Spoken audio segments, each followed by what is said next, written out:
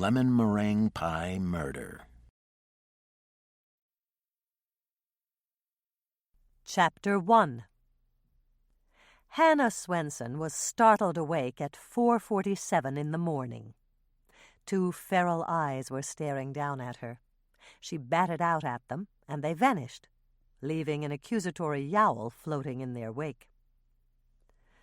"This is my pillow, not yours," Hannah muttered, retrieving it and settling it in under her head. But before she could close her eyes for the few precious minutes of sleep that remained until her alarm clock blared, guilt set in. She'd never slapped out at Moishe before. Her orange and white tomcat had taken enough abuse while he was living on the streets. His left ear was torn, and he was blind in one eye, a reminder of how he'd once fought to survive. In the time since Hannah had invited him in to share her condo, they'd become friends. Now that friendship was in jeopardy. If worse came to worst, Moishe might never trust her again. "I'm sorry, Moishe. Come here and I'll scratch your ears." Hannah patted the sheets, hoping for feline forgiveness. "I'd never really hurt you. You should know that by now. You just scared me, that's all." There was another yowl, a bit less irate this time, coming from the floor by the foot of her bed. Hannah patted the sheets again, and she felt a thump as Moishe landed on the mattress. All was forgiven, and that made her feel good. But now that she was wide awake, her neck began to twinge with a vengeance. Moishe must have commandeered her pillow shortly after she'd gone to bed, and now she was paying the price of his comfort.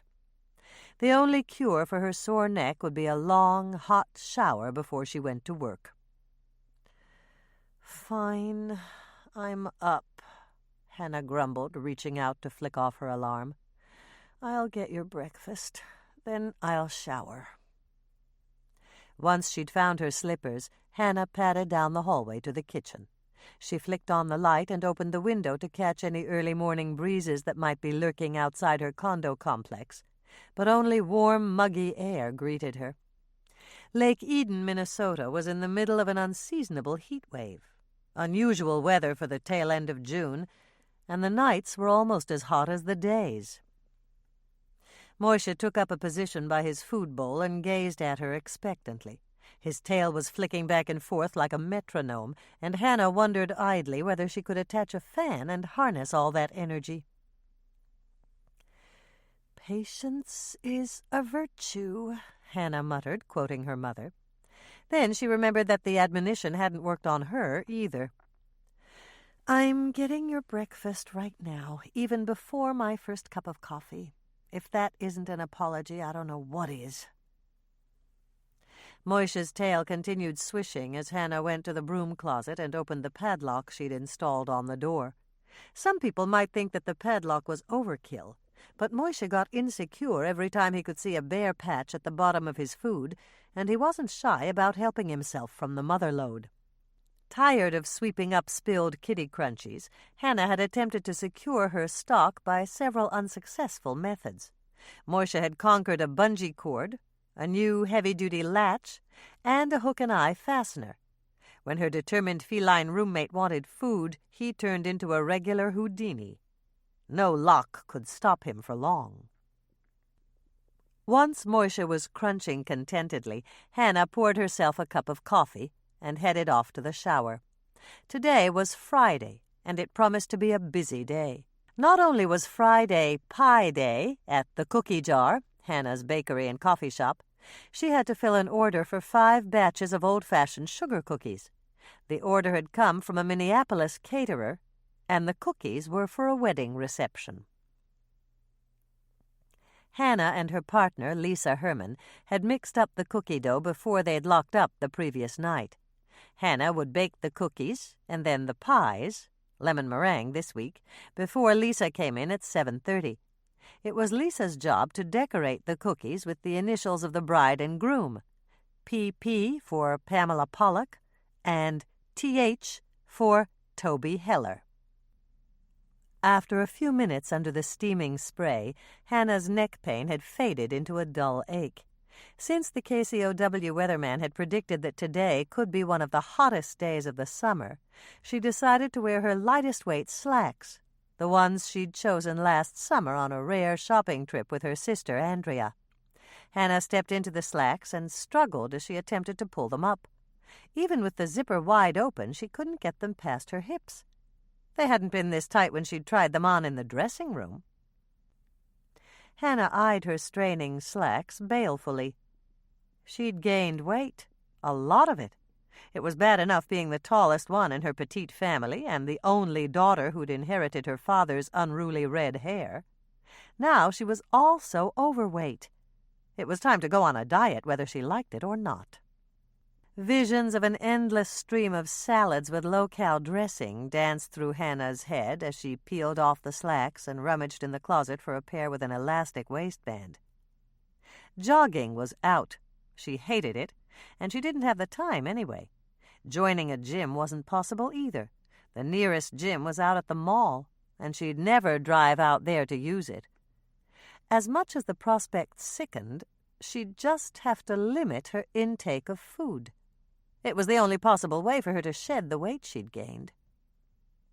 Hannah turned to glance at the bathroom scale. She knew it was only her imagination, but it looked coiled and ready, like a rattlesnake set to strike. She told herself the sensible thing would be to weigh herself now to see how much she needed to lose.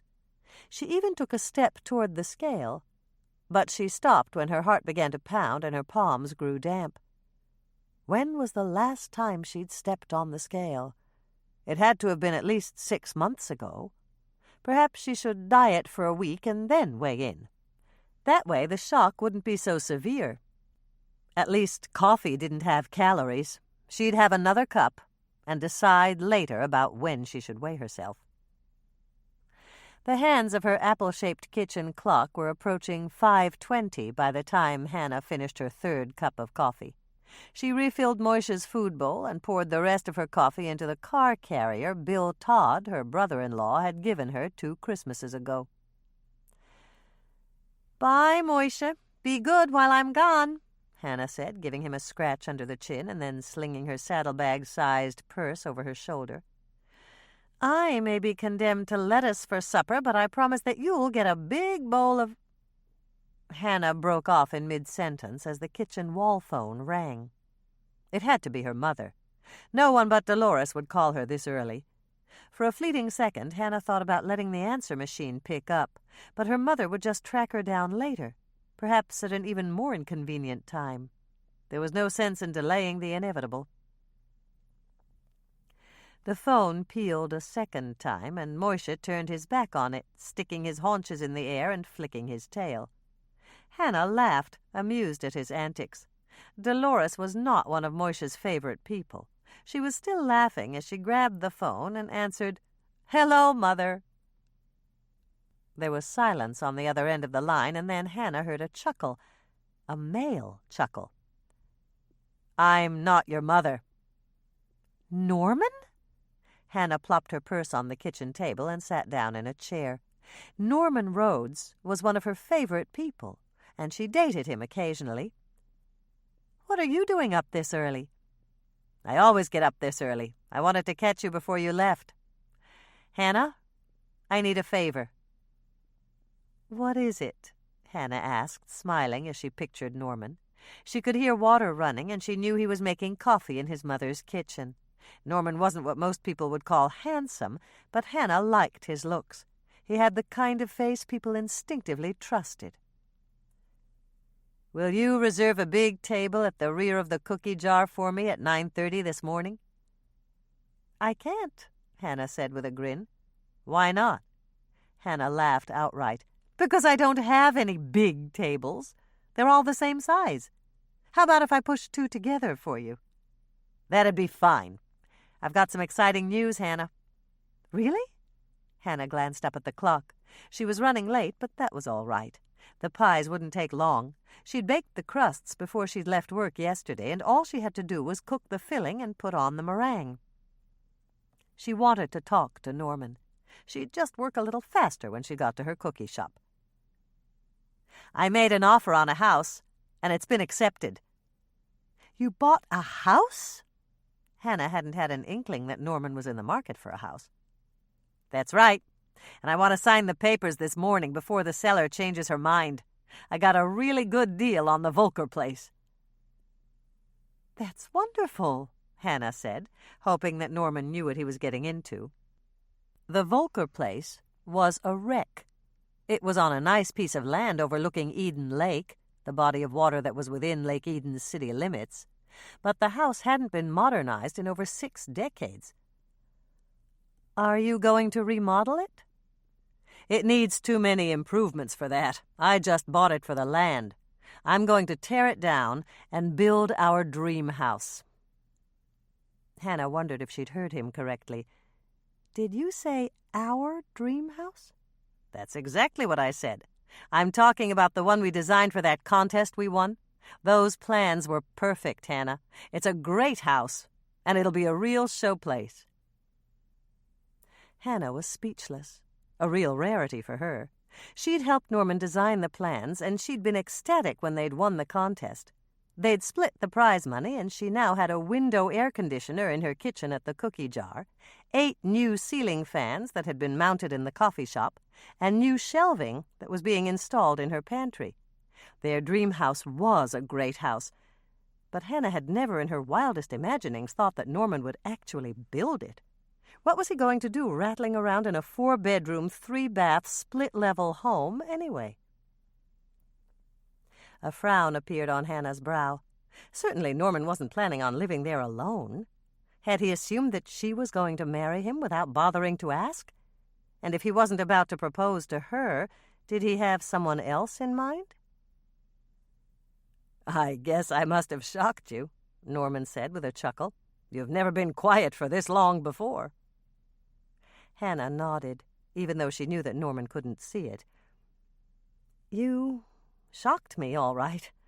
I can't believe you're actually going to build it. Well, I am. Living with Mother is a real pain. Every time I leave the house, she asks me where I'm going and what time I'll be back. I know she means well, but she can't seem to accept that I'm an adult. I know that feeling, Hannah sympathized. Carrie Rhodes had been attempting to control Norman's life ever since he'd come back to Lake Eden to take over the family dental business. Was your mother upset when you told her that you were moving out? She doesn't know yet. I'm going to tell her at breakfast this morning. She's been complaining about how they need more storage space for Granny's attic, and I'm sure she'll be glad to get all of my stuff out of her garage. Hannah clamped her lips firmly shut. Why shatter Norman's illusions? It was true that Granny's attic, the antique shop their mothers had opened, needed more off-site storage space, but that wouldn't keep Carrie from being upset. Hannah was sure she'd be fit to be tied that Norman had made a decision without consulting her. I still can't believe how I lucked into the house. You knew that Rhonda Scharf inherited it, didn't you? I knew, Hannah said. Rhonda was a regular on the Lake Eden gossip hotline, and everyone in town knew about her inheritance. The day after her great-aunt's will had been read, Rhonda had come into Lake Eden Realty and listed the house with Hannah's sister, Andrea. Does Andrea know that you bought the house? Of course. Rhonda called her last night, and Andrea advised her to accept my offer. Well, that's good, Hannah said, wondering why Andrea hadn't called to tell her. What were sisters for if they didn't share news like that? I told everyone to meet me at the cookie jar. There'll be 4 of us, and I thought you could be a witness. You will, won't you? Of course I will. Good. I'll see you at 9:30 then. This is a big step for me, Hannah. I know it is. Congratulations, Norman. Hannah was frowning as she hung up the phone. Of course she was happy for Norman, but she was royally miffed at her younger sister. Andrea liked to sleep in until 7, but Hannah picked up the phone and started to punch in her sister's number. Even though Hannah had been out late last night, catering coffee and cookies at a bridal shower, Andrea could have left a message. Just as the call was about to connect, Hannah glanced over at her answer machine. The little red light for incoming messages was blinking frantically. Andrea had called, several times by the looks of it. Hannah slammed the phone back in the cradle before it could ring and retrieved her messages. There were 6, and every one of them was from Andrea.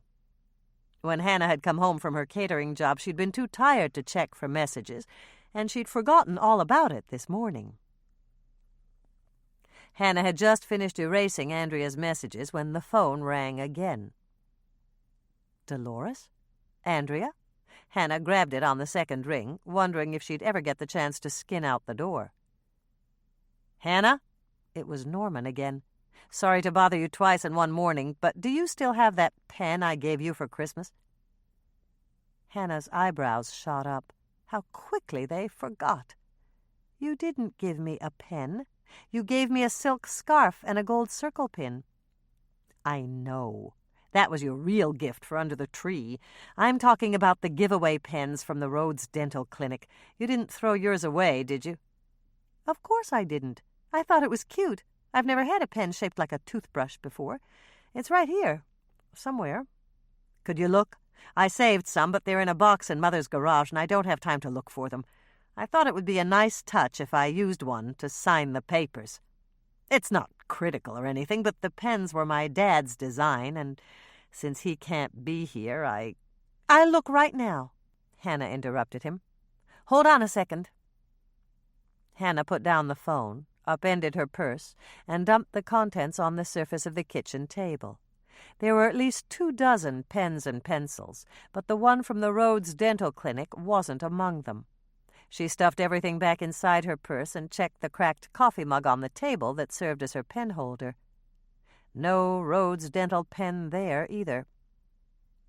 Sorry, Norman, Hannah said, getting back on the phone to report. I checked my purse and the pen jar on the table, but it's not there. How about your bed table? You told me you always keep a pen and steno pad handy in case you get an inspiration for a recipe in the middle of the night. Hannah was surprised. She didn't recall mentioning that to Norman. I'll check before I leave. If I find it, I'll bring it down to the shop with me. Hannah hung up the phone and headed back to her bedroom. It was clear that Norman was nervous about buying his first house. Becoming a homeowner was a big step. When she'd signed the papers for her condo, she'd found herself missing her father, wishing that he'd lived long enough to see her take this step into adulthood. If signing the papers with a Rhodes Dental Clinic pen that his father had designed would make Norman feel more comfortable, she'd spend the next hour looking for it. And there it was. Hannah's eyes locked on the pen the moment she stepped inside her bedroom.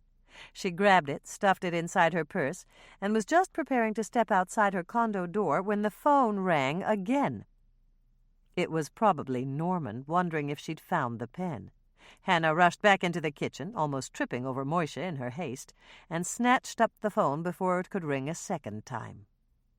Hi, Norman. Your pen was in my bedroom, right where you said it would be. I'll bring it to work with me. Hannah heard a startled gasp, followed by a lengthy silence. The person on the other end of the line was so quiet, Hannah could hear a clock ticking in the background. Uh-oh, Hannah breathed, recalling the exact words she'd spoken when she'd answered the phone. For someone who hadn't been a party to her earlier conversations with Norman, the fact that his pen had been in her bedroom would be food for some juicy gossip. She was about to say hello again, hoping that the call had been a wrong number, when the ticking clock began to chime, and she recognized the strains of Edelweiss. Hannah groaned. She'd really stuck her foot in it now. The only person in Lake Eden who had a clock that chimed Edelweiss was her mother. Chapter 2. "This is your mother, Hannah," Dolores Swensen said at last. "How did Norman's pen get into your bedroom?" Hannah started to laugh. She couldn't help it. She'd never heard her mother sound so shocked before. "Stop that laughing and tell me. I'm your mother. I have a right to know." Hannah wasn't about to argue that point, not when her mother sounded capable of going into cardiac arrest any second. "Relax, Mother," Norman wanted me to find the Rhodes Dental Clinic pen he gave out at Christmas. I told him I always keep a pen on my bed table, and he suggested that I look for it there." "Oh, that's different. For a minute there, I thought—" "Never mind. Why does Norman need that particular pen?" "He's signing some papers this morning, and he wants to use it for sentimental reasons. He just bought a house." "Norman bought a house? Which house? Where?" "It's the Volker place. He's going to tear it down and build our dream house on the land." "What dream house?" "The one we designed for that contest we won. You remember, don't you?" "Of course. You showed me the blueprints. But that house was huge, wasn't it?" 4-bedroom, 3-bath.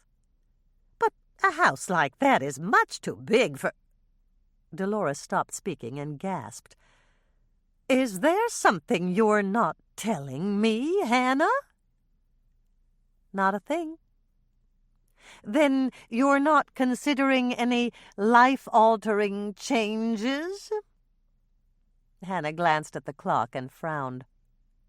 "The only life-altering change I'm considering is ripping the phone off the wall so I can make it to work on time." "Oh. All right then, dear, I'll make it short. I called because I have some wonderful news. Michelle is coming home." "She is?" Hannah started to smile.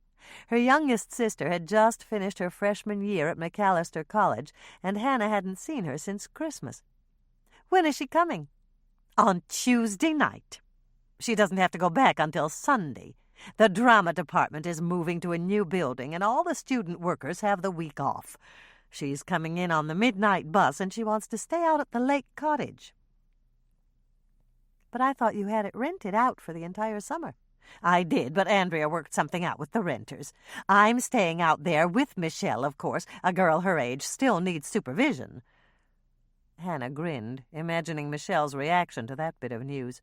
She wouldn't be happy that her idyllic lake vacation would be graced by her mother's presence. "I was hoping you could pick her up at the Quick Stop and bring her out to the lake. I have an important decorator coming in that night, and Carrie can't handle her alone.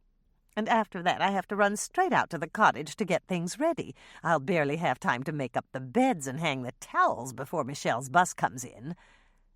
"No problem," Hannah reassured her. "I'll meet the bus."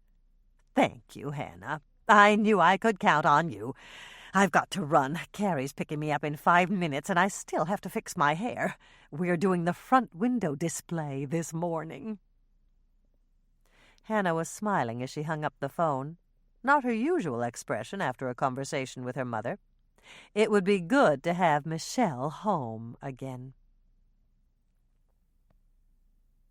By 7:30, Hannah had accomplished a lot. There were a dozen lemon meringue pies in the ovens, and she'd baked all the old-fashioned sugar cookies for Pamela and Toby's wedding reception.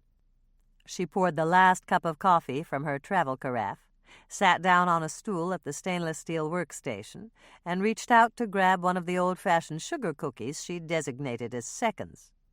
The cookie was slightly off-round, and she wanted the wedding cookies to be perfect. She was about to taste it when reality set in. She couldn't have cookies. She was on a diet. In her heart of hearts, she knew she had at least 20 pounds to lose, maybe even more. And come to think of it, perhaps that was why Norman hadn't asked her to marry him. Sighing a bit, Hannah placed the cookie back on the plate. She had to exercise willpower. She had to be strong. She'd just convince herself that she loved low-fat cottage cheese and salads until she could get back into her summer slacks. Once she got down to the perfect weight, Norman would take one look at her new svelte figure and pop the question. And she'd say— What would she say? Did she really want to marry a man who hadn't proposed to her because she was 20 pounds overweight? Hannah reached for the cookie again. She wanted a man who would accept her just the way she was. If 20 pounds or so stood between spinsterhood and wedded bliss, there was something wrong with the system. Besides, marrying Norman would mean that she'd have to give up Mike Kingston. A sigh escaped Hannah's lips as she thought about Mike. He was the handsome and sexy head detective with the Winnetka County Sheriff's Department. He was also her brother-in-law's partner, and Bill hadn't been shy about telling Hannah that he hoped she'd marry Mike. Andrea also liked Mike, but she adopted their mother's view. As long as the candidate was male and single, any old groom would do in a pinch. Thoughts of her mother caused Hannah to withdraw her hand without taking the cookie. If she got thinner and Norman proposed, Dolores would have to stop playing matchmaker and fixing her up with every eligible man who stepped inside the Lake Eden city limits. But did she really want to get married at this point in her life? Hannah reached for the cookie again. It might serve her better to stay a little heavy, delay any proposals of marriage, and date both Norman and Mike into perpetuity. The back door opened, and Hannah pulled her hand back from the cookie plate. It was a guilty reaction, pure and simple, and she gave her partner, Lisa Herman, an embarrassed smile. "Good morning, Lisa." "Hi, Hannah." Lisa hung her purse on a hook, grabbed her apron, and walked over to stare at Hannah curiously as she put it on. Since she was petite, she had to roll it up around the middle and wind the strings around her waist twice. "I saw you put that cookie back. Is there something wrong with them?" "No. I'm sure they're delicious." "Then why didn't you take one?" "Because I'm on a diet. No desserts until I lose 20 pounds. If you see me reaching for another cookie, slap my hand." "Okay, but what brought this on?" "My favorite pair of summer slacks. I bought them on a shopping trip with Andrea last summer, and now I can't even zip them up." "That's strange. You don't look like you've gained weight to me." "Not to you, maybe, but—" Hannah stopped speaking and sighed. "Norman bought a house." "He did?" Lisa looked startled. "It's the house Rhonda Scharf inherited from her great-aunt. He's coming here to sign the papers this morning." "Then Norman's moving?" "Not yet. He's going to bulldoze the old house and start building the dream house we designed for the contest." "That's wonderful," Lisa said, walking over to the sink to wash her hands. "But what does it have to do with you losing weight?" "He called to tell me about it this morning, but he didn't ask me to marry him." Lisa turned to give Hannah a stern look. "And you really believe that the only reason Norman didn't ask you to marry him is because you're 20 pounds overweight?" "Well, no. But don't get me wrong," Lisa interrupted her. "Go on a diet if you want to, but don't use Norman for an excuse. He's crazy about you. Anybody can see that. I think he'll ask you one of these days." Hannah felt her spirits rise. "Do you really think so?" "Absolutely. It takes some men a while to work up the nerve. I've been dating Herb for as long as you've been dating Norman, and Herb hasn't proposed yet." "Do you wish he would?"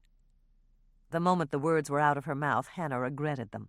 Lisa's relationship with Herb was none of her business.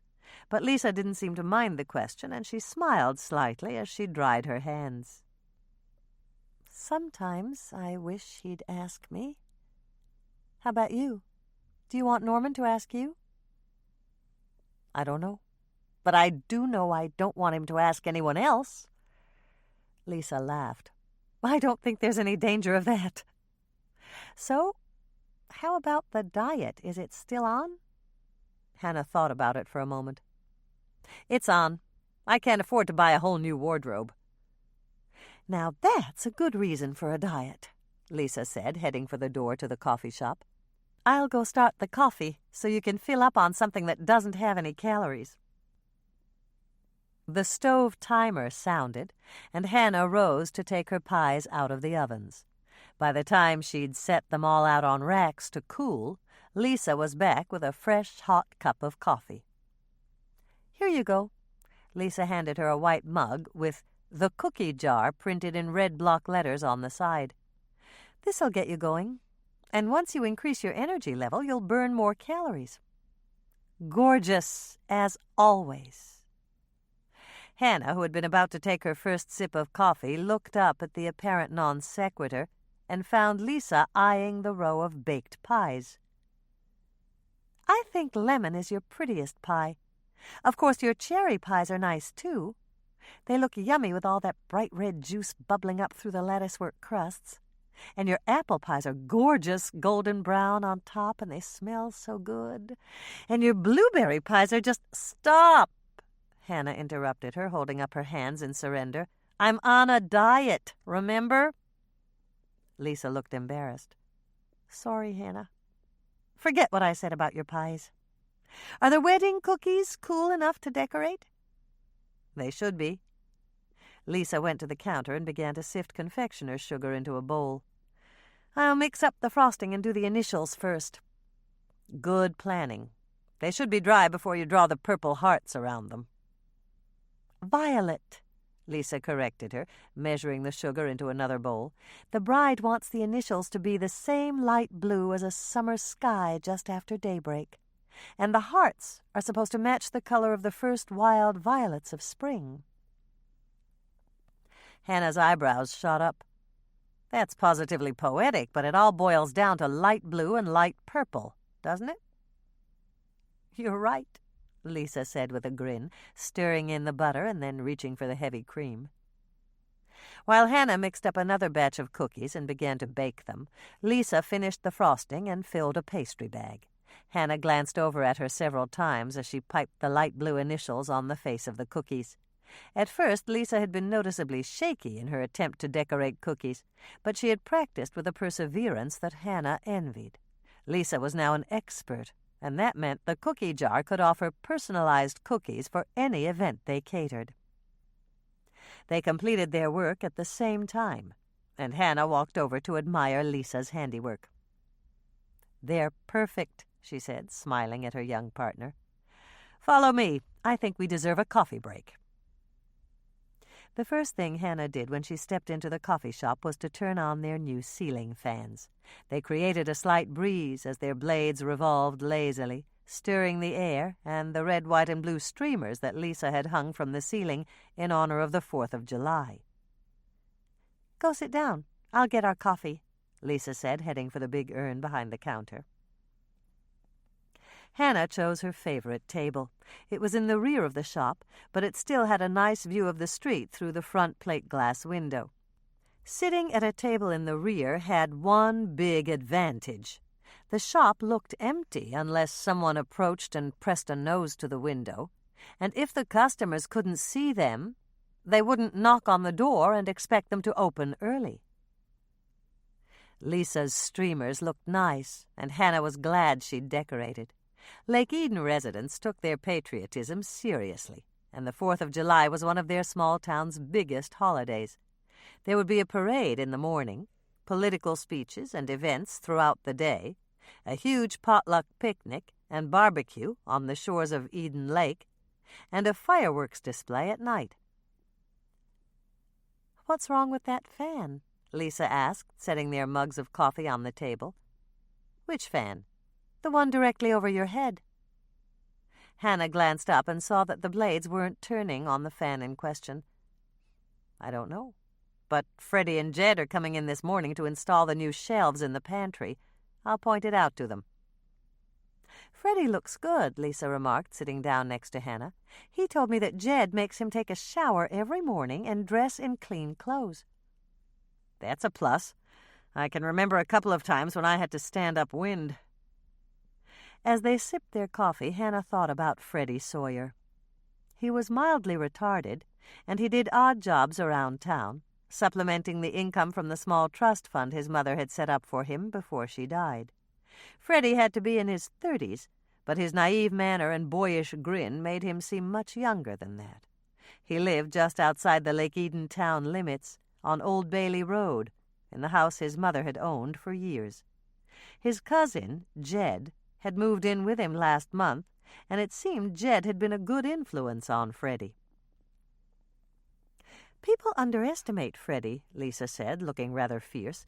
"They think he can't learn new things, but they're wrong. Janice Cox told me that she taught him to tell time." "That's good," Hannah said, turning to look as a car drove up and parked in front of the shop. "There's Andrea, and she's early. She isn't supposed to meet Norman here until 9:30. Lisa jumped up from her chair. "I'll go let her in. Just sit there and relax. I know you were up late last night catering that bridal shower." Hannah sat. She was tired. The shower had been a big event, over 40 guests. Andrea had been invited, but she'd stayed only long enough to deliver her gift, congratulate the bride-to-be, and give Hannah a message from Mike. Mike was out of town, attending a 5-day conference in Des Moines on intervention techniques for youthful offenders. When he hadn't been able to reach Hannah on the phone, he'd called Andrea to say he was staying over on Sunday night, but he'd be back in Lake Eden at noon on Monday, and he'd drop by the cookie jar to see her. The two sisters hadn't had time to exchange more than a few words before Andrea had to leave. She told Hannah that Bill had turned into a regular mother hen now that she was pregnant. He urged her to rest when she wasn't tired. He was forever bringing her Afghans and pillows she didn't need. And just recently he'd taken to making her high-energy snacks that played havoc with her prenatal diet. "Hi, Hannah." Andrea breezed in through the door, the picture of chic. She was wearing a light green skirt that swirled gracefully when she walked, and a matching hip-length top. There was a turquoise scarf around her waist, a color combination Hannah would never have thought to attempt, and a silver and turquoise pendant around her neck. Andrea's light blonde hair was pulled up in a complicated twist. She could have stepped from the pages of a glossy magazine. "You're looking gorgeous this morning," Hannah said, with only a small stab of envy. Andrea always looked fashionable, and Hannah often felt like a frump beside her. "Mother called you about Michelle, didn't she?" "Yes. I'm meeting her bus. It's going to be great having her home." "I know. We haven't seen her in ages." Andrea pulled out a chair and sat down. "Why didn't you call me last night? I left a zillion messages on your answer machine." "I forgot to check it. I didn't know about Norman's new house until he called me this morning." Andrea looked disgruntled. "Well, don't blame me for not telling you. You really need a cell phone, Hannah."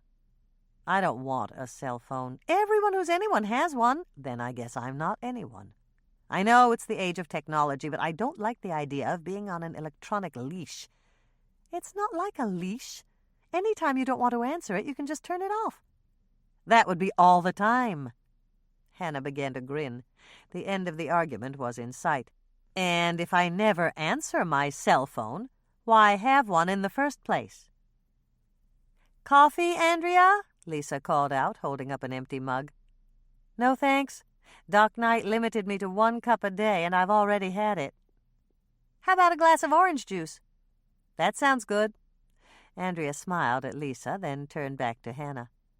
"I had to get up at the crack of dawn. The only time Doc Knight could see me was at 7:30. 7:30 isn't exactly the crack of dawn. For me it is. I'm fine, by the way. I turned down the ultrasound. We don't want to know the baby's sex until he's born." "Until he's born?"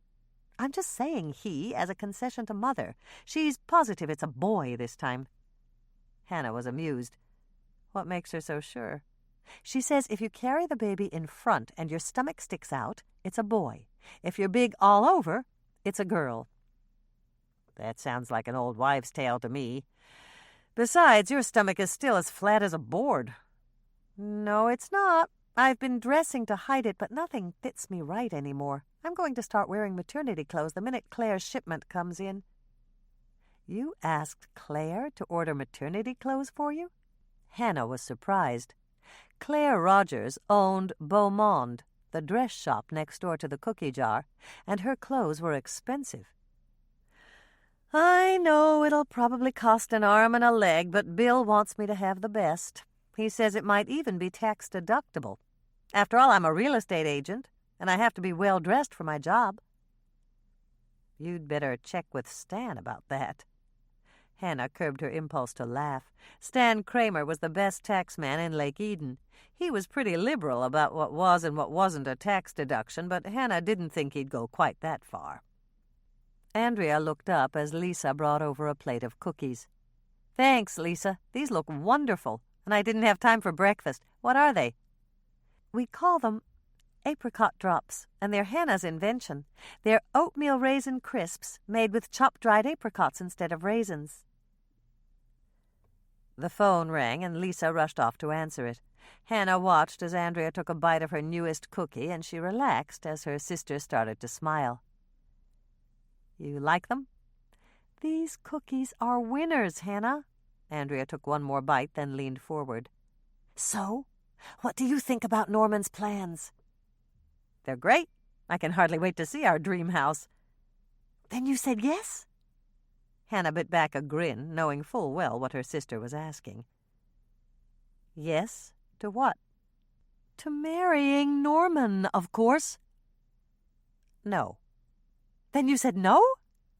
Hannah shook her head. "I didn't say anything. Norman didn't ask me." "He didn't? I thought for sure he would." Andrea began to look anxious. "He's not dating anyone else, is he?" "Not that I know of." "Well, that's good. Maybe you should give him a little nudge in the right direction. You're not getting any younger, and if you want to have kids—" Andrea stopped in mid-sentence and sighed. "Sorry, Hannah. I'm beginning to sound like Mother." "Yes, you are." "But at least I stopped before I got to your biological clock ticking down." "No, you didn't. You just said it." Andrea looked nonplussed for a moment, but she recovered quickly. "I said I was sorry. Look, Hannah, I know it's a touchy subject with you. I apologize for bringing it up." Hannah's mouth dropped open. Andrea didn't apologize often.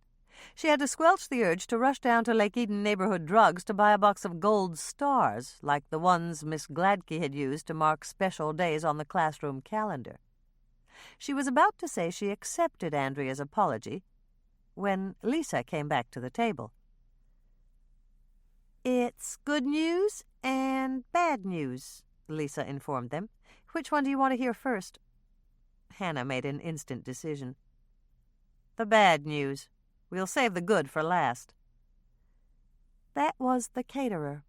Pamela's parents canceled the wedding. She had a big fight with Toby, and she eloped with the boy she used to date in high school." Hannah groaned. "I think you'd better tell us the good news now." "I told the caterer we'd baked all the cookies, and she promised to pay us for them. She said she'd send a check, and we could keep them." "That's nice. But what are we going to do with them?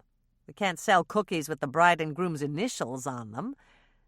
Unless—" Hannah reached out for a paper napkin and flipped it over so she had a perfectly blank square. "Do you have a pen?" "I always have a pen." Andrea reached in her briefcase and pulled out her gold cross pen. Hannah drew a large circle and wrote Pam's and Toby's initials inside. She stared at it for a moment, and then she turned to Lisa. "Will you get one of the wedding cookies for me? I've got an idea." A moment later, a sample cookie was resting on a napkin in the center of the table. Hannah studied it for a moment, then looked up at Lisa with a grin. "Is there room to squeeze an H and an A in front of Pam's initials?" "There's plenty of space. I had to leave room for the Purple Heart." Andrea looked surprised. Was the groom a war hero? "No, but he deserves to be for putting up with Pamela." Hannah turned to Lisa again. "How about a Y at the end of Pam's initials?" "That's easy." "What are we doing to Toby's initials?" "Not much. All we have to do is put a big number 4 in front." "I get it," Andrea said, sounding excited. "Then they'll say Happy 4th. The cookies are white. If you do all the letters in blue and the number in red, they'll be Independence Day cookies." Lisa pushed back her chair. "It's perfect, Hannah. I'll get started on them right now. I need to match that blue frosting before it dries." "Won't the cookies get old before the 4th?" Andrea asked. "It's 5 days away." "Not if we decorate them and pop them in the freezer. We'll thaw them the night before and give them out at the parade." "Tracy can do that for you," Andrea offered. "She's almost 5, and that's old enough to be in the parade. She could ride on the cookie jar float and pass out the cookies. Hannah shook her head. That's a nice idea, but we don't have a float. No float? Andrea looked shocked. We wanted to build one, but we didn't have time, not to mention the money it would have cost us. But you've got to have a float. Everybody's having a float. I'll build it for you, Hannah. It'll be a fun project for me. Hannah opened her mouth to say that fun was a noun, not an adjective, but she didn't have the heart to correct Andrea. Her sister was obviously serious about wanting to build the float. With Tracy in preschool and Bill at work, she must be at loose ends. Have you ever built a float before? Not exactly, but how hard can it be? Please let me do it, Hannah. Think of it as a favor. You'll be saving me from terminal boredom, and it won't cost you a dime. Bill's dad has a hay wagon I can borrow, and I've got tons of decorating supplies in the garage. Hannah found it hard to resist the pleading look on her sister's face. Andrea hadn't looked this excited since she'd planned her own wedding. But are you sure you want to tackle a rush project like this? Of course. I've got loads of time. Just say the word, and I'll get started right away. Hannah knew she might live to regret it, but she nodded. Okay. You're the best sister in the whole world. Andrea jumped up and rushed around the table to hug her. I'm going to run down to Kitty Corner and tell Tracy. She'll be so excited. Don't forget about your meeting with Norman. You have to be back by 9:30 with the house papers. I'll be here. Thanks again, Hannah. You've given me a whole new lease on life. Hannah sighed as Andrea raced out the door, climbed into her Volvo, and drove away. She was glad her sister was happy, but giving her permission to build the float might have been a strategic mistake, especially since Bill was being so overprotective. How would he feel toward Hannah when his pregnant wife announced that she'd be working long hours designing and decorating a float for the cookie jar? Lemon meringue pie. Preheat oven to 350 degrees Fahrenheit with rack in middle position. 1 9-inch baked pie shell. Filling. 3 whole eggs, 4 egg yolks. Save the whites in a mixing bowl and let them come up to room temperature. You'll need them for the meringue. 1 cup white sugar, granulated. 1/2 cup water. 1/4 cup cornstarch. 1/8 cup lime juice. 1/3 cup lemon juice. 1 to 2 teaspoons grated lemon zest. 1 tablespoon butter. Using a double boiler makes this recipe foolproof. But if you're very careful and stir constantly so it doesn't scorch, you can make the lemon filling in a heavy saucepan directly on the stove over medium heat. Put water in the bottom of a double boiler and heat it until it simmers. Make sure you don't use too much water. It shouldn't touch the bottom of the double boiler top. Off the heat, beat the egg yolks with the whole eggs in the top of the double boiler. Add the 1/2 cup water and the combined lemon and lime juice. Combine sugar and cornstarch in a small bowl and stir until completely blended. Add this to the egg mixture in the top of the double boiler and blend thoroughly. Place the top of the double boiler over the simmering water and cook, stirring frequently until the lemon pie filling thickens, 5 minutes or so. Lift the top of the double boiler and place it on a cold burner. Add the lemon zest and the butter and stir thoroughly. Let the filling cool while you make the meringue. Meringue. This is a whole lot easier with an electric mixer. 4 egg whites, 1/2 teaspoon cream of tartar, 1/8 teaspoon salt, 1/4 cup white sugar, granulated. Add the cream of tartar and salt to the egg whites and mix them in. Beat the egg whites on high until they form soft peaks. Continue beating as you sprinkle in the sugar. When the egg whites form firm peaks, stop mixing and tip the bowl to test the meringue. If the egg whites don't slide down the side, they're ready. Put the filling into a baked pie shell, smoothing it with a rubber spatula. Clean and dry your spatula. Spread the meringue over the filling with the clean spatula, sealing it to the edges of the crust. When the pie is completely covered with meringue, dot the pie with the flat side of the spatula to make points in the meringue. The meringue will shrink back when it bakes if you don't seal it to the edges of the crust. Bake the pie at 350 degrees Fahrenheit for no more than 10 minutes. Remove the pie from the oven. Let it cool to room temperature on a wire rack, and then refrigerate it if you wish. This pie can be served at room temperature or chilled. To keep your knife from sticking to the meringue when you cut the pie, dip it in cold water. This is Lisa's favorite pie. She loves the zing of the lime juice. Chapter 3. Andrea pointed to a line marked with a blue check mark. "You're next, Hannah. Sign here." Hannah signed her name where Andrea indicated, right under the lines with the green, red, and purple check marks. Andrea had explained the color-coded system when they had first taken their seats at the tables in the rear of the cookie shop. Norman was green, Rhonda Scharf was red, Andrea was purple, and Hannah was blue. It seemed that Norman's first step into the world of home ownership began with a polychromatic autograph assembly line. But he didn't seem to mind. Hannah watched him smile as he signed his name on the next paper, and when he looked up at her, she smiled back. Howie Levine held his hand out for the paper she'd just signed, and Hannah handed it over. Howie notarized the signatures and placed the paper on the stack of completed pages by his left elbow. The pile was growing with each passing minute.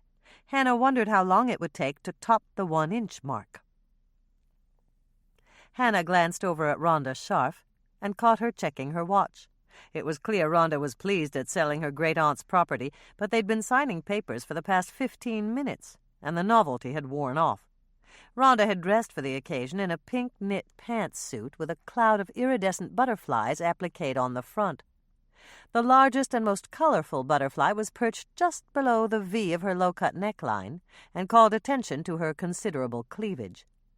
Rhonda, at 50, still had a voluptuous figure, and she liked to show it off. The only jarring note was her shoes, lime-green tennis shoes that had been dyed to match the smock Rhonda wore behind the cosmetic counter at Lake Eden Neighborhood Drugs. "Only 10 left." Andrea signed and passed another document to Rhonda. Rhonda signed and handed it to Norman. When Norman had signed with the Rhodes Dental Clinic pen that Hannah had located, he handed the paper to her. From Hannah, it went to Howie, who notarized it and placed it on the top of the stack. It seemed to take forever, but at last they were almost finished. The only thing left was for Rhonda to sign the deed. "Excuse me, Howie?" Rhonda hesitated, her pen poised over the deed. "Before I agreed to the sale, I asked Norman if I could go out there over the weekend to pick up a few family mementos. Do we need a separate agreement for that?" Howie turned to Norman. "Is that all right with you?" "Sure. I already told Rhonda that she could." "Then it shouldn't be a problem. A verbal agreement is fine for something like that." "Okay. I just wanted to make sure," Rhonda said, and signed the deed. Once the deed had joined the stack of completed papers and Rhonda was in possession of Norman's cashier's check, Howie pushed back his chair and stood up to shake hands with Rhonda and then with Norman. "I'll file these papers today, but since it's a Friday, you'll have to wait until Monday morning to take possession." When Howie had left, Hannah turned to her sister. "Is that all?" "That's it." Andrea looked relieved. "Congratulations on the sale, Rhonda. And congratulations to you, Norman. You bought a great piece of property." Hannah started to get up from the table, but Norman beat her to her feet. "The cookies are on me," he announced, grinning at all the patrons in the shop. "I just bought my first house." "And I just sold my first house." Rhonda stood up next to Norman. "I'll pay for the cookies. Thanks to Norman, I'm the one with all his money." There was a burst of laughter from her customers, and Hannah headed off to the counter, leaving Norman and Rhonda to hammer out the details. The cookie jar was packed with dozens of people who'd already paid, but Hannah didn't know of a single one who would turn down the chance to have a free cookie. She called that phenomenon buffet mentality. You could be full to bursting, but if the food was all you can eat, you'd pig out way past the point of comfort. It was the same mindset that caused women to fill their purses with free perfume samples they'd never try, and that gave guests at fixed-price New Year's Eve parties champagne hangovers for the bowl games the next day. Lisa was carrying coffee refills from table to table when Rhonda came up to the counter. "I won," she said, looking pleased. "I'm paying for the first free cookie, and Norman's going to pay for the second." Hannah added up Rhonda's bill. Once it had been settled, she expected Rhonda to leave, but Rhonda slid onto a stool at the counter. "The house isn't much," she confided. "I don't blame Norman for wanting to tear it down. It'd cost more to remodel than it'd ever be worth. It's a nice piece of property, though, and you'll love the view. I hope you and Norman will be very happy in your new home." Warning bells rang in Hannah's head. She knew she had to tread carefully. Rhonda wasn't the biggest gossip in town, but she was definitely a contender. "It won't be my home, Rhonda. All I did was design it with Norman." "But I thought—" Rhonda stopped speaking and began to frown. "When Norman told me he was building the house you designed for the contest, I just naturally assumed that you aren't going to marry him?" "No." "But you'll never find anybody nicer." "That's probably true." "Then why won't you marry him?" Hannah sighed. Rhonda had the persistence of a door-to-door salesman. "Norman hasn't asked me." "He hasn't?" Rhonda looked shocked, but she covered it quickly and reached out to pat Hannah's hand. "Don't lose heart, dear. I know you're nearly 30 and all of your friends are married, but I'm sure Norman's just waiting until the house is built. As a matter of fact, I'm sure that's what he's doing." Hannah decided that it was best to change the subject. She was tired of being on the defensive about Norman's failure to pop the question. "Congratulations on the sale, Rhonda. Are you planning to do something special with the money?" "Yes. I'm taking a real vacation for the first time in my life, and it's a dream come true. Thanks to Norman, I can afford it now, and I booked the ticket last night. I leave Monday morning for Rome." Rhonda's eyes lit up, and Hannah caught some of her excitement. "That sounds wonderful. How long are you staying?" 2 glorious weeks. That should give me enough time to see everything I've always wanted to see." Rhonda reached for her purse and slung it over her shoulder. "I've got to run or I'll be late to work. If I don't see you before I leave, bon voyage!" Hannah bit back a grin as Rhonda slid off the stool and walked toward the door. Bon voyage meant good voyage, and she should have said it to Rhonda, not the other way around. Once Norman and Andrea had left, Hannah manned the counter in the cookie shop while Lisa went back to the kitchen to work on their Independence Day cookies.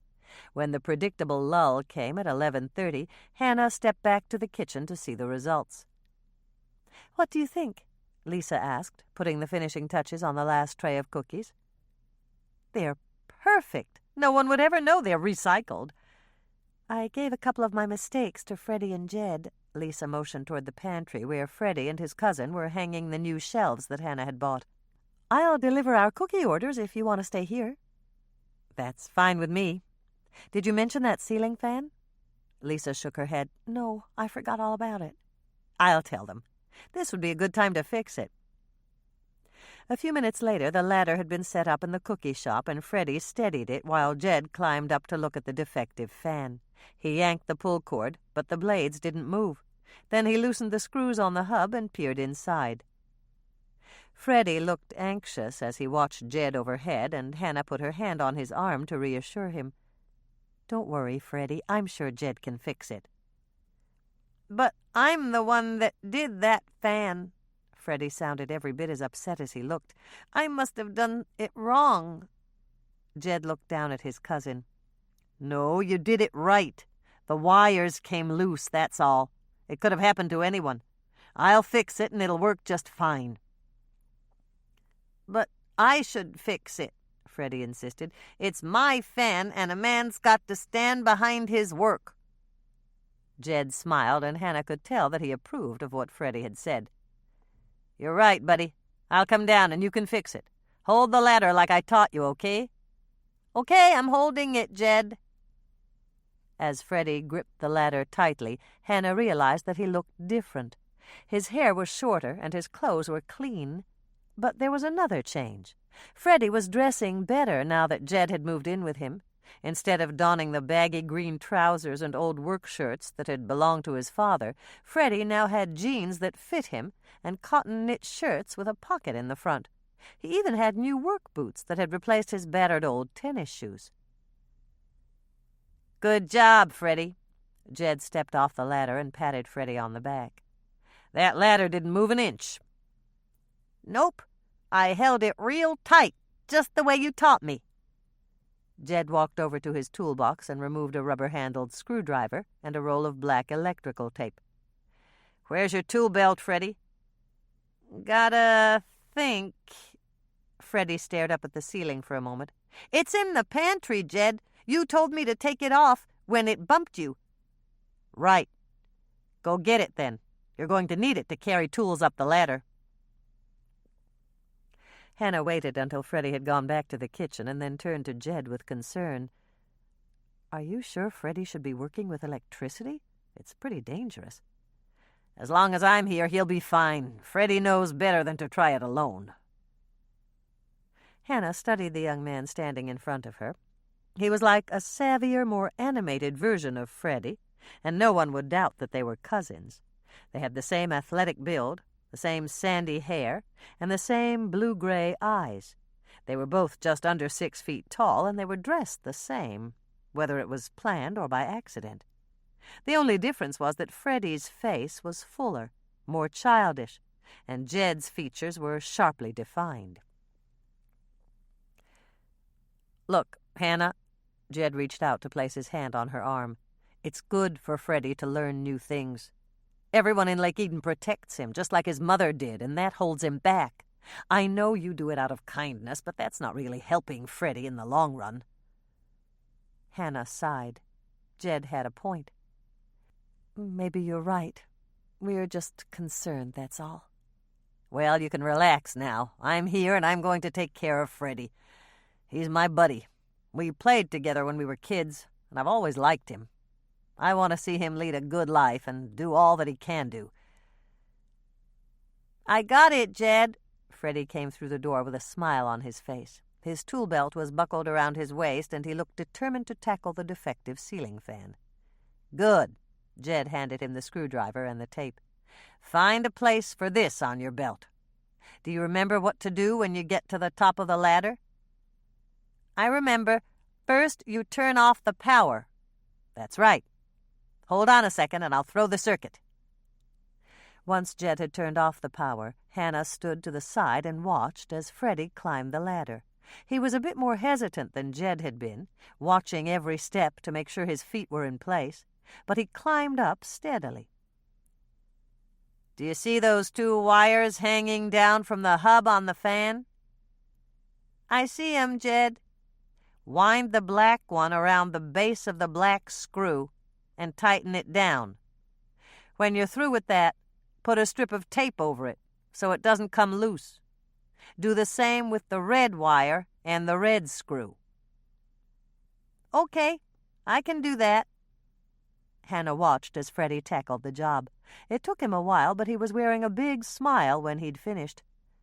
I did it, Jed. Yes, you did. Come on down, Freddie. Okay, I'll take it real slow, Jed. Getting down is a lot harder than getting up. My head's up so high I can't see where my feet are going.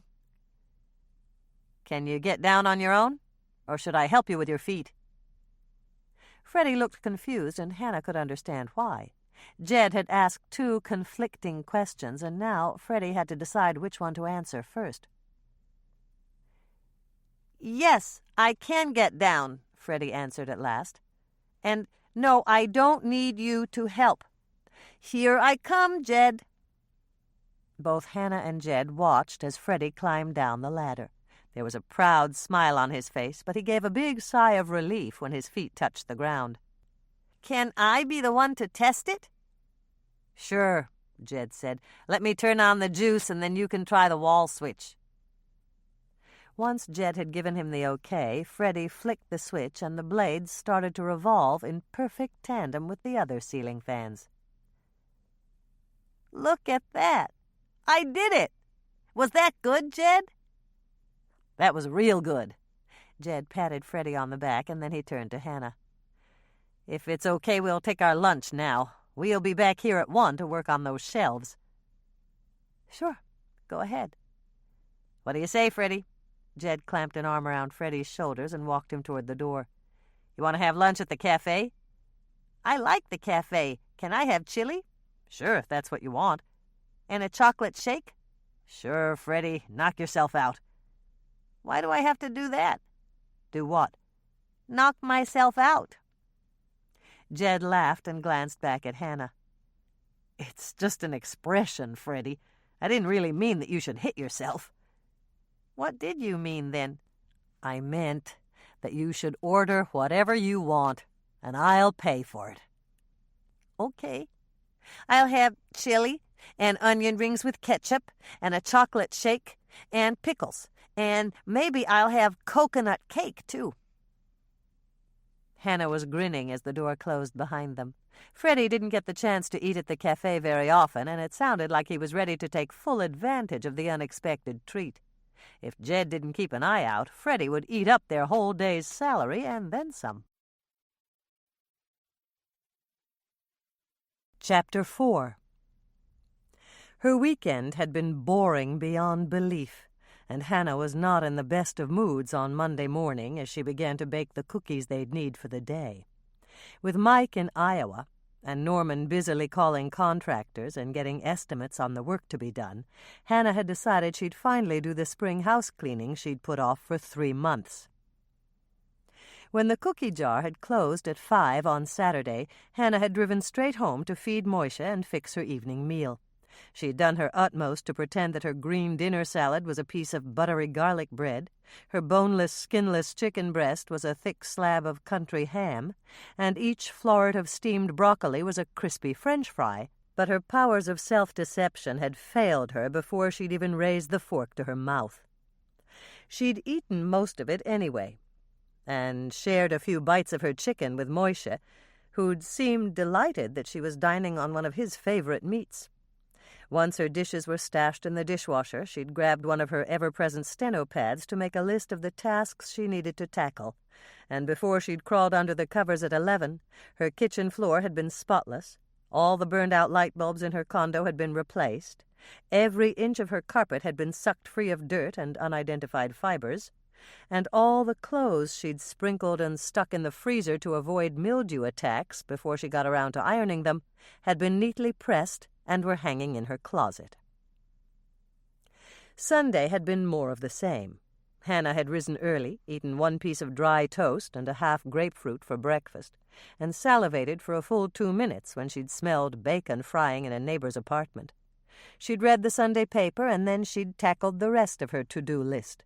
She'd carried the contents of Moishe's litter box down to the dumpster in the garage, scrubbed the fixtures in her bathroom until they were sparkling, and straightened the linen cabinet.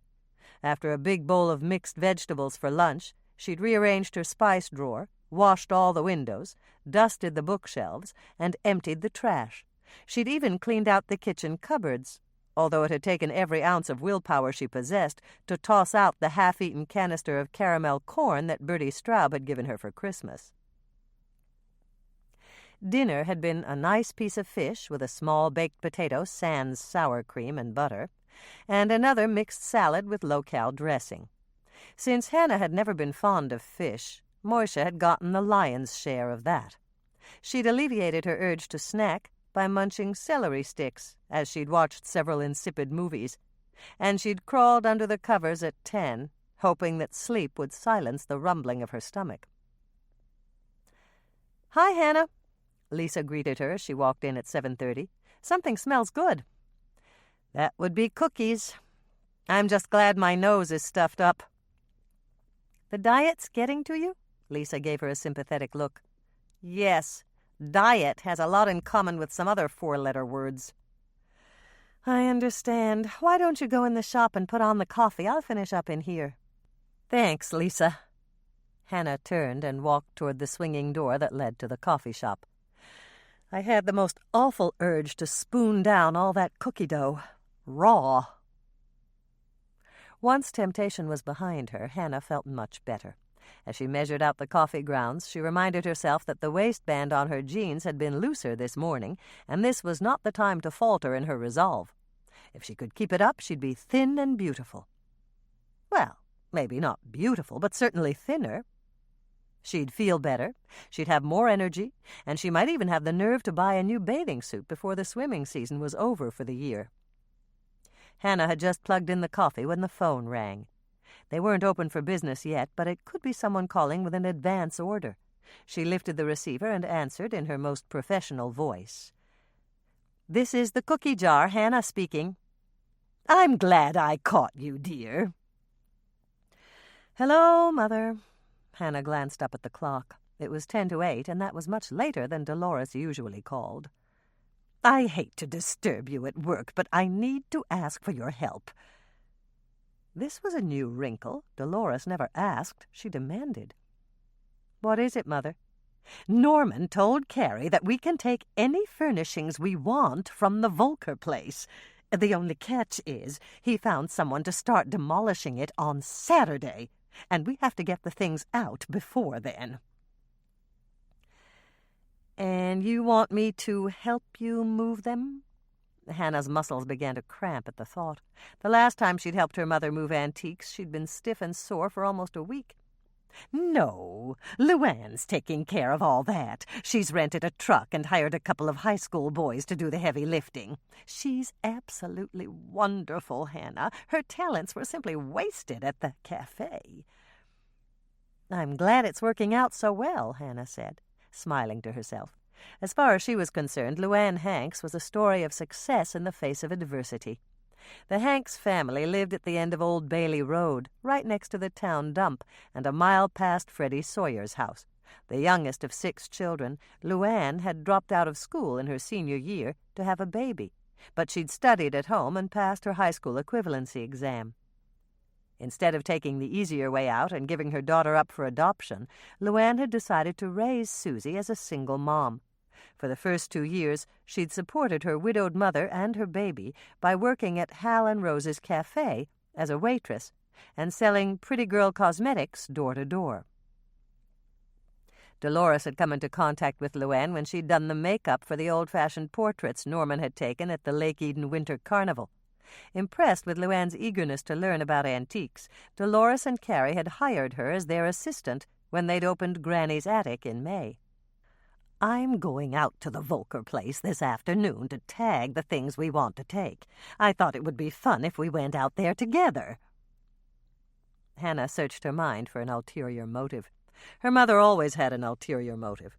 Hannah knew very little about antiques, and Dolores was an expert. There was no way her mother needed her help with that.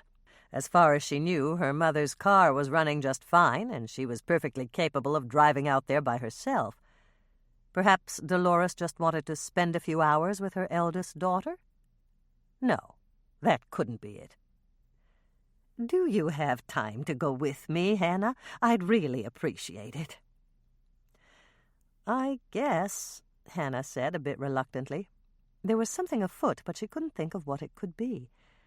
"I'm catering coffee and dessert at the St. Jude Society prayer meeting, but I should be back here by 1. "That's perfect, dear. Norman's got an 11:30 appointment, and he should be free by then." "Norman's going?" "Yes, dear. He wants to take another look at the place before they tear it down." "But if Norman's driving out there anyway, why don't you ride with him?" "We'd rather ride with you, dear." Dolores sounded a bit uncomfortable, and she cleared her throat. "You've got such a nice big truck, and Norman says there's quite a bit of artwork on the walls. I thought we could pack that up and bring it back with us." Hannah grinned in sudden understanding. Dolores wanted her for the cargo space in her cookie truck. She thought about refusing. Her truck was not a moving van. But it was a small thing to ask, and she did want to take a look at the property that Norman had bought. "Okay. I'll call you when I get back here, and we'll go pick up Norman. Tell him to expect us about 1:15. "I'll do that, dear. I'm sure he'll want to show you all around and discuss the new house while I'm tagging the antiques. Who knows? If the timing is right, something might just happen." Hannah was grinning as she hung up the phone. Not only had she identified her mother's primary motive, she'd found a second. Dolores hoped that if she threw Hannah together with Norman, he might propose. Hannah didn't think that would happen, but it was a nice try on her mother's part. It was 10 o'clock, and Hannah was manning the cash register when she spotted Mike's Jeep pulling up in front of her shop. Her heart began to hammer, and her insides turned to mush as he got out and strode toward the front door. With a start, she realized that the mug of coffee she was holding was sloshing, and she set it down quickly before any of her customers could notice. Mike always had this effect on her. It was as if she'd received a jolt of electricity that made her tingle all over. The door to the cookie jar opened, and Mike walked in. He looked determined, like a man on a mission, and Hannah watched his eyes rove over the customers that lined the tables in her small shop. When he spotted her behind the counter, he strode up to her quickly. "We need to talk." "Okay, what is it?" Mike shook his head. "Not here. Let's go in the back and send Lisa up here." The switch was accomplished with a minimum of fuss, and Hannah motioned to a stool at the workstation. "Sit down, Mike.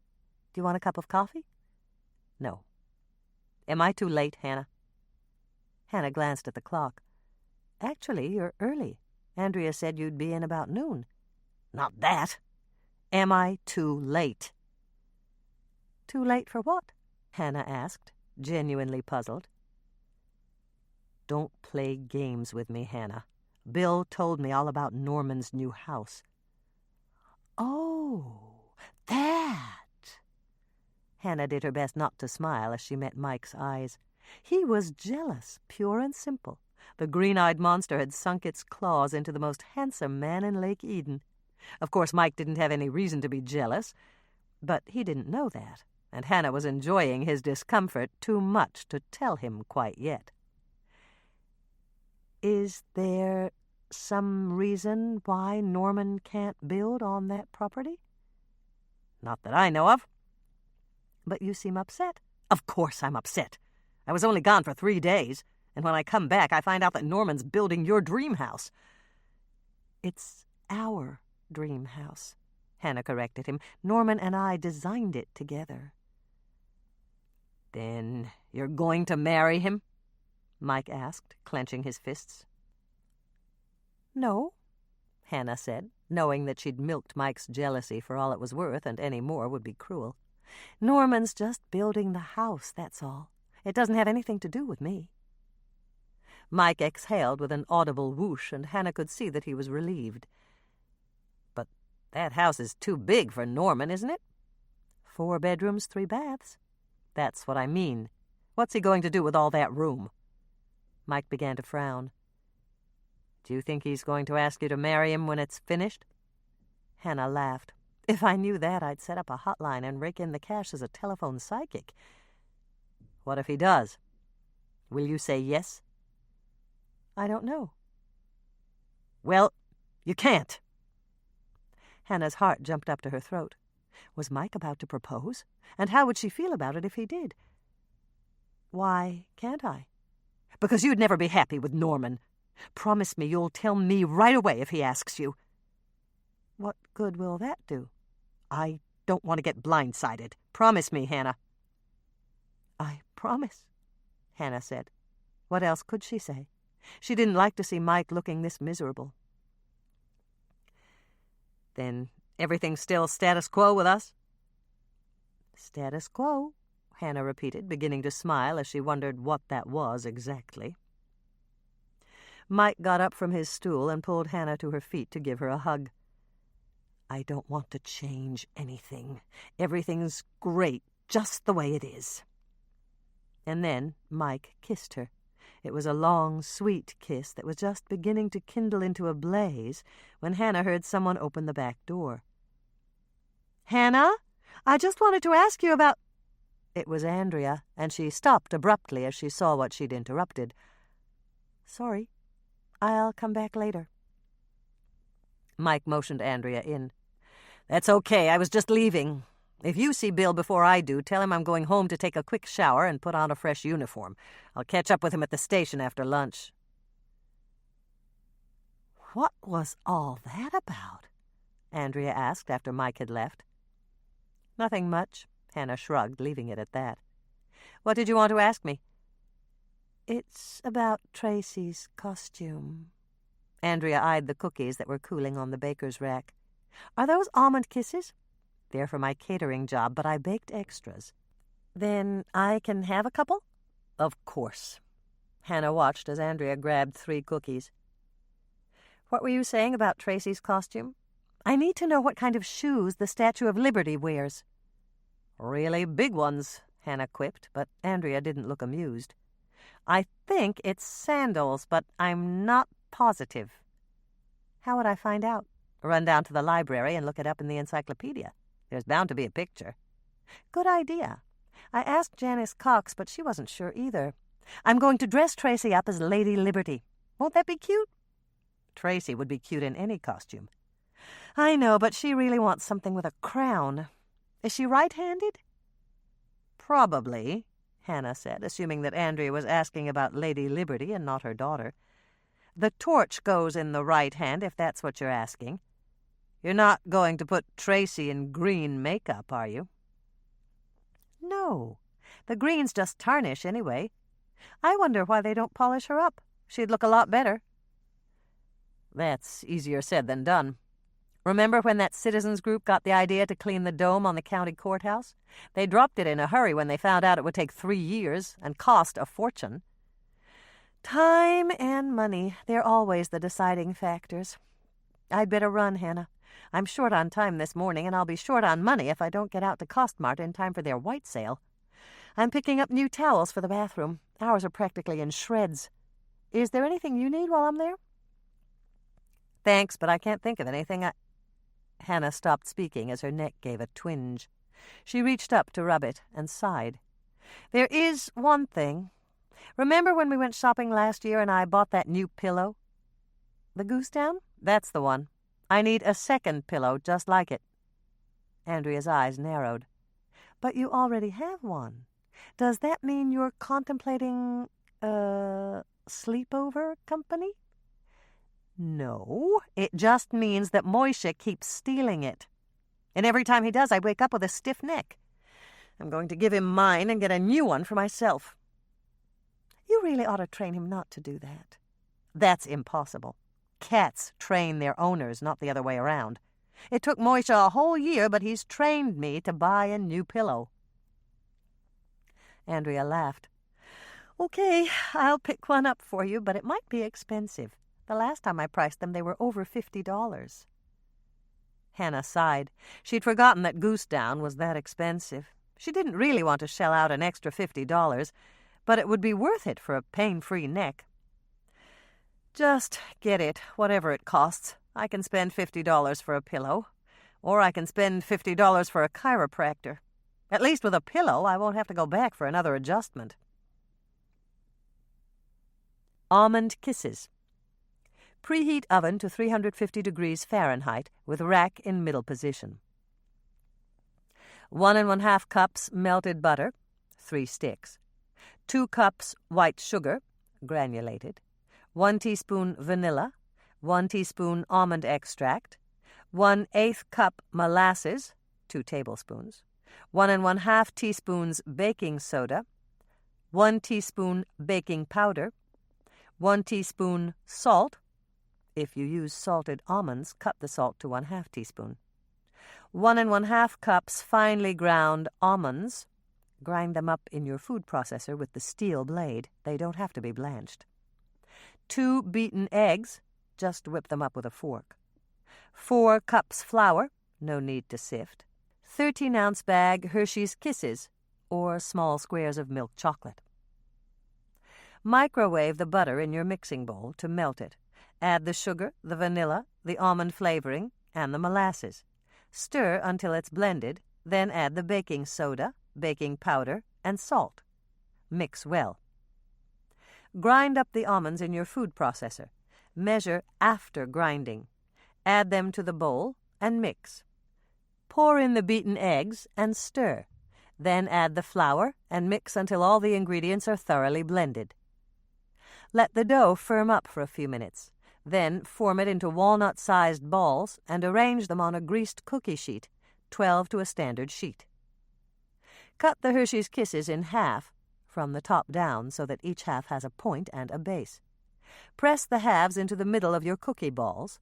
Cut side down. They'll look pretty on top as a yummy decoration. If you want to splurge a little, press a whole Hershey's Kiss into the center of the dough ball, base down and point sticking up. If you do splurge, you'll need double the amount of Hershey's Kisses or squares of chocolate. If your kids help you unwrap the kisses, you should probably triple the amount. Bake at 350 degrees Fahrenheit for 10 minutes, or until the edges are just beginning to turn golden. Don't worry, the Hershey's Kisses won't melt. Cool on the cookie sheet for 2 minutes, and then remove to a wire rack to finish cooling. Yield 10 to 12 dozen cookies, depending on cookie size. If that's too many, just cut the whole recipe in half.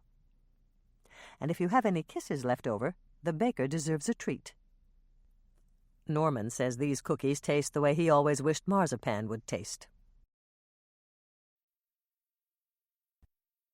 Chapter 5. "This is a nice location," Hannah commented, stopping her truck as close to the front door as she could get.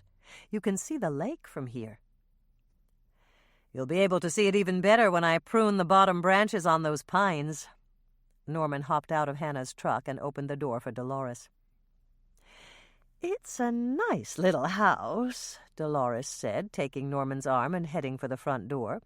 "It's almost a pity to tear it down, but I suppose it's much too small for you with only 2 bedrooms. Once you make the smallest one into an office, there's no room at all for—" "House guests," Hannah interjected quickly, shooting her mother a warning glance. Now was not the time to fish around for a proposal. "Yes, guests." Dolores looked slightly embarrassed. "Well, I'll go straight to work. I don't want to keep you 2 out here all afternoon." Norman opened the front door. "I'd better turn on the lights so you can see better.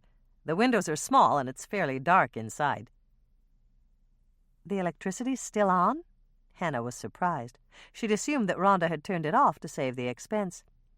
"I told Rhonda to switch it over to my name.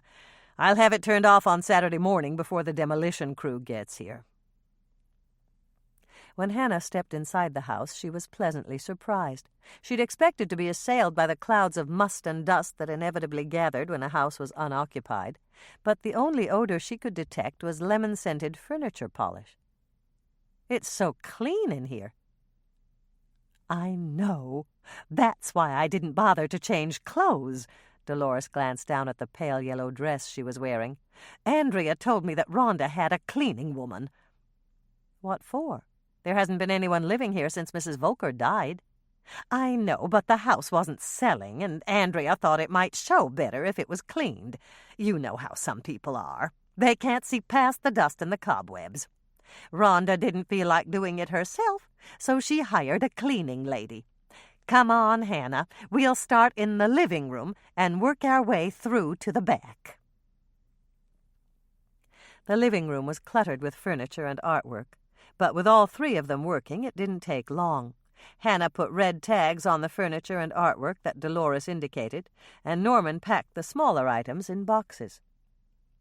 The guest room didn't yield much for Granny's attic. just a handmade patchwork quilt that Dolores thought she could sell, but the master bedroom was a different story. Dolores chose 2 Maxwell Parrish prints and an old wooden rocking chair. Then she pointed to the quilt on the bed. "I'd like to take that." "Why?" Hannah asked. She was almost sure that the quilt was machine-made, the type that anyone could buy from a mail-order catalog. "It's not an antique, is it?" "No, but Reverend Strandberg can use it for the homeless shelter." Hannah agreed and pulled the quilt from the bed. But instead of a bare mattress similar to the one they'd found in the guest room, this bed was complete with sheets, pillowcases, and a blanket. "I wonder why Rhonda kept this bed made up. Do you suppose she stayed out here sometimes?" "I doubt it, dear. Why would she want to stay way out here when she has an apartment of her own? The cleaning woman probably made it up by mistake." "Do you want the rest of the bedding for Reverend Strandberg?" Norman asked, holding one end of the quilt while Hannah folded it. "Yes, and if there's a linen closet, I'll take whatever's there. I think I'm through in here. Let's tackle the kitchen." "Why don't you two go ahead?" Norman suggested. "I'll load up the artwork and join you as soon as I'm through." Hannah was the first to enter the large farm-style kitchen, and what she saw made her stop cold. "That's one of my pie boxes on the table." "You're right. I wonder how long it's been here." Dolores marched past her, lifted the lid on the distinctive box Hannah used for pies, and stepped back with a startled exclamation. "Yuck!" "My pies are yuck? They are when they're covered with ants." Hannah walked closer, peered inside, and made a face. It was one of the lemon pies she'd baked on Friday. Only one piece had been eaten, and the rest was crawling with an endless line of small black ants that were industriously carting away the sweet pastry. "You're right, Mother. This pie is ant fodder. I'll dump it in the garbage." "Here, Hannah." Dolores walked over with a plastic garbage bag she'd found in a box under the sink. She held it open near the edge of the table and motioned to Hannah. "I'll hold the bag. You slide the box off the table, dump it inside, and carry it out." "Yes, Mother," Hannah said obediently, resisting the urge to giggle. Dolores was treating her like a backwards child, but the plan was a good one, and to object would be petty. Once the box was safely transferred to the garbage bag, Hannah carried it to the back door and took it outside. 2 garbage cans sat on a cement slab next to the old garage. Hannah peeked in the garage window, hoping to see an antique car up on blocks, but the interior was completely filled with fireplace wood. She'd have to remember to tell Norman about that. There was enough wood in Mrs. Volker's garage to carry him through several winters. All he had to do was move it to another location before they tore down the garage. Hannah held her bag at the ready and lifted the lid on the garbage can. She expected it to be empty, and she was surprised to see several items at the bottom of the plastic liner. There were 2 styrofoam boxes with see-through plastic lids, the kind used for restaurant takeout dinners. One dinner was partially eaten, and the other looked untouched. Both were ossobuco, one of Hannah's favorite entrees. She recognized it by its distinctive marrow bone. Rhonda must have ordered takeout on the night she packed up the last of her great-aunt's effects, and since there were 2 containers, it was obvious she'd expected someone to join her for dinner. It was probably an invasion of privacy to go through someone else's garbage, but Hannah was curious about that uneaten dinner. She lifted the liner partway out of the can and peered down at the other items in its depths. There was an empty Chianti bottle and 2 plastic wine glasses. Rhonda had poured wine for someone, but that someone had left before dinner. Hannah shrugged and added her garbage bag to the mix. She didn't understand why Rhonda hadn't taken the untouched entree home. Even if she hadn't wanted it, she could have given it to one of her neighbors. For that matter, why had she left the pie? The same reasoning applied. One of Rhonda's neighbors would have loved it. Just as she was about to close the lid, Hannah heard the rumble of a trash truck approaching on the road that ran past the house. Monday must be garbage day. Hannah lifted out the liner, tied it off, and rushed to the front to hand it to the driver. "What took you so long?" Dolores asked when Hannah came back into the kitchen. "The garbage truck came, so I carried out the bag." Hannah sniffed the air. "You must have found some ant spray." "It was under the sink. Look at these dishes, Hannah. They're carnival glass." Hannah surveyed the rainbow of colored dishes Dolores had stacked on the counter. "I thought carnival glass was orange." "That's the most common, but they're made in other colors, too. See this purple bowl? It's fairly rare, and it'll bring a good price. Could you climb up and look in the top cupboards, dear? There may be more." Hannah dragged a chair over to the counter and climbed up on the seat. She opened one of the cupboard doors, and her eyes widened as she recognized a distinctive design. "Here's a big desert rose platter. You want that, don't you?" "Yes, hand it down to me." Hannah handed the platter to her mother and reached for a stack of plates. "This looks like blue willow ware, but it's green. I think there's a whole set of it." "Let me see." Dolores sounded excited as she reached up for a plate. She flipped it over and she gasped. "What a find! It's genuine green blue willow ware." Hannah coughed to cover a laugh. How could a plate be green blue willow ware? It sounded like a contradiction in terms. "Here's some pink. Do you want that too?" "Yes, pink blue willow ware is a collector's dream. Just hand me everything, Hannah, and be careful you don't drop any pieces. I'm just glad Rhonda didn't go through the cupboards. She missed some real treasures." By the time Norman joined them in the kitchen, Dolores had every flat surface stacked with dishes and glassware. "It looks like you found some things you want." "Oh, my, yes." Dolores turned to smile at him. "Are you sure you don't want a percentage? Mrs. Volker had some valuable dishes and glassware." Norman shook his head. "It's all yours and Mother's. I've been living with her rent-free, and it's the least I can do." "Well, that's very generous. Just wait until I tell Carrie and Luann. They're going to be in out over these fabulous dishes." Hannah chuckled as she climbed down from the chair. "In out?" It was obvious that her mother had attended a meeting of her Regency romance group recently. Dolores had explained that alt referred to altitude, and the heroines in Regency novels often spoke of being in alt when something took them to the heights of pleasure. When they'd packed up the glassware and dishes and Norman had carried the boxes out to the truck, Dolores gave one last glance around. "I think that's all. I've looked in every room." "How about the basement?" Norman asked. "I haven't been down there, but Rhonda said her great-uncle used to do some woodworking." "Antique tools." Dolores' eyes began to gleam. "They're going for a premium right now. Do you have time for me to take a quick peek?" "I've got time. How about you, Hannah?" "It's fine with me." Hannah handed Dolores the apron she'd discovered hanging over the back of a kitchen chair. "You'd better put this on, Mother. It might be dusty down there." Dolores tied on the apron and headed for the basement stairs. "Aren't you coming, dear?"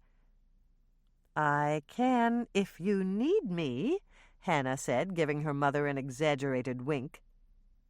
"Of course, Dolores caught the wink and interpreted it correctly. "Actually, I don't. I'm perfectly capable of exploring the basement by myself. Stay right here and keep Norman company. You're both so busy you don't get much time to spend together, and I know you'd like to discuss your plans for the house." "Right," Hannah said, rolling her eyes at the ceiling. Her mother was about as subtle as a sledgehammer. "Holler if you need us, and we'll come right down." Norman waited until Dolores had switched on the light and gone down the stairs, and then he turned to Hannah. "What do you think about a picture window in the kitchen? Since it faces the woods, it would be a nice view." Yes, it would. Hannah could picture herself sitting at the kitchen table in the morning, sipping a freshly brewed cup of coffee and watching the deer emerge from the trees. That thought was dangerous to her preferred single state, so she quickly asked another question. "How about the living room? That window will face the lake, won't it?" "That's right. But the master bedroom will have the best view. That's where I'm building the balcony." Hannah didn't want to think about the master bedroom with its wood-burning fireplace and incredible view. It was just too appealing. She changed the subject again, asking Norman about how he planned to furnish the house. That was interesting, and it was only when she glanced up at the old kitchen clock on the wall that she realized almost 15 minutes had passed, and they hadn't heard a peep out of Dolores. "Maybe I'd better check on Mother. She's been down there a long time." "I'll go with you." Norman led the way to the basement doorway. "Dolores, are you all right down there?" Hannah stood behind Norman, waiting for her mother to respond. When there was no answer, she felt a jolt of fear.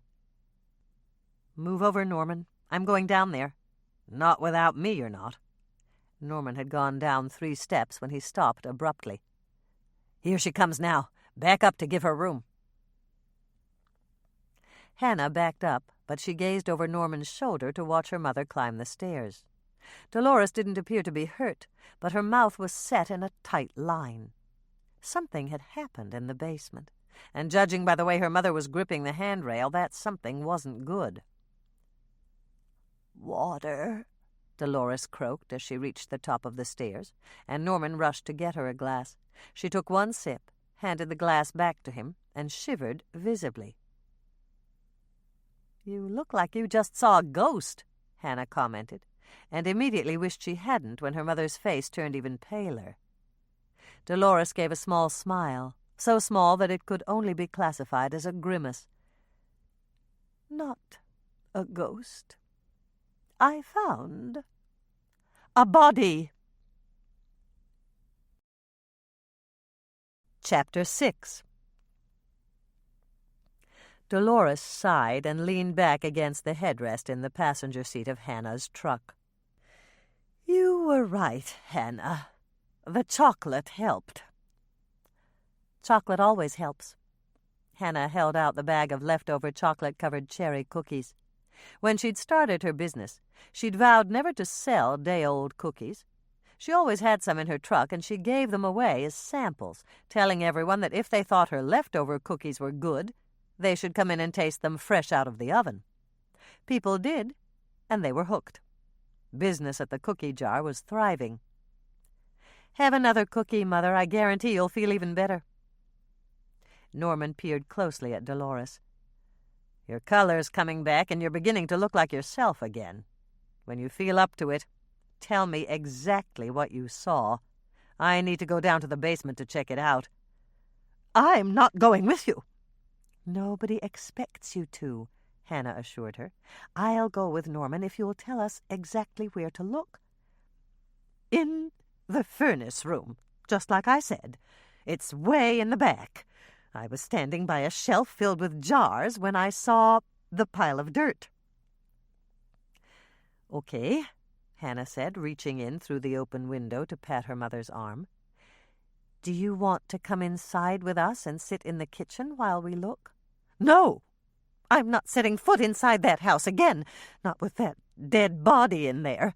I'll stay right here, thank you very much." "That's fine, Mother. Just honk the horn if you need us. And if it makes you feel better, roll up the windows and lock all the doors." Norman led the way toward the house, and Hannah followed. They went down the hallway to the kitchen and approached the basement door. "You don't have to go in, Hannah." Norman turned to look at her. "I can take care of it." "And let you have all the fun?" Hannah gave him a grin. "I want to be there when we discover it's a pile of rags or a bag of old clothes." "You don't think your mother saw a body?" "I doubt it. Andrea said looky-loos have been traipsing through this house for the past 3 months. If there was anything in the basement, one of them would have found it." "Maybe they didn't go down there." "Your mother was very descriptive, Hannah. She said the body was partially buried in a grave." "A grave is nothing but a hole, and someone could have dug up the floor to fix the plumbing. Mother said the furnace room light was burned out, and she admitted that she couldn't see very well. I know her better than you do, Norman. I'm sure she saw something, but she's a drama queen. I'll never forget the time she swore she saw a black bear going through our trash can, and it was only our neighbor's French poodle. "That's good to know," Norman said, looking relieved. "But we still have to look. Did you bring those flashlights?" "Of course I did." Hannah handed him a flashlight and kept one for herself. Norman started down the steps first, and Hannah let him. It was clear he was exercising his manly prerogative, and that was fine with her. She really didn't think her mother had found a body, but it would be negligent of them not to check. As they reached the bottom of the stairs and started to walk across the basement floor, Hannah looked around her curiously. The basement ran the full length of the house. It looked cavernous in the light from the single string of bulbs that hung from the rafters, and the shadows were deep and slightly menacing. "It's creepy down here," Hannah said, her voice much louder than she'd intended. "It's also a mess," Norman added, stepping over a pile of old newspapers and detouring around a stack of decaying boxes. "Rhonda's cleaning woman didn't clean down here." As they picked their way past piles of greasy rags, old paint cans, and stacks of old magazines tied up with twine, Hannah let her flashlight play over the walls. One wall was covered with floor-to-ceiling shelves that held an array of home-canned vegetables and fruit. The jars were laden with years of dust, but she could still see the brightly colored contents, and she was impressed. "Look at all those preserves. Mrs. Volker must have spent a lot of hours canning." "Rhonda said she used to win blue ribbons for her jams and jellies at the county fairs." "Really?" Hannah stepped closer and let the beam of her flashlight play over the jars. "I don't see any. These are pickles and canned corn and things like that. Maybe Rhonda took all the jam." The door to the furnace room was open and hanging by one hinge. Hannah was surprised that her mother had ventured so far into the basement without a flashlight. The lure of antiques must have been stronger than her distaste of spiders and grime. "Hold on, Hannah." Norman held up his hand. "I want to make sure this door doesn't fall. I'll hold it to let you through, and then I'll find something to prop it up." Norman held the door, and Hannah stepped into the furnace room. It was much larger than most, a rectangular, dirt-floored space with the furnace near the center. There was a coal chute set into the outside wall, and Hannah surmised that this room had once been the entire basement. A homemade set of shelves was sitting against one of the walls. Hannah saw that it contained jam.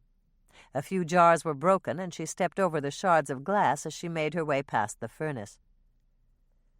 "Something's been digging back here," she called out to Norman as she spotted a mound of dirt. "It was probably a big badger or mole." "Do you think that's what your mother saw?" "Maybe. I don't see anything resembling a body, though. Mother's imagination must have been working overtime." "Where are you?" Norman asked, his voice floating eerily into the darkened silence. "In the back of the furnace. Go around it to the right. Be careful where you step. There's some broken glass on the floor near the shelves." Hannah stepped closer, shining her light over the mound of dirt. Just beyond it, there was a large hole in the dirt floor, and she could see why Dolores had assumed it was a grave. She moved closer, letting the beam of her flashlight play over the partially filled-in hole, and she drew her breath in sharply as she saw something that couldn't be explained by any animal, no matter how large. It was a tennis shoe, and it was attached to a human foot. "Oh!"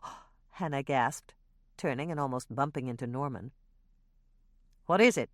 "I'll tell you later," Hannah said, grabbing his hand and pulling him toward the doorway. "Let's go." "Was it a body?" Norman asked, puffing a little as he hurried to catch up with Hannah. "Yes." "In the hole?" "Yes." Hannah took a deep breath. "Mother was right. We have to get out to the sheriff's station and tell them about it." Hannah left Norman getting coffee for Dolores at the bank of machines that lined the lobby. The coffee was awful. She'd had it before, but even bad coffee was good in a pinch. She'd driven out to the sheriff's station on autopilot, trying not to think about the gruesome discovery they'd made. The tennis shoe she'd seen had been lime green, and the only person in Lake Eden who wore shoes that color was Rhonda Scharf. "Hannah," Mike smiled as he saw her coming toward his desk. "How's it going?" "Not good. Is there somewhere private we can talk?" Mike nodded, led her to one of the conference rooms, and closed the door. When he motioned her to a chair, Hannah noticed that he looked anxious. "Don't tell me that—" "Norman didn't propose," Hannah said, guessing what was foremost in his mind. "This is something entirely unrelated." "What?" "There's a body in the basement at the Volker place. I don't know for sure, but I think it's Rhonda Scharf." Mike looked stunned for a moment, and then he pulled out his notebook. "You found another body?" "Not this time. Mother had that honor." "Dolores?" Mike looked even more stunned. "Is she all right?" "Yes. If she survives the coffee in your vending machine. Norman's with her, and I gave her a triple dose of chocolate." "What happened?" "We were out there looking for antiques, and Mother went down to the basement to search for old tools. When she came back up, she told us she'd found a body. Norman and I checked it out, and she was right." "Hold on a second," Mike interrupted her. "Let me get Bill in on this, and we'll take your statement right now. We'll catch your mother later after she calms down a little." "Good idea," Hannah said, settling down for a lengthy session. These things always took time, and there was no rushing it. She knew that from prior experience. By the time Hannah got back to the cookie jar, it was almost 4 in the afternoon. Jed and Freddie had finished work for the day. The customers had thinned out, and almost all of their cookies had been sold. Hannah joined Lisa behind the counter to tell her what had happened, but she didn't say anything about the identity of the body. That could wait for official confirmation. "Well, at least your mother was first on the scene," Lisa said, speaking in an undertone so their customers couldn't hear her. "This time she can't accuse you of trying to embarrass her by finding dead bodies." "Oh, yes, she can. I'm not sure how, but I know this'll wind up being all my fault." "You could be right," Lisa conceded, grabbing a towel and wiping an already spotless counter. "You're going to look into it, aren't you?" "No way. We've got a lot to do to get ready for the 4th of July party, and Mike and Bill were pretty bent out of shape the last time I interfered in one of their cases. I am curious about one thing, though. When we got out to the Volker place, there was one of our lemon meringue pies on the kitchen table. I was wondering how it got there." Lisa looked thoroughly stumped. "I know Norman didn't buy a pie, and Rhonda didn't either. Do you want me to check my customer list?" "What list?" "I keep a record of everyone who buys our pies. I call them up if you're going to bake their favorite." Hannah was impressed. "That's smart marketing." "It works," Lisa said, smiling broadly. "Most of them want me to save one for them, and a couple have standing orders. Mrs. Jessup told me to put her down for 2 pies every time you bake apple." "And you have a record from last Friday?" "It's at home, but I'll call you tonight and read off the names. It'll probably be after 10. I'm going out to dinner with Herb." "That's fine. I really want to know who bought a whole pie and only ate 1 piece. It's practically an insult." "I know, especially when it's your lemon meringue." Lisa looked up to see a customer holding his coffee mug aloft. "Mayor Bascom wants a refill. Do you want to get it while I mix up a batch of walnuttos for tomorrow? Donna Lemke called and ordered 6 dozen for her cousin's birthday party." "I'll do the walnuttos. You do the coffee." "But are you sure? They're chocolate, and you're on a diet." Hannah gave an ironic grin. "That's okay. Seeing that body took my appetite away." "The dead body diet?" Lisa started to grin as she picked up the carafe. I'm surprised someone hasn't thought of it before. What do you want me to say if anyone asks me about what you saw in the basement? Nobody will. Bill and Mike won't release any information until they confirm the identity, and Norman won't say anything because they asked him not to. But how about your mother? Uh-oh, Hannah groaned. It was a sure bet that Dolores had told someone by now. Actually, the odds were good that she told hundreds of someones. Just say that Mike and Bill are handling it and I'm not involved. Lisa snorted. They'll never swallow that. Maybe not, but it's true. Wild horses couldn't drag me into this one. As of right now, I'm officially retired from the murder business. Then you think it was murder? Lisa's eyes grew round. All I know is someone's dead. It's up to Doc Knight to determine who, when, and how. Hannah turned and headed back to the kitchen before Lisa could ask more questions. She was convinced that the body they'd found was Rhonda Scharf. And as she got out her recipe book, Hannah swallowed past the lump in her throat. Rhonda had never been one of her close friends, but she hadn't disliked her. And no one should have to die in a gloomy, moldy basement only hours before leaving on the best vacation of her life. Of course Rhonda had been murdered. The fact that someone had tried to bury her confirmed that. If Rhonda had died accidentally, the person who'd found her would have called the sheriff's department to report it. It didn't take long to mix up the dough for the walnuttos. Hannah had baked them twice a week for the past 2 years, but she still took the precaution of checking off the ingredients on the laminated surface of her recipe. She was preoccupied with Rhonda's death, and preoccupation led to mistakes. Once she'd finished, Hannah covered the bowl with plastic wrap and carried it to a shelf in her walk-in cooler. She was just emerging from the chilly interior when the back door opened and Mike stepped in. Hi, Hannah. We took your mother's statement, and I need to check a few facts with you. Sure. Hannah motioned to a stool at the stainless steel workstation. Coffee? That'd be great. Mike waited until Hannah had brought him a mug of coffee before he opened his notebook. Did your mother go down to the basement alone? Yes. Norman and I didn't know anything was wrong until she told us what she'd seen. Where were you while she was in the basement? We were sitting at the kitchen table. We told her to call out if she needed us, and the basement door was wide open. Mike began to frown as he referred to his notes. You didn't run down there when you heard her screams? Mother didn't scream. There wasn't a peep out of her. That's why we got worried and went to the stairwell to check on her. We called out to her, and when she didn't answer, we started to go down the stairs. But then we saw Mother coming up. Mike made a note in his book. Was the house still creaking when you went down there? Creaking? No. Then the wind had stopped? There wasn't any wind.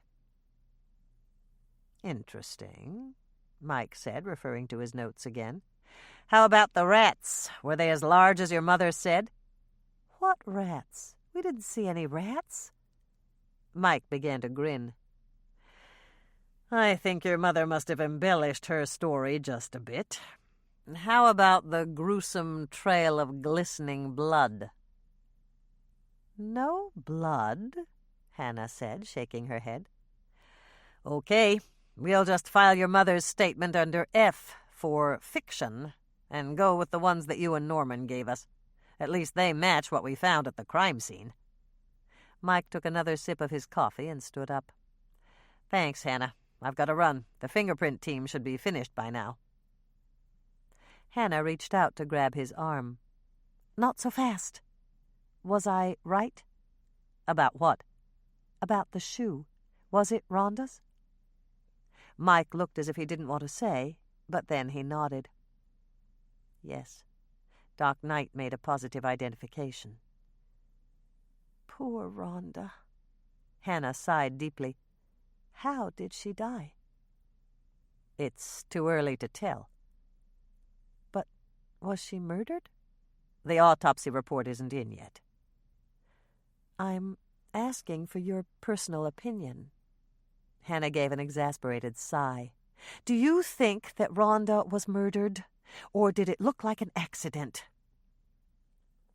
Mike thought it over for a moment, and then he relented. "This is unofficial.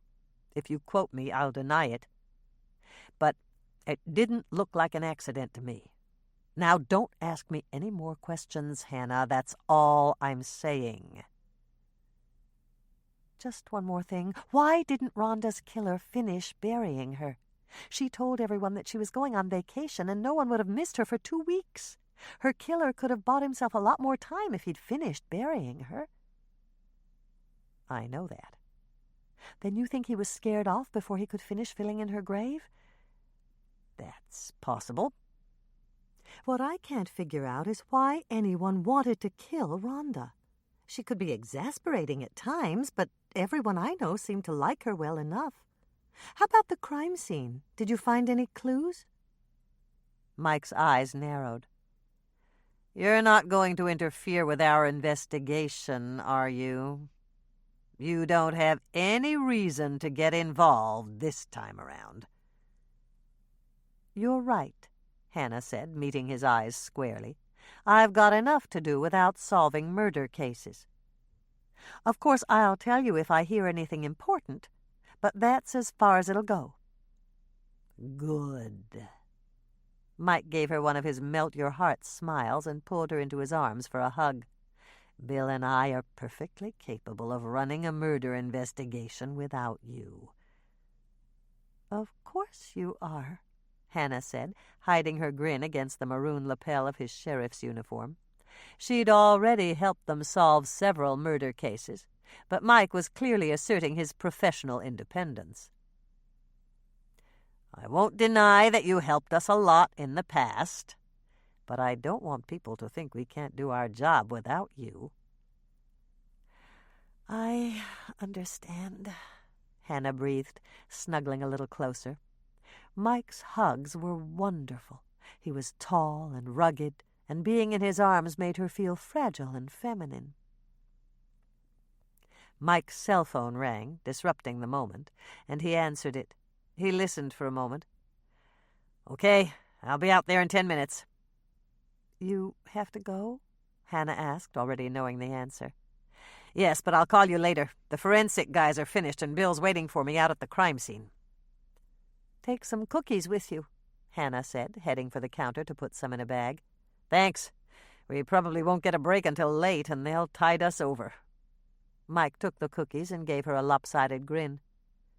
"Remember what I said, Hannah. Bill and I can handle it." Walnuttos. Do not preheat oven. Dough must chill before baking. 2 cups chocolate chips, a 12-ounce bag. 1 1/2 cups brown sugar. 3/4 of a cup butter, 1 1/2 sticks. 4 eggs. 2 teaspoons vanilla. 2 teaspoons baking powder. 1 teaspoon salt. 2 cups flour, not sifted. 2 cups finely chopped walnuts. Approximately 1/2 cup additional white sugar in a small bowl. Melt chocolate chips with butter. Microwave on high for 2 minutes, then stir until smooth. Mix in sugar and let cool. Add eggs, 1 at a time, mixing well after each addition. Mix in vanilla, baking powder, and salt. Add flour and mix well, then add nuts and mix in. Chill dough for at least 4 hours. Overnight is even better.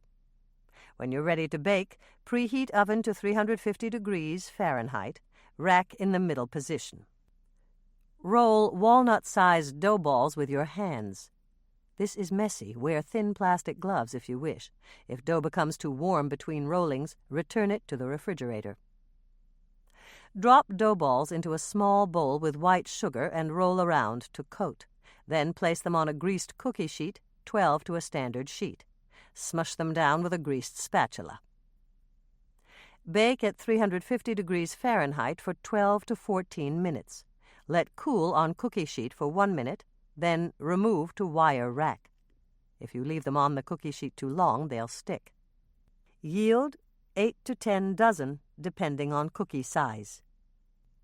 Dolores says these cookies taste like the Walnetto caramels she loved as a child. She also told me that she likes the cookies better because they don't pull out her fillings. Chapter 7.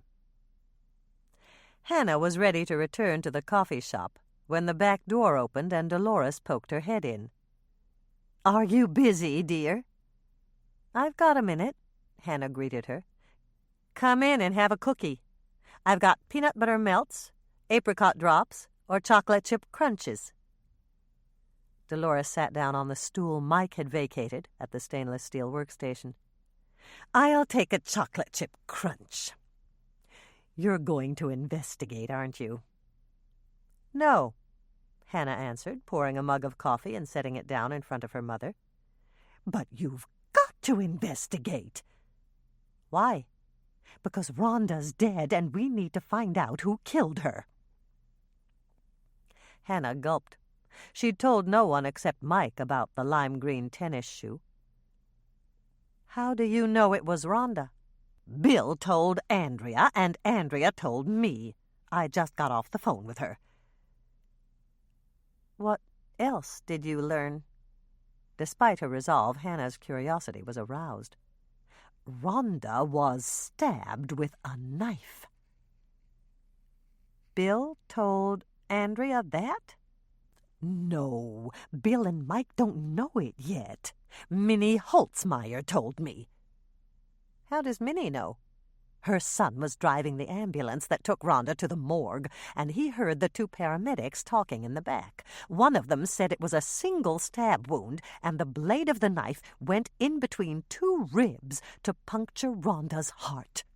The other one said Rhonda must have died instantly, and that was a blessing." "That's interesting. But I promised Mike I wouldn't interfere." Hannah placed 2 cookies on a napkin and carried them over to Dolores. Her mother had only asked for 1, but she always ate 2, and it would save her a return trip. "Don't pass that information around, Mother. It might hamper the investigation, and it's really none of your business." "Of course it's my business. I have a vested interest." Hannah was puzzled. "What vested interest?" "I'm the one who found Rhonda. I owe it to her to do everything in my power to see that her killer is caught. Haven't you heard that when you save someone's life, you bear a responsibility to them?" Hannah had heard that line in a score of bad movies.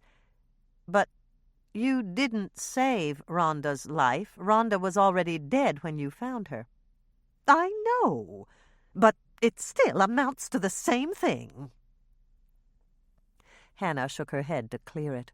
Her mother's logic left a lot to be desired. She thought about pointing out the dissimilarities, but she wisely kept her silence.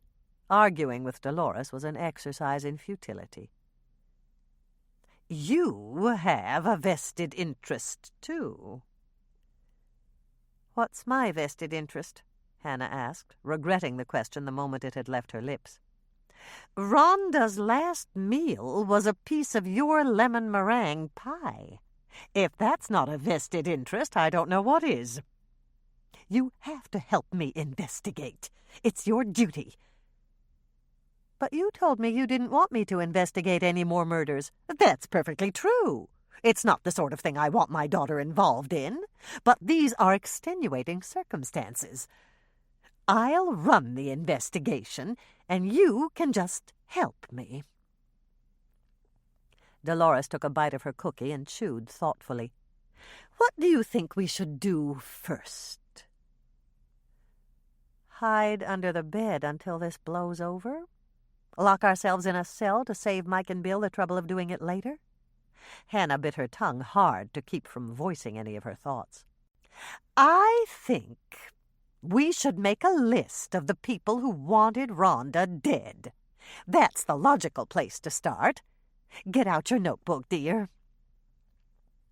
Hannah reached for one of the blank steno pads she kept handy. There was no way she was getting involved in Rhonda's murder investigation, but Dolores didn't seem capable of taking no for an answer, and it couldn't hurt to write down what her mother dictated. "Okay, I'm ready. Write down Norman." "Norman?" Hannah was so startled her pen dug a little hole in the page. "Why would Norman want Rhonda dead?" "Because he bought her house. If he thought he paid too much for it, he would have been mad enough to kill her." "That doesn't fly, Mother. Norman told me he made Rhonda a lowball offer, and he got the house at a steal." Dolores frowned slightly, and it was clear she wasn't happy about Hannah's revelation. "If you say so, dear. The house wasn't the motive, then. But it doesn't mean that Norman didn't kill her. It's motive, means, and opportunity. Isn't that right?" "It's right enough for the cop shows." "That's good enough for me. Norman had the opportunity. He knew that Rhonda was going out there over the weekend to pick up some mementos." "That's true," Hannah said, but she set down her pen. "I agree that Norman had the opportunity, but how about the means? I'm not even sure Norman owns a knife." "He could have bought one. They've got all sorts of knives at Lake Eden Hardware. And since Norman has medical training, he would have known exactly how to stab Rhonda." Hannah laughed. She couldn't help it. The thought of Norman as a mad killer wielding a knife he'd just purchased was ridiculous. "Norman's a dentist. If he'd used his medical knowledge to kill Rhonda, he would have shot her full of xylocaine or something like that." "You've got a point." Dolores sighed deeply. "That's all right. I didn't really think Norman did it anyway. We'd better move on to someone else." "Who?" "Rhonda's boyfriend. Couples always have a reason to kill each other, especially if it's a passionate relationship." Hannah picked up her pen. She was still determined not to get involved, but the idea of a boyfriend had definite possibilities. "Okay. Who is he?" "I don't know." That stopped Hannah cold for a moment. "But you think Rhonda had one?" "All that flirting must have amounted to something. Rhonda tried to entice every man that walked into the drugstore." Hannah nodded, glad that her mother hadn't gotten wind of Rhonda's flirtation with Bill. It had happened less than a year ago, when Hannah and Bill had gone to Rhonda's cosmetic counter to ask her about a lipstick mark that had been part of the evidence in Bill's first murder case. All the while they'd asked questions, Rhonda had flirted with Bill outrageously. When Hannah had mentioned it later, Bill had brushed it off. He'd said that Rhonda always flirted with the guys, and it didn't really mean anything. "A flirt isn't necessarily any more than that," Hannah reminded her mother. "Rhonda might have run for the hills if a man had tried anything." "Don't be silly, dear. I'm positive that Rhonda had a boyfriend." "How do you know?" "It's deductive reasoning. Bertie told me that Rhonda had a standing appointment to have her roots touched up. And a woman doesn't have her hair colored unless she's trying to look younger for a man." "Really?" Hannah's eyes narrowed, and she eyed her mother closely. At the time of her father's funeral, her mother's dark hair had been sprinkled with gray. Dolores noticed Hannah's expression, and she colored slightly. "Of course, there could be other reasons. Rhonda might have wanted to look good for her job. As a matter of fact, I have Bertie touch up my hair every month or so. It makes me look more professional." "Right," Hannah said, accepting her mother's excuse at face value. There was no way she wanted to consider the possibility that her mother had a love life. "I'm almost positive that Rhonda was involved with someone. There was just too much gossip, and where there's smoke, there's fire. Everyone was talking about Rhonda and the UPS man a while back. Of course, I didn't pay much attention to it. I don't approve of gossip." Hannah did her best to keep a straight face. Dolores had called her with the story about Rhonda and the UPS man the moment it had hit the telephone wires. "Do you want me to write down the UPS man?" "Just put down a question mark. I'll know what it means." Hannah made a big question mark and underlined it. "We only have one suspect, and that's a question mark. Who else do you want to add?" "I'm not sure. I'll call you later when I've had a chance to think about it." Dolores slid off the stool and headed for the door. "You don't have to be anything except my sounding board, dear. Since you told Mike you wouldn't get involved, I'll solve Rhonda's murder all by myself." "Do you really think you can do it?" Hannah couldn't resist asking. "Of course. I'm an intelligent woman, and I love solving puzzles. I'll find out who killed Rhonda. Trust me." Hannah stared at the door as it closed behind Dolores. In her experience, only people who didn't know what they were doing said, "Trust me." Perhaps she was grossly underestimating her mother's crime-solving abilities, but Hannah had doubts about trusting the woman whose VCR had been flashing 12 a.m. for the past 4 years. "I still can't believe she's dead," Lisa said, reaching into her purse and pulling out her car keys. It was already 5:30, and she'd stayed an extra half hour to help Hannah finish mixing up dough for the next morning. "Did you know it was Rhonda when you told me about it?" "I suspected it was, but I didn't want to say until they made a positive identification." "And you're still not going to investigate?" Hannah shook her head. "Mike and Bill don't need me, and I have things of my own to do." "Well, if you change your mind, I'll take over the workload." "Thanks, Lisa." Hannah flashed her a smile. "Now get out of here so you have time to change clothes before your date." Once Lisa had left, Hannah rinsed off the things they'd used and stacked them in the industrial dishwasher. The brochure that had come with the dishwasher claimed that there was no need for pre-rinsing, but old habits died hard. She was about to pour in the detergent when there was a knock at the back door. "Hannah?" Norman's voice carried through the door. "I need to talk to you for a minute." Hannah set the detergent on the counter and hurried to the door to let him in. "Hi, Norman. I just ditched the last of the coffee, but I can offer you a cookie." "No, thanks. I gained some weight, and I'm trying to take it off. No more snacking between meals." Hannah eyed Norman closely. He didn't look like he'd gained an ounce. "How many pounds are we talking about here?" 3. Hannah came very close to losing it. 3 pounds were hardly worth going on a diet. She had almost 7 times more to lose. "What?" Norman asked. "You look angry about something." "That's because I have more weight to lose than you do. And I'm not really angry. This is my regular I'm on a diet expression." "Why are you dieting? You look great to me." "You're not just saying that?" "I never just say anything. And I think people should look real, not like fashion models." "But you think the models are attractive, don't you?" Norman shrugged. "Sure, but I wouldn't want to date one, if that's what you mean." "Why? They're really glamorous."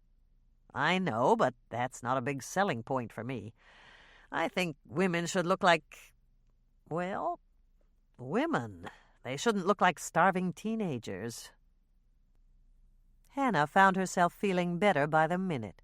Perhaps she wasn't that overweight after all. Both Lisa and Norman had said they didn't think she had to lose weight. "I came to ask a favor, Hannah." Norman abruptly switched gears. "Mother called earlier, and I know the body in the basement was Rhonda. I want you to investigate her murder." Hannah blinked. Norman really ought to beep when he reversed directions like that. "Why do you want me to investigate?" because you're good at it, and because I have a vested interest." Hannah sighed. Not the vested interest thing again. Norman was echoing her mother's reasoning. "Is it because you saw Rhonda's body and you feel a certain obligation?"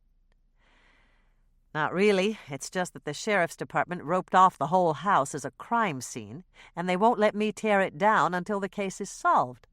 I've got the demolition crew coming on Saturday, and I really hate to cancel. Maybe it's selfish of me, but I'm on a tight time schedule. If I don't start building before winter comes, I'll have to wait until the spring." Hannah felt her stress level rise, and she squelched the urge to grab a cookie. Her mother wanted her to investigate, and now Norman was climbing on that bandwagon. What was a girl to do? "Mike and Bill don't want me involved," Hannah said, not meeting Norman's eyes. Her excuse sounded weak even to her. "That's never stopped you before." "Come on, Hannah. I'm asking you as a friend. After all, it's our dream house." "I know," Hannah said. It was their dream house, and a little digging around could do nothing but help Mike and Bill. She loved the blueprints they'd made together, and she wanted to see their house built almost as much as Norman did. "Then you'll do it?" Hannah considered her options and discarded them one by one. She could bow out and risk alienating her mother and Norman, two of the most important people in her life. Lisa would be disappointed in her, too. She'd offered to take over the workload, and that meant she wanted Hannah to investigate. Mike and Bill wouldn't be happy if she got involved, but they were the only ones. And wasn't there something about the greater good? Pleasing 3 people was more important than pleasing only 2. "At least think about it," Norman urged, reaching out to take her hand. "This is very important to me, Hannah." "It's important to me, too. Give me some time, Norman. I'll think about it tonight and let you know what I decide in the morning." "That's good enough for me." Norman stood up and smiled at her. "I know you'll do the right thing. You always do." It was a good exit line, and Norman took it, going out the door without another word. Hannah was left in a thoughtful mood as she started the dishwasher, did her nightly check of the exits, and made sure everything was securely locked. Once that was done, she loaded up the leftover cookies and placed them in a box. She was just carrying it to the back door when the telephone rang. Hannah groaned. She had a good notion to walk straight out the door and lock it behind her, but it was difficult to ignore a ringing phone. She set the box she was carrying on a stool and walked over to pick it up. "The cookie jar, this is Hannah speaking." "What are you doing there so late?" It was Andrea, and Hannah sighed. "I was just about to leave, but the phone rang. I'm sorry, I didn't mean to hold you up." "That's okay," Hannah said, starting to grin. "I had to come back to answer the phone anyway." "No, you didn't. I mean, that doesn't make any... You're kidding me, right?" "Right." Hannah laughed out loud. Andrea's sputtering reaction was even better than she'd hoped for. "What did you want to tell me?" "2 things. I couldn't get your pillow at Costmart because they were all out. They're getting more in, but not until later in the week. I made them give me a rain check, so you'll still get the sale price." "Thanks, Andrea." Hannah was grateful. She probably wouldn't have thought to ask for a rain check. "What's the second thing you had to tell me?" "Mother called, and she told me she was going to investigate Rhonda's murder." "That's true. She told me the same thing." "You've got to talk her out of it, Hannah. You're older, and she'll listen to you." "No, she won't. She's never listened to me." "Just try it. Tell her she can't do it." "Why not?" "Because Mother doesn't know anything about investigating murders, and all she'll do is mess up the case for Bill and Mike. She might even get into trouble." "That's possible," Hannah agreed. "And that's why you have to talk her out of it. I don't want Mother to get into trouble. Just tell her that you're going to take over and she'll back right off. That's what she really wants anyway." Hannah sighed deeply. "I know." "Then it's all settled and you'll investigate?" "Nothing's settled. I haven't made up my mind yet." "But you have to do it. Say you will, Hannah. I have a vested interest." "Everybody seems to have a vested interest. Mother wants me to investigate because she found Rhonda's body and she feels obligated. Lisa wants me to investigate because she likes to take over the workload. And Norman wants me to investigate because Mike and Bill won't let him tear the Volker place down until the case is solved. What's your vested interest?" Andrea was silent for a moment. "It's not as important as theirs." "What is it?" "I want you to investigate because I'm bored and I want to help." "How can you be bored when you're building the cookie jar float?" "I already took care of that." "You mean it's all finished?" "Not exactly, but when Janice Cox saw my plans, she volunteered to build it. Tracy's classmates and the people at the senior center are helping her." Hannah chuckled. Andrea was a master at delegating authority. Janice would end up doing all the work, and she'd never realize what had hit her. "What's the float like?" "I'm keeping that a secret until the morning of the parade. By the way, I talked to Mayor Bascom, and he wants our float to lead off the parade, right behind his convertible." "Really?" Hannah was surprised. Usually that honor went to the oldest business in town. "It's all arranged. Now I need something else to do. This inactivity is driving me crazy. I just know I'll get horribly depressed if you don't let me help you investigate. But even if I do decide to investigate, I can't let you help me." "Why not?" "Because you're pregnant, and murder investigations are dangerous." "I know, but I'm not talking about going along with you or anything like that. I can make calls and gather information. You'll let me do that, won't you?" "Sure," Hannah said, responding once again to the pleading note in her sister's voice. It was the very same note that had convinced her to return her sister's library books, help her with her homework, and bake cookies for her friends. "You can help me if I decide to investigate."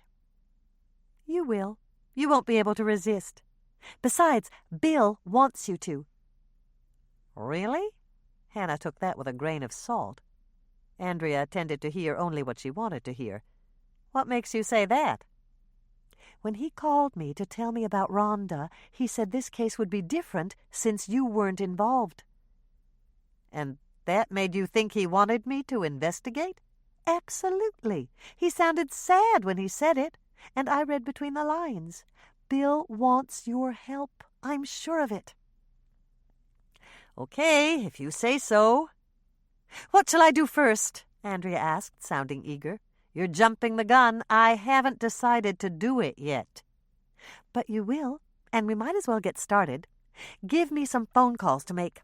I'm sitting on the couch with my feet up because that's what Bill wants me to do, but I'm right next to the phone."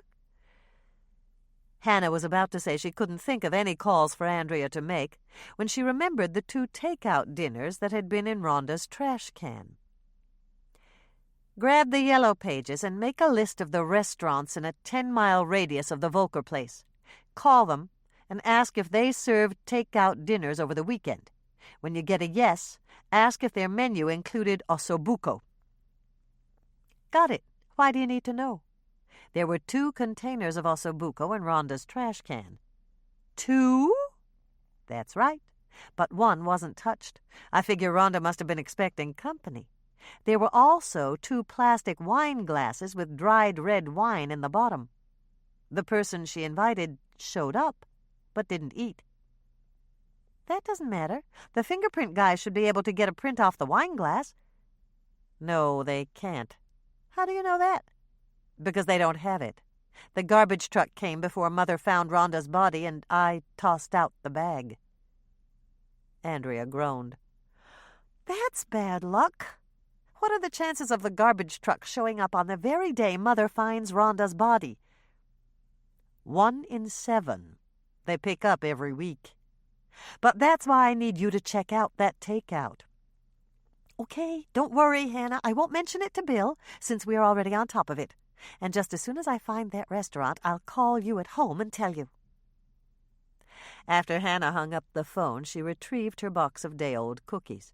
She was just opening the back door when her phone rang again. I don't care who you are, I'm not going to answer, Hannah snapped, turning on her heel and walking out. She was going home to Moisha and her boring vegetable salad. Her caller could just call back when she opened in the morning. The air outside was hot and humid, nearly 80 degrees with a moisture content to match. As Hannah walked the short distance to her truck, she heard the grumble of thunder in the distance. The blacktop in the parking lot was spongy under the soles of her shoes, and she felt the perspiration break out on her skin. The sun was still up, and Hannah knew all about the greenhouse effect. She opened the driver's door of her truck, reached in to stick her key into the ignition, and pushed the buttons to lower all the windows. Her leftover chocolate chip crunch cookies would be mush if she didn't cool off the interior of her truck. Judging by the brief moment her arm had been inside the truck, it was almost as hot as her oven. Thunder sounded again, low and rumbling like the growl of some predatory beast. Hannah stood there with the cookie box balanced in her arms and thought about the melting point of chocolate. Who would want to eat a mushy chocolate chip crunch cookie, even if it was free? She stashed the box in the back of her truck, grabbed the bag that contained the chocolate chip crunches, and marched back inside the cookie jar to put it in her walk-in cooler. Driving home with chocolate in the back of her truck was too much of a temptation anyway. She'd give the bag to Jed and Freddie when they came in to finish the pantry shelves in the morning. Hannah was just sliding into the driver's seat when her mother's car pulled into the lot. Dolores parked behind her so she couldn't back up, exited her car, and rushed up. I'm glad I caught you. Sally's serving coq au vin tonight, and I'll take you out to dinner. Hannah's hand froze near the ignition. Dolores knew her weak spot, and she wasn't shy about hitting it. Coq au vin was one of Hannah's favorite entrees at the Lake Eden Inn. We need to discuss my murder investigation. I told Carrie all about it, and she wants to help. Oh, joy, Hannah muttered. Carrie had been itching to get involved in her last 3 murder cases. Don't be like that. Carrie knows everybody in Lake Eden, and she'll be a valuable resource. Besides, I'm picking up the tab for dinner. When do you want to go? The thunder was growing louder by the minute, and Hannah recognized a handy excuse when she heard it. I'd love to join you and Carrie, but Moisha always gets a little crazy when it thunders. He'll tear up the sofa if I don't get home in time to turn up the volume on the television set. That's not a problem. You go on home and I'll call Sally. I'll make reservations for 8 and pick you up at 7:30. Hannah bristled. Her mother always wanted to be in control of everything. I don't need anybody to pick me up. I have my own transportation.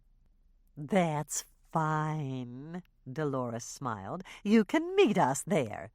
Make sure you wear something appropriate, dear. You never know who you'll run into, and it's always smart to look your best. Hannah thumped her fist on the steering wheel as her mother climbed back into her car and drove away.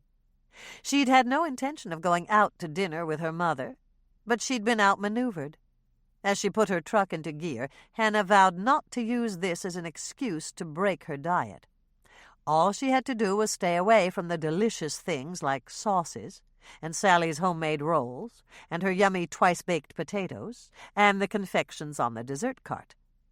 With all those restrictions, she'd probably end up with meat and a salad, but at least she wouldn't have to fix it herself. Chapter 8. Driving from her condo to the Lake Eden Inn took 20 minutes, and even though it was 7:30 in the evening, there was no need for Hannah to turn on her headlights. Only a week had passed since the summer solstice, and June 22nd was the longest day of the year. Darkness wouldn't fall for another 2 hours, and the summer sun was still slanting through the branches of the pines that lined the lake shore, creating a Venetian blind effect on the dusty gravel of the road. Only the shadows were lengthening. When they reached a proportion longer than the height of the trees that teemed with the lowering sun to create them, they would take on a bluish hue. As night fell, their color would deepen to purple, and then to velvety black. Hannah switched off her air conditioner. It never cooled down her truck adequately anyway, and lowered all her windows to enjoy the breezes that blew across the lake. She'd have to brush her hair again when she got to the Lake Eden Inn, but driving with the windows down was pleasant. She dressed for dinner in a wraparound skirt, a sleeveless cotton blouse, and the leather thong sandals she'd purchased during her college years. They were made of water buffalo hide and no longer imported, but political correctness wasn't one of her top priorities. The water buffalo in question had died long ago, and giving up her favorite pair of sandals wouldn't bring him back to life. The pines along the shore grew in clusters, and Hannah caught glimpses of fishing boats on the shining, mirrored surface of Eden Lake as she drove past the gaps in the trees. Eden Lake was known for its record walleyes, and most metropolitan families with a fisherman in residence were lured by the promise of trophy fish. They rented the cabins that the locals owned, and from dawn to dusk, Eden Lake was peppered with anglers. As she drove, Hannah thought about Rhonda's murder, and by the time she'd taken the turnoff for the Lake Eden Inn, she'd reached a decision. Mother, Andrea, Norman, and Lisa all wanted her to investigate. Since she also wanted to investigate, that made 5. From what Andrea had said, she could assume that Bill was neutral. He wasn't firmly on the side of her involvement, but he wouldn't put up much of a fuss. Mike was the only one who was firmly against it. 5 for, 1 neutral, and 1 against. Hannah tallied it up as she brushed her hair, got out of her truck, and headed for the entrance of the inn. The numbers were definitely on her side. And who was she to argue with the statistics? She'd just have to think of some way to deal with Mike's resistance that wouldn't land her in jail. As Hannah walked up the path, she noticed that Dick's topiary bear was filling out. It no longer looked skinny, and it had grown to almost 5 feet. For a former stockbroker, Dick had turned out to be a decent gardener. He'd also done a great job of decorating the inn for summer. The porch had been hung with lights that looked like Japanese lanterns, and their soft glow was festive. The Lake Eden Inn looked better every year. What had been a risky investment for Sally and Dick was paying off.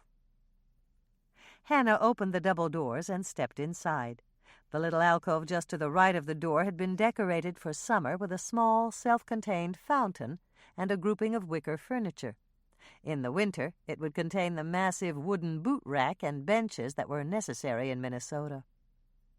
"Hi, Hannah." The hostess looked up as Hannah approached the restaurant door. It was Carly Richardson, Michelle's friend from high school. "I thought you were off at college, Carly." "I am," Carly said. "I just came home for summer break, and Sally hired me to fill in while her regular girl's on vacation." "Do you know that Michelle's coming back to town tomorrow night?" "I know. She called Tricia, and we're all getting together for lunch on Wednesday. You're out here for dinner, right?" "Right. Mother's supposed to join me." "Oh, Sally just seated your mother's party. Just follow me and I'll take you to their table." Her mother's party? Hannah sighed as she followed Carly through the crowded dining room and into the bar. Her mother had told her to wear something appropriate, and that should have rung alarm bells in Hannah's mind. She hoped this wasn't another attempt to fix her up with an eligible male. As Carly walked toward the rear of the bar, Hannah found herself lagging behind. Sally had designated that section for private dining. There were 4 tables on a raised platform, separated from each other by carved wooden partitions that contained frosted glass. The space that faced the rest of the bar was hung with gauzy curtains that the occupants could draw or leave open. The fact that her mother had requested one of the private tables and closed the curtains could mean only one thing. Dolores had set her up again. The only question in Hannah's mind was the identity of the man her mother was attempting to trap for her. "Here's Hannah, Mrs. Swensen," Carly announced, pulling aside the corner of the curtain. "Since your party's all here, shall I send the waitress to take your orders?" "Not quite yet, dear," Dolores responded. "Give us 5 minutes, and then we'll be ready." Hannah wished she could turn on her heel and go back home, but her mother would never forgive her. She took a deep breath, plastered a smile on her face, and stepped inside the curtain. When she saw Norman, her smile turned genuine. "Hi, Norman. Hi, Carrie." "Come in and sit down, dear." Dolores motioned toward the spot they'd saved for her. Hannah sat down and turned to Norman. "This is a nice surprise. Mother didn't tell me you'd be here." "Just a minute, dear." Dolores hushed her, reaching out to arrange the curtains to hide them from general view. "I really don't think we need everyone in town to see us discussing Rhonda's murder." "Seeing us doesn't matter, as long as they don't hear us. And they'll be less inclined to eavesdrop if they can see us." "You've got a point," Dolores conceded, opening the curtains again. "I'd never invade someone's privacy like that, but I'm sure some people would." Hannah just barely managed to squelch a chuckle. She'd seen Dolores take the long way around to the ladies' room several times in the past, and once she'd even dropped her purse by the row of private booths so she'd have more time to listen. "I have a question for you, Hannah." Dolores stared hard at her. "Norman says he asked you to investigate, and you promised to think about it and let him know in the morning. Is that right?" Hannah hesitated. She'd never been any good at walking on eggshells, and this situation had the earmarks of a giant omelet in the making. What if Dolores really wanted the job as chief investigator, and she'd resent it if Hannah took over? Was there any explanation Hannah could give for her change of heart that wouldn't lead to infanticide? Or was infanticide called something else when a mother killed her grown daughter? "Well," Dolores glared at her, "I'm waiting for an explanation, Hannah Louise." Her mother only called her Hannah Louise when she was in big trouble, and Hannah thought fast. "Norman told me that Mike and Bill roped off the entire Volker house as a crime scene, and he can't tear it down before they solve Rhonda's murder. That means he might have to delay building our dream house until spring, and—" "That's enough, dear," Dolores interrupted her. "I understand perfectly, and I think you made the right decision. It was a matter of priorities." Hannah felt a bit guilty as she basked in her mother's approval. Dolores thought their dream house had made all the difference. If Hannah weren't careful, her mother would be sending out invitations to a bridal shower that would never happen. Norman looked eager as he turned to Hannah. "Does that mean that you're going to do it?"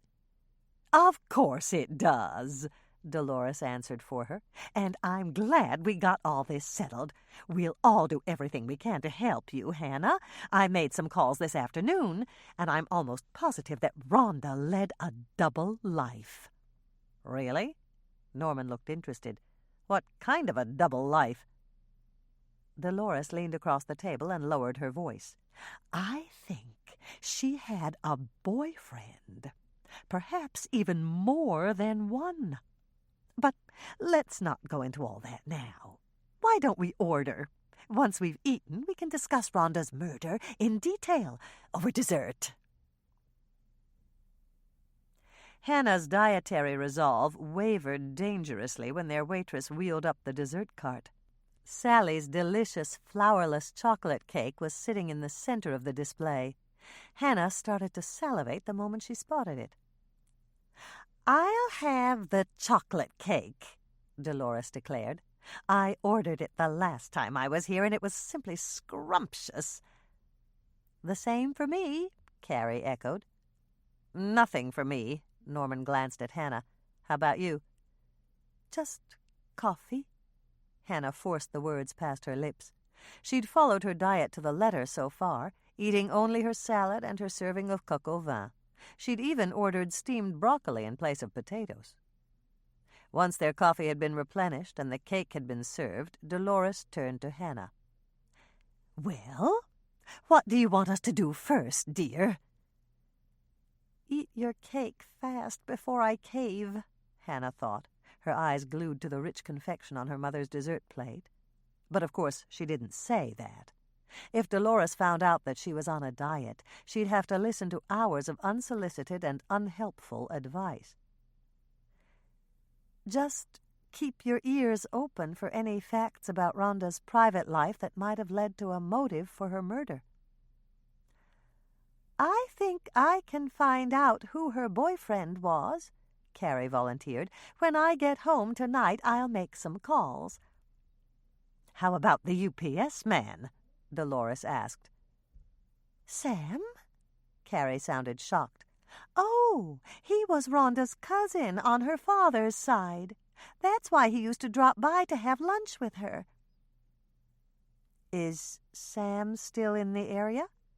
Hannah asked, wondering about Rhonda's family history. If Rhonda's cousin was jealous over the fact Rhonda had inherited the Volker place, he might have had a motive for murder. "No, he went back to Utah a few months ago. Rhonda said his uncle was wealthy, and they owned some high-tech corporation. Sam took over as president when the uncle retired." Hannah sighed, mentally scratching Sam from her list of suspects. Not only was he several hundred miles away, he was now running a successful business. Sam wasn't likely to care that his cousin had inherited an old wreck of a house in Lake Eden, Minnesota. "Would it help to talk to Rhonda's cleaning woman?" Norman asked. "Absolutely," Hannah beamed at him. Cleaning women often knew a lot more than they let on. "Do you know who she was?" "Luann's mother, Marjorie Hanks. She called and left a message on my answering machine at the clinic to see if I wanted her to keep on cleaning the house. I told her I didn't, but I hired her to clean the dental clinic." Hannah took out her notebook and jotted down the information. Marjorie Hanks was no fool. She might have noticed something at the Volker house that could provide them with a clue. Dolores pushed her partially eaten cake across the table toward Hannah. "Would you like to finish it, dear? My eyes were bigger than my stomach, and I know it's one of your favorites." Despite her best intentions, Hannah glanced down at the cake. It looked moist and delicious, and the scent of chocolate wafted dark and heady in the air. Hannah had the insane notion to utter the words "Vade retro, Satana," undoubtedly prompted by the fact that she'd watched a rerun of The Exorcist over the weekend. She reminded herself that it hadn't helped Max von Sydow, and it probably wouldn't help her either. Her only solution was to move herself out of harm's way. "Thanks, but I'll pass," Hannah said, rising to her feet before she could grab the remaining cake and stuff it into her mouth. "Excuse me, I need to find Sally to tell her how much I enjoyed the dinner." After a fruitless search of the dining room, Hannah found Sally in the kitchen. She was sitting at the small desk in the corner, writing out the lunch specials for the next day. "Hi, Hannah," Sally greeted her. "Did you enjoy your dinner?" "It was delicious. Do you have any idea how many calories there are in—" "Never mind, I don't want to know. I was just wondering if you'd served ossobuco lately, like over the weekend?" Sally shook her head. "I haven't been able to get a good cut of veal in a month. Why? Did you want some?" "I always want some, but that's not why I'm asking." Sally looked slightly confused for a moment, and then she recovered. "I guess it must have something to do with Rhonda's murder. You're investigating, aren't you?" "Yes, but keep it under your toque." "It won't do any good. He's bound to find out." "He who?" Hannah asked, feeling a bit like a Swiss yodeler. "Mike. He always finds out. He's mad at you for a day or so, and then he gets over it. Why don't you just tell him now and get it over with? That way he can't say you weren't up front with him." Hannah stared at Sally for a long moment. It was a good suggestion. "You're a wise woman, Sally." "The jury's still out on that one. Just let me know if there's anything I can do to help you." "Thanks." Hannah turned and started for the door, but she reversed direction as she thought of something. "Do you know if Rhonda ever came in for dinner with a man?" "Not offhand. I'm only in the dining room part of the time. The rest of the dinner hour I'm here.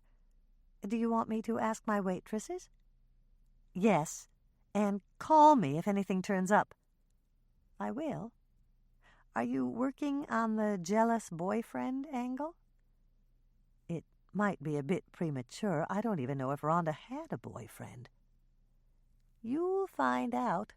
You're good at this. If I wasn't so crazy about your cookies, I'd urge you to switch jobs." As Hannah returned to the crowded dining room, she thought about Rhonda, and she had to work to keep the smile on her face. She hadn't been very curious about Rhonda in the past, but now that she was dead, her life had taken on a new importance. It seemed that people could walk through life without causing a ripple, leading ordinary and uneventful lives. It was only after they'd been murdered that people took notice of them, and that thought was depressing. Hannah sighed as she approached the private booth where her mother, Carrie, and Norman waited. There was only one cure for depression, and that was chocolate. If her mother's cake wasn't gone by now, it would be shortly. Chapter 9. When Hannah reached her turnoff, she pressed the buttons to close the windows in her truck, leaving only the driver's window open. She'd lowered them all to enjoy the night air while she drove home, but she had to stop to use her gate card to get into her condo complex, and a stationary vehicle was a prime target for the voracious blood-sucking insects that outnumbered the human population of the state of Minnesota by millions. Some people claimed that the mosquito was the state bird, but Hannah always denied it to the tourists who came into her cookie shop. She conceded that the mosquito might be the state insect, but that would be a close call with the competition from the moths that fluttered around every yard and porch light, the June bugs that flung themselves at the screens, and the deer flies that dive-bombed careless hikers who were foolish enough to wear shorts in the woods. Insects loved Minnesota with its 10,000 lakes. The climate was moist, the air was muggy, and they multiplied with wild abandon. Once Hannah had driven through the complex and parked in her spot in the underground garage, she climbed up to street level and headed for the covered staircase that led to her upstairs unit. When she reached her door, she slipped her key in the lock, set down her purse, stood firmly on both feet, and opened the door. Just as she'd anticipated, a flying ball of orange and white fur hurtled itself through the air. "Hi, Moisha!" Hannah caught her cat expertly, using both arms. After almost a year of this enthusiastic method of greeting, she was used to his antics. "You're glad to see me, right?" Moisha started to purr as Hannah retrieved her purse with one arm and carried him inside with the other. She chucked him once under his chin, set him down on the back of the couch, and went straight to the kitchen to get him his nightly treat. Hannah smiled as she dished vanilla yogurt into one of the expensive cut-glass dessert dishes that had been a Christmas present from her mother. According to Dolores, the dishes had appreciated in value, and although her mother would certainly disagree, Hannah figured that Moisha deserved to eat from expensive crystal. As she put the yogurt back into the refrigerator, Hannah eyed the green glass jug of white wine on the bottom shelf. She had been good tonight, foregoing the rolls and dessert and eating only her salad, chicken, and vegetables. A glass of Chateau Screwtop was only 80 calories, and she deserved a treat. Besides, she still had to call Mike to tell him she'd changed her mind about getting involved in Rhonda's murder investigation, and the argument they'd have was bound to burn a lot of calories. Hannah knew she was rationalizing. a no-no for a person on a diet, but her mind was spinning with possible suspects and motives, and she was sure she'd never be able to get to sleep without a small glass of wine. It was obviously the correct thing to do for her health and well-being, and who was she to argue with that? She carried the dessert dish into the living room for Moisha and went back to pour a glass of wine for herself. One sip, and then she'd call Mike and face the music. Once she'd taken up her favorite position on the couch and tasted the forbidden fruit of the vine, Hannah reached for the phone and called the sheriff's station. A moment later, she was smiling. Mike wasn't in. If her luck held, he wouldn't be home either, and she could put off their argument until morning. Hannah crossed the fingers on both hands and punched in Mike's home number. No easy feat. Then she held her breath as the phone rang. Once, twice. "Hello?" "Hi, Mike." Hannah sighed deeply. Her luck had turned rotten, and perhaps it was a good thing she hadn't bought more than one ticket for the quilt the Lake Eden Altar Guild was raffling off. "I need to talk to you about Rhonda's murder case." "Now?" "I'm in a rush, Hannah. I just stopped off to grab a clean shirt. Bill's waiting for me in the cruiser." "It won't take long. I just wanted to tell you that I changed my mind about investigating. I'm going to do it." "I sort of figured you would," Mike said, and then he shocked Hannah by chuckling. "You're laughing?" Hannah heard her voice squeak in surprise. "Of course I'm laughing. I was wondering how long it would take you to change your mind. It's only 10:30, and that means I won." Hannah's mouth dropped open. "You won what?" "The office pool. I took the lowest number. Bill thought you'd cave in by midnight, but I figured it wouldn't take you that long. Rick Murphy said 8 tomorrow morning, and Sheriff Grant thought you'd hold out until noon. The others were all somewhere between that. Except for Lonnie, Rick Murphy's younger brother. He had you down for 2 full days. "How many people were in on this?" Hannah asked, not really sure if she wanted to know. "A dozen. We each put in $10. So I just won 120. 110, Hannah corrected him. She was still fuming about the fact that she'd been the subject of an office pool, and her words hissed out like droplets of water skittering across the surface of a hot griddle. "It's only 120 if you forget to subtract your own $10. "You're prickly tonight." Mike sounded amused. "Of course I am. You're betting on me like a football game, and I don't like it. Besides, office pools are illegal." "I guess you could turn us all in, but then you'd have to explain what the pool was about. I don't think you'd like to do that." "You're right. I wouldn't," Hannah said, giving it up as a bad job. "Thanks for winning me a bundle, Hannah. I'll take you out to dinner with it. If there's nothing else, I've got to run. I'll drop in to see you tomorrow, and we'll compare notes, okay?" Okay." Hannah hung up the phone with a sigh. She wasn't sure what she should be feeling. Of course she was relieved that Mike hadn't been upset at what he'd always referred to as her interference, but it seemed that no one at the sheriff's station had expected her to keep her word about not getting involved. Hannah thought back to the scene of Rhonda's death. Something was bothering her, niggling at the back of her mind, and she couldn't help feeling that she'd missed an obvious clue. She went over the scene of the crime in her mind, trying to remember everything she'd noticed. The Volker house had 2 entrances.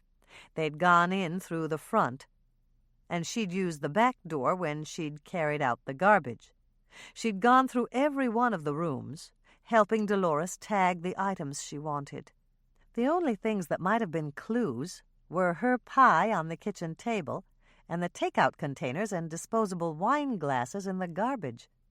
There had been nothing else unusual or out of place, no signs of a struggle, and nothing that would lead anyone to suspect that Rhonda's body was in the basement. The stairs to the basement had seemed perfectly ordinary, in good repair and clear of debris. Once she'd followed Norman down into the basement, she hadn't noticed anything alarming. There had been the usual clutter and moldy smell, but it was a rare basement that wasn't cluttered and moldy. The door to the furnace room had been hanging from one hinge, but since Hannah hadn't examined it closely, she had no idea whether it had pulled loose recently or had been that way for years. Hannah took herself through the door to the furnace room in her mind. Other than the broken jam jars on the dirt floor, there hadn't been any visible clues. Who had broken those jars? Dolores, in her shock at seeing Rhonda's grave? Or Rhonda's killer, as he'd struggled with her? "Sorry, Moisha." Hannah reached out to run her fingers through his glossy fur. "This may upset you, but I need to call your least favorite person." Hannah picked up the phone, punched in her mother's number, and a few seconds later she had her mother on the line. "Thanks again for dinner, Mother." "You're welcome. It was fun seeing you and Norman together. Carrie and I talked about it on the way home, and we both think you make such a nice couple." "Thanks," Hannah said, leaving it at that. Dolores sounded perky and chipper, and Hannah admired her mother's energy. Most women approaching their 60th birthday would be exhausted after working all day and going out to dinner, not to mention finding a murder victim. "I need some information, Mother." "About Rhonda? I just got home and I haven't had a chance to make any calls yet." "Not about Rhonda, at least not directly. I need to know about those broken jam jars in the furnace room. Are you absolutely sure you didn't drop them on the floor?" "I'm positive. I didn't even touch them. I remember stepping around them and thinking that someone ought to clean them up." "Okay. Thanks, Mother. You've been a big help. I'll let you go now, and I'll see you—" "Just a minute, Hannah," Dolores interrupted before Hannah could hang up the phone. "I just want you to know that I'm very heartened about this thing with Norman." "What thing?" "The fact that you sided with him instead of Mike. That means a lot to a man, and you made the right decision. I like Mike well enough, but he's not good husband material." Hannah drew a deep breath and let it out again slowly. Then she said, very carefully, "Don't get your hopes up, Mother. Neither one of them has proposed yet, and I'm not sure what I'd say if they did." "Good girl, Hannah!" Dolores exclaimed, giving a light-hearted laugh. "I always told you it wasn't smart to wear your heart on your sleeve." Hannah knew she should leave well enough alone, but she couldn't resist. "Andrea did, and it worked for her. Everyone knew she was crazy about Bill." "That's different. They were young, and he gave her his class ring when she was a senior. That made them pre-engaged. And after that, they were recognized as a couple, and everyone expected them to get married. It's really not fair to compare your current situation with your sister's. Andrea never dated two men at the same time." Hannah clamped her mouth shut and didn't say a word. She happened to know that her sister had dated two boys in high school who'd never known about each other. It was obvious that Dolores hadn't known about them either, and Hannah wasn't going to be the one to tell her. "I've got to run, dear. I'm starting to crack." "Crack?" "My face. I'm giving myself a facial, and my 15 minutes are up. If I don't wash it off now, I'll have to peel it. Good night, dear." When she'd hung up the phone, Hannah glanced at Moisha, who'd been listening to her conversation. His tail was swishing back and forth, his ears were back, and he'd puffed up into attack mode. Hannah grinned and reached out to smooth his fur. "It's okay. I hung up, and I don't have to talk to her again tonight." But Moisha wasn't that easily soothed. His tail continued to flick, and he regarded her with baleful eyes. "Come on, Moisha." Hannah reached out for him again. "If you come closer, I'll scratch your ears." Moisha regarded her solemnly for several seconds, and then he moved to the far side of the couch, putting as much space between them as possible. "I'm not the enemy here, Moisha. As a matter of fact, I saved you from seeing Mother tonight. She offered to pick me up here and take me to dinner. If I'd agreed to that, she might have come in when she brought me home. Think about it. You would have hated that. Hannah wasn't sure what went on in a cat's mind, but Moishe seemed to take it all in. He stared at her for several seconds, and then he turned around, inching forward until his head was resting in her lap. "That's better," Hannah said, scratching his ears and earning a rumble for her efforts. "I knew you'd see it my way. Aren't you glad I have my own wheels and I can drive myself? I don't have to rely on—" When Hannah stopped speaking and scratching his ears, Moishe lifted his head to stare up at her. His expression was as quizzical as a cat's expression could get. "I just thought of something," Hannah told him. "I don't remember seeing Rhonda's car at the Volker place. I know it wasn't in the driveway when I pulled up, and it couldn't have been in the garage. I looked through the window, and it was filled with firewood." Hannah interpreted the expression on Moishe's face to mean, "Yes, so what?" And she went on. "If Rhonda drove out there, her car would be there. But if she rode with someone else, her car should be parked in the garage at her apartment building." Moishe made a sound, a cross between a yowl and a purr, and Hannah nodded, just as if he'd suggested another possibility. He was a social being, and he liked to be included in the conversation. "You're right, Moishe.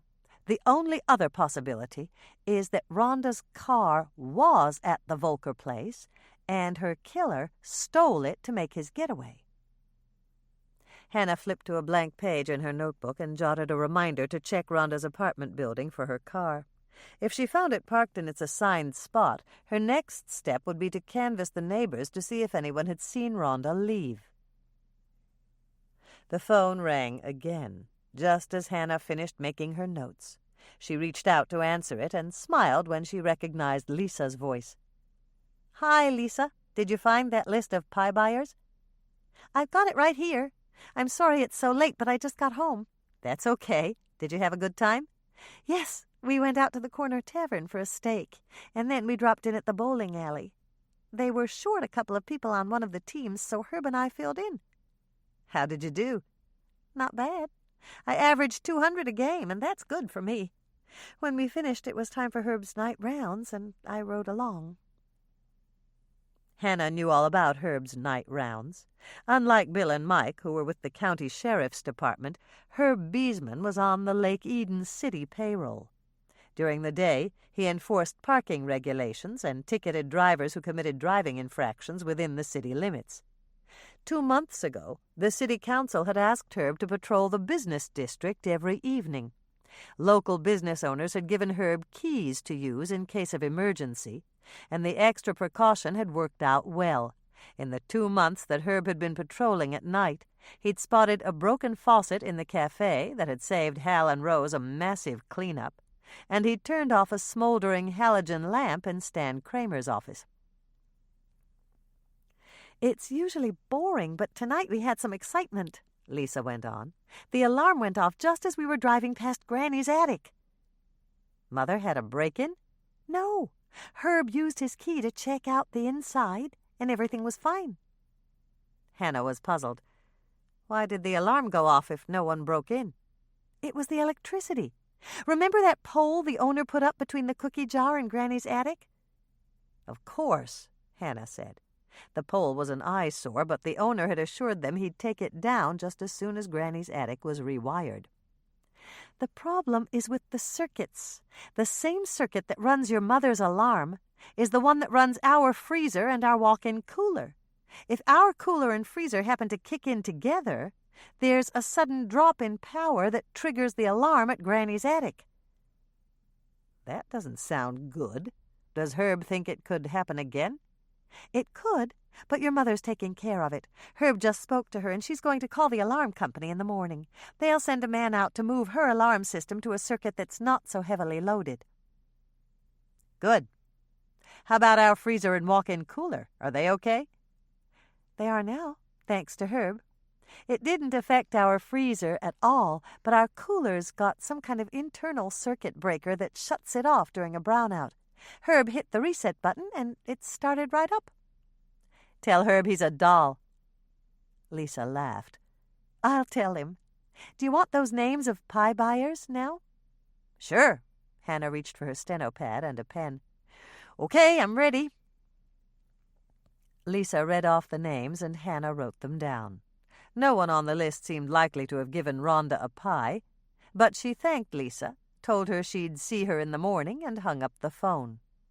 It was past bedtime, and morning would come much too soon. Hannah performed her nightly ritual, making sure the doors were locked and preparing the coffee maker for its automatic timed brew in the morning. She washed her face, brushed her teeth, and got into the oversized shirt that she wore for a nightgown. She was just about to crawl into bed when the phone rang again. Hello? Hannah answered at bedside using the shocking pink princess phone she'd picked up at the thrift shop. The little light no longer worked, but the phone was still operational. Hi, Hannah. It's me. Andrea's voice floated out of the tiny holes in the receiver. I'm sorry it's so late, but I didn't get a chance to call earlier. That's okay. I wasn't in bed yet. Good. I made some calls right after I talked to you, but the finer restaurants weren't open yet. I hit pay dirt about an hour ago, but Bill came home and I didn't want to call you until he went to bed. What did you find out? It's Alfredo's Ristorante. That's the new place out at the lake.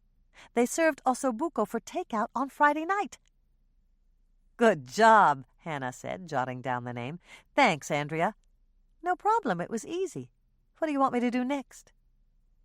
Hannah thought about the leads she had to follow. Do you know where Rhonda's apartment building is? Sure, I've got her address in my client file. She lives at the apartment building that Beatrice and Ted Kester bought last year. Could you run over there in the morning and check to see if her car is still in the garage? It would save me a trip. I can do that. What do you want me to do if it's there? Nothing. Just drop by the cookie jar and tell me. We'll decide what to do about it then. Okay. I'd better get to bed before Bill starts wondering what I'm doing out here. I'll see you in the morning, Hannah. Hannah hung up and opened the bedroom window to catch any night breezes that might blow her way. Then she doused the light to stop the moths from trying to commit suicide against her screen and crawled under the sheet she used as a quilt in the summer. There was a thump, resembling a mini earthquake, and a furry shape crept up in the near darkness. Hannah grabbed her pillow protectively and glared in his direction. This pillow is mine. I won't let you have it until my new one comes. There was a rustle and then another thump as Moisha settled down on the other pillow, the foam one she'd designated for his use. Silence filled her bedroom for several moments, and then Hannah heard a rumbling purr. She reached out and stroked Moisha's soft fur 3 times and pulled her hand back. Experience had taught her that 4 strokes would cause him to move to the bottom of her bed. Hannah checked to make sure her alarm clock was set correctly, and then she seized her pillow in a death grip and closed her eyes, hoping that her arms wouldn't loosen as she slept, so that Moisha could steal it again. Chapter 10. Hannah awoke to an inky black bedroom and the infernal electronic beeping of her alarm clock. It took her a minute to sit up and shut it off, but when she did, she realized that her head had been lying on the mattress. She flicked on the light and turned to eye her goose-down pillow. Moisha had commandeered it once again. Even though she wanted to settle back down for another few minutes of rest, Hannah tossed back the sheet, placed her feet firmly on the floor, and got out of bed. It was a psychological trick she'd learned in college, and it worked for those mornings when she was tired and wanted nothing more than to go back to sleep.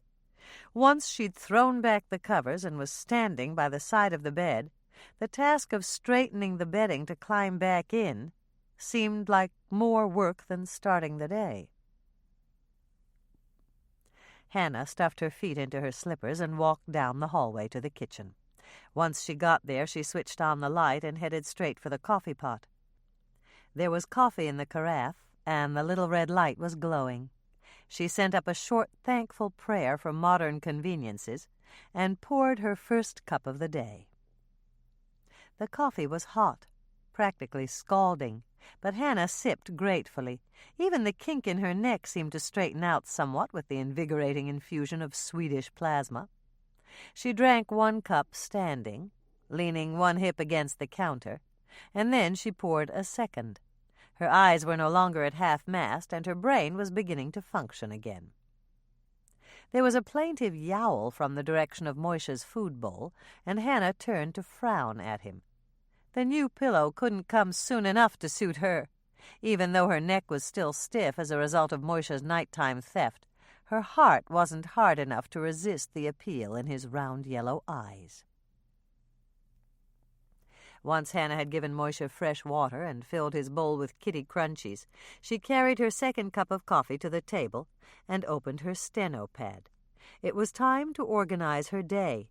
Now, while she was still only 3/4 awake, if she waited until she was fully alert, the task would seem daunting.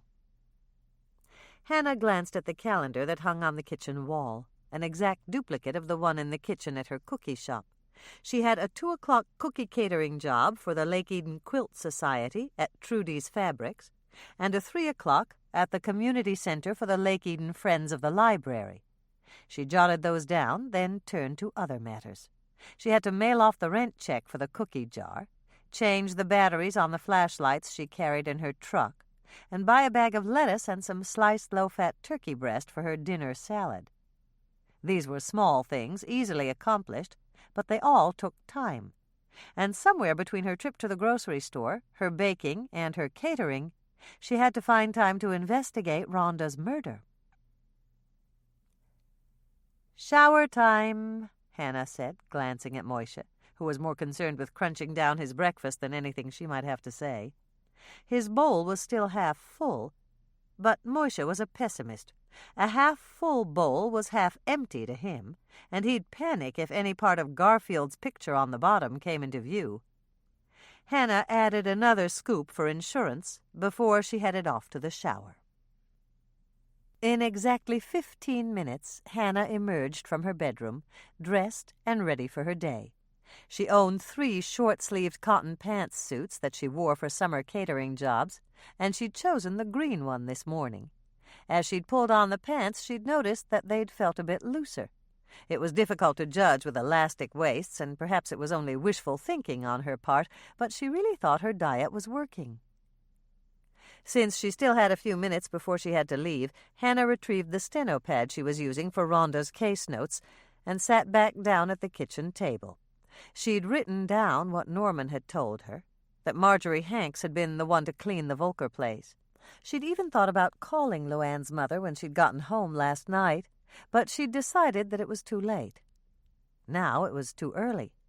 Even if Marjorie rose before sunrise, she wouldn't appreciate getting a phone call first thing in the morning. Hannah flipped to the next page. She'd copied the list of pie buyers that Lisa had given her, and it was time to go over them again. Perhaps she'd see a connection now that it was morning and she was more alert. There were 10 names. Hannah checked them off one by one. Most were repeat customers, mothers who always came in for pie on Friday to serve it to their families that night. There was no way any of them had given their dinner pie to Rhonda. The 2 men on the list were easy to eliminate. One lived out at the retirement home and shared Hannah's pie with his friends. The other was a Jordan High student who took Hannah's pies to his girlfriend's mother when he went to her house for Friday night dinners. Hannah shook her head. There was one name left, Claire Rogers, and Claire had bought 3 pies. Hannah stopped to think about that for a moment. Claire was single, and she lived alone. If she'd bought 3 pies, she must have planned to take them somewhere. Was it possible she'd given one of her pies to Rhonda? Several more sips of idea-generating caffeine, and Hannah had come up with a possible scenario. What if Rhonda had gone into Claire's shop on Friday afternoon to purchase a new wardrobe for her trip? If Claire had already picked up her pies, Rhonda might have seen them and mentioned that she liked lemon meringue. Claire might have given one pie to Rhonda as a thank you, especially if Rhonda had just spent a lot of money on clothes. Hannah knew her scenario was reasonable. It could have happened that way. She dropped by Beaumont the first chance she got and asked Claire if she was right. The sky was beginning to lighten by the time Hannah turned into the alley behind the cookie jar, but she didn't turn off her headlights. They were still necessary to distinguish the dark blobs of the dumpsters from the darker blobs of the buildings. Hannah parked in her spot and shut the windows, but she left an inch gap on the driver's side to defeat the greenhouse effect. She grabbed the old beach towel she kept on the passenger's seat, folded it twice because it was so threadbare, and draped it over the steering wheel. The seats in her truck didn't get that hot. They were upholstered in fabric, but her steering wheel was covered in black vinyl, and it soaked up the sun. All would be well if she'd wear oven mitts to drive, but she didn't. As Hannah stepped out of her truck, the air hit her like a tangible force. She'd never really thought about air having weight before, but this air was like walking through invisible pudding. It was so heavy with moisture. The humidity had to be close to the 100% mark. The first thing Hannah did when she stepped inside her kitchen was switch on the air conditioning. The next thing she did was to check to see if the cooler was running. It was, and she heaved a big sigh of relief as she carried out the bowls of cookie dough and set them on the surface of the workstation. She had the urge to drag a stool into the cooler and sit there for a while, but there was work to do, and she didn't have time. She fired up her ovens, clamped one of the little paper caps mandated by the health board over her unruly red curls, and washed her hands thoroughly. Then she tied on an apron and got right to work. There were multiple batches of cookies to bake, and she wanted to finish before Lisa came in. Her partner had enough work to do, waiting on their customers, taking phone orders, and boxing up cookies for special orders. Just as she'd planned, Hannah had finished the baking when Lisa arrived. Racks of cooling black and whites, oatmeal raisin crisps, and twin chocolate delights filled the kitchen, and other varieties of cookies were already in the glass jars they used for display behind the coffee shop counter. "You've been busy," Lisa exclaimed, glancing around her. "How many did you snitch?" "None. I didn't even taste the cinnamon crisps, and that's my newest recipe." "Where did you get it?" Lisa asked, reaching for one and taking a bite. "I made it up. My dad used to make us cinnamon toast for breakfast when Mother was out antiquing. I thought that cookies with the same taste would be good." "They are good," Lisa said, taking another bite. "They're crunchy and simple and absolutely delicious." "You really like them?" "Well, I'm not exactly sure now that I think about it." Lisa gave an impish grin. "I might have to eat a few more before I can make up my mind." Hannah laughed. "Go ahead. This batch is a test run. I won't sell them until I get them perfect." "They're perfect." Lisa grabbed 2 more cookies and headed for the swinging door to the coffee shop. "I'll start the coffee and fill the rest of the serving jars." The chores didn't take long, with both of them working together. When they'd finished, they had 20 minutes before it was time for them to open, and they carried mugs of coffee to their favorite table in the back of the coffee shop. "Did you decide?" Lisa asked, taking the chair across from Hannah. "About the cinnamon crisps?" "No, about Rhonda. You're going to catch her killer, aren't you?" "I'm going to try." "Good." Lisa shivered slightly and cupped her hands around her mug of coffee. "I just can't get over it. She was here one day and dead the next. How about that pie you found? Do you think it has anything to do with her murder?" "Maybe, but even if it doesn't, it'll help me establish a timeline for the day of her death. I need to know where she went, who she talked to, and what she did." "That seems like a good place to start. What can I do to help?" "Just keep your ears open. People talk. and someone may know something about Rhonda's last hours. If you pick up anything, tell me right away, and—" Hannah stopped speaking and winced. "What's the matter?" Lisa asked, looking concerned. "I'm getting a terrible headache. I swear I can actually hear my head pounding." "That's not your head. It's some kind of noise coming from outside. Hold on a second and I'll go look." Lisa unlocked the front door and peered out. When she came back, she was grinning. "You were right. It's a headache, all right." "What is?"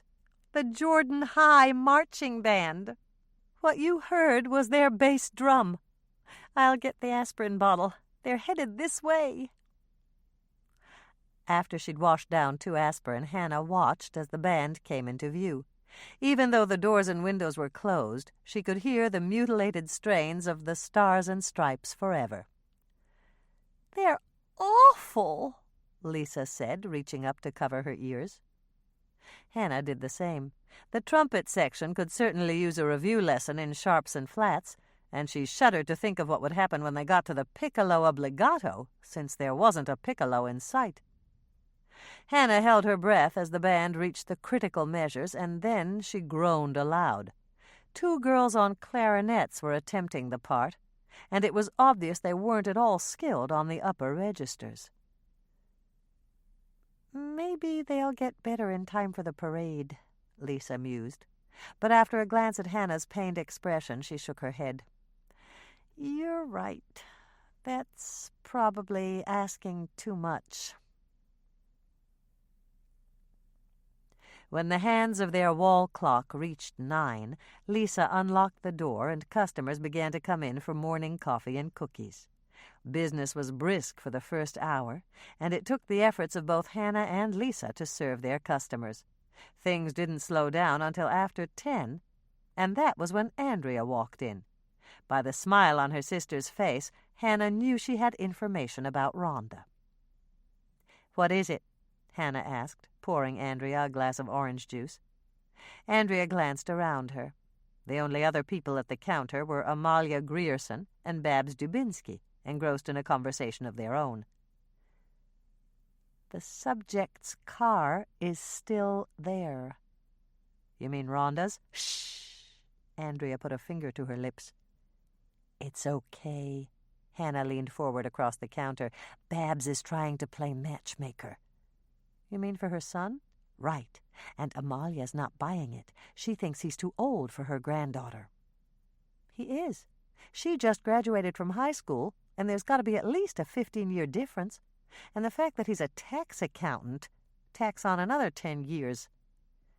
"You're right," Hannah said, remembering the ill-fated evening when Dolores had set her up with Babs's son. To say that it had been boring would be kind. "What else did you find out? When you came in, you were grinning like the Cheshire Cat." "Let's go in the back," Andrea suggested, picking up her glass of orange juice and leading the way. She was mum until she'd taken a stool at the workstation, and then she grinned proudly. "I got the autopsy report from Doc Knight this morning." "You mean you saw Bill's copy?" "No, he doesn't have it yet. I had to drop off a sample for Doc Knight, and I asked him about it." "A sample?" "You know, a sample. I couldn't give him one yesterday, and it's all Mother's fault. Remember how she always said to go before we left the house?" Hannah caught on immediately. "So you did, and then you couldn't give him a sample?" "That's right. It was a good thing, though. I asked him about Rhonda, just making conversation, and he said he thinks she was killed between 8 and 9 on Friday night. And then he talked about stomach contents. Your lemon pie was there, and so was the ossobuco." Hannah was surprised. Doc Knight actually identified it as ossobuco? "No, but the ingredients were right." "How do you know?" Hannah was puzzled. "You've never made it, have you?" Andrea shook her head. "I looked it up in a cookbook." "You have a cookbook?" "Of course I do. My friends got together and gave me a whole set for a wedding present. The only ingredient that didn't fit was ripe olives. Hannah made a mental note of that. Did Doc Knight think Rhonda had anything else to eat? No, but she drank some red wine. That was when he started talking about some other tests he'd run, and I stopped listening because I was getting a little queasy. Hannah shoved a rack of cool chocolate chip crunch cookies closer to her sister. Have a couple of cookies. The chocolate will settle your stomach. And while you're at it, bag up a half-dozen for Claire Rogers. You're going to Beaumont? Yes. Lisa offered to take over for me until my 2 o'clock catering gig. Your diet's working and you're buying smaller clothes? Andrea guessed. Not exactly. Claire bought 3 lemon pies on Friday, and I need to find out if she gave one to Rhonda. I'm coming along, Andrea announced, taking a cookie for herself and bagging another half-dozen for Claire. Claire left a message on my machine that my maternity clothes came in. You can talk to her while I try them on. Hannah groaned. Andrea wasn't exactly speedy when it came to trying on clothes. On the other hand, Claire would be delighted at the prospect of a big sale, so she might be more forthcoming about answering questions. How long are you free for? Until 1:30, Hannah answered, trying not to wince at her sister's sentence structure. When they were still in high school, she'd tried to break Andrea's habit of tacking on a final preposition, but her grammar lessons hadn't had any appreciable effect. Then you've got a couple of hours. When we're through at Claire's, let's run out to Rhonda's apartment building and interview her neighbors.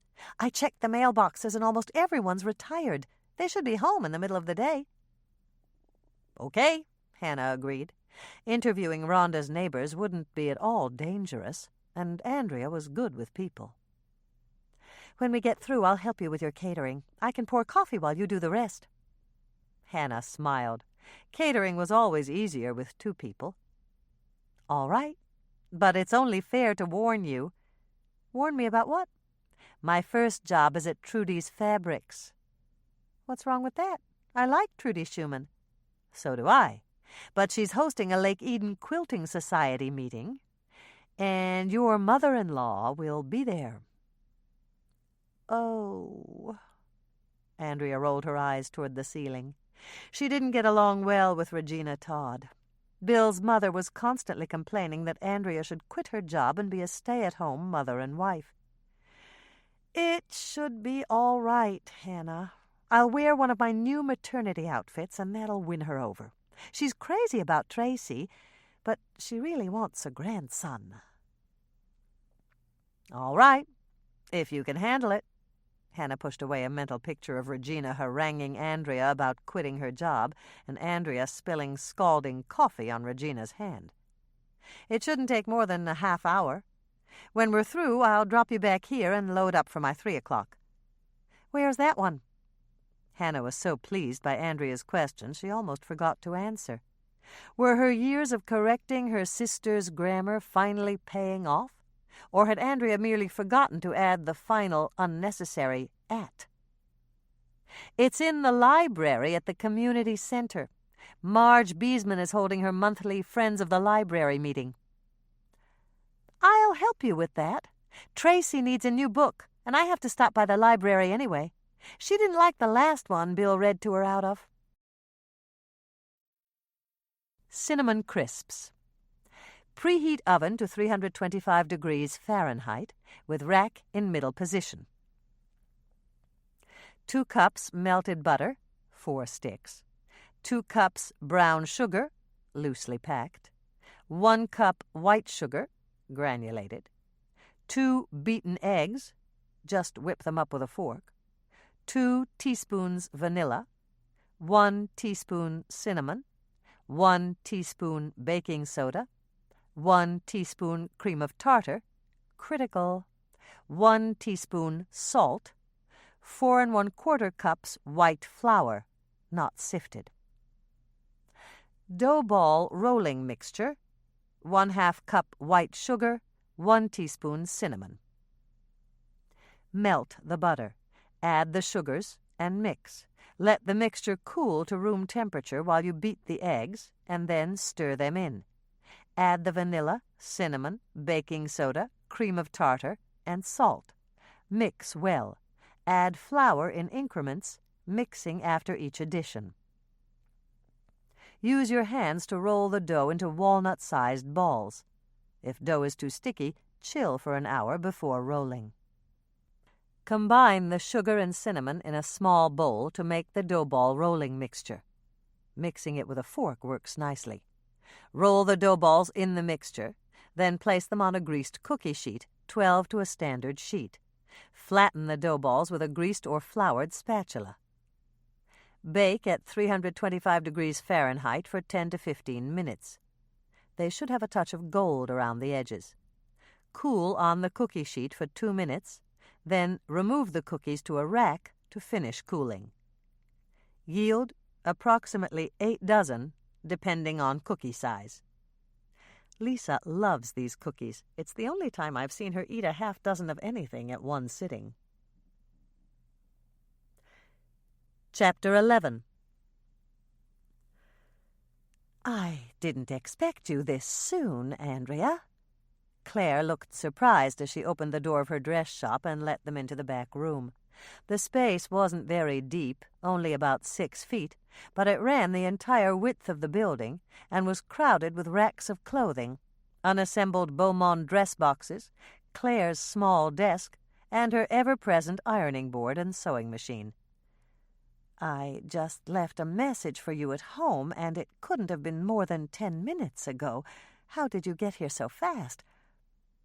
I was already next door. I retrieved your message from my cell phone, and since Hannah wanted to come over here anyway, I tagged along. I know you're not open yet. If I'm too early, I can always come back later. You're not too early. I'm just glad I pressed your maternity outfits first. Claire ran a hand over her sleek hair and looked slightly embarrassed. I've been unpacking my new shipment, and I planned to change my clothes before I opened. Hannah let her sister say all the right things to ease Claire's embarrassment. She didn't think it was possible for Claire to look rumpled, even in the slacks and casual cotton blouse she was wearing.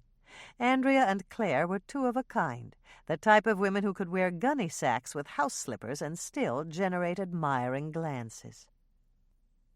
I love this color, Andrea said, reaching out to touch a lavender silk suit hanging on the rack of clothing that Claire had indicated. Do you think it's too Easterish? Hannah set her bag of cookies by the coffee pot and tuned out as Claire and Andrea began to discuss colors and their association with various holidays and seasons. Fashion wasn't one of her interests. Instead, she mentally reviewed the questions she wanted to ask. Of course, she'd find out about the pies, but Claire might have some other useful information. As Andrea was fond of saying, everybody who was anybody in Lake Eden bought designer clothes at Beaumont. While the stores at the Tri-County Mall might be less expensive, Claire provided the personal touch that pampered women everywhere craved. Her customers often arrived in pairs, and while they were trying on clothes, they gossiped. It was possible that Claire might have overheard something about Rhonda's private life. "How about this, Hannah?" Andrea asked, holding up a maternity top. "You're asking me a fashion question?" Hannah laughed. "Second thought, I'll just try it on." Andrea exchanged a grin with her sister, and then she turned to Claire. "If you don't mind, I'll try all of them on." "I don't mind at all." Claire gathered the hangers and led Andrea toward the dressing rooms, leaving Hannah to fend for herself. It wasn't for long. Claire was back before Hannah even had time to walk over to the racks to look at the new shipment. "Your sister's all set," Claire said, heading toward the small coffee machine she kept next to the sink. "I just put on a fresh pot of coffee. Would you like a cup?" "Sure," Hannah said, even though Claire's coffee was nothing to write home about.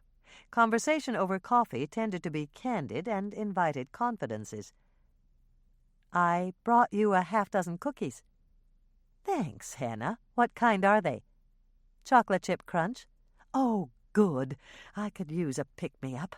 I've been pressing out wrinkles since 8. Take my desk chair and I'll get the coffee. How about one of your own cookies?" "No, thanks." Claire poured 2 cups of coffee while Hannah sat down. She carried one to the desk, set it neatly on a coaster, and then perched on a stool with her coffee in one hand and a cookie in the other. "You lost weight." "Do you think so?" Hannah felt a swell of pride. Claire studied everyone's appearance. If she thought Hannah had lost weight, it was probably true. "I make it my business to notice things like that. If one of my ladies comes in and she's gained weight, I need to substitute a larger size without commenting on it." "And you can tell that by just looking at her?" "Of course. I have a very discerning eye."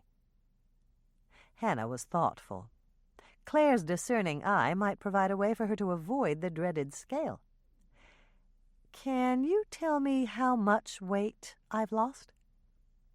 "I'd say about 3 pounds. Your face is thinner, and I think you dropped a bit from your upper arms." "Wonderful," Hannah said, disappointment setting in. She wasn't trying to lose weight on her face or her upper arms. It was her waist and her hips that concerned her. "Andrea said you wanted to ask me something?" "I do." Hannah relegated weight-loss thoughts to the back corner of her mind. "Lisa said you bought 3 lemon pies last Friday. I was wondering if Rhonda ended up with one of them." Claire's eyes widened in surprise. "That's right. How did you know that?" "Just a lucky guess." "Are you working on Rhonda's murder investigation?" "Yes, and I already told Mike, so it's no secret this time. Do you know anything personal about Rhonda that might have given someone a motive to kill her?" Claire sipped her coffee and thought for a moment. "I don't think so, but I did hear some rumors last year. Someone said that Rhonda had a boyfriend, but no one seemed to know anything about him." "I've heard that. Any guesses?" Claire shook her head. No name was ever mentioned. "Anything else about Rhonda's personal life?" Claire thought for a moment, and then she shrugged. "Not much. Most of my customers seemed to think that Rhonda was a little silly, wearing all that makeup and dressing young and flirting with every man who walked up to her cosmetic counter to buy perfume for his wife. But no one took it seriously, and I don't think anyone ever harbored her any ill will." "Okay, let's get back to the pie. Did Rhonda give you the money and ask you to pick it up for her, or did she just freeload one of yours?" "She freeloaded one of mine," Claire said with a chuckle. "She came in here on Friday afternoon and bought some outfits for her trip. The pie boxes were stacked on my counter. She noticed them when I rang up her purchases." "And she mentioned that lemon was her favorite, so you almost had to give her one?" "That's exactly how it happened. She spent over $600, and I figured the least I could do was give her a pie." Hannah preened a bit. Her scenario had been correct.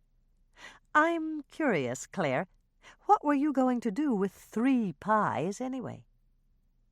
The color began to rise in Claire's cheeks. She looked as guilty as a kid caught going through the lunch line twice. "If I tell you, will you keep it to yourself?" "Yes, if it doesn't have anything to do with Rhonda's murder." "It doesn't." "You heard that our church is trying to raise the money for new hymnals, didn't you?" Hannah had heard about the hymnal fund the last time she'd catered a Redeemer Lutheran board meeting. "We had a meeting 2 Sundays ago to discuss fundraising ideas. I suggested holding a weekly bake sale on Saturday mornings."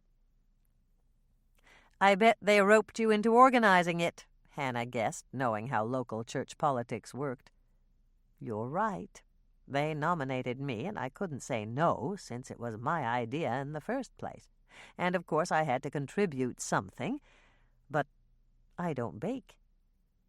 "So you bought 3 of my pies to take to the bake sale?" "Exactly. I repackaged the 2 I had left, and I didn't exactly say I'd baked them, but I didn't say I hadn't, either. Do you think that's cheating? Maybe, technically, but it was for a good cause, and I don't mind. How much did they sell for? $10 apiece. The bake sale was a huge success, Hannah. Bob was very impressed. Bob who? Hannah asked. It was a fairly common name in Lake Eden, and she knew at least a dozen local Bobs. Reverend Knudsen. He asked me to call him Bob. Hannah watched the color come up on Claire's cheeks again, and one possible explanation occurred to her. Claire had broken off her long-standing affair with Mayor Bascom last winter. As far as Hannah knew, Claire hadn't dipped her toe into the dating pool again, but the pink rising in her cheeks was a dead giveaway. Unless Hannah missed her guess, something new was going on in Claire's love life. Hold on a second, Claire. Are you dating Reverend Knudsen? Not exactly, but we're really good friends, and I just adore his grandmother. A tactless question popped into Hannah's mind, and she asked it before she could stop herself. But don't you find him boring after all that time with the mayor? No, not at all. You wouldn't think Bob was boring if you knew him as well as I do. He has a wonderful sense of humor. Hannah hoped she didn't look as dubious as she felt. Reverend Knudsen's sermons about the wages of sin hadn't seemed the least bit humorous to her. Of course, the subject matter didn't leave a whole lot of room for jokes. Before you ask, Bob knows all about my affair with the mayor. Claire interrupted Hannah's thoughts. I told him myself. What did he say? Hannah held her breath. Reverend Knudsen had never struck her as the liberal type. He said it wasn't important, and I shouldn't worry about it. Hannah blinked. Reverend Knudsen said an affair wasn't important? That's right. He's not as strict and proper as you think he is, Hannah. Bob's really a lot of fun once you get him out of his clerical garb. Hannah's eyebrows shot up at that turn of phrase, and Claire started to giggle. She sounded giddy, like a teenage girl, and her eyes sparkled with pure laughter. I didn't mean it that way. Hannah and Claire were still laughing when Andrea appeared in the doorway, wearing one of the outfits. It was a dark green cotton dress with large gold sunflowers scattered over it. I'm taking them all, Claire, and I'm wearing this. I'm so glad you like them. Claire looked pleased. That dress is wonderful with your coloring. I think so, too. I'm helping Hannah with her catering this afternoon, and I need to look my best. Andrea turned to Hannah. Why don't you pick out something else to wear, Hannah? I'll even pay for it. Our greens clash. Hannah felt herself climb firmly on the defensive. It was the old Queen of the Hill battle they'd played countless times before. You pick out something else. I was wearing my green first. But yours is at least 2 years old, and mine is new. New takes precedence over old. Hannah shook her head. My green stays. The caterer takes precedence over the assistant. The two sisters locked eyes, 4 orbs burning with equal intensity. But after a moment, what would have led to a pitched battle in the past suddenly dissolved into laughter. I'm sorry, Hannah, Andrea said through a volley of chuckles. You're the caterer. You win. No, you're the one who's pregnant and facing your dragon of a mother-in-law. You win. Really? Andrea's smile was as radiant as the sun after a sudden downpour. Are you sure? Yes. And you don't even have to buy me a new outfit. I'll just put it on my almost maxed-out credit card. 10 minutes later, and $80 poorer, despite the huge discount Claire had given her, Hannah walked out of Claire's shop. She was wearing her new outfit, and it was in her very favorite color, one she'd always despaired of being able to wear. It was a summer-weight skirt and jacket in an odd shade of red that miraculously failed to clash with her hair. Claire had chosen the outfit from her new shipment, and it had been worth every penny Hannah had spent. She felt svelte and gorgeous. "I'll drive to Rhonda's apartment building," Andrea said, hurrying to keep up with Hannah's longer stride as they walked across the parking lot toward the back door of the cookie jar. "You don't have a hook in the back of your truck, and I want to hang my new outfits so they won't wrinkle." "Okay." Hannah opened the door, walked through the kitchen, and stashed her old pantsuit in the small cubicle that the owner called a bathroom. "Let's go. I have to be back here by 1:30. "No problem." Andrea led the way through the coffee shop and out to her car. She opened her car doors with a click and slid under the wheel while Hannah got into the passenger's seat. "I thought you were going to give me a hard time about wanting to drive." "Why would I do that?" "Because I drive too fast and I don't keep my eyes on the road." "That's true," Hannah said, reaching for her seat belt and buckling it. "It's a source of wonder to me that you haven't had an accident." Andrea started her engine and pulled out into the street. "If I'm that bad, why are you letting me drive?" "I'm an eternal optimist. I keep hoping you'll get better." Andrea considered that a moment, then shook her head. "I don't believe it. There's some other reason you want me to drive." "Come on, Hannah. Tell me what it is." "You're my sister and you deserve another chance?" "No way." Hannah sighed. Andrea was persistent. She'd get it out of her sooner or later. "I love your air conditioning. Mine isn't working right." "I knew there was something." Hannah glanced out the windshield and pushed her foot against a non-existent brake pedal. "Slow down, Andrea. That light's turning." "I've got plenty of time," Andrea argued, whizzing through the intersection. "See? I told you. It was yellow almost all the way through." "Tell me when we get there."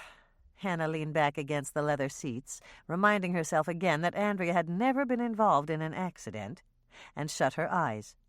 It was the coward's way out, but she knew she'd feel a lot safer if she didn't watch. Chapter 12. It was noon by the time they finished canvassing Rhonda's neighbors, and Hannah was depressed.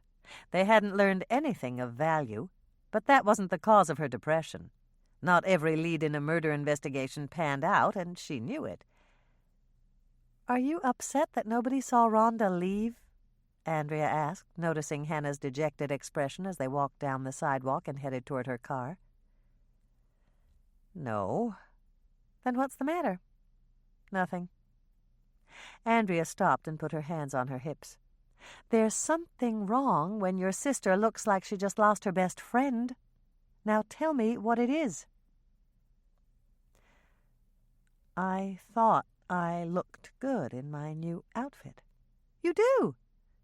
Then why did all Rhonda's neighbors tell you that you looked adorable, and then say, 'And you look very nice too, Hannah'?" "That's because I'm wearing maternity clothes. You know how people treat you when you're pregnant." "No, I don't." "Well, I do. I've been through it before." Andrea unlocked the doors to her car and climbed in. She waited until Hannah had buckled her seat belt before explaining. "Pregnant women look like blimps. It's a fact of life. Rhonda's neighbors were just saying I looked nice to make me feel better." Hannah knew that Andrea was trying to spare her feelings. She appreciated the effort, but it wasn't working. Usually Hannah didn't mind when people complimented Andrea lavishly and then threw her a bone to be polite. Today it had gotten to her. It was a rerun of high school and the comments their teachers and friends had made when they saw tall, gangly Hannah with beautiful and dainty Andrea. "You're taking things too personally," Andrea chided her gently. "I think it's because you're on a diet. That'll get anyone's spirits down." Hannah realized that Andrea was right. "I hate it when you're more mature than I am." "So do I. Being mature isn't what it's cracked up to be." Andrea started the car and pulled out from the curb. "Is there anywhere else you want to go? We've got almost 2 hours before we cater." Let's go out to the quick stop. Why? Andrea asked. I want to pick up a toy for Susie Hanks. And then I thought we could drive out to see Luann's mother. Norman found out that she cleaned the Volker place for Rhonda. She could know something, Andrea mused. Cleaning ladies notice all sorts of things. But we don't have to go out to the quick stop first. My place is closer, and I've got a whole bag full of toys I picked out for Susie. Tracy's things? Hannah asked, knowing that Andrea had given Susie cartons of clothing and toys that Tracy had outgrown in the past. No, they're new. The toy store at the mall had a huge sale last month. If they're new toys, you'd better have some sort of excuse for giving them to Susie. You know how Luann and her mother are about accepting anything they think is charity. You're right. I'll say they were Tracy's. After all, they could have been hers. She had so many toddler toys, she didn't even get a chance to play with them all. You're devious, Andrea. Hannah turned to smile at her sister. And you're generous, too. I'm really proud to be your sister.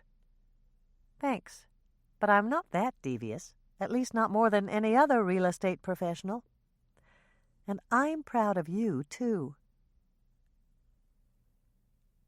All this for Susie?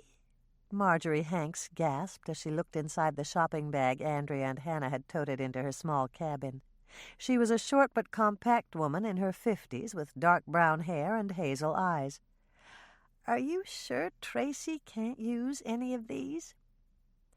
She cleaned out her closet herself, Andrea said, pulling out a pink velvet teddy bear dressed in fake fur with a string of fake pearls around its neck. Tracy especially wanted Susie to have this. You know how girls are when they reach a certain age. She thinks pink is too young for her. Marjorie picked up the bear and stroked its soft fur. Susie will love it. I'll give it to her the minute she wakes up from her nap. But isn't this one of those new bears like they have in the toy store out at the mall? It can't be, Andrea stated with what sounded like complete sincerity, unless they reissued them, or something like that. One of my friends gave it to Tracy for a christening gift. Hannah figured it was time to step in before Andrea dug an even deeper hole. I need to ask you about Rhonda, Mrs. Hanks. I'm investigating her murder, and Norman told me that you cleaned the Volker place for her. That's right. I did. I'm sorry the job's over. It was one of the best I ever had. But wasn't it a lot of work? Andrea asked, jumping in to help with the questioning. The only hard part was the first day. Rhonda warned me that her great-aunt had been in a wheelchair since 1980, and she said the place was a real mess. It sure was. That companion Mrs. Volker had living with her didn't do much in the way of cleaning. It must have taken you a long time to whip it into shape, Hannah commented. Not that long. All I had to clean was the ground floor. Rhonda said the attic was bare, and the basement could stay the way it was. And I had Freddie and Jed to help me. They were out there doing some other work for Rhonda, and they hauled out all the heavy trash bags. What sort of work were they doing? Hannah was curious. Handyman things. They did a real good job replacing some of the glass in the windows. Andrea nodded and returned to her first line of inquiry. But the place wasn't hard to keep up once you'd cleaned it the first time? Heavens, no. All I had to do was dust and vacuum, and that was it. Except for the bedroom. The bedroom? Hannah's interest rose. What did you have to do in there? Dust and vacuum, clean the bathroom, and change the sheets on the bed.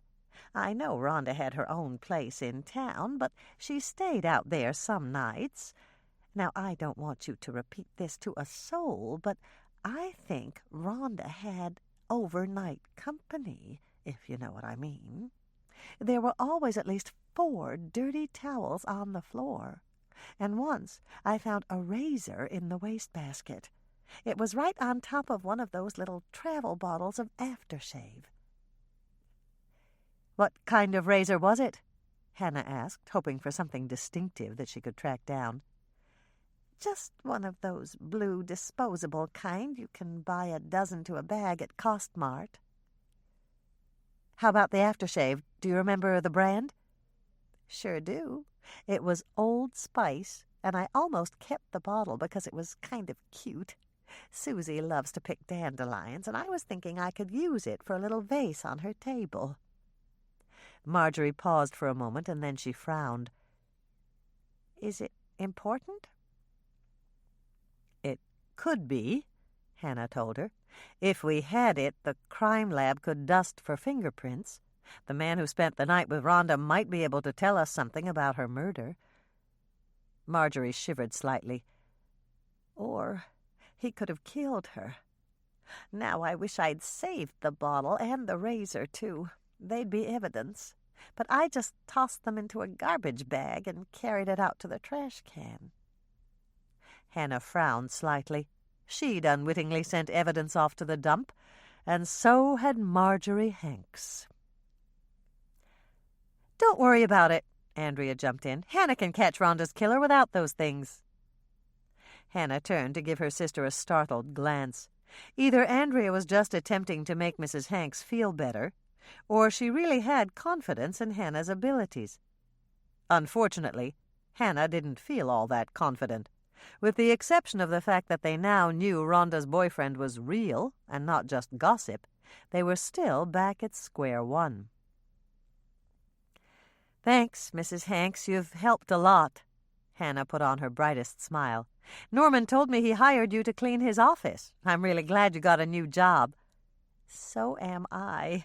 Dr. Rhodes said he'd pay top dollar, and he promised us a discount any time we need our teeth fixed. He even said he'd hire me to clean that new house he's building for you." "It's not for me," Hannah corrected her. "It'll be Norman's house, not mine." Marjorie shrugged. "Whatever. I'm willing to bet you'll change your tune by the time it's ready.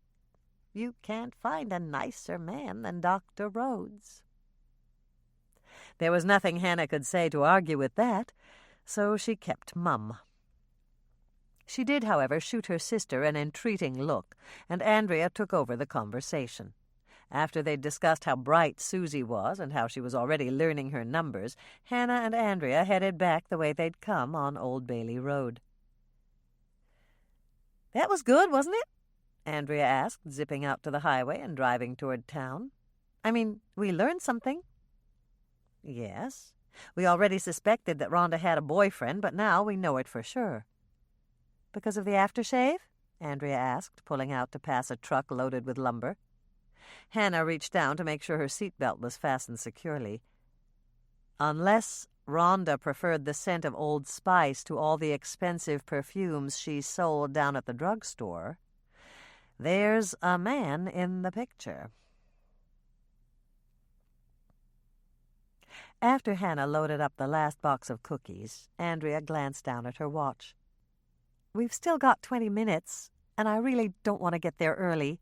Could we run next door to Granny's attic? Mother said Luann found an antique rosewood cradle at an estate sale last weekend. She thinks it would be perfect for the new baby." "Good idea. I want to check with Mother and Carrie anyway. They were going to ask around and try to find out who Rhonda's boyfriend was."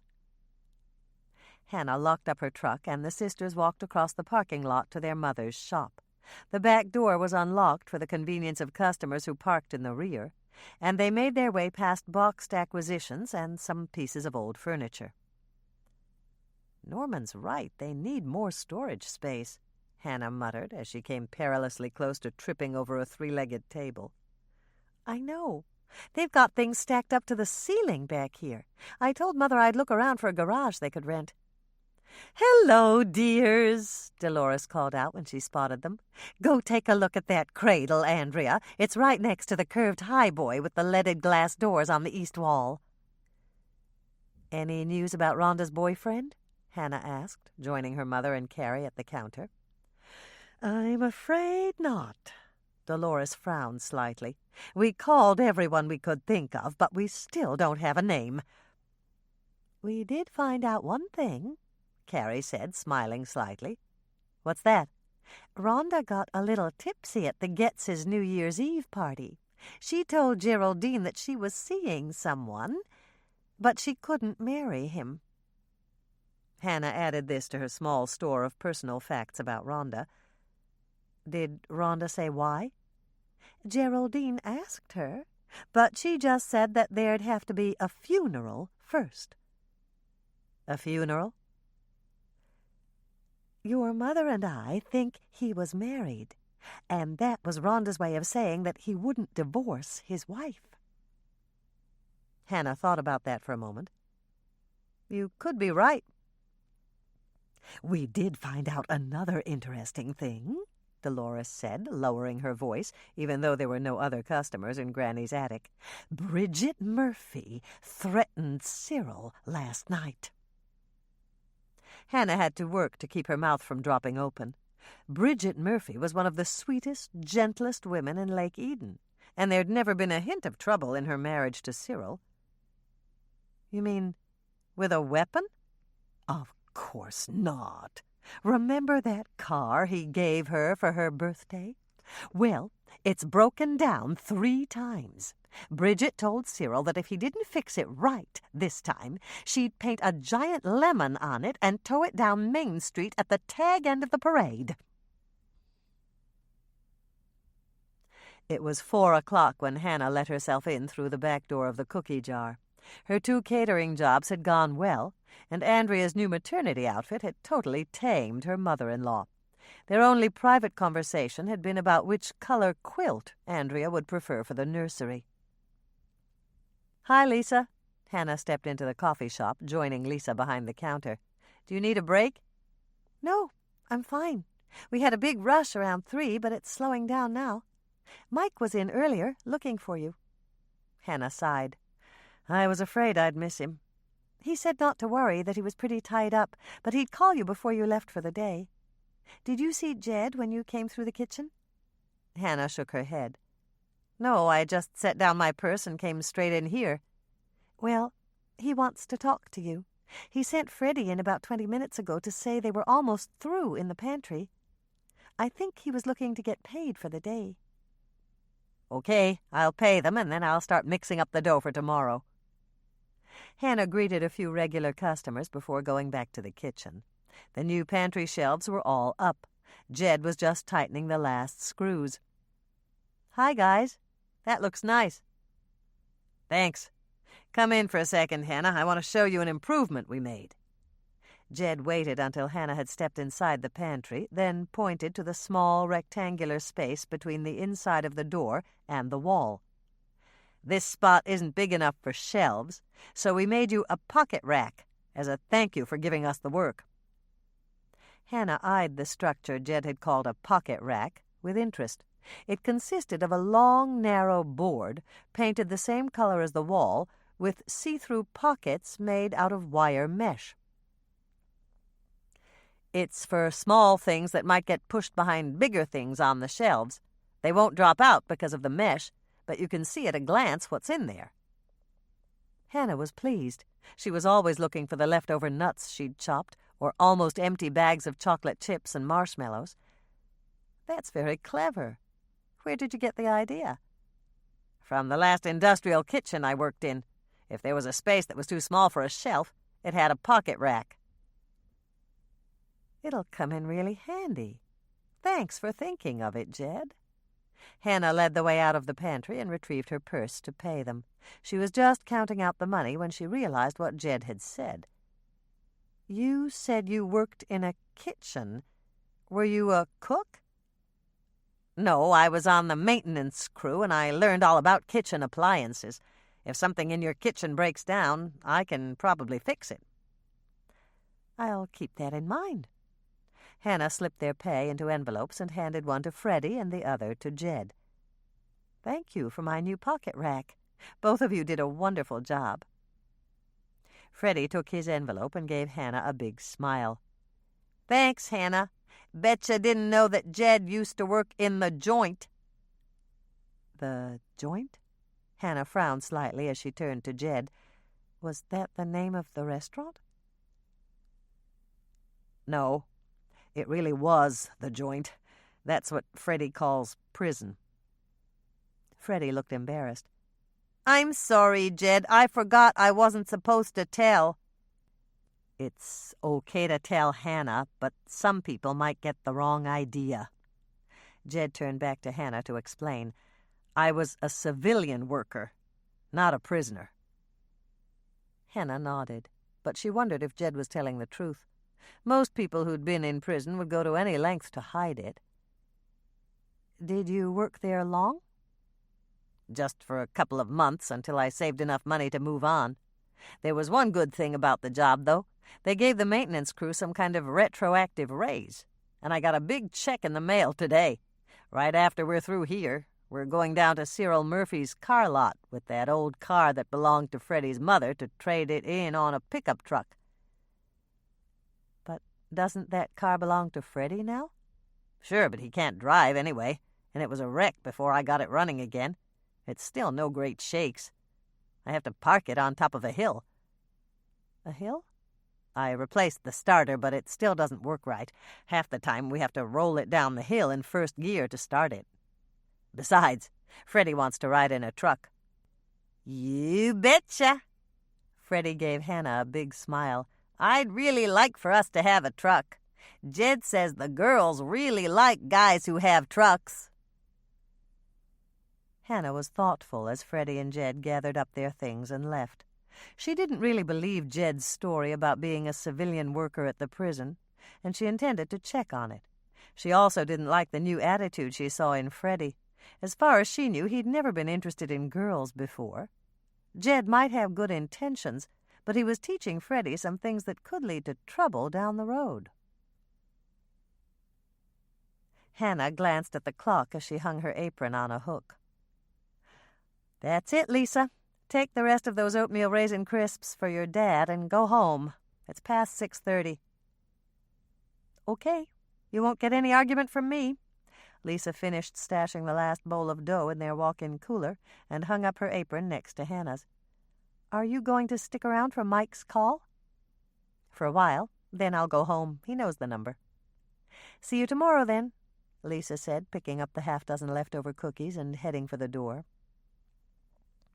After Lisa left, Hannah did a check of their stock in the pantry, made out the order that had to be placed the next day, and got ready to leave.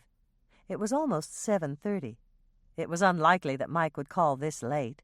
She had just picked up her purse and was heading out the door when the phone rang. Hannah stopped in her tracks and stared at the phone, wishing that it could tell her who was on the other end of its line. Should she or shouldn't she? Rather than debate that question any further, Hannah rushed across the kitchen to answer. If it was Dolores, she could always think of an excuse to cut the call short. Hello? Hi, Hannah. There was an apologetic tone in Mike's voice. I'm sorry I didn't get back to you, but I've been tied up. Do you have plans for dinner? Tonight?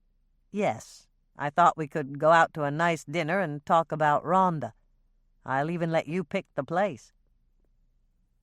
It's a deal, Hannah said, realizing that she could kill 3 birds with 1 stone. Could we go to Alfredo's Ristorante? And could you take me to the Quick Stop after dinner so that I can meet Michelle's bus? And then could you drive her out to Mother's Lake Cottage? No problem. I'll make the reservations if you tell me what time. Hannah glanced up at the clock and figured out the logistics. It was 7:30 on the nose, so traffic would be light. It would take her 15 minutes to get home, and 2 minutes to pour some Kitty Crunchies into Moisha's bowl. That was a total of 17 minutes. She didn't need time to dress because the outfit she was wearing was perfect for dinner out. She'd need another 3 minutes to wash her face, brush her teeth, and comb her hair, and she'd tack on an extra 10 minutes just to be on the safe side. Make our reservations for 8:30 and pick me up at my condo at 8. You can drive home and get ready to go out in half an hour? Hannah started to grin. Mike had sounded shocked. Of course I can. Most women take longer than that to get ready for a date. I'm not most women. I'll be ready when you get there. Just buzz me and I'll walk out to the road to meet you. Chapter 13. Hannah glanced at the clock as she refilled Moisha's food bowl. It was 10 minutes to 8. Her face was washed, her teeth were brushed, and her hair was secured in the clasp that Michelle had sent her last year from the McAllister College Arts Fair. She'd even taken time to spritz on a little perfume from the bottle her college roommate had given her. She was ready, and she had 10 minutes to kill before Mike buzzed her from the gate. There was a yowl from the direction of the food bowl, and Hannah turned toward her resident feline. Don't worry. Mike's just taking me out to dinner, and then we're going to pick up Michelle at the bus stop. That seemed to satisfy Moisha because he lowered his head to his food bowl again and didn't look up as Hannah sat down at the kitchen table with her steno pad. 5 minutes passed in relative silence, if one didn't count Hannah's sighs as she went over her notes on Rhonda's murder and the sound of Moisha's dinner-time crunching. She really hadn't learned much so far. She knew that Claire had given Rhonda the lemon pie. At least that mystery was solved. And she'd find out tonight if the take-out Audiobook had come from Alfredo's Ristorante. If luck was with her, Rhonda's boyfriend had picked up the take-out, and someone would remember him. If not, she'd just have to dig deeper to uncover his identity. Learning that Rhonda really had a boyfriend had given Hannah several new motives to explore. If the man was married, as Carrie and Dolores suspected, his wife could have murdered Rhonda in a fit of jealousy. She'd have to be a strong woman. Digging a grave for the other woman in the earthen floor of the basement furnace room would have taken some muscle. One by one, other motives and possibilities occurred to Hannah, and she jotted them down. If Rhonda's affair had led to the breakup of a marriage, anyone involved, even a teenager, could have retaliated by killing the woman who'd led his or her dad astray. It was a little far-fetched, but not impossible, that several siblings had banded together to get rid of their mother's rival. There was also Rhonda's big mouth to consider, especially if her gossiping had really hurt someone. Carrie and Dolores could check out that possibility for her. Then there was Rhonda's job at the drugstore. If Rhonda had been instrumental in getting a co-worker fired, that person could have taken revenge. She'd run down to Lake Eden Neighborhood Drugs tomorrow to check with John Walker, the pharmacist and owner. The buzzer by the phone sounded, and Hannah pressed the switch that opened the wooden arm at the gate. She said goodbye to Moisha, topped off his food bowl for the final time, grabbed her notebook, and went out the door. It was a beautiful evening, if you ignored the muggy air and the mosquitoes that descended like miniature Draculas on any carelessly exposed patch of skin. Mike's car was just rounding the bend, and Hannah took the shortcut through the planter. Even though the condo association had forbidden the practice, almost all of the residents took the shortcut instead of walking down the much longer, winding sidewalk to the street. Use of the shortcut had become so widespread that the association had been forced to cave in and instruct the gardeners to place stepping stones over the path the residents' shoes had worn. Mike gave a little toot on his horn as Hannah approached, and Hannah raised her hand to wave. That was when she realized that she still held her steno pad in her hand. She shoved it down into the bottom of her shoulder bag. Mike had seemed much more tolerant of her investigation this time around, but flaunting the tangible proof of her detective work would still be a little like waving a red flag. Hannah smiled happily as she looked around her. Alfredo's Ristorante was impressive, and so was their cuisine. Mike had reserved a table by the window overlooking Eden Lake, and while she'd ordered pollo picotta, a boneless chicken breast sautéed with lemon and capers, she'd talked Mike into the Audiobook. Just as she'd expected, it had come with a garnish of sliced ripe olives. "Don't you want your pasta?" Mike asked, eyeing the side dish the waitress had placed by Hannah's entree. Of course I want it, but I can't have pasta on my diet. Do you mind if I eat it, then? Hannah shook her head, even though she minded a lot. According to the menu, the pasta was homemade fresh rigatoni, tossed with first-press extra virgin olive oil and butter, and liberally sprinkled with Parmigiano Reggiano, the best Parmesan cheese money could buy. She couldn't have it, but she really didn't want Mike to eat it. It was the spurned lover's reaction. If I can't have you, nobody can. And that was a possibility she hadn't thought of before. If Rhonda had been involved with 2 men, and she'd made noises about leaving one for the other, the loser could have killed Rhonda rather than let her go. It was one of the reasons why so many love triangles ended in tragedy. "What are you thinking about?" Mike asked, swallowing the last of her pasta. "You look really intense." "Dessert, and how I can't have any." "That's not it." Mike shook his head. "You'd look sad if you were thinking about missing dessert." "What was it?" Hannah thought about dissembling, but she couldn't come up with a likely subject. Perhaps the truth was her best bet. "Actually, I was thinking about Rhonda, and how jealousy could make someone mad enough to kill. I figured that Rhonda might have been part of a love triangle." "Rhonda was involved with a married man and his wife killed her?" "Maybe. But I was thinking of another way. If Rhonda was involved with 2 men, one of them could have killed her rather than let the other one have her." Mike thought about that for a moment. "That makes more sense. Doc Knight said a woman could have stabbed Rhonda. It doesn't take that much force to kill someone with a knife if the blade hits a vital spot. But we've got to assume that the person who killed her is the one who dug that grave. And that dirt is as hard as concrete. Bill and I tried to dig a hole in the corner, and it was tough going." "Then how did the killer manage to do it?" "He used a pickaxe, and then he shoveled it out. We found the tools in the corner of the basement." "Were there any prints?"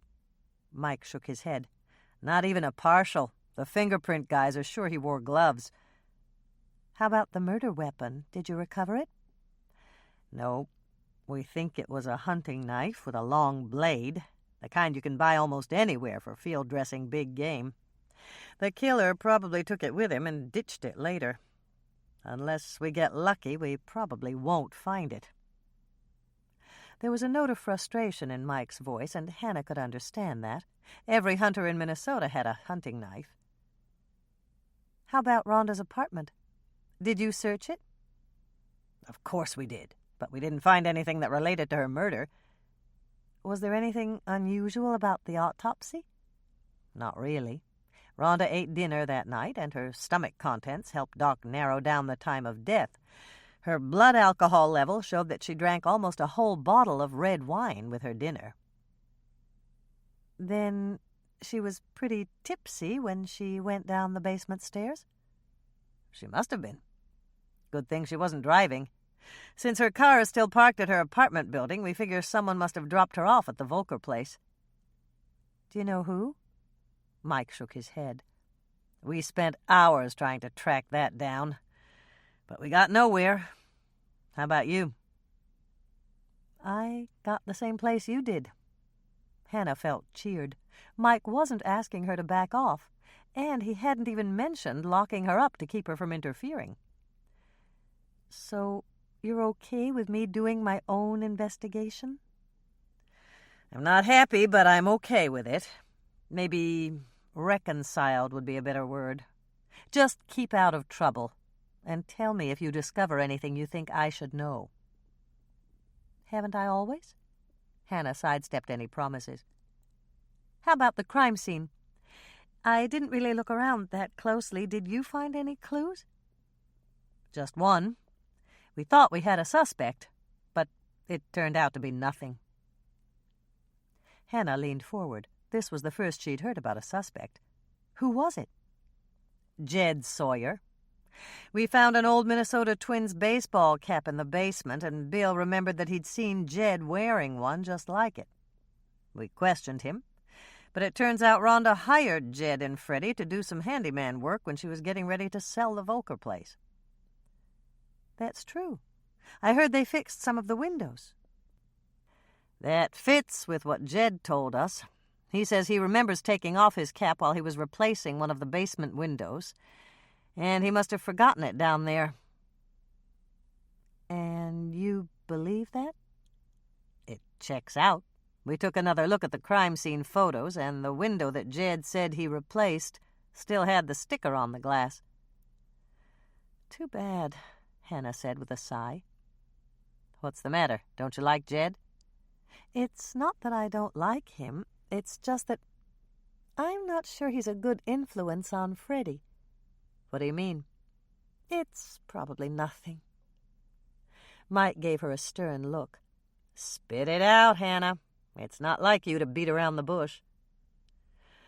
I think Jed's pushing Freddie too hard and giving him ideas he can't handle. Like what? Like trading in his mother's car for a truck and going out to attract girls. Freddie idolizes Jed and he wants his approval. He'll do anything Jed says. And that worries me. Hannah thought back to her conversation with Jed, and that gave her an idea. Would you check out something for me? Maybe. Does it have anything to do with the murder investigation? No. I'm just curious. Jed said that he worked on the maintenance crew at the prison, and he made a point of telling me that he was a civilian worker. I don't have any reason to think he's lying, but there's something about Jed I don't quite trust. That was my impression. I'll find out if he was an inmate. Which prison? I don't know. I didn't ask. But since he said the prison instead of a prison, I'm assuming it's in Minnesota. Okay, I'll get on it first thing in the morning. Thanks, Mike. Hannah smiled at him. Would you excuse me for a minute? Sure. Shall I order you an after-dinner drink? No, thanks. More coffee would be nice, though. I need to keep up my energy level, and I'm running about a gallon short. Hannah left Mike sitting at the table and headed toward the entrance of the dining room. It was time to check out the restaurant's takeout menu and see if anyone remembered who'd picked up the containers of ossobuco that had landed in Rhonda's garbage. The hostess was at her post by the entrance. Hannah put on a friendly smile as she approached. I noticed that you have ossobuco on the menu, and that's my mother's favorite. Does Alfredo's do takeout? Yes, and we alternate our entrees. The hostess returned Hannah's smile. Ossobuco is available every Friday evening from 6 to 8. You have to call in advance with your order. That's reasonable. I'll bet Friday nights are popular for takeout. No, it's actually our slowest night. Hold on a minute and I'll show you what I mean. Hannah held her smile as the hostess flipped through pages on a clipboard. She was close to getting the information she wanted, but she wasn't quite there yet. Here you go. The hostess tapped a perfectly manicured nail on the page she'd chosen. 6 orders of ossobuco. That's all we sold last Friday, but I know we ran out in the kitchen. That means most people came out here and ordered it from the menu. Hannah was impressed. Your system is very efficient.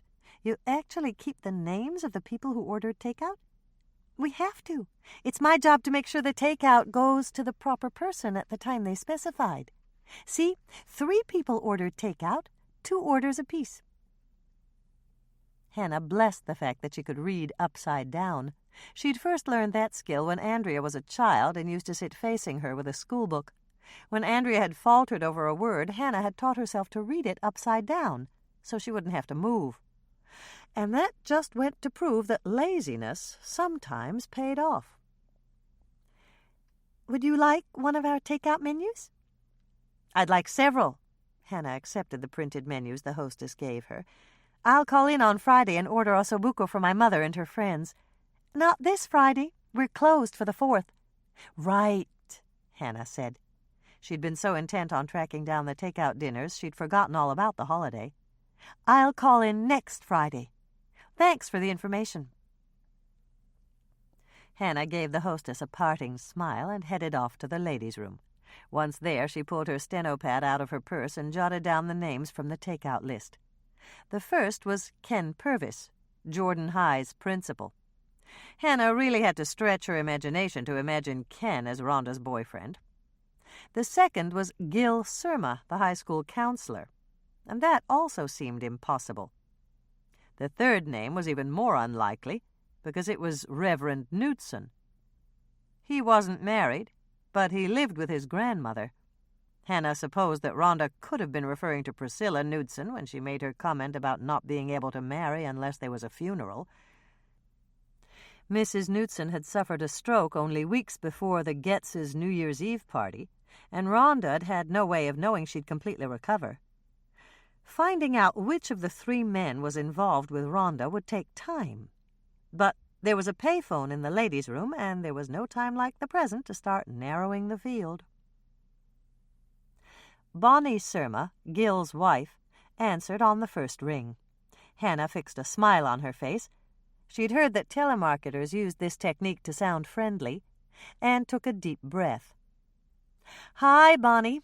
It's Hannah Swensen. I'm out here at Alfredo's Ristorante, and—" "Take my advice and order their ossobuco," Bonnie interrupted her. "Gil picked it up for us on Friday night, and it was marvelous." Hannah's phony smile turned into a real grin. If Gil had taken ossobuco home to Bonnie, he wasn't Rhonda's boyfriend. "Friday was our anniversary, and Gil wanted to do something special. I didn't feel like getting dressed up and going out, so he ordered dinner and brought it home." "That was sweet of him," Hannah said, scrounging for a pen in the bottom of her purse and crossing Gil's name off her suspect list.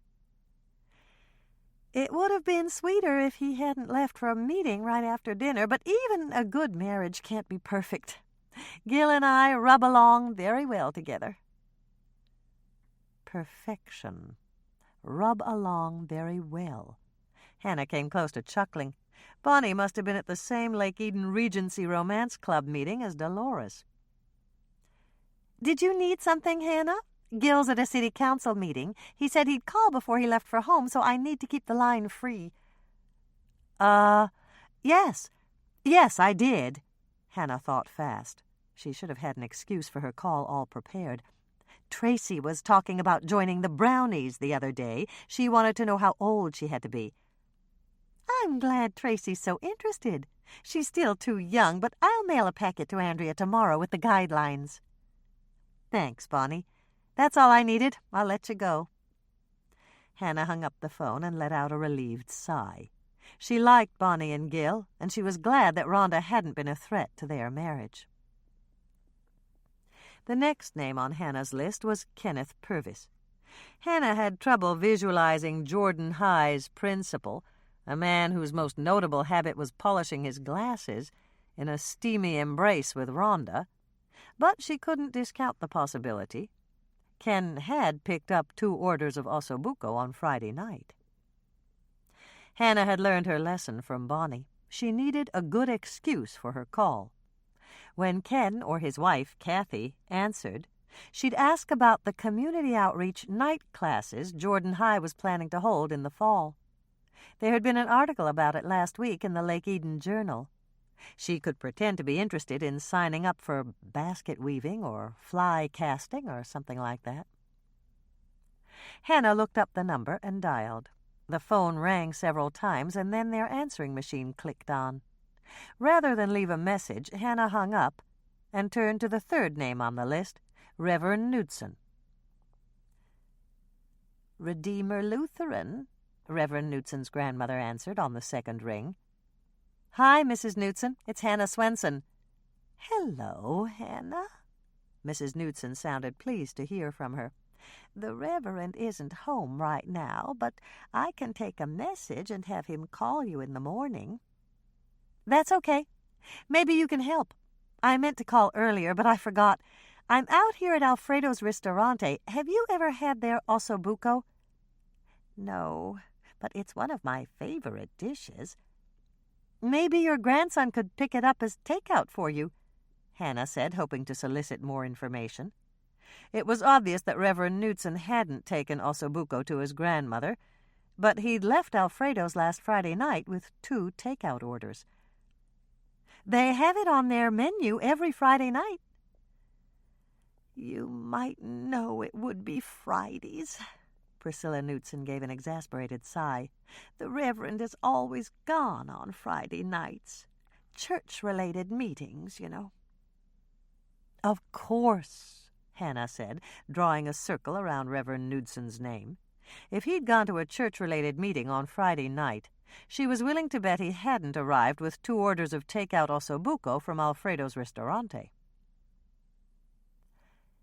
"You said earlier that you thought I might be able to help you. With what, Hannah?" Mrs. Knudsen's question brought Hannah back from her speculations, and she launched into the excuse she'd prepared. "I heard about the bake sale Redeemer Lutheran is holding on Saturdays, and I wanted to contribute something. How about a box of cookies?" "Why, that would be lovely, Hannah. I'm sure the Reverend will be delighted. Can we count on you for this Saturday?" "Absolutely." Hannah smiled as she hung up the phone. A box of free cookies was a small price to pay for the information Priscilla Knudsen had given her. She'd eliminated Gil Surma, and she had yet to reach Principal Purvis, but Reverend Knudsen had just jumped to the top of her suspect list.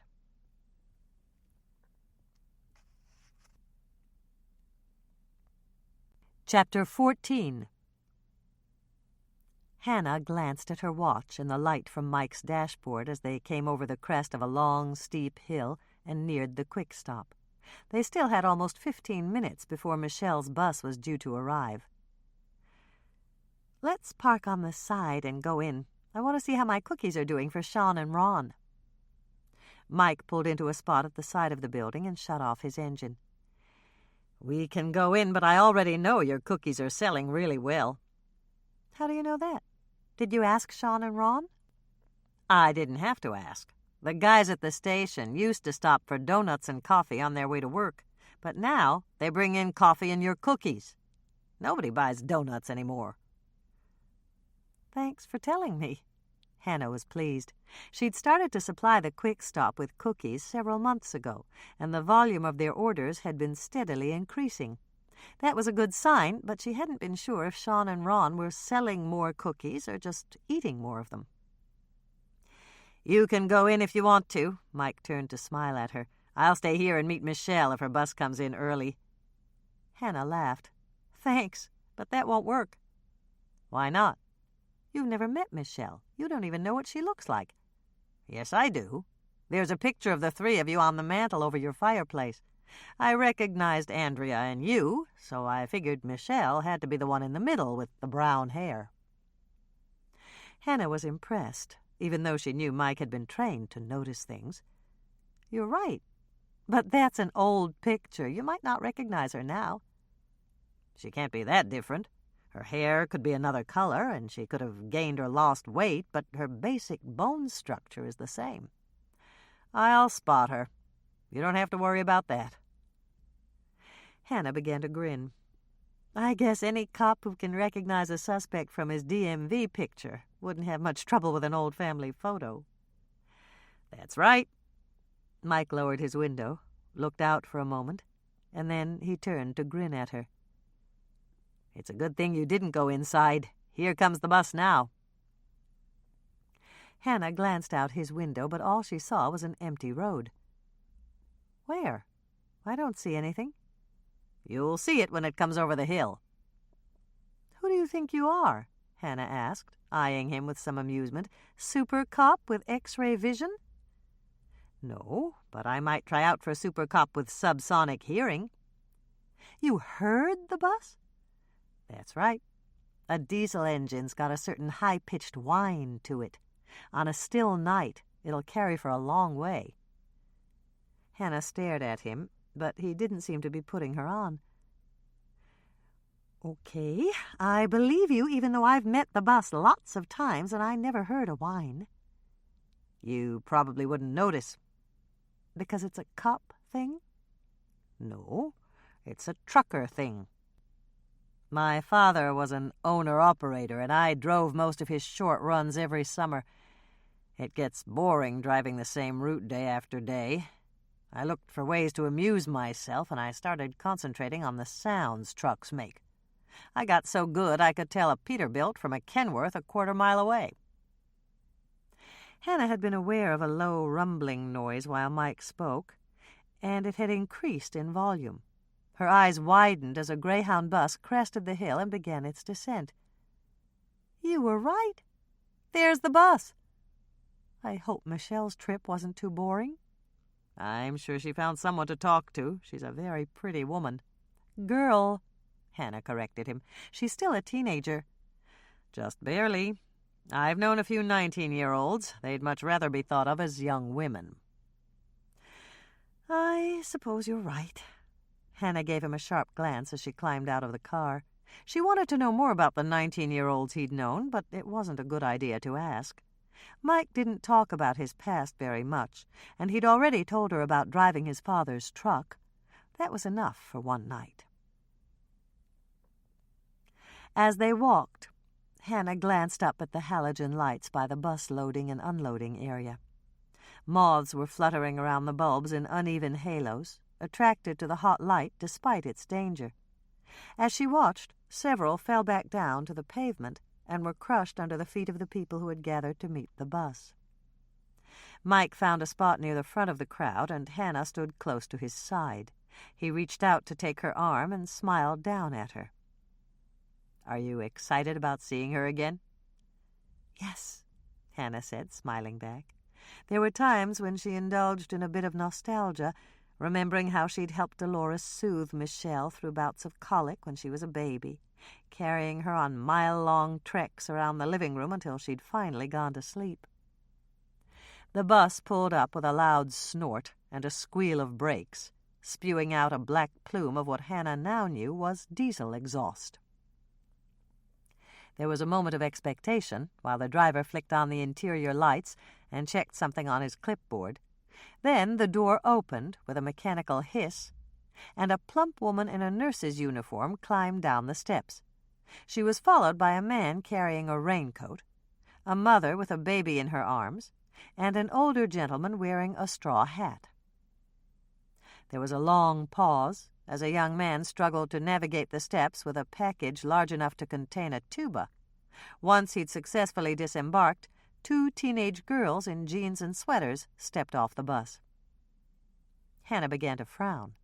There was only one more passenger waiting to get off the bus, and it wasn't Michelle. "Uh-oh, I think she missed the bus." "No, she didn't. She's right there at the top of the stairs."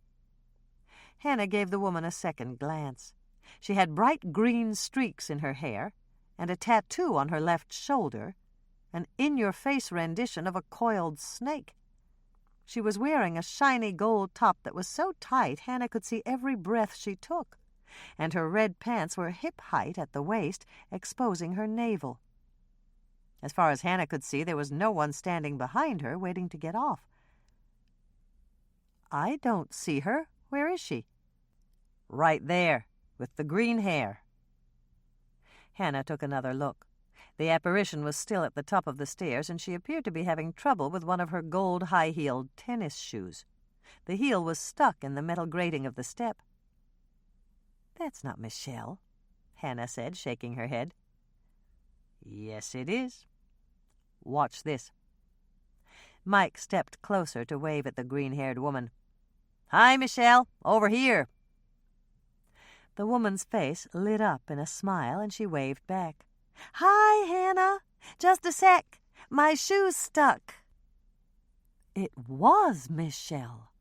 Hannah groaned. She knew that college students often followed the newest clothing fads, and she'd expected that Michelle might have a slightly different look, but nothing could have prepared her for seeing her baby sister in an outfit that looked like...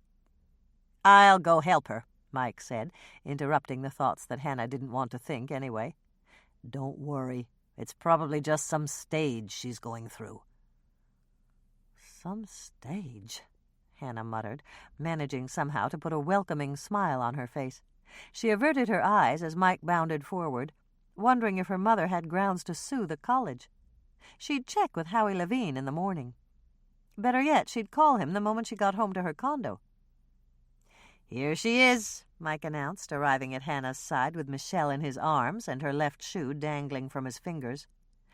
"I am going to carry her to the car so she can change shoes. Her luggage is being unloaded right now, and there's only one piece, a pink duffel bag. Can you get it?" "Sure," Hannah said brightly, heading off to collect the pink bag. Perhaps the college wouldn't admit full responsibility. Michelle had lived off campus for a semester, but at the least they ought to refund the tuition money. "So, how was your trip?" Hannah asked after she'd retrieved Michelle's bag, stashed it in the trunk, and taken her place in the passenger's seat. "Exciting! I almost missed the bus." Michelle grinned at her big sister. "I just wish I'd brought my camera. I'd give anything to have a picture of your face when I got off that bus." "You do look, pretty spectacular," Hannah said, reminding herself that they had an audience and it would be better to wait until they were alone to read Michelle the riot act. "I wish Mother could see me like this, but I don't think that's a good idea." "Probably not," Hannah said, knowing that she'd just made the understatement of the year. "As far as I know, she doesn't have heart problems. Yet." Michelle cracked up, and Hannah immediately felt better. At least her sister's new look hadn't leached her sense of humor. "Could we go to your place so I can wash this green stuff out of my hair?" "It washes out?" "It's supposed to. It's a spray I got from the makeup department. You don't think I look like this all the time, do you?" "You don't?" "Of course not. I don't dress like this either. It's just that I was in a student play tonight. If I'd taken the time to change out of my costume, I would have missed my bus." "You're wearing a costume!" Hannah exclaimed, beginning to smile. "Mike and I thought it was a new kind of fad." "How about the tattoo? Is that real?" Michelle shook her head. "It's just one of those press-on things that washes right off with soap and water. If I can use your shower, I'll be as good as new in less than 20 minutes, I promise." "Hannah's place it is," Mike said, reaching out to pat Hannah's hand as he started the car and pulled out of the parking lot. "The tattoo's impressive. I know a woman who has one just like it." "Here? In Lake Eden?" Hannah asked, turning to him in absolute shock. "No, in Minneapolis. I busted her 3 times when I was a rookie." Chapter 15. Hannah took another sip of coffee. Her nerves were jangling with the infusion of even more caffeine than usual, but she had to do something to wake up. They'd stayed out at the cottage with Mother and Michelle until almost 1 in the morning, and then she'd spent long minutes with Mike at her door, debating about whether or not she should invite him in. One glance at her watch had settled that question. 1:30 was too late, especially for a small business owner who had to get up at 5 the next morning to bake. She'd gone inside alone, fed Moisha, and crawled into bed. And this morning, when she'd come into work, she'd found 2 frantic messages on her answer machine. Both were rush orders that had come in the previous evening. Loretta Richardson had called in a panic. She'd been deluged with unexpected guests for the 4th, and she needed 5 dozen praline charlottes. The second order had come from Doc Knight, who wanted 3 pans of lovely lemon bar cookies for his nurses. "Hannah?" Lisa pushed the swinging door to the kitchen open and stuck her head in. "Norman's on the phone, and he wants you to meet him down at the clinic at 12. He says it's important. Then he wants to take you to the cafe for lunch." Hannah was about to say yes when she remembered that Lisa needed her lunch break. "How about you? Can you wait until 1 for lunch?" "No problem. Just bring me back one of Rose's hamburgers." "It's a deal." Hannah started to smile. It would be good to see Norman. "And Mike just came in. He wants to see you." "Okay. Will you coffee him and send him back here?" "Sure. Did you finish the praline charlottes for Loretta?" Yes, and I'll deliver them on my way to see Norman. Hannah gestured toward several boxes she'd stacked on the counter. I have extras if you want to give them out for samples. Lisa shook her head. They're too good for samples. I know you're just using them for catering and advance orders right now, but I think we should add them to the cookie menu. We'll have to charge a little more. The frosting takes time. People will pay it. They're delicious, Hannah. I just wish Cousin Charlotte could taste them. I agree, especially since we named them after her. I'll package up a few and we'll send them to her by overnight mail. Lisa looked happy as she went back out to the coffee shop. Her mother's cousin, who ran a cleaning service in New Orleans, had sent Lisa a box of pralines for Christmas. Hannah had tasted one and been so impressed she'd decided to try to make a praline cookie. Hannah had just finished packaging the cookies when Mike came in with a coffee mug in his hand. Hi, Hannah. I checked on that little problem we discussed last night. What little problem? Just a second. Mike walked over to the pantry and glanced through the open door. For a moment, Hannah thought he'd lost his marbles, but then she realized that he wanted to give her his report on Jed's job at the prison. Jed and Freddie finished their work for me yesterday. There's no one here except you and me and the weevils in the flour. You have bugs in your flour? Mike started to frown, and Hannah wondered if he was thinking of turning her into the health department. She didn't think he would, but she knew she'd better correct his misconception in a hurry. Relax, Mike. I was just kidding. I always store my flour in canisters and tape a bay leaf to the inside of the lid to keep out the weevils. And that works. It's never failed me. The only other way is to freeze the flour in airtight containers, but I don't have the freezer space for that. I learn something new every day in this job. Mike gave her a grin. Do you want me to tell you about Jed? Please do. Pull up a stool and sit down. Mike took the stool across from Hannah and took out his notebook. I checked when I got to the station this morning. Jed was a civilian worker on the maintenance crew at Stillwater. He didn't lie to you. But I doubt he told you the whole truth. What's the whole truth? He was fired. I talked to his supervisor, and he said that Jed was unreliable. He came in late most mornings, and there were several times when his supervisor suspected that he'd been drinking on the job. He finally caught Jed with a bottle and fired him on the spot. Jed didn't mention anything about that. Of course he didn't. My big concern is for Freddie. You said you think Jed's a real influence on him? I know he is. Freddie thinks the world of Jed. Then we'd better hope that Jed's drinking hasn't developed into a pattern. Do you think he was drinking when he was working for you? Hannah thought about it for a moment, and then she shook her head. I don't think he was.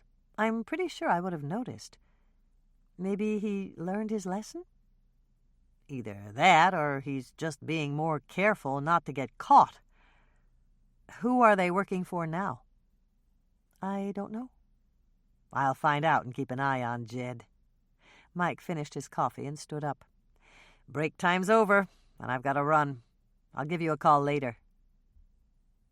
The moment Mike left, Hannah pulled out her steno pad and added the new information he'd given her. It didn't have anything to do with Rhonda's murder, but she liked to keep all her information in one place. Then she checked her list of things to do and saw her notation about Reverend Knudsen.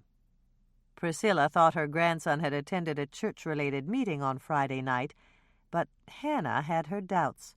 If Lisa could spare her, she'd run next door and ask Claire if she knew where the Reverend had gone with his 2 orders of take-out ossobuco. Is there something wrong with the outfit you bought yesterday? Claire asked when she answered Hannah's knock on her back door. Are you kidding? I wore it when I went out to dinner with Mike, and he said I looked like a goddess. Claire smiled. It's the simple truth. That outfit does wonders for you. Thanks. Hannah appreciated the compliment, but it was time to get to the point. Something's come up, and I need to talk to you about Reverend Knudsen. Do you have a minute? Claire glanced at her watch. "I have exactly 5. Becky Summers just went into the dressing room, and she always struggles with her zipper for at least 5 minutes before she calls me in to help." "Then I'd better hurry." Hannah took a deep breath as she stepped inside Claire's back room. "I know that this is a delicate subject, but do you know where Reverend Knudsen was on Friday night?" "Is this about Rhonda's murder?" "Yes. Rhonda had a guest at the Volker place on Friday night, and he brought 2 takeout dinners with him. I know Reverend Knudsen got takeout that night. I'm hoping he wasn't Rhonda's visitor." "He wasn't." "Are you sure about that?" "As sure as I can be. Bob was my visitor." "What time did Reverend Knudsen get to your place? And when did he leave? And what did he bring you for dinner?" "Do you really need to know all that?" Claire's green eyes narrowed. "Or is it just prurient curiosity on your part?" "I'm never prurient, or at least not often. I really need to know, Claire. I realize you want to keep your relationship with the Reverend private, and that's one of the reasons I'm asking. If I can eliminate him from the suspect list, I won't have to mention him to Mike." Claire thought about that for a moment. "All right.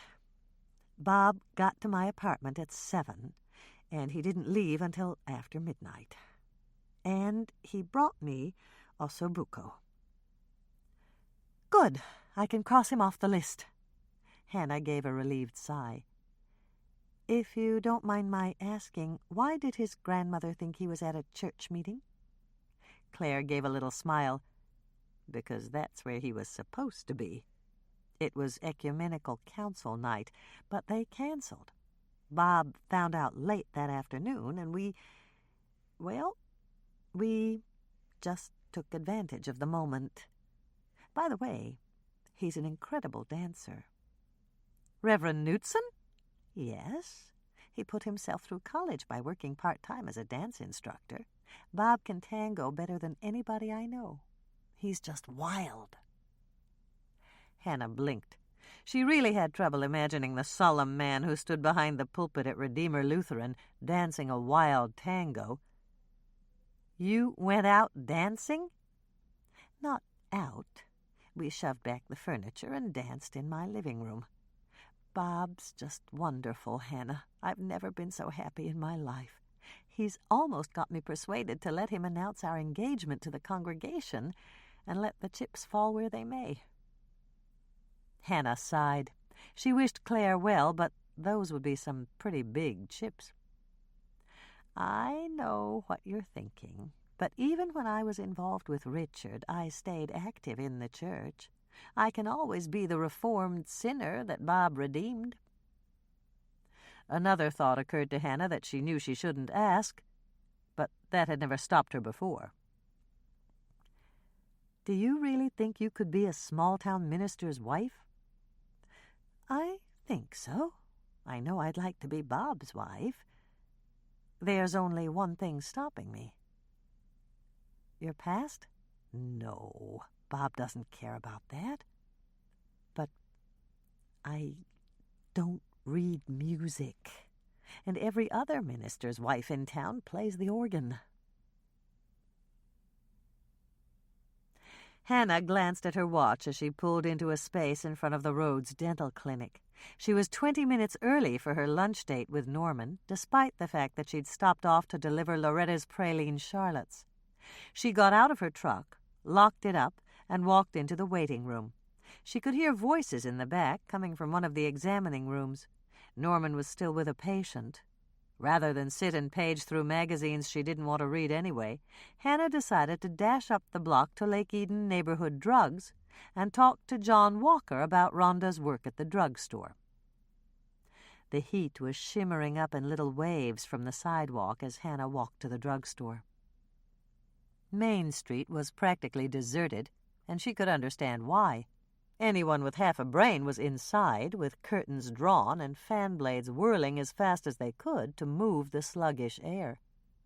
The heat today was powerful enough to make Hannah wish that the Lake Eden City Council would legislate required siestas. As Hannah walked, she caught herself stepping over the cracks in the sidewalk. Grandma Ingrid had once told her that if she stepped on a crack, she'd break her mother's back. The old rhyme had evidently sunk deeply into her subconscious. Of course, she didn't believe it. She doubted she'd believed it then. But 25 years had passed since she'd first heard that childish warning, and she was still altering her pace to avoid the cracks. There was a large revolving fan on a stand in the open doorway of the drugstore, and Hannah moved around it to step inside. The lighting was dim compared to the brightness of the summer sun. She stopped several feet from the door to let her pupils adjust. When her eyes had done their retinal magic and enabled her to make out obstacles again, she realized that she was standing next to the candy counter and quickly moved over to a display of stuffed toys. "Hello, Hannah." A voice greeted her from the dusky interior. Hannah gave a little wave as she spotted Linda Nelson. "Hi, Linda. I didn't know you were working here." "I'm Beth Halverson's summer replacement. She got a scholarship to science camp." Hannah nodded. Beth was the piccolo player who would be sorely missed by everyone who heard the Jordan High marching band. "I need to talk to John. Is he around?" "He's in the pharmacy. Come with me and I'll call him." Hannah was surprised. The last time she'd come in to talk to John, one of the clerks had just slipped behind the counter, opened the door to the pharmacy, and told John that Hannah wanted to see him. "Why do you have to call him?" "New regulations. We're not allowed behind the pharmacy counter, and the door is kept locked. If someone wants Mr. Walker, we have to call him on the phone." "You had a break-in?" Hannah guessed. "I don't know. Mr. Walker just told us the new rules when we came in to work Friday morning. He didn't explain why." Hannah followed Linda to the front of the pharmacy counter and watched as she punched a series of numbers into the phone. It rang in the pharmacy, the door behind the counter opened, and John Walker came out. He was a full-blooded Chippewa Indian, born at Red Lake Reservation. When it had been time for John to start high school, his family had moved to Lake Eden, and John had graduated from Jordan High. He'd gone on to college and come back to Lake Eden to buy the drugstore and take over the pharmacy. "What can I do for you, Hannah?" John asked, locking the door behind him. "I need some information. Can we step inside the pharmacy so we can talk privately?" John shook his head. "Sorry. The pharmacy's off limits to everyone except me. We can go to my office, though." Hannah followed John through the storage area at the back of the store and into the small cubicle he called his office. It was closet-sized, barely large enough to hold his desk and 2 chairs, but it was private, and that suited Hannah's purpose. "Coffee?" John asked, gesturing toward a small coffee maker. It was clear the carafe hadn't been cleaned in recent memory, and it was half filled with dregs of a brown liquid that looked lethal to Hannah. "Thanks, but no. What's with all these new rules you have? Did somebody break into the pharmacy?" "No, nothing like that. I just decided we were getting too lax and it was time to beef up our security." Hannah gave him a challenging look. "Come on, John. Nobody fixes something that isn't broken. Level with me and tell me what gives." John dropped his eyes and refused to meet hers. "Let's just say we had an unfortunate incident, and I had to make certain it couldn't happen again." "Unfortunate incident? You sound like a politician, John." "Maybe I do, but I can't tell you any more than that." Hannah studied John carefully. His mouth was set in a straight line, and he looked determined not to say more. "Okay. If Rhonda wasn't involved in this incident of yours, I don't have to know what it was." There was complete silence from John, although he looked very nervous, and Hannah put 2 and 2 together. "Rhonda was involved?" Yes. I see where you're going, Hannah. You think this might have something to do with Rhonda's murder. Are you working with the sheriff's department again?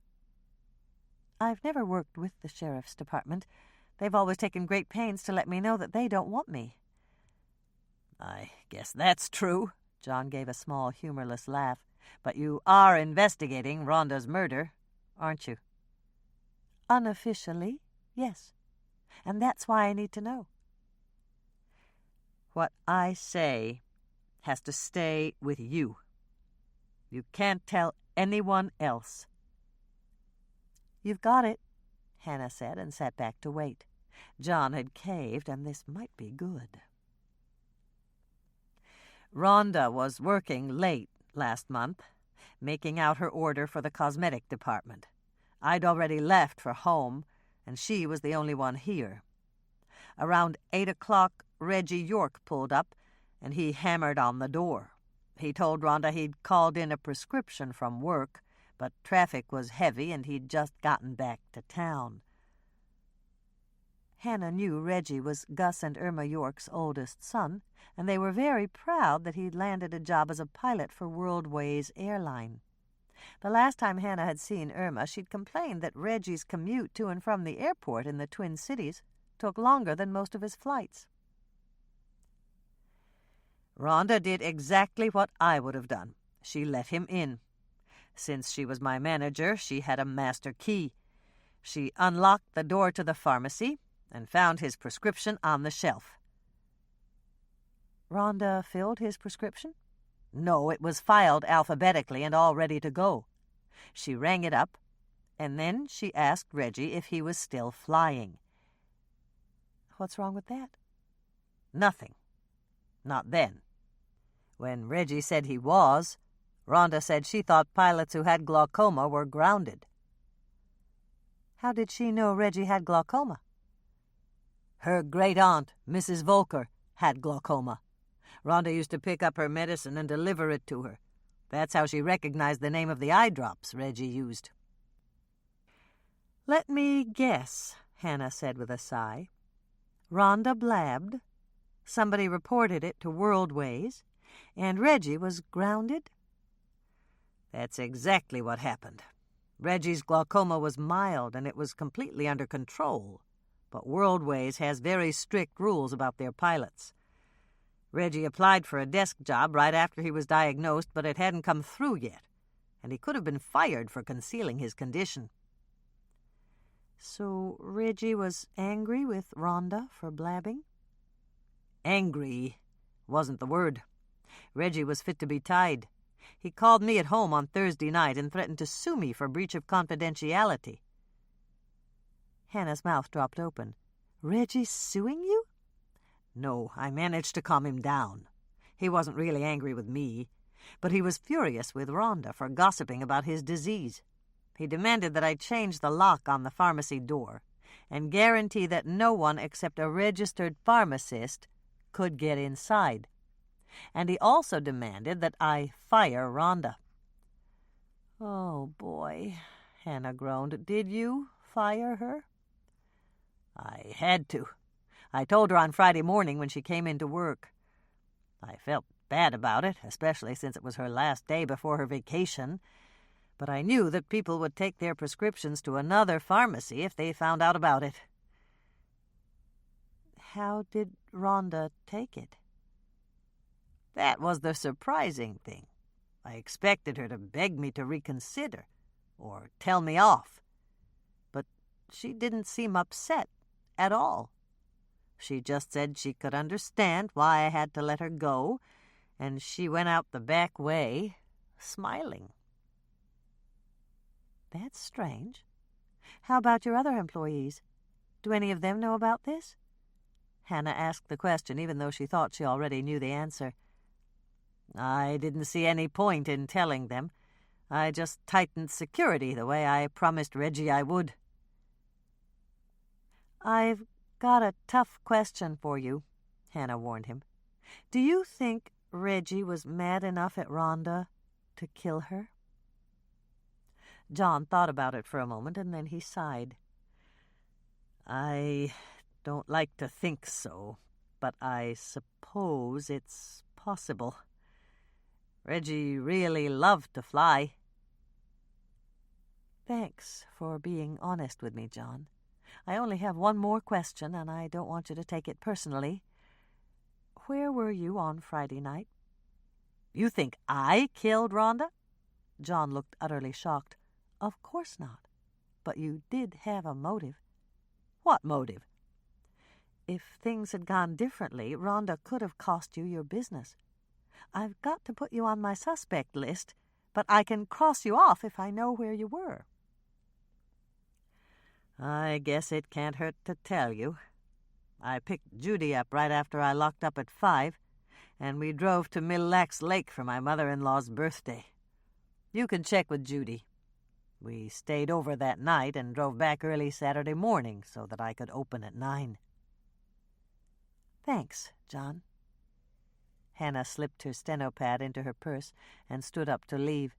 She glanced at his coffee-maker as she passed it and sighed. The next time you come in the cookie jar, the coffee's on me. You could probably bottle that stuff of yours and sell it for rat poison. Praline Charlottes. Preheat oven to 350 degrees Fahrenheit with rack in middle position. 1 1/2 cups melted butter, 3 sticks. 1 1/2 cups brown sugar. 2 teaspoons vanilla. 1 1/2 teaspoons baking soda. 1 teaspoon baking powder. 1 teaspoon salt, decreased to 1/2 teaspoon if you use salted pecans. 1 1/2 cups finely ground pecans. Grind them up in your food processor with the steel blade and measure after grinding. 2 beaten eggs, just whip them up with a fork. 3 cups flour, no need to sift. Microwave the butter in your mixing bowl to melt it. Add the sugar and vanilla.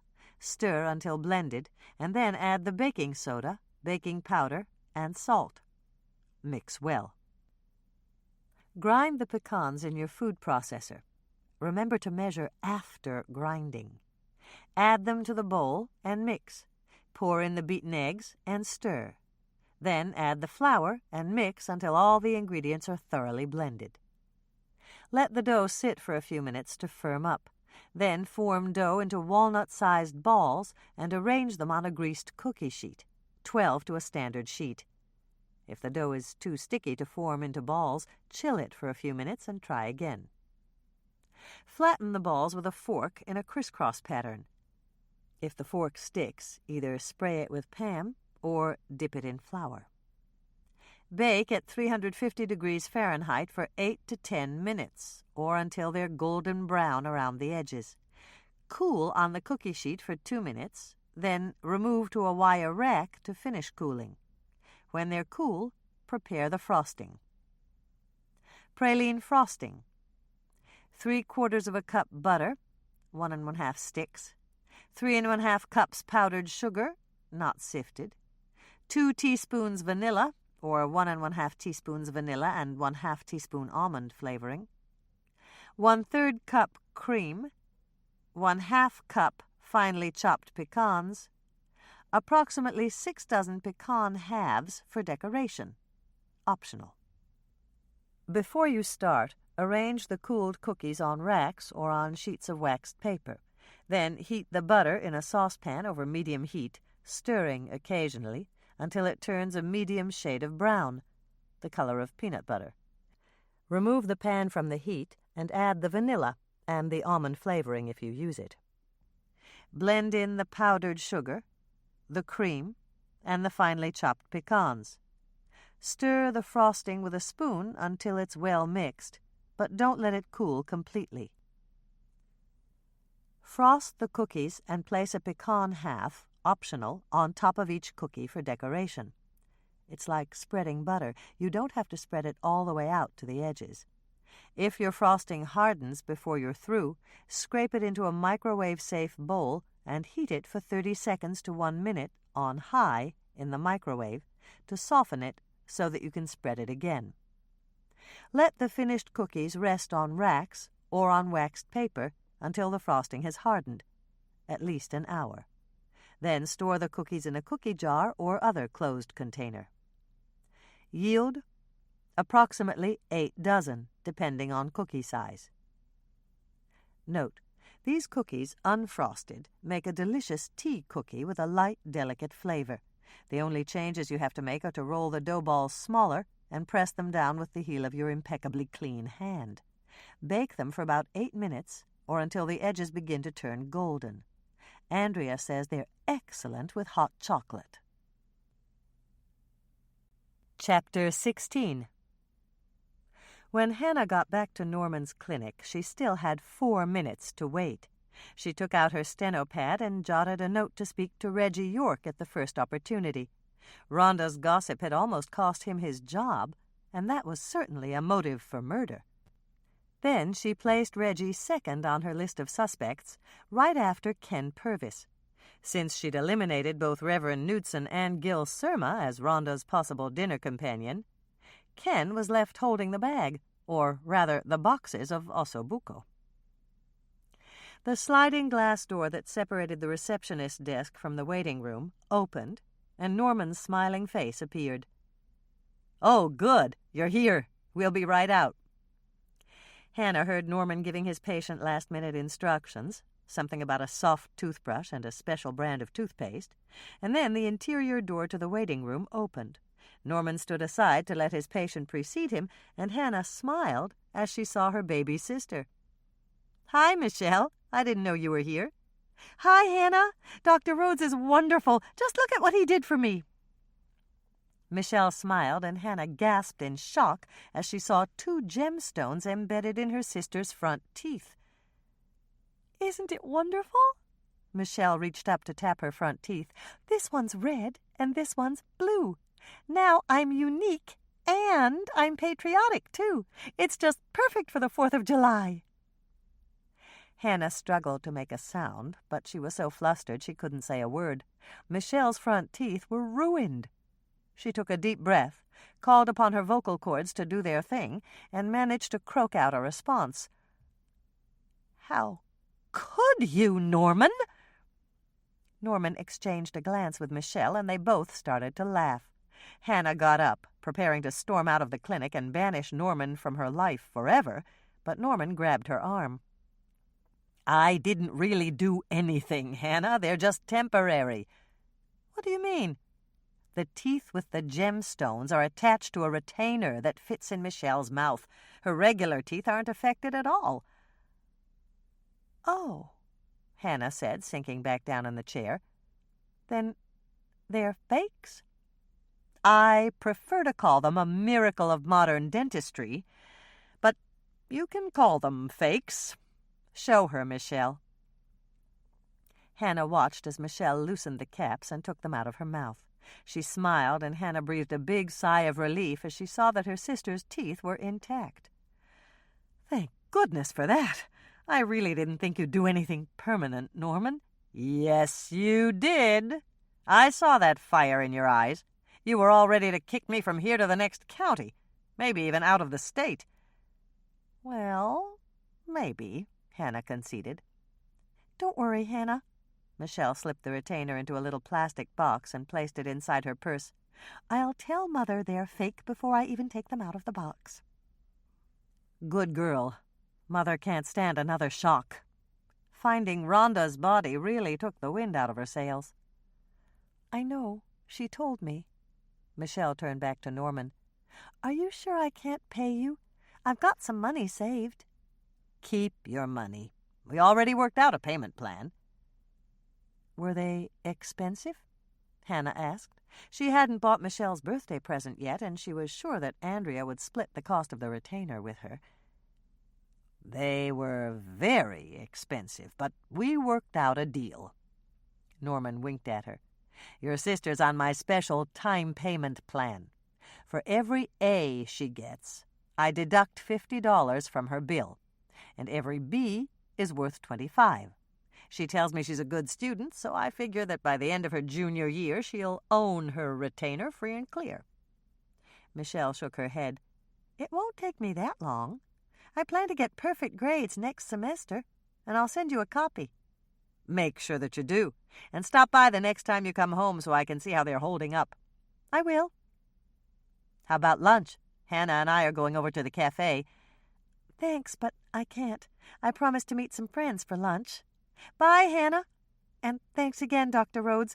These teeth are going to just blow the girls away. More coffee, Hannah? Rose approached the booth with the pot in her hand. No, thanks. How about that salad? Do you want me to take it away? Might as well. I already ate all the good stuff. Rose glanced down at the remains of Hannah's chicken Caesar and nodded. I can see that. The only thing left is lettuce. Don't you like romaine? I like it just fine, but I've had enough lettuce to last me for a month, maybe more than a month. You must be on a diet, Rose guessed, sliding into the other side of the booth. I noticed it when you came in with Norman. I even said to Hal, Hannah looks thinner. You did? Hannah felt her spirits perk up. They'd hit rock bottom about 10 minutes ago, when Norman's pager had gone off and he'd told her that he had to go back to the clinic to handle a dental emergency. I'm not even going to say what I have for dessert. No sense in tempting you. I'm already tempted. The minute I set foot in here, I started dreaming about your coconut cake. Then you're in luck. Rose leaned forward and grinned at her. No, I'm not. I can't have it. I know that. I was just about to say that Mayor Bascom took the last piece back to his office. Does that make you feel better? Only if I can get over to his office and mug him before he eats it. Rose laughed, and Hannah knew she was pleased. Her coconut cake was legendary, but she never got tired of hearing people rave about it. Mind if I sit for a minute? Rose asked. Not at all, Hannah said. Rose was already sitting, so the question was moot. Everybody loves that coconut cake. When Irma York was in this morning, she ordered 2 for Reggie's bachelor party. Hannah's ears perked up at the mention of Reggie's name. I didn't know Reggie was getting married. Neither did Irma until Friday night. He's been dating this girl in Hawaii. She's a reservations agent for Worldways. When Reggie found out he got promoted on Friday morning, he flew straight to Honolulu to ask her to marry him.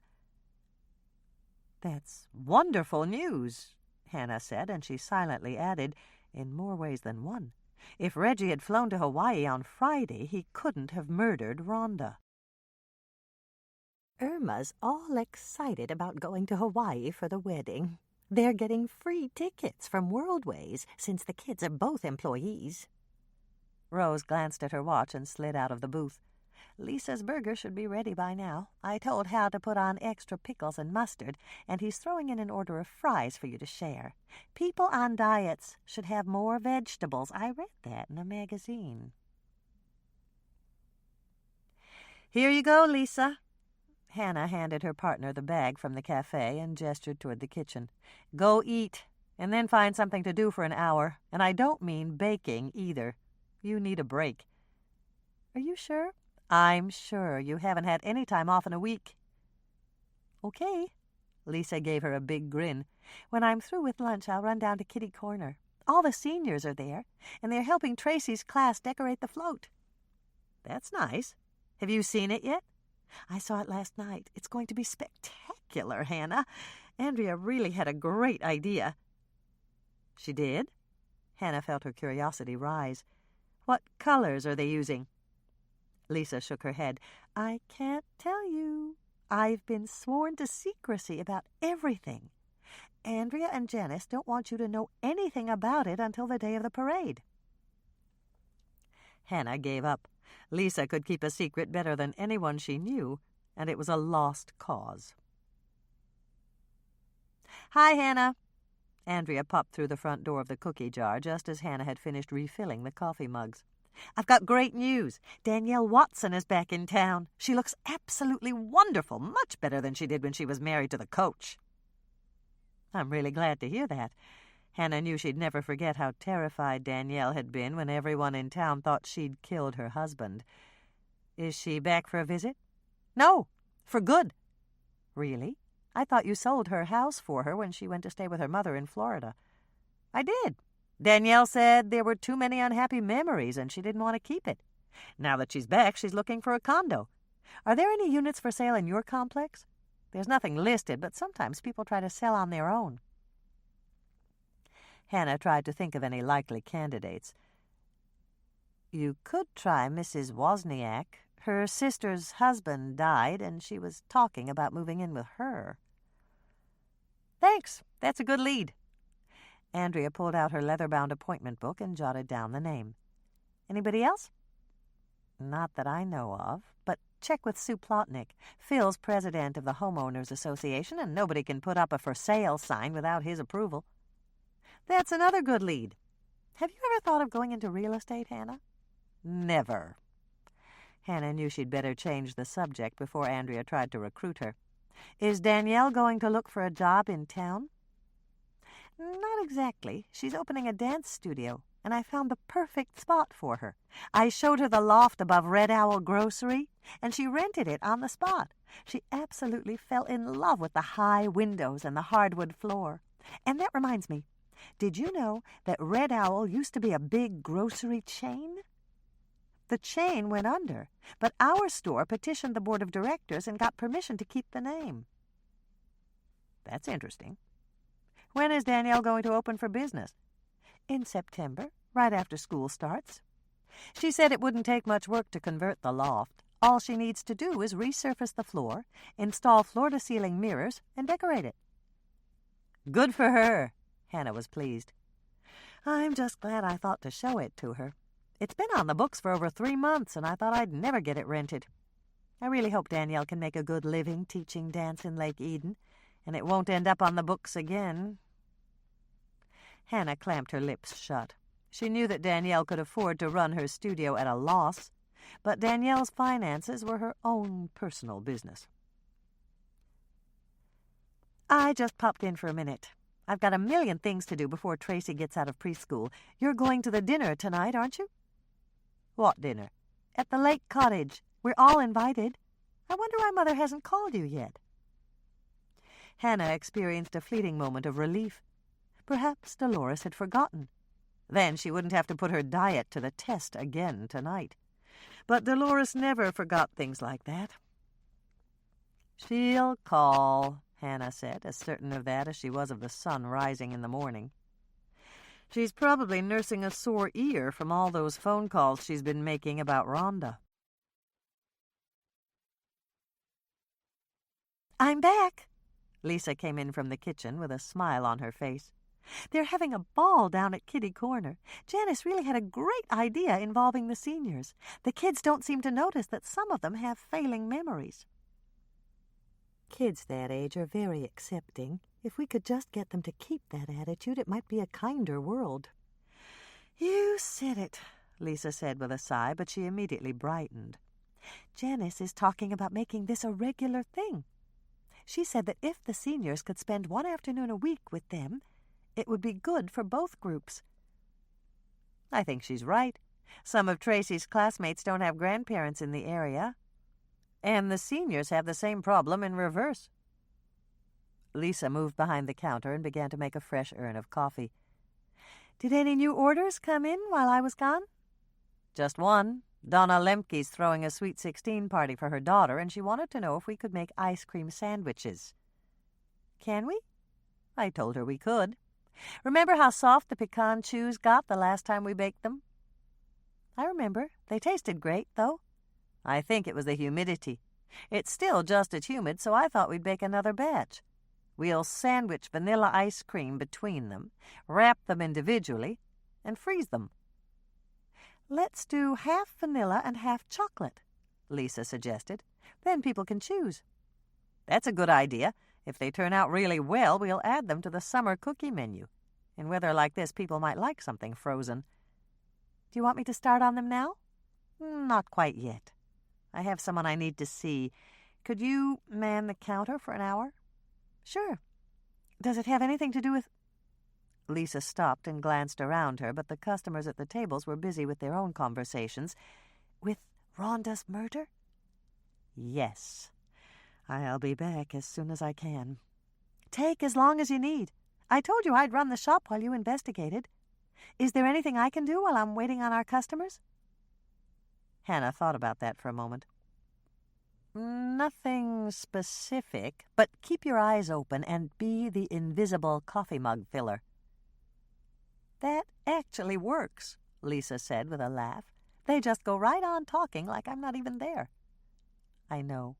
That's one great advantage we have. Just listen for anything that has to do with Rhonda and tell me about it when I get back." "Can you tell me who you're going to see?" It took Hannah no more than a split second before she decided. Lisa never blabbed what she shouldn't. "Kenneth Purvis." "Mr. Purvis?" Lisa's eyes widened. "Do you think he killed Rhonda?" The concerned look on Lisa's face made Hannah decide to hedge a bit. "I just think he might have some information that could help me. I'll give him a call and see if he's at home."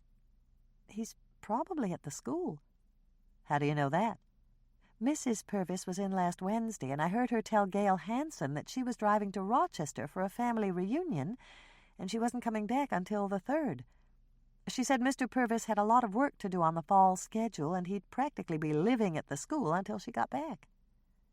Hannah smiled. The invisible coffee mug filler trick worked. "Actually, it was the invisible cookie boxer trick. She came in to get 3 dozen old-fashioned sugar cookies to take to her mother."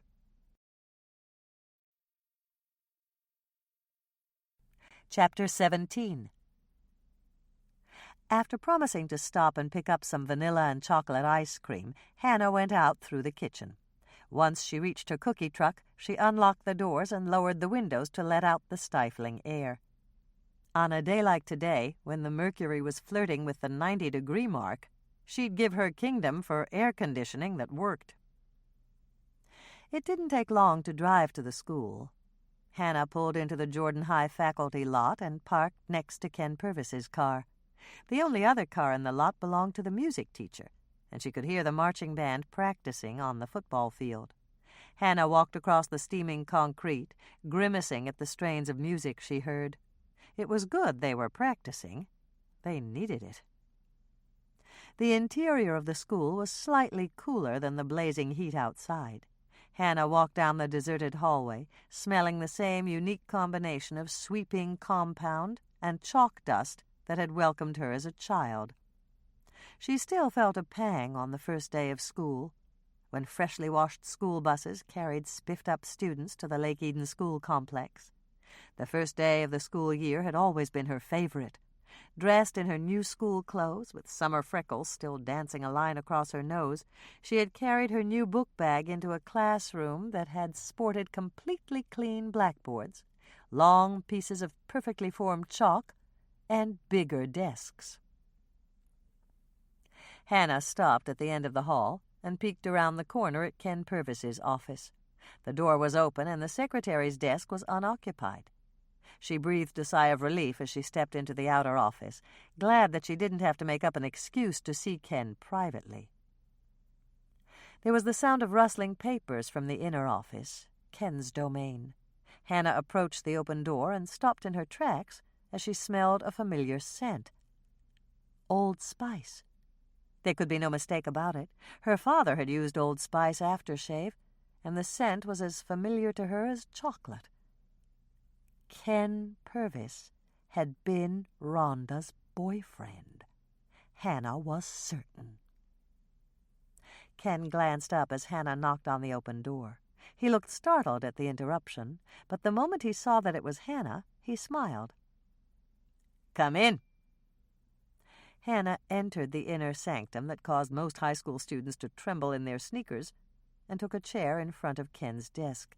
She was trying to think of something polite to say to warm Ken up for the ensuing conversation when he beat her to it.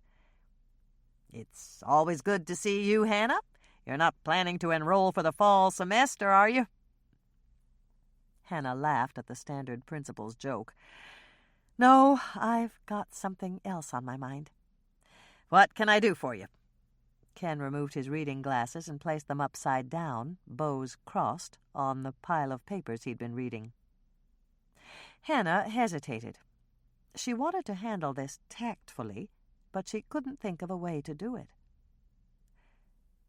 "Why did you bring 2 take-out dinners to Rhonda Scharf at the Volker place on Friday night?" All the color in Ken's face fled, and so did his smile. "How do you know that?" "I know." "Does anybody else know?" "Not yet. Maybe they won't have to if you're honest with me." Ken sighed, and it was like letting all the air out of a basketball. Hannah could almost see him deflate before her eyes. "What you're thinking is right, Hannah. I'm not proud of it, but I was involved with Rhonda." "Does that 'involved' mean what I think it means?" "Yes.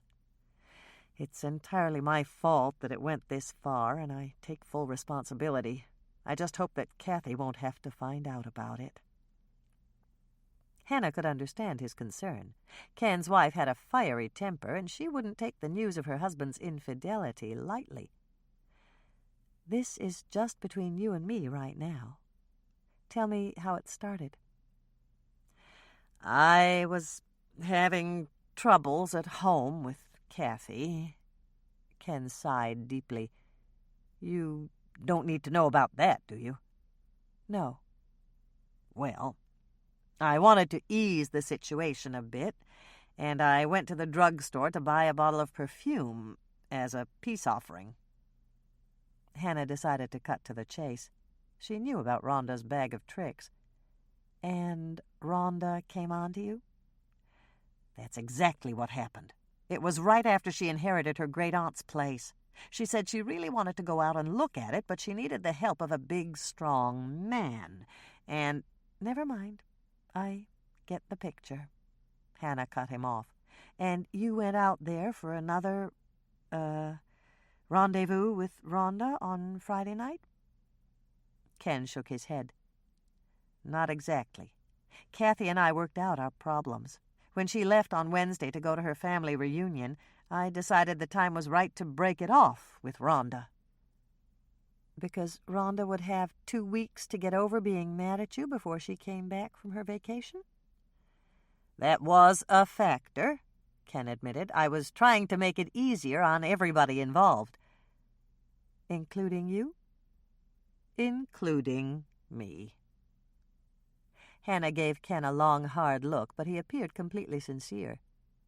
"And you decided to bring Rhonda dinner before you broke the bad news to her?"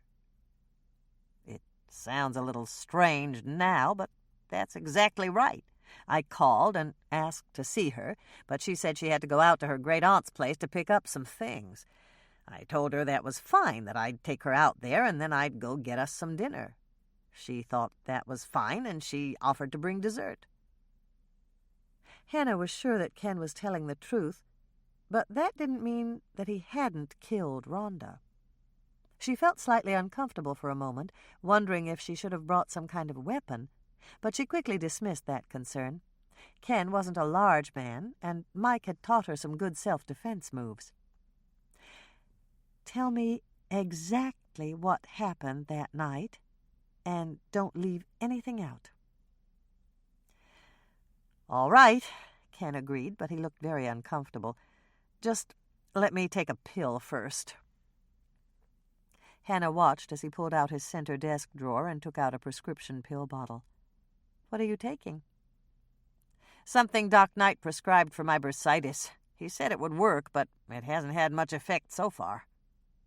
Ken shook out a pill and downed it with a sip of water from the glass that was sitting on his desk. "You want to hear everything?" "Yes." "I had an appointment with Doc Knight at 5 on Friday afternoon. After that, I went straight over to Rhonda's apartment and drove her out to her great-aunt's place." "What time was that?" "About 6. Hannah jotted down the time in her notebook. "What happened when you got there?" "I dropped her off, and then I went to pick up our dinners. I figured I'd tell her after we ate." The takeout was from Alfredo's Ristorante? Yes. I ordered in advance. They have ossobuco on Friday nights, and Rhonda said she liked it. Where was Rhonda when you got back? In the kitchen. She was taking a break, waiting for me to get back. We sat down at the table, and I opened the wine. I brought a really good bottle of Chianti because I thought it might ease the situation. Right. Hannah tried not to sound too sarcastic. Ken was a fool if he thought a bad situation would improve with alcohol. I sat down to dinner, but I was so nervous I couldn't eat much. I just had the garnish off the ossobuco, and that was it. Rhonda noticed that I wasn't eating, and she asked me if something was wrong. That's when I told her. And was her reaction as bad as you thought it would be? It was worse. She got angry and accused me of treating her like a... Ken stopped speaking and cleared his throat. Do you really need to know what she said? No. What happened next? Ken reached for his glass of water and took a sip. She started screaming at me and calling me names. They were really ugly names, if you get my drift. I do. Go on. By this time, I'd taken just about all I could take. I knew there was nothing I could say to calm Rhonda down, so I left. Hannah pulled out her notebook. What time was that? Around 7:30. Where did you go? I drove home and called Kathy at her mother's house. Hannah groaned. Did you tell Kathy what had happened with Rhonda? Of course not. I realized I was irresponsible and stupid when I started this whole thing with Rhonda, but I've never harbored a death wish. Hannah had to grin at that. What did you tell Kathy? Just that I'd had a rough day and I needed to hear her voice. We talked for quite a while about the reunion and the cousins she hadn't seen since she was little. When I finally hung up, I felt a lot better. I also felt hungry because I skipped lunch and all I'd eaten were the sliced olives on top of my dinner. There wasn't much to eat in the house, so I decided to go out and get a hamburger or something. I went back out to my car, and that's when I realized that I'd left Rhonda at the Volker place with no way back to town. I was wondering when you'd get to that. So you drove back out? Yes. I didn't want to, but I couldn't just leave her there. It was too far to walk back to town. What time did you get back there? Hannah held her pen at the ready. The time frame would be crucial. At 9:30 or so. The lights were on, so I figured that Rhonda was still there. I sat there in the car for a minute or two. I really didn't want to go in and start fighting with her again, but I'd driven out there to give her a ride, and I figured I might as well do it. Hannah flipped back to the page where she'd listed Rhonda's time of death. If Doc Knight was right, and he usually was, Rhonda had been dead and cooling off in the basement when Ken had knocked on the door. Were there any other cars in the driveway when you drove up? No. I wouldn't have stopped if there'd been another car. Whoever it was could have given Rhonda a ride. What happened when you went in? I didn't go in. Not right away. I knocked on the door and waited for her to answer. And when she didn't, I knocked again.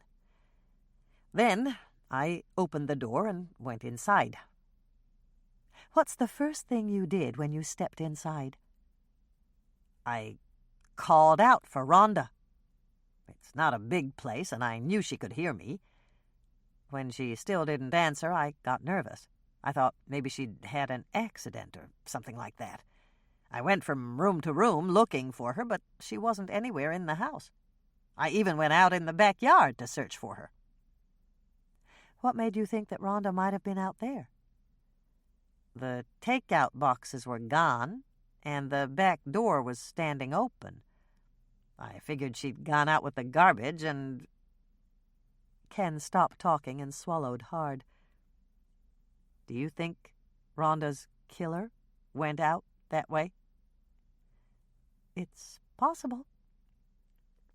Ken shivered. I guess I could have scared him away. I never thought about that. If he was still in the basement when I drove up, he could have run out the back way. Hannah nodded as another piece of the puzzle clicked into place. She'd discussed the grave with Mike. Both of them thought that the killer had intended to fully bury Rhonda, but someone or something had frightened him away before he could finish his grisly task. Ken Purvis could be that someone. If Rhonda's killer had been in the basement when Ken's car drove up, he would have had plenty of time to flee out the back door. Maybe the killer was still there when I went to the backyard, Ken speculated, his voice shaking slightly. I didn't hear anything, but it was dark and he could have been hiding anywhere. Hannah figured she'd better reassure Ken. His face had turned a sickly shade of gray, and drops of nervous perspiration were beading on his forehead. My guess is that he was long gone. Let's get back to what happened. After you checked the backyard, I came back in and shut the back door. I figured she could come back in after I left. Think back to how the kitchen looked. Was the basement door open? Ken frowned in an attempt to remember. It must have been closed. If it had been open, I would have gone down there. So you never considered that Rhonda might be in the basement?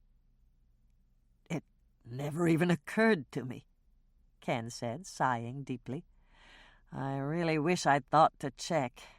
If I'd found her, I could have gone for help, or taken her to the hospital myself. Forget it, Ken. Doc Knight said Rhonda died instantly. Even if you'd found her, you couldn't have saved her life. Thanks for telling me, Hannah. Ken reached for his glass and took another sip of water. That makes me feel a little better. It's still awful, but at least I know there was nothing I could have done to help her. What did you think when you searched the house and you couldn't find Rhonda?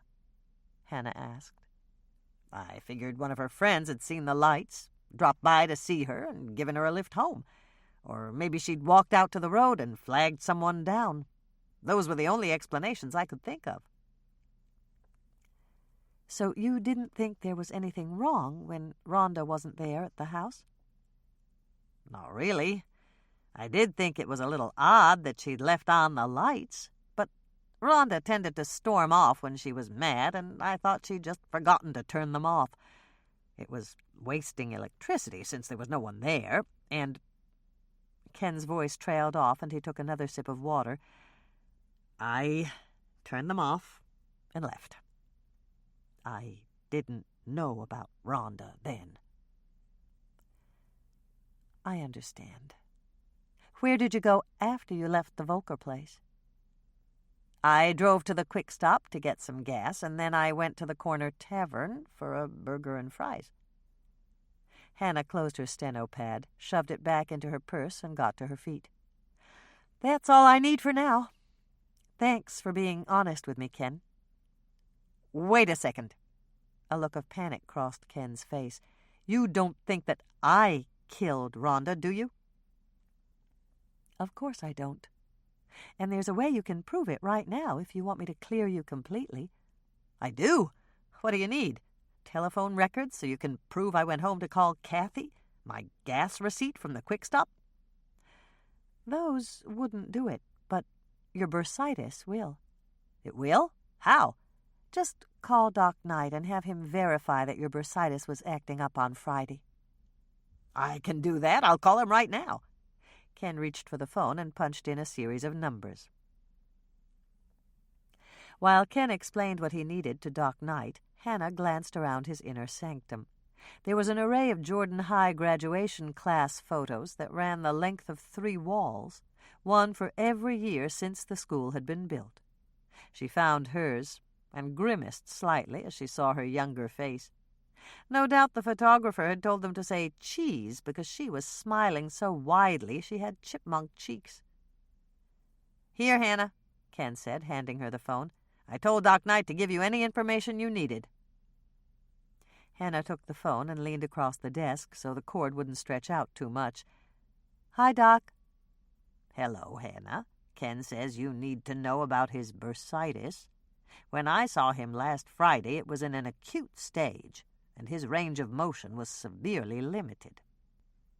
"How limited?" "He couldn't raise his right arm any higher than his waist, and his left arm was even worse." "You're working on Rhonda's murder?" "That's right." "You should have asked me before you put Ken through the ringer. Even if he'd been mad as blazes, there's no way he could have stabbed Rhonda. She was standing with her back turned to her assailant at the time, and they are approximately the same height." "Would it work if she was standing in the hole?" "No. The angle would be wrong. Take him off your list, Hannah. Ken's not your man." "I'm glad to hear it. Thanks, Doc. You've been a big help." Hannah hung up and turned to smile at Ken. "Okay. Doc Knight says you couldn't have done it. You're in the clear." "Then nobody has to hear about my, relationship with Rhonda?" "I don't know what you're talking about," Hannah said as she headed for the door. "I was just here to check some old school records that you were kind enough to find for me." Chapter 18. Business was brisk when Hannah got back to the cookie jar. After she had stashed her vanilla and chocolate ice cream in the freezer, she managed a brief private word with Lisa. She said nothing to tarnish the image of Lisa's former principal, and she certainly didn't mention his liaison with Rhonda. She just said that she'd needed to check some old school records and that Ken had been very helpful. It didn't take long to mix up a batch of pecan chews, and in less than an hour they were baked and cooling on the racks. Hannah was about to soften the ice cream to make the sandwiches when Freddie Sawyer knocked on the back door. "Come in, Freddie," Hannah invited. "Have a cookie or two." "Thanks, Hannah. I love your cookies. They're almost as good as the ones my mom used to bake." Hannah took that as a compliment, as she remembered Mrs. Sawyer had made very good cookies. She poured a glass of milk for Freddie, set 2 cookies on a napkin for him, and waited until he had finished munching. "I wish I knew how to bake," Freddie said, wiping his mouth with the napkin. "Miss Cox promised to teach me, but I'm too busy helping Jed right now. We're making real good money. Did you know that?"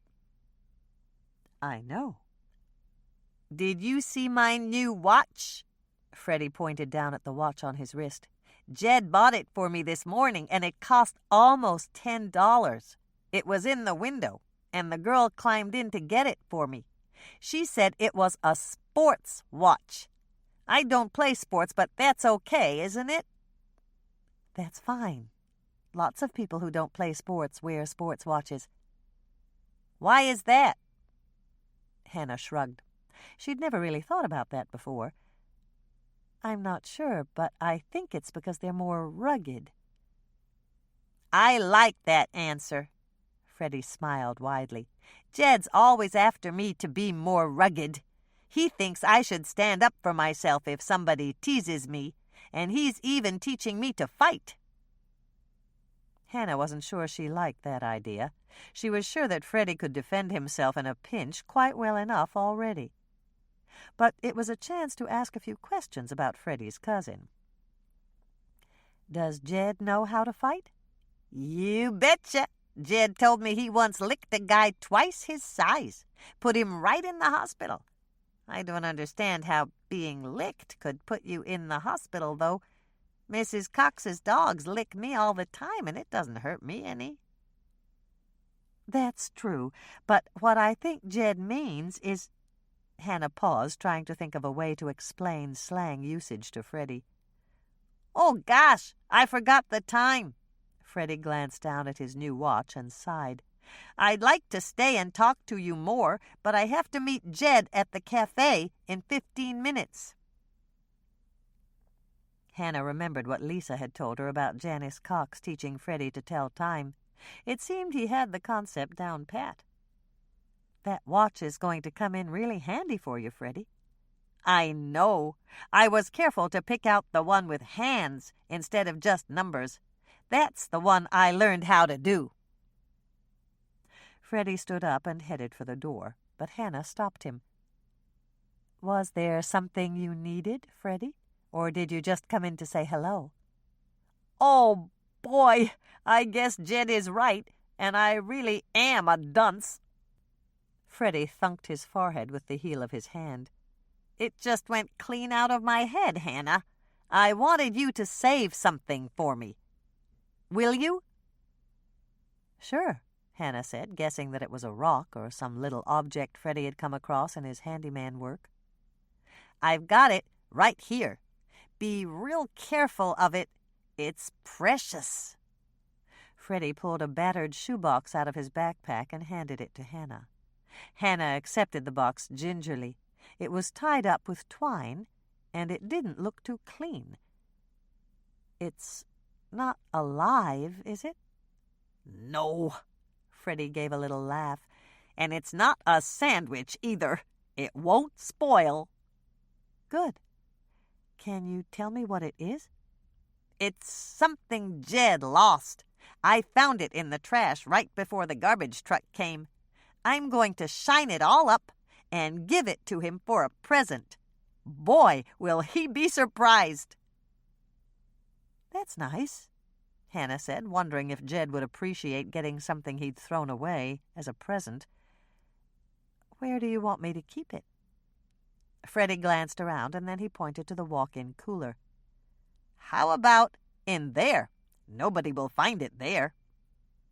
"Okay, come with me." Hannah carried the box to the cooler and opened the door. She stepped in, and Freddie followed her inside. "I'll put it right here on the shelf behind the milk cartons." Freddie nodded, watching while Hannah removed the cartons and slipped the shoebox in the back. "That's real good, Hannah. Nobody'll see it there." "Just tell me when you want it back, and I'll get it for you," Hannah said, leading Freddie to the door. "Okay. Thanks, Hannah. Good friends are like sunshine. A day is gloomy without them." Hannah turned to give Freddie a quizzical look, and he grinned. "Mom used to say that. She had a lot of friends, and she said they were my friends, too." Hannah had just finished mixing up the next day's cookies and stashing them in the cooler when Lisa came into the kitchen waving a $10 bill. "Look at this, Hannah. There's something funny about it." "Funny ha-ha or funny peculiar?" Hannah asked, repeating the words of Mrs. Carlson, her third-grade teacher. "Funny peculiar. You must have had Mrs. Carlson, too." Lisa gave a little laugh. "Just look at it, Hannah. I've never seen an old one that's this new before." Hannah walked over to take a look, and she didn't point out the inconsistency in Lisa's statement. The issue date was 1974, but the old-style bill was crisp and clean, and it looked as if it had just been minted. "That is strange. Do you think it's counterfeit?" "It could be. We'd better ask at the bank." Hannah glanced up at the clock on the kitchen wall. It was past 3, and the bank would be closed. But Doug Grierson, the president of First National Mercantile, stayed in his office until 5. "I'll run over and check with Doug. Do you have any idea who gave it to you?" Lisa looked a little worried. "I think it was your sister." "Andrea?" "No, Michelle. She stopped by while you were having lunch with Norman and bought a half-dozen short-stack cookies to take to her friend's house. The only reason I remember was that we were running short on 5s, and I had to give her all $1 bills in change." Hannah frowned as she looked down at the bill. If Michelle had it, it could have come from the Twin Cities area. I'm going out to the cottage tonight to have dinner with the family. If Doug says it's counterfeit, I'll ask Michelle if she remembers where she got it." Doug Grierson looked surprised to see Hannah standing outside the front door of the bank and holding up a $10 bill. He motioned for her to wait a moment, then walked back to a keypad that was partially hidden from her view. After he'd entered some numbers, he came back to the door and unlocked it, a lengthy procedure that involved several complicated locks. "Thanks, Doug." Hannah stepped in, waving the bill. "This came into the shop this afternoon. Lisa and I both think it looks funny peculiar." Doug chuckled. "Mrs. Carlson, 3rd grade. I'll never forget her for that. Go on back to my office and make yourself comfortable. I'll be there as soon as I reset the alarm. There's some coffee in the pot. It's a combination of Colombian, Guatemalan, Brazilian, and Sumatran." "Sounds good." "It is. It's darkly roasted, heavy-bodied, and it has a smooth finish." "I'll have to taste that," Hannah said with a grin as she walked back to Doug's office. He'd discovered gourmet coffee at Christmas when his wife, Diana, had given him a sample pack of beans and an electric coffee grinder. Doug's coffee pot was spotless, a sharp contrast to the one in John Walker's office. Hannah had just poured herself a cup and taken one of the chairs in front of the desk when Doug came in. "So, what do you think of the coffee?" he asked. Hannah took a sip and smiled. "It's really good." "Just wait until next week. I ordered a shipment of Blue Mountain from Zabar's in New York. It's supposed to be the finest coffee in the world." "It'd have to go some to beat this," Hannah declared and took another sip. "Take a look at this bill, Doug." Doug took the bill Hannah handed him, switched on his halogen desk lamp, and took what looked like a jeweler's loupe from his desk drawer. He examined the bill for several moments, and then he shook his head. "It's not counterfeit." "But look at the date. It says 1974. Don't you think it's odd that it looks so new?" "Not really. Somebody could have kept it in a safe deposit box or under a mattress all these years. And sometimes people just like to save money in mint condition." "You mean collectors?" "There's nothing collectible about this bill, but it could have been some sort of a keepsake, framed and put under glass. When people give money as a gift, they usually come in to get new bills." Hannah nodded and reached out to take back her bill. "What's the matter?" Doug asked her. "You look a little disappointed." "Lisa and I thought maybe we'd stumbled onto a counterfeiting ring. It would have been interesting." Doug gave a small, humorless laugh.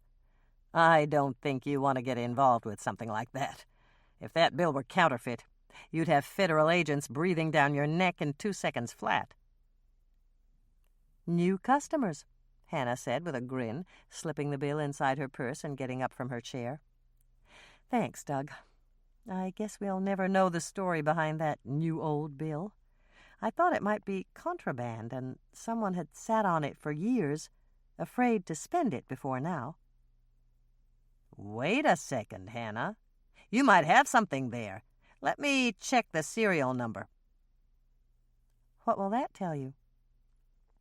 When a bank gets new bills, they come in packaged by denomination and serial number. If this one was stolen in a bank robbery, and they took packaged bills from the safe, the bank would have reported the serial numbers to the authorities. "And you can check that?" "Of course. The computer's in the middle of an automatic backup right now, but I've got hard copy of the loot list." "Loot list?" "That's what we call it. The official title is about 20 words long. It's a cross-reference index by year and serial number." "And it lists money from bank robberies?" "It lists some of it. If a robber comes in and empties the cash drawer, there's no record of the serial numbers. But if he takes money from the safe, there is. And it's not just from bank robberies. It's also a list of marked money." "Like the cops give out when they're trying to track down a ring of scam artists?" "That's right. Hold on a second and I'll get the printout." Hannah poured herself more coffee while Doug was gone. It was so good she even considered installing a gourmet coffee bar in the cookie jar, but she didn't think that would go over well in Lake Eden. New fads took years to catch on, and the residents in Lake Eden would balk at paying $3 or $4 of their hard-earned cash for a cup of designer coffee. "I've got it," Doug said, coming in the door with a large 3-ring notebook. "Read off that serial number, and I'll see if it's in here." Hannah gave him the serial number, and Doug flipped the pages to the proper section. He ran his fingers down a long line of numbers, and then he looked up with an excited expression. "I knew it was a long shot, but it's in here. Your $10 bill was part of the cash that was stolen from the Red Wing City Bank in June of 1974. Stolen money? That's right. Keep your eye out for more, and tell Lisa to do the same. I'll copy this page and give it to Sheriff Grant. He can have his deputies distribute it to every merchant in town, and we might be able to catch ourselves a bank robber." "Think back, Hannah. Do you have any idea who gave you this bill?" Hannah assumed the most innocent expression she could muster as she shook her head. She remembered what Doug had said about federal agents breathing down her neck, and she wasn't about to involve her baby sister in a bank robbery investigation until she'd had the chance to talk to her first. Chapter 19. Of course, Dolores had called to invite her to the family party. Once Hannah had fed Moisha, she changed into a pair of old jeans that had become threadbare through frequent washings and were perfect for summer. The waist felt a bit loose, and that made her wonder just how many pounds she'd lost. Hannah glanced in the mirror as she slipped into a cotton pullover sweater with short sleeves.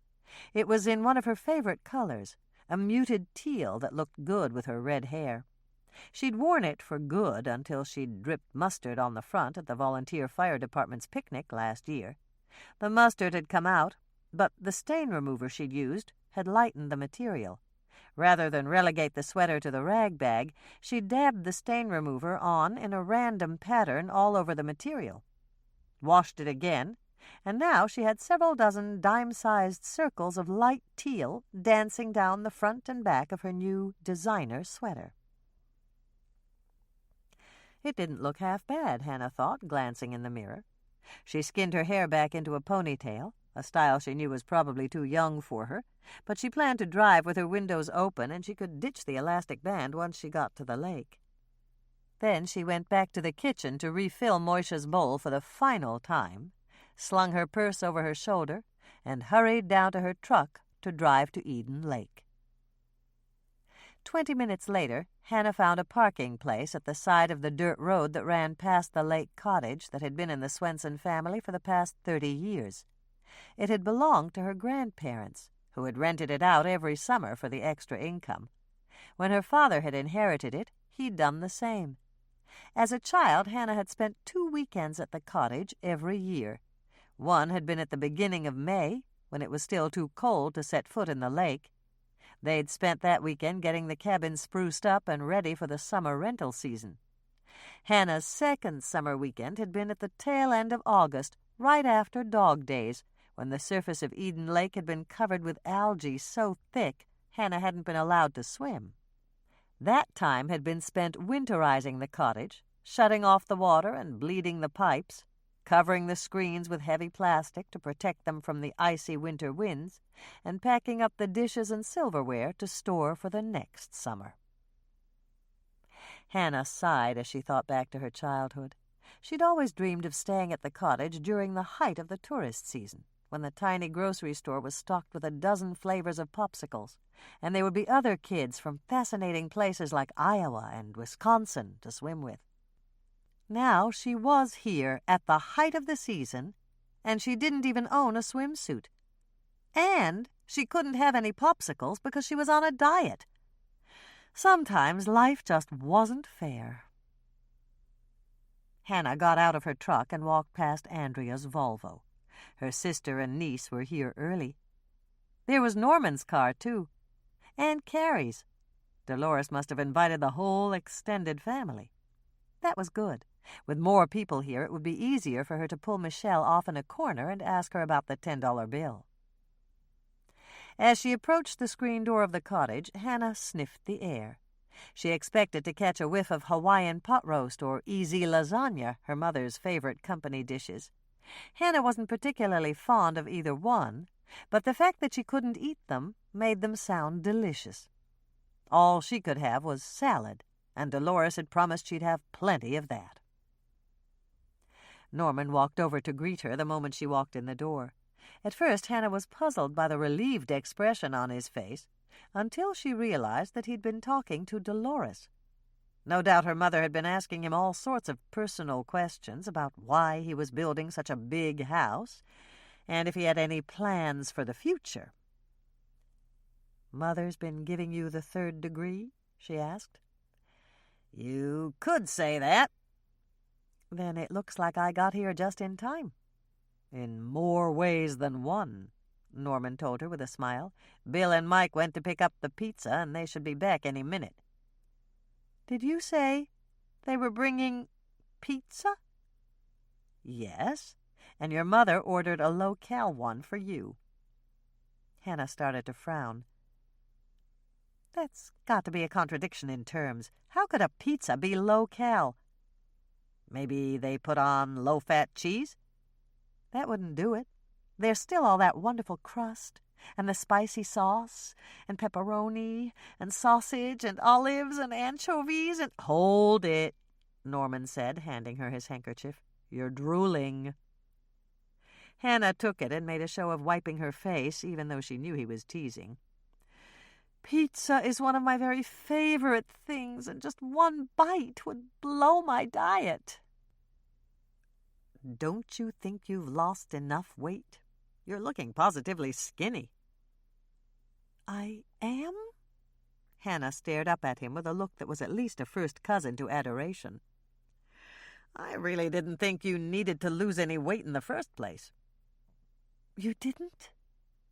If they'd been alone, Hannah would have grabbed him and given him a big kiss. As it was, she felt grateful tears well up in her eyes, and she covered her embarrassment at being so emotional with an attempt at humor. "How's your eyesight?" 20/20, as long as I wear my glasses." "Glasses? But you're not wearing any—" Hannah stopped and gave him a stern look. "You're kidding, right?" "Not entirely. I do need to wear glasses, but I switched to contacts a couple of years ago." "Here comes dinner," Dolores called out from her post at the window. "Bill and Mike just drove up. Who wants to run out and help them carry the pizzas in?" "I do." Hannah turned on her heel and headed for the door. If she couldn't eat the pizza, at least she could get in a couple of good sniffs while she carried it into the table.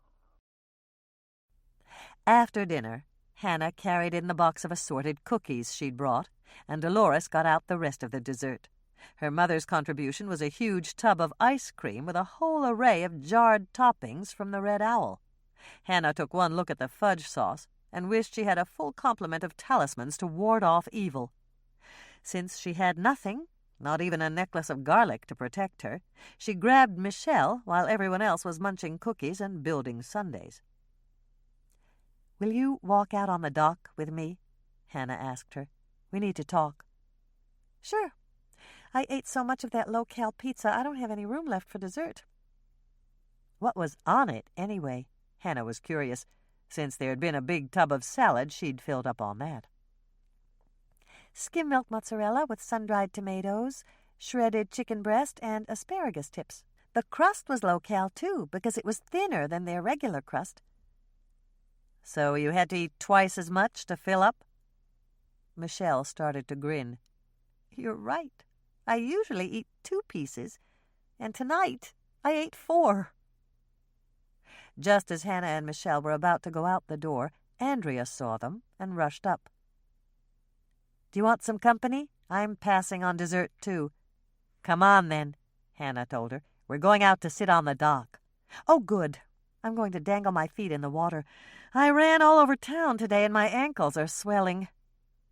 "You two go ahead," Hannah said. "I'll get the mosquito repellent and meet you down there." They're really bad this time of night, and they'll eat us alive." Hannah sprayed on her repellent as she walked down the steps to the dock. Once she got there, she tossed the spray bottle to Michelle and handed the lotion to Andrea. "I remembered what you said about aerosols, so I brought you some lotion." "Thanks, Hannah." Andrea slapped at a mosquito that had already discovered her arm. "Doc Knight's got a real thing about it while I'm pregnant. I can't use hairspray, or perfume, or even cooking spray." Hannah laughed. "I don't think there's much danger with the cooking spray." "That's true," Andrea conceded good-naturedly. "Bill uses it for his eggs in the morning, but he always waits until I leave the kitchen." "I thought you cooked breakfast for him." Michelle looked surprised. "I used to. The first year we were married. I made scrambled eggs every morning. But Bill decided I burned too many frying pans. Now, he makes his eggs and I do the toast." Hannah felt like asking how much toast Andrea had managed to burn, but she curbed the question and turned to Michelle. "You gave Lisa a $10 bill today, didn't you?" "Yes. I stopped by to pick up some cookies for Carly while you were out to lunch." "Do you have any idea where you got that bill?" "I'm not sure." Michelle thought for a moment, and then she shook her head. "I really don't remember. Why do you need to know?" "It turns out it was stolen from a bank. Doug Grierson looked it up on a list the banks get." Andrea looked surprised. "Bill didn't say anything about it. Does Sheriff Grant know?" "Doug said he'd alert him." Hannah turned back to Michelle. "That's why it's so important to know when and where you got it. They want to track it back to the source." "I'm pretty sure I didn't bring it with me. When I got to the bus station in Minneapolis, I had 4 20s I got from the bank machine and a couple of 1s. "How about your bus ticket?" Andrea asked. "Did you pay for that in cash?" "Yes. I wish I could remember how much it was. I think it was almost $20. So I wouldn't have gotten a 10 back in change." Andrea took out her cell phone and punched in a number. "Did you buy a round trip or a one-way?" "Round trip." Hannah and Michelle listened to the one-sided conversation as Andrea asked about the ticket. She thanked the person on the other end of the line, hung up, and turned back to them. "It didn't come from the bus station. A round-trip ticket to Lake Eden is $18 and change." "Then I got it right here in town. But I didn't buy anything. I'm sure I didn't. The only store I went into was—" "Where?" Hannah zeroed in when her sister hesitated. "The drugstore. I needed 2 gemstones, so I ran to the drugstore and bought a little package of colored rhinestones." "Rhinestones?" Andrea made a face. "They are so tacky. You should have called me if you wanted gemstones. They have some very nice synthetic stones that aren't expensive. We could have gone out to the mall and—" "Relax, Andrea," Hannah interrupted. "Michelle didn't need good stones. They were just for her teeth." "Her teeth?" "Her fake teeth. She'll explain later." Hannah turned back to Michelle. "How much were the rhinestones?" "Less than $10, and I must have paid with a 20. That means I would have gotten a 10 and some coins back in change." "Makes sense," Hannah said, considering the possibilities. She wasn't sure how it all tied in, but Rhonda had worked at the drugstore. Maybe the fact that some of the stolen money had ended up there didn't have anything to do with Rhonda's murder, but it was certainly interesting. "Are you thinking what I'm thinking?" Andrea turned to her. "Yes," Hannah said quickly. "We need to find out more about that old bank robbery." "Hello, down there." All 3 sisters turned to see Norman standing at the top of the steps that led to the dock. "Is it okay if I come down? Or is this a sisterly bonding moment?" "We're already bonded," Hannah said with a laugh. "That happened the first time Mother tried to make us eat canned peas. Come on." Once Norman had joined them on the dock, Hannah tossed him the mosquito repellent. "You'd better use this. The mosquitoes are thick tonight." "Thanks, but I don't need it." "What do you mean you don't need it? They're bloodthirsty. I thought I was going to need a transfusion before I could get the cap off the bottle." "Mosquitoes don't bite me." "What?" "It's true," Norman said, and he looked perfectly sincere. "I don't know why, but mosquitoes just leave me alone." "Do you take some kind of vitamin supplement?" Michelle asked. "No." "How about soap?" Andrea suggested. "Do you use a special kind?" "Just whatever's on sale at Costmart." Hannah began to frown. As far as she knew, mosquitoes bit everyone. They certainly regarded her as a 5-course dinner, complete with dessert and beverage. Norman must be putting them on, and she'd call his bluff. "I don't believe you, Norman. Roll up your sleeve and stick out your arm. I want to see this for myself." "Okay," Norman said agreeably, rolling up his sleeve. All three sisters watched as a small cloud of mosquitoes descended, each of them emitting a high-pitched, irritating whine. One of them almost landed on Norman's bare arm, but it veered away at the last minute. "See?" Norman grinned. "They just don't like me." Hannah gave up in defeat. It was true. Mosquitoes didn't like Norman. But could she love someone the mosquitoes didn't like? She'd have to think about that later. Right now, they still had the problem of Michelle's $10 bill to solve. "I guess I'd better bring you up to date," Hannah told him. "Michelle got a $10 bill today, and we found out it was part of the loot from a bank robbery." Norman listened while Hannah explained. "And you need to find out more about that old bank robbery?" he asked. "That's right." "And it happened in Red Wing in 1974? "That's what Doug Grierson told me." "Then it's easy. It must have been a lead story in the local newspapers at the time. I'll check to see if any of them have archives online." "You can do that?" Hannah was impressed. Her computer skills were limited. "No problem. I've got my laptop in the car. Do you want me to get online right now?" "Not now," Hannah shook her head. "I want to keep this private." "Private as in not telling Bill or Mike?" "That's right. I'm already involved in investigating Rhonda's murder, and they're okay with that. But if they find out that Michelle is the one who had that $10 bill, they'll have to tell the feds. Michelle doesn't need that. They'll ask her a million useless questions and ruin her vacation."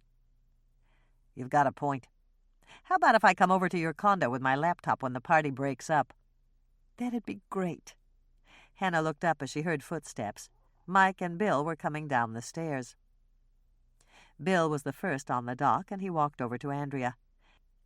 "We've got to take off, honey. We just got word that the autopsy report's in, and we need to go over some things with Doc. Tracy wants to know if it's okay if she stays out here overnight.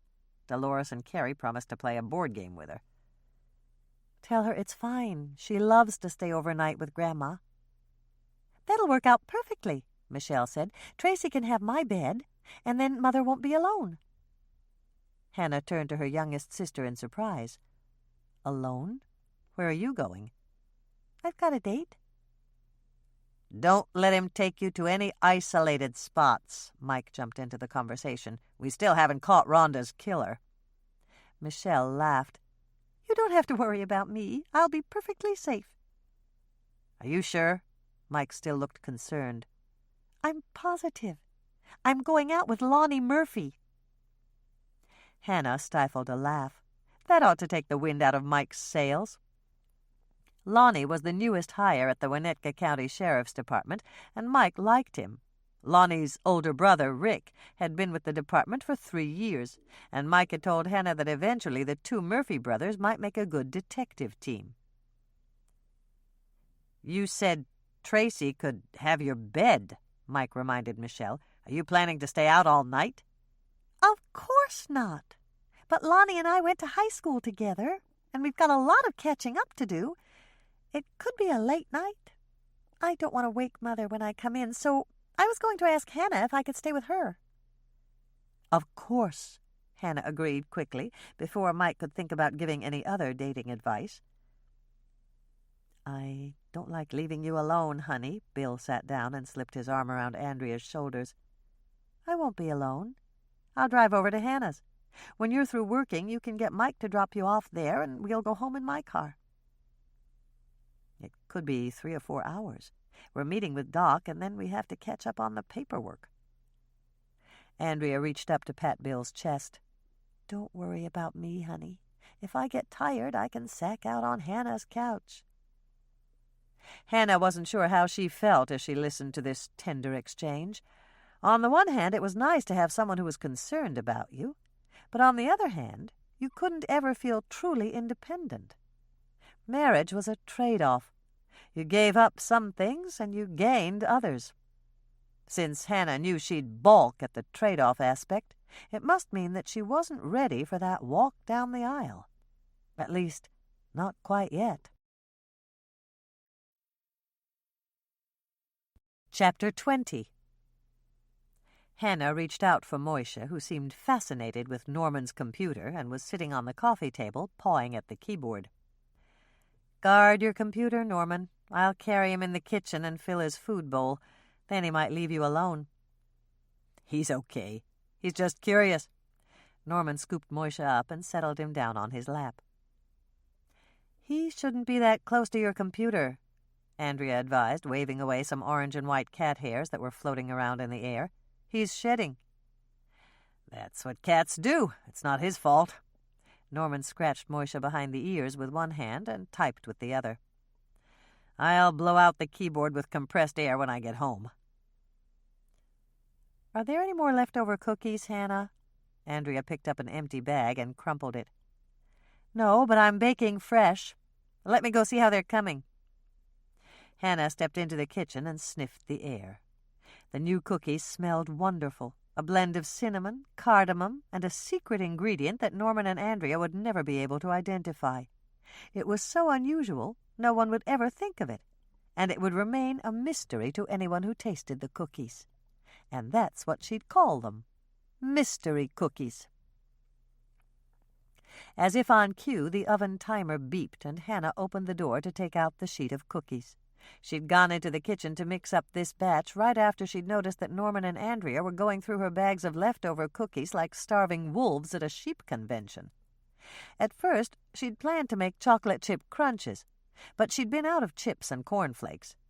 Peanut butter melts had been out, since the jar of peanut butter was nearly empty. Her old-fashioned sugar cookies would have worked, but they required chilling time, and the wolves in the living room might attack if their stomachs weren't placated.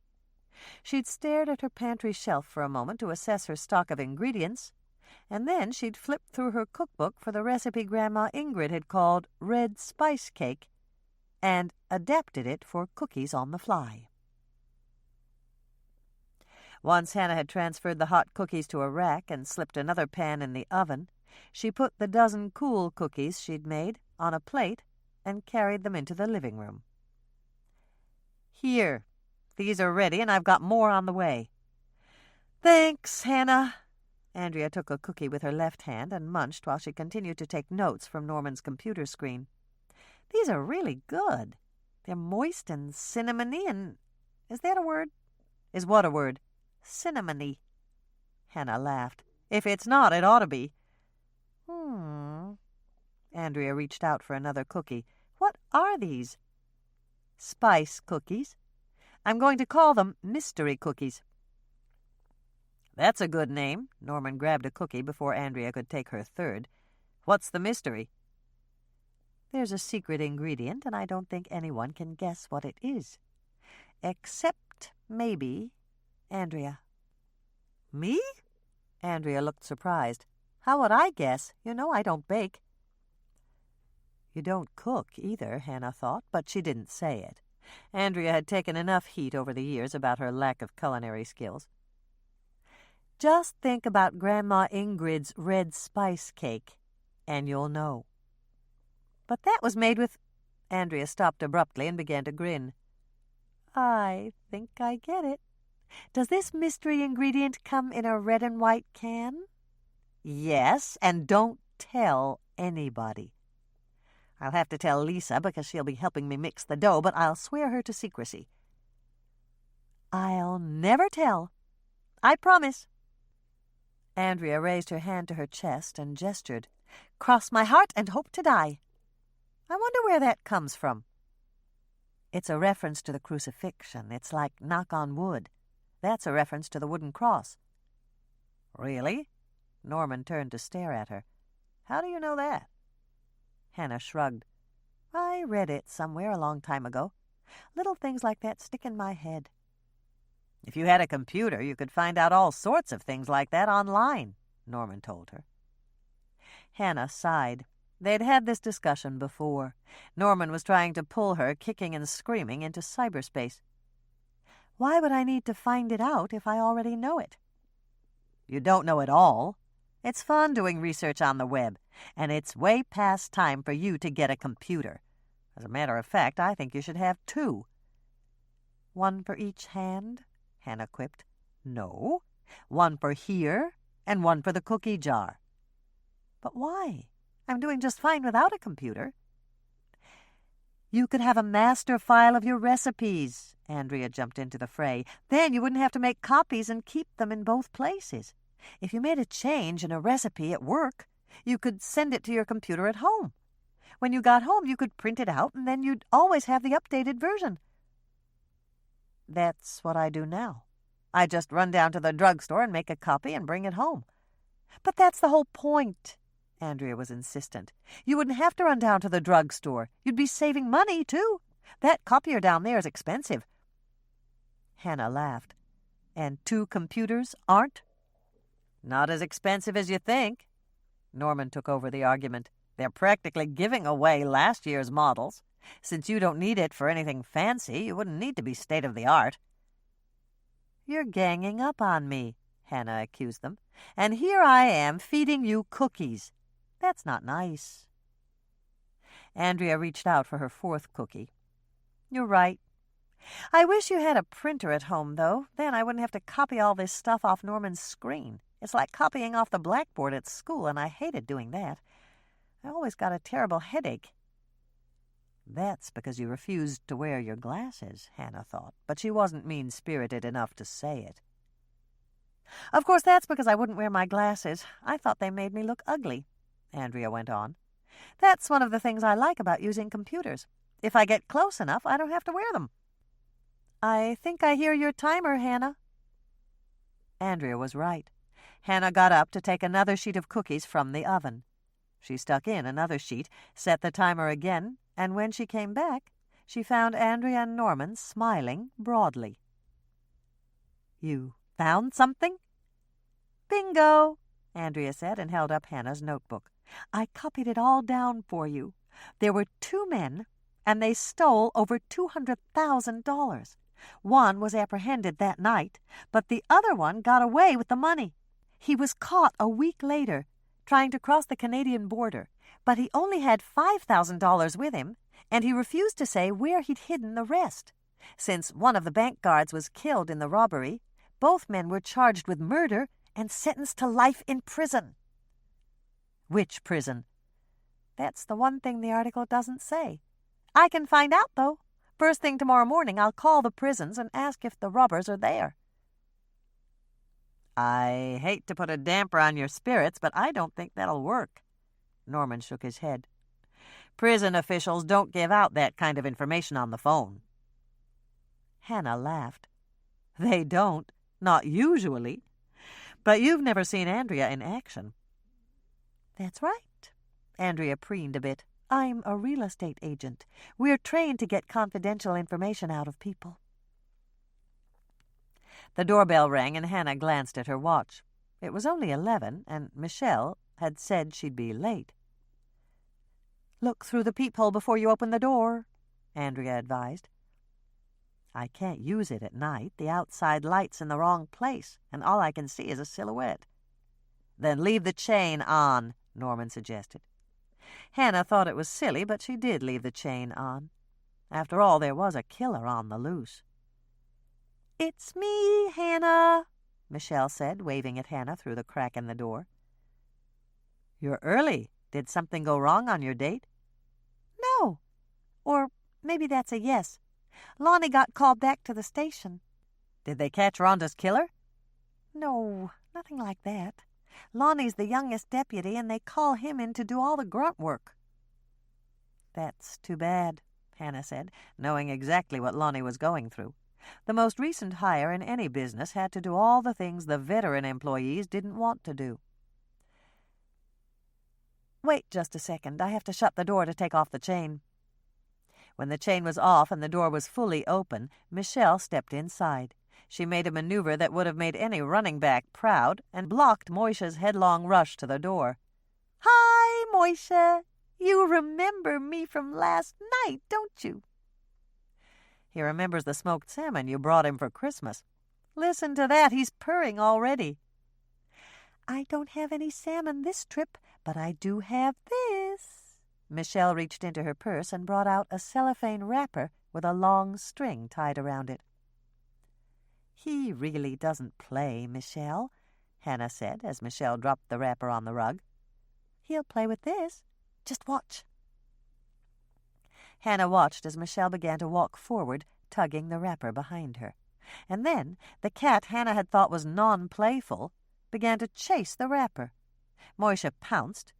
Michelle jerked the wrapper away, and then they did it all over again, all the way to the sofa where Andrea and Norman were sitting. "I'll be," Hannah said, heading for the kitchen to take the last pan of cookies out of the oven. She'd spent a fortune on high-priced kitty toys when Moisha had first moved in with her, and he hadn't played with any of them. Now it seemed that all she'd needed was a crumpled cellophane wrapper and a piece of ordinary string. When Hannah came back with a fresh plate of cookies, Michelle dug right in. She ate 2 in rapid succession, and then she gave Hannah a thumbs up. "These are great. I waited for you to get back so I could tell you all together. The reason Lonnie had to go back to the station is that Freddie Sawyer got in trouble tonight." "Is Freddie okay?" Hannah asked, imagining the worst. Freddie had told her that Jed was teaching him to fight. "He's fine now, but he got hauled in for drunken disorderly. Jed promised that it would never happen again, and they let him off with a warning." "I didn't think Freddie drank." Andrea looked puzzled. "He didn't before his cousin got here," Hannah said with a sigh. "But now that Jed's in the picture, he's teaching Freddie all sorts of things that aren't good for him." "I got the same impression," Michelle said. "Lonnie and I sobered Freddie up, and then we drove him home to sleep it off. Lonnie had to go back to the station to file the paperwork, so he dropped me off here." "I'm sorry your date didn't work out," Norman said. "Lonnie seems like a really nice guy." "You know him?" Michelle looked surprised. "He's been coming in every Saturday morning since he got his dental insurance. It's part of the county health package.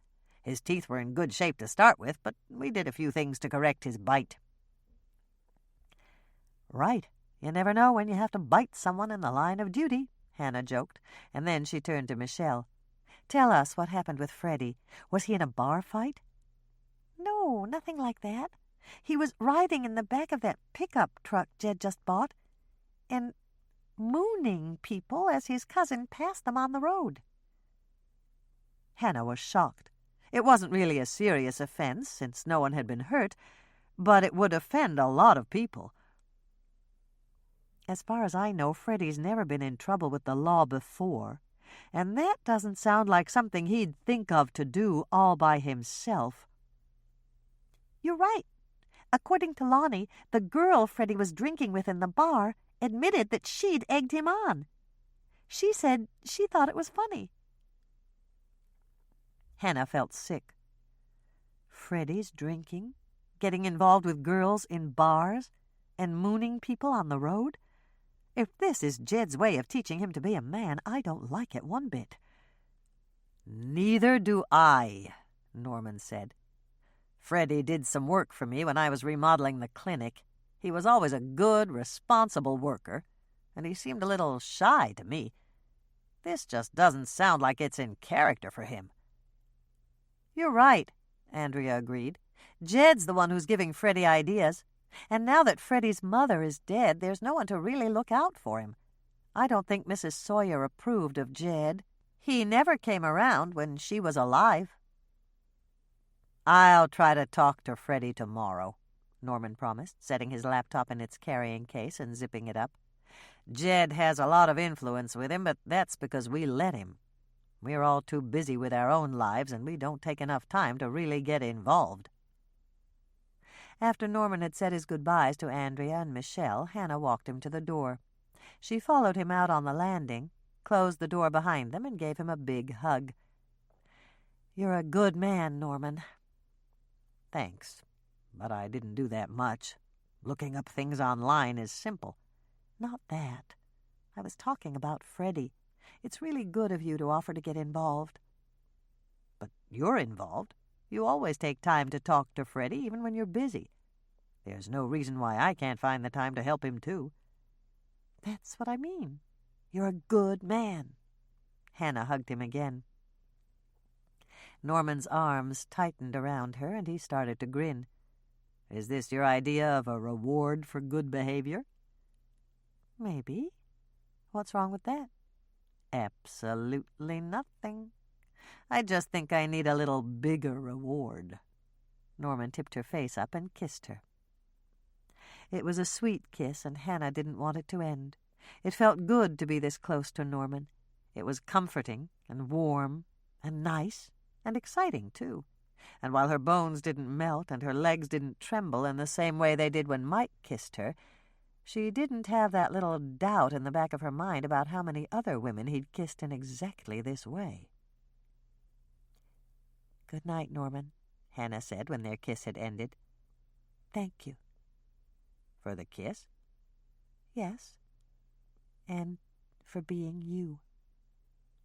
Norman smiled and started down the stairs, but he stopped halfway and turned to look back at her. "I'm glad I'm me, especially tonight. I really don't like the idea of you kissing somebody that's not me." Mystery cookies. Preheat oven to 350 degrees Fahrenheit, with rack in middle position. 1/2 cup melted butter, 1 stick. 3 1/2 cups white sugar. 2 beaten eggs, just whip them up with a fork. 1 can condensed tomato soup, the regular plain kind, not cream of tomato or tomato with basil or anything else fancy. I use Campbell's. 2 teaspoons cinnamon. 2 teaspoons nutmeg. If you grind your own, use 1 teaspoon instead of 2. 2 teaspoons baking soda. 2 teaspoons salt.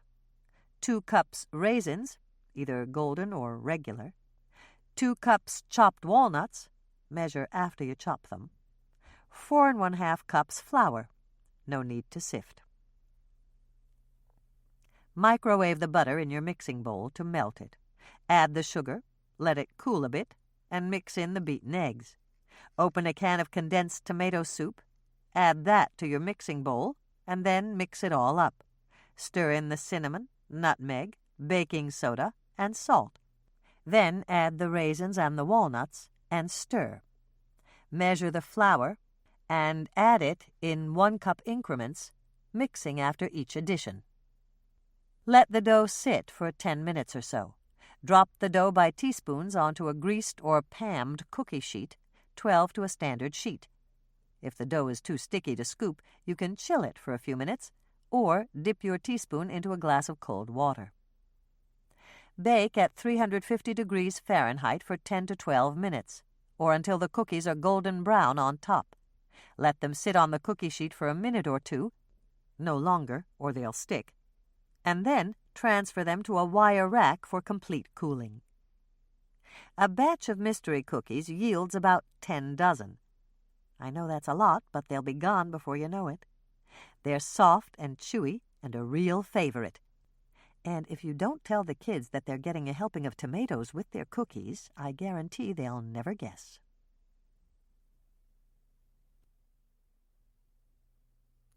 Chapter 21. It's 11:30. Aren't you tired? Hannah asked her sisters when she came back into her living room. Not me, Michelle shook her head. How about you, Andrea? Hannah turned to her. You're the one who's sleeping for two. Andrea laughed. That's eating for two. There's no such thing as sleeping for two. The baby sleeps whenever he wants to. It doesn't matter whether I'm awake or not. Are you sure you're not tired? You sound like Bill. Really, Hannah, I'm not a bit tired. Michelle looked confused. But I thought pregnancy was so tiring. It is, in the last couple of months. But that's when you're carrying around all that extra weight. I've only gained 5 pounds so far. My feet get tired if I stand all day, but that's the only part of me that does. I actually have more energy now than I did before I got pregnant. I'm a real lightweight when it comes to pulling all-nighters, like when I have to study for a test. Maybe I should get pregnant, and then I'd have more energy. Michelle noticed the shocked expression on her sisters' faces, and she giggled. Just kidding. I want to wait to get pregnant until I'm as old as Hannah. Hannah groaned. She wasn't sure if that was an insult, but it sure felt like it. That's a bad idea. Don't wait that long, Andrea advised.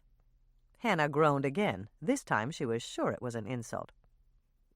Forget about my biological clock. Mother's already got that covered. If we're going to stay up and talk, I'll make us some hot chocolate. Andrea, you can bring Michelle up to speed on everything we learned about the robbery case. It took a while to make the hot chocolate because Hannah made it the old-fashioned way, with cocoa, milk, and sugar.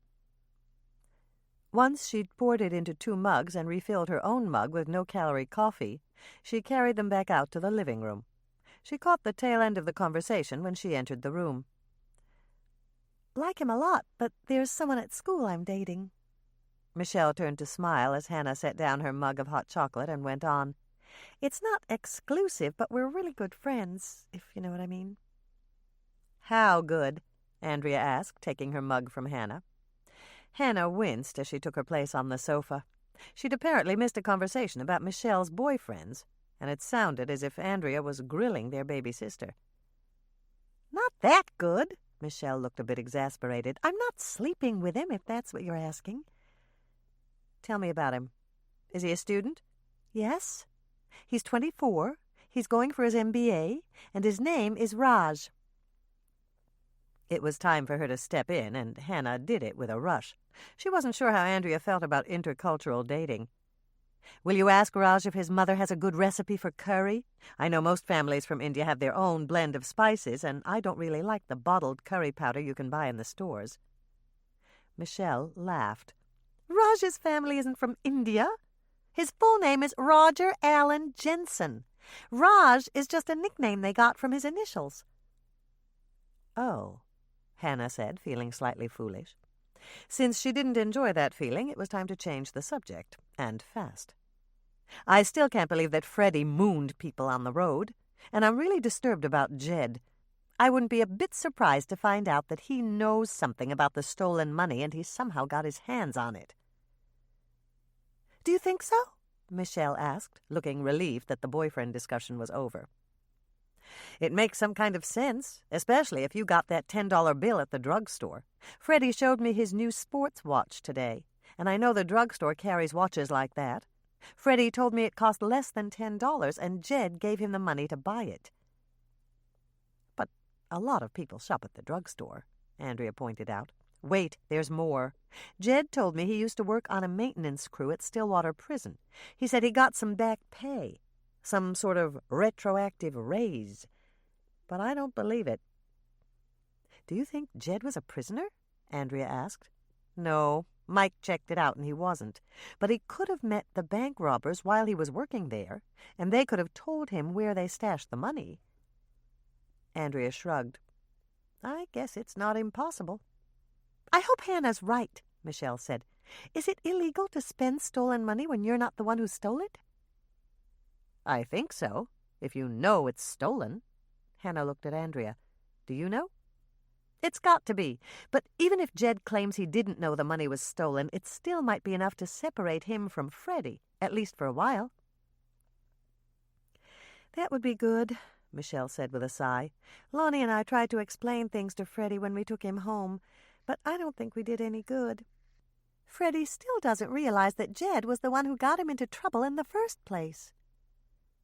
Hannah sighed. "That figures. Freddie's always been very loyal and trusting. It'll take a lot to convince him that Jed isn't a good guy. He's honest, though. If he finds out that Jed's been spending stolen money, that might be enough to change his opinion." "That's a good place to start," Andrea motioned to Hannah. "Hand me my purse, Hannah. My cell phone has free long distance. I'll call Stillwater and see if the 2 bank robbers are there." "Now?" Hannah stopped in the act of reaching for Andrea's purse.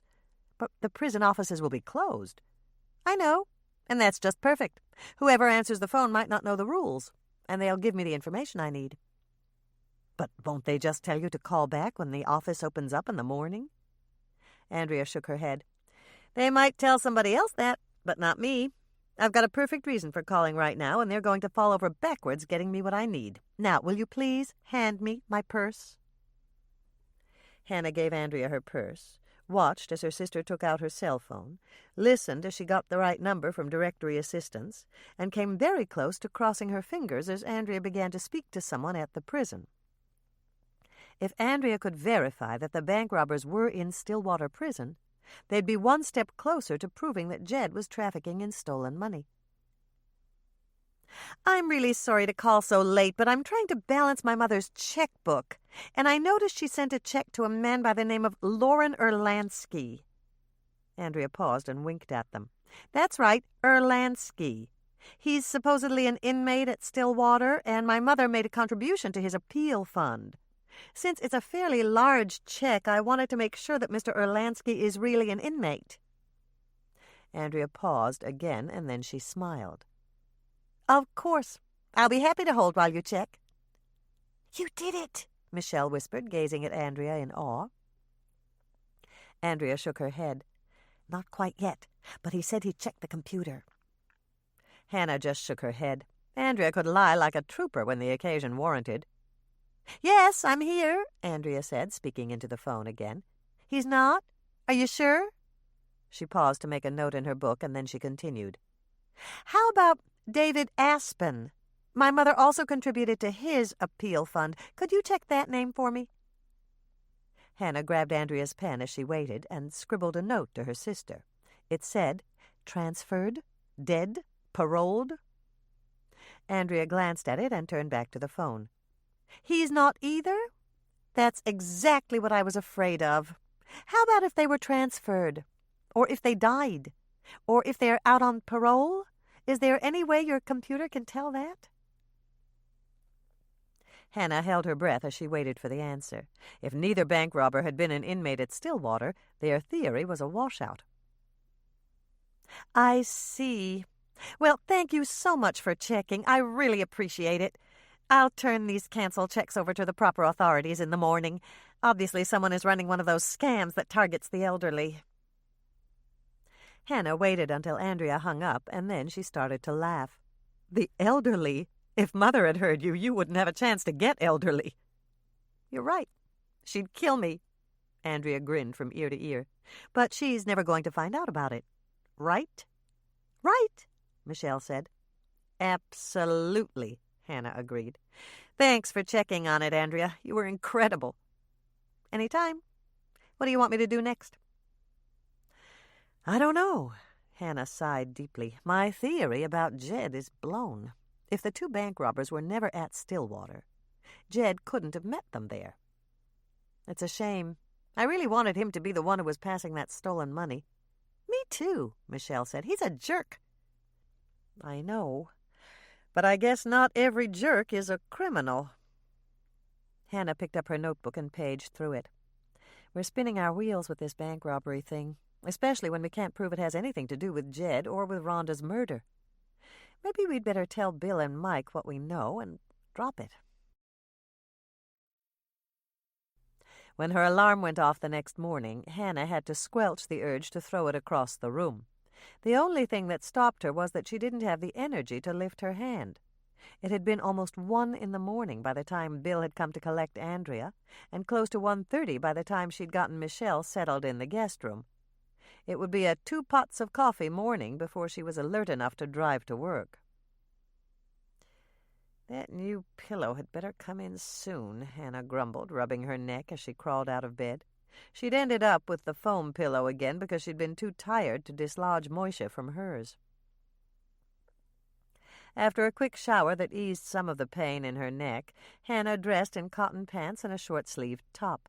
She slipped her feet into a pair of moccasins and padded to the kitchen with Moisha, who was following on the trail of his breakfast. Once she'd filled his food bowl and given him fresh water, Hannah poured her first cup of coffee, grabbed her master file of recipes, and sat down at the table to page through it while she woke up. Today was the day before the 4th, and she still hadn't decided what type of dessert to bring to the potluck picnic and barbecue. Long minutes passed while Hannah paged and sipped. When the hands of her apple-shaped kitchen clock approached 5 o'clock, the time she'd decided to leave for work, she was no closer to deciding which dessert to bring than she'd been before she'd started. She might have actually welcomed the diversion of a morning call from her mother, but it was too early, even for Dolores. Hannah finished the first cup of coffee from the second pot and poured the rest in her insulated car coffee caddy. She wrote a quick note for Michelle, telling her to come down to the shop when she woke up, and propped it up against the salt shaker where she'd be sure to see it. Then she refilled Moisha's food bowl for the final time, slung her purse over her shoulder, and stepped out into the muggy early morning air. The air outside was like a sauna, and Hannah imagined that she could hear steam hissing up as the water hit the rocks. It would be another scorcher today. If this heat wave didn't let up before tomorrow, the students in Jordan High's marching band would be dropping like flies in their uniforms at the parade. Hannah drove through the still morning with her windows down, attempting to catch every breath of wind. Crickets chirped in the fields. Somewhere a cow was lowing, and several frogs hopped dangerously close to her wheels as they crossed the road to a pond on the opposite side of the road. The sun was just beginning to peep over the horizon when Hannah parked in back of the cookie jar. The first thing she did after she unlocked the door was to beat a path straight to the air conditioner and turn it on full blast. Then she got down to the business of baking the cookie dough that she'd mixed up with Lisa before they'd left the shop the previous night.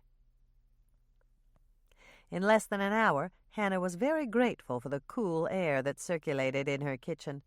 With the ovens baking and cookies cooling on the racks, it was warm, but not hot. It made her wonder how she'd ever managed without her window unit. When Lisa came in at 7:30, she was smiling. Hannah took one glance at her partner's happy face and was instantly curious. "What's up? Did Herb propose?" "No, it's Dad. He's Uncle Sam." "What?" "The seniors center rented him a costume, and Dad's leading his whole group in the parade. He's going to be the best Uncle Sam they ever had." Lisa stopped and frowned slightly. "That's strange, Hannah." "What's strange?" "I just remembered something. Dad got all excited when I got to be the Easter Bunny in my second-grade play. He told all his friends that I was going to be the best Easter Bunny they ever had. And now I'm doing the same thing for him, just like I'm his proud parent. I guess it's true that roles get reversed when you get older." "I guess so." Hannah tried to think of something to say to cheer Lisa up. She'd been smiling, but now she looked sad. "You should take some pictures of your dad and his group in the parade. They might like to put them up on the bulletin board at the center." Lisa started to smile again. "That's a great idea. I already bought a disposable camera to take pictures of our float." "How's it coming?" Hannah asked. She wasn't about to miss a golden opportunity to see if she could find out more about the cookie jar float. "It's almost finished. Tracy's class is putting on the final touches today. It's absolutely precious. But that's all I'm allowed to say." "But can't you just tell me—" "No," Lisa interrupted, grinning widely. "You'll see it tomorrow at the parade." Hannah recognized the stubborn set of Lisa's chin. She could beg and plead, but she wouldn't get any more information. Dolores and Carrie are coming to watch the parade with us, and they can help us take pictures of your dad and the seniors. Andrea can help, too. Take some money out of the till and run down to the drugstore as soon as they open to get more disposable cameras. Thanks, Hannah. We should get lots of good pictures that way. Even if we don't, we've always got Norman as a backup. He'll be here with his own camera. Lisa smiled happily. I'm really looking forward to tomorrow. I love the parade and the whole celebration out at Eden Lake. Have you decided what dessert we're going to bring? Not yet. I tried to think of something special this morning, but I'm fresh out of ideas. I'll take care of it, Lisa offered. You've got enough on your mind with Rhonda's murder. What did you find out about that $10 bill I gave you yesterday? Did Mr. Grierson think it was counterfeit? Sit down for a second, and I'll tell you. Hannah gestured toward a stool at the workstation, and then she told Lisa all about the robbery and the stolen money that had surfaced in Lake Eden. Lisa's eyes were round with surprise by the time Hannah finished. I guess a lot happened after I went home last night. There's more, Hannah said, and told her about Freddie Sawyer's drunk and disorderly charge. This just gets stranger and stranger. Lisa shook her head. We've had a mooning, a murder, and money turning up from an old bank robbery all in 1 week. People who think small-town life is boring ought to move to Lake Eden. I guess, Lisa said, and then she began to frown. Do you think all those things could be related somehow? I can't find a connection, and believe me, I tried. I'm giving up on the stolen money and concentrating on Rhonda's murder. I really don't have a clue so far. Maybe you should tell me everything you know, Lisa suggested. It'll put your thoughts in order, and I might be able to catch something you missed. You think so? It's possible. It could be a little like walking into a room where someone's doing a jigsaw puzzle. Sometimes you spot the piece they're looking for right off the bat. Fresh eyes? That's it. Except this time it's fresh ears. It's certainly worth a try. Hannah gave Lisa a smile. Go put on the coffee, and when you come back, we'll finish the baking. And while we work, we'll talk bloody murder. Chapter 22. By the time Hannah was through telling Lisa everything except the identity of Rhonda's boyfriend, the cookies were baked and the display jars behind the counter were filled. The big urn of coffee had perked, and Hannah and Lisa sat down at their favorite table in the back of the coffee shop to take a break. Well, Hannah turned to her partner, do you think I missed anything? No, but I can't help thinking about Ron LaSalle. Remember what you said when he was murdered? I said a lot of things, Hannah sighed. Thinking about her favorite cozy cow delivery man still made her sad. But you pointed out that Ron's only mistake was being in the wrong place at the wrong time. Or is it the wrong place at the right time? Or the right place at the wrong time? Or it doesn't matter, Hannah interrupted her. I know what you mean. Do you think that's what happened to Rhonda? Maybe. What if the killer was in the basement, and Rhonda went down there and caught him doing something he didn't want anyone else to know he was doing? If that happened, he might have killed Rhonda to keep her from talking. Hannah finished Lisa's sentence for her. But what was the killer doing in Mrs. Volker's basement in the first place? I don't know, unless he was looking for antiques to steal, or something like that. You were in the basement. What was down there, anyway? The only things I saw were cobwebs, dust, moldy junk, and shelves of old preserves. Lisa shrugged. That sounds like a perfectly ordinary basement to me. How about the furnace room? Not counting the grave and Rhonda's body, there wasn't much there. There was the furnace, of course, and one wall had some homemade shelves for jams and jellies. A couple jars of jam were broken, and there was glass on the floor. Are you sure that's all there was? Pretty sure. But once I spotted Rhonda's body, I didn't look around at much else. Hannah thought about it for a moment. You've got a point, Lisa. I should take a second look. How are you going to do that? Isn't the whole house taped off as a crime scene? Yes, but that shouldn't be a problem since I don't have to go inside. There's a window in the furnace room and I can take a peek through the glass. Why don't you take pictures? Lisa suggested. Then both of us could look at the crime scene. Good idea. I'll run home and get my camera. I've got the disposable I bought last night. It's still in a bag in my car. You can use that. It didn't take Lisa long to return with the camera. Hannah examined it and began to frown. It had a built-in flash that went off with every picture. That could present a problem, especially since she'd be taking pictures through the glass. What's wrong? Lisa asked, noticing Hannah's frown. I have to figure out some way to block the flash so it won't glare off the window pane. Lisa jumped up again. You can mask it with electrical tape. We've got some in the kitchen drawer. Once the camera was modified, Hannah set off for the Volker place. She'd heard that a deputy had been stationed there to keep out the ghoul seekers who wanted a peek at the crime scene, and she'd armed herself with a half-dozen cookies and a cup of take-out coffee. She planned to present the deputy with an early morning snack and then give him her excuse for driving out. Since the Volker place was a good 10 minutes away, she'd have plenty of time to dream up something convincing before she got there. Hannah gave a relieved sigh as she parked at the side of the driveway and spotted Lonnie's older brother, Rick Murphy, sitting in a wicker chair on the front porch. Rick loved her short-stack cookies.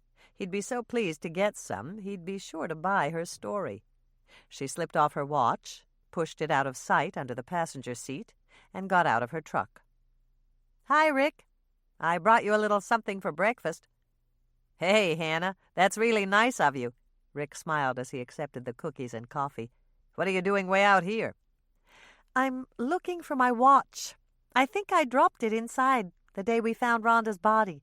Mother and I were packing up things for her store, and it must have fallen off my wrist. I wish I could let you look, but I can't let anyone inside. That's okay, Rick. I figured that, but you can go inside and look for it, can't you? I'm not allowed inside either. The only authorized personnel are the detectives working the case. Sorry, Hannah. Hannah gave a deep sigh, and then she brightened visibly. How about just peeking in through the windows? If we spot it, I can ask Bill or Mike to get it the next time they come out here.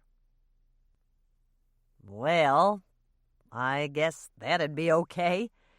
They didn't say anything about looking in through the windows. Great. Hannah gave him a warm smile. I'll start on one side of the house, and you can start on the other. That way you'll be back at your post twice as fast. Sounds good. What does this watch of yours look like? Hannah froze for a millisecond. She should have anticipated that question. To cover her momentary lapse, she described her present watch. It's a waterproof watch with a round face, and it's got a black band. Like the ones in the window at the drugstore? Exactly. As a matter of fact, that's where it came from. I know I didn't take it off, so the band must have broken. It's probably on the floor in one of the rooms. The moment Rick disappeared around his side of the house, Hannah made a beeline for the basement windows on the other side. She pulled Lisa's camera out of her purse and clicked off a dozen fast shots, alternating between the 4 basement windows. By the time she was finished, Rick was rounding the back of the house, and Hannah quickly stuffed the camera back in her purse. Hi, Rick. Any luck? No. You didn't spot it either? Hannah shook her head, doing her best to appear disappointed. I'm not even sure I lost it out here, but I thought it was worth a look. Once she'd chatted with Rick for a few more moments, Hannah walked back to her truck. She didn't think he'd been suspicious about her request, but she didn't put her watch back on until she pulled up in front of the Rhodes Dental Clinic 10 minutes later. Hi, Norman, Hannah called out when she came through the door. I've got a photographic emergency. A what? Norman slid aside the little glass doors at the reception desk and peered out. A photographic emergency. I just took some pictures and I need to have them developed as fast as I can. Let me check my schedule. Norman flipped the page in his appointment book. Okay, I've got Mrs. Walters coming in at 9, but Mayor Bascom canceled his 10 o'clock. If I don't have an emergency, I'm free from 10 to 12:30. Then you'll develop my film? That depends, Norman said. I assume it has something to do with Rhonda's murder? Photos of the crime scene. I ran out there this morning and took them through the basement window. Don't mention that to anybody. I had to pull a fast one to do it. Okay. Did you use a flash? No, I taped over it so it wouldn't glare against the glass. Norman looked pleased. I should have known you'd think of that. How about the light? Was it dark in the basement? Yes, but there was some light coming in through the windows. The disposable camera I used didn't have any way of changing the settings. Norman took the camera Hannah passed through the window and glanced at it. It'll be okay. I can push the negatives. What's that? It's like baking your cookies at a higher temperature to make them crisper. If I did that, I'd burn them. Norman laughed. I never claimed to be a baker. Don't worry about it, Hannah. I'll play some tricks in the darkroom and get all I can for you. Thanks, Norman. Do you think you can have them ready by noon and drop them off at the cookie jar? Yes, but I didn't say I'd do them yet. You didn't? No. When you asked me, I said, it depends.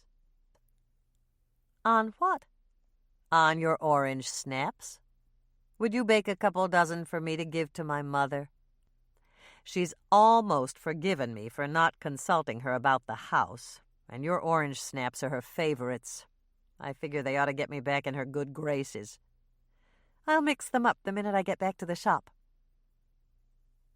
The street door opened and Mrs. Walters walked in. Hannah greeted her, and then she headed back out to her truck. She'd baked the orange snaps because Norman had asked her to, but his plan wouldn't work.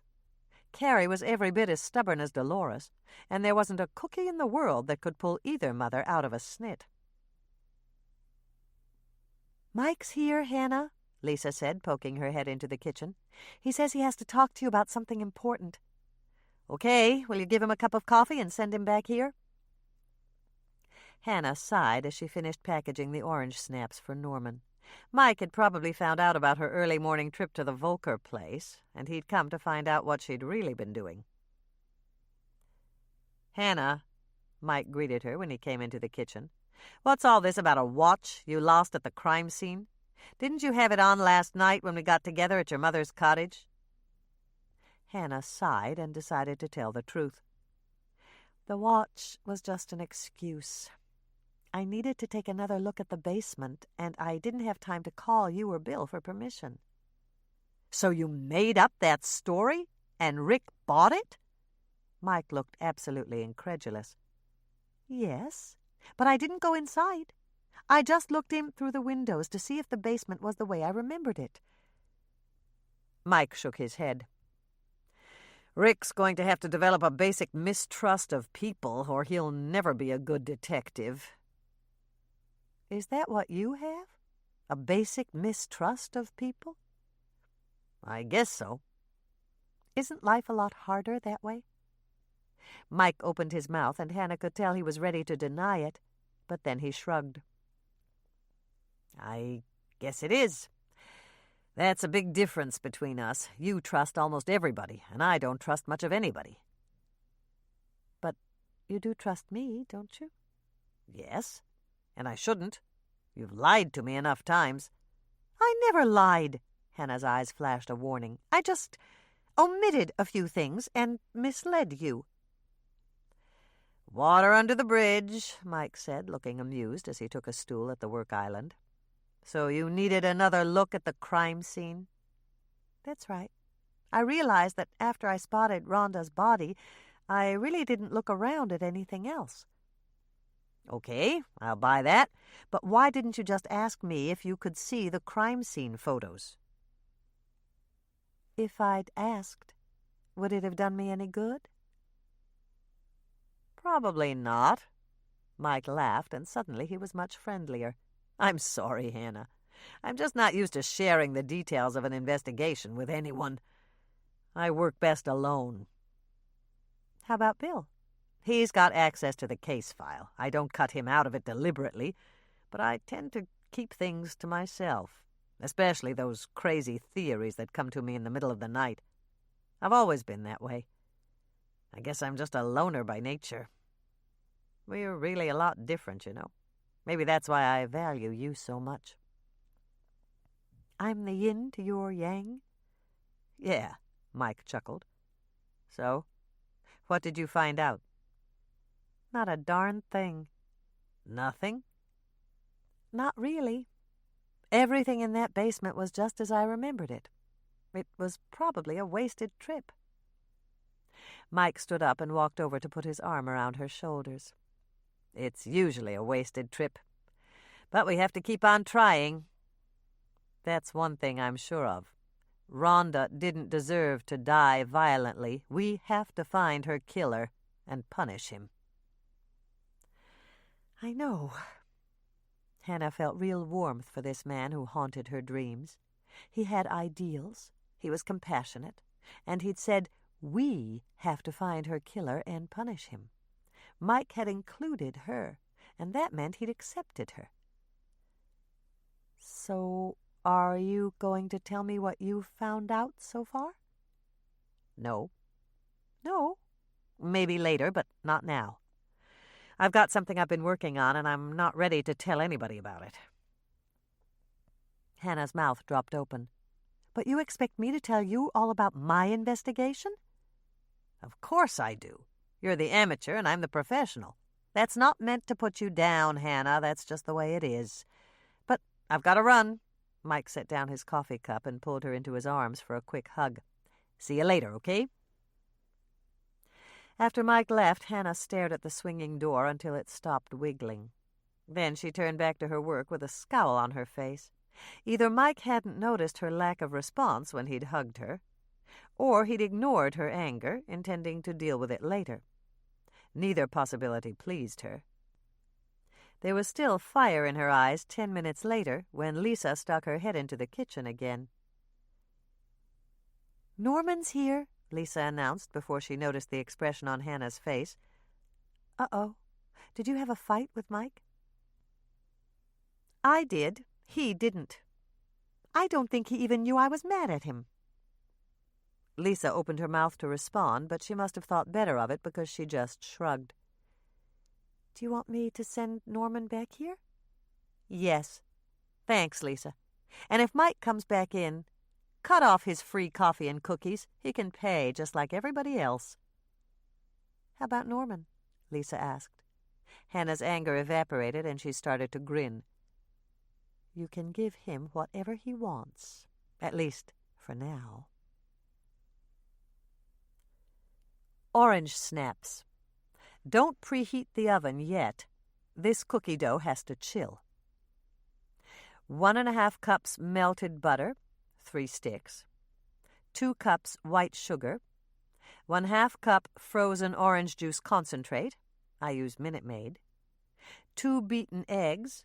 Just beat them up with a fork. 4 teaspoons baking soda. 1 teaspoon salt. 4 cups flour. You don't have to sift it. 1/3 cup white sugar for later.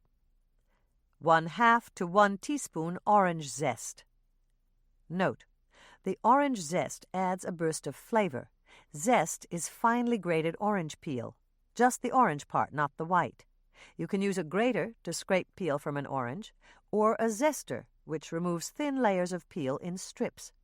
If you use a zester, you'll have to finely chop the strips of peel with a knife.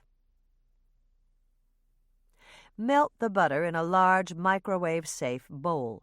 Add the sugar and orange juice concentrate and stir. Let the mixture cool slightly. Add the eggs, baking soda, salt, and orange zest, stirring after each addition. Add the flour in increments and mix thoroughly. Cover the bowl and refrigerate the dough at least 2 hours. Overnight's even better. When you're ready to bake, preheat your oven to 350 degrees Fahrenheit with rack in the middle position. Roll the chilled dough into walnut-sized balls with your hands. Put 1/3 cup white sugar in a small bowl and roll the balls in it. Place them on a greased cookie sheet, 12 to a sheet. Press the dough balls down just a little so they won't roll off on the floor when you put them in the oven. Bake for 10 to 12 minutes at 350 degrees Fahrenheit. The dough balls will flatten out all by themselves. Let the cookies cool for 2 minutes on the cookie sheet, and then move them to a wire rack to finish cooling. These cookies freeze well. Roll them up in foil, put them in a freezer bag, and they'll be fine for 3 months or so, if they last that long.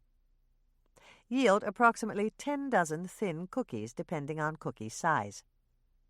Tracy loves these cookies, and she's almost managed to convince Andrea that she can have them in place of orange juice for breakfast.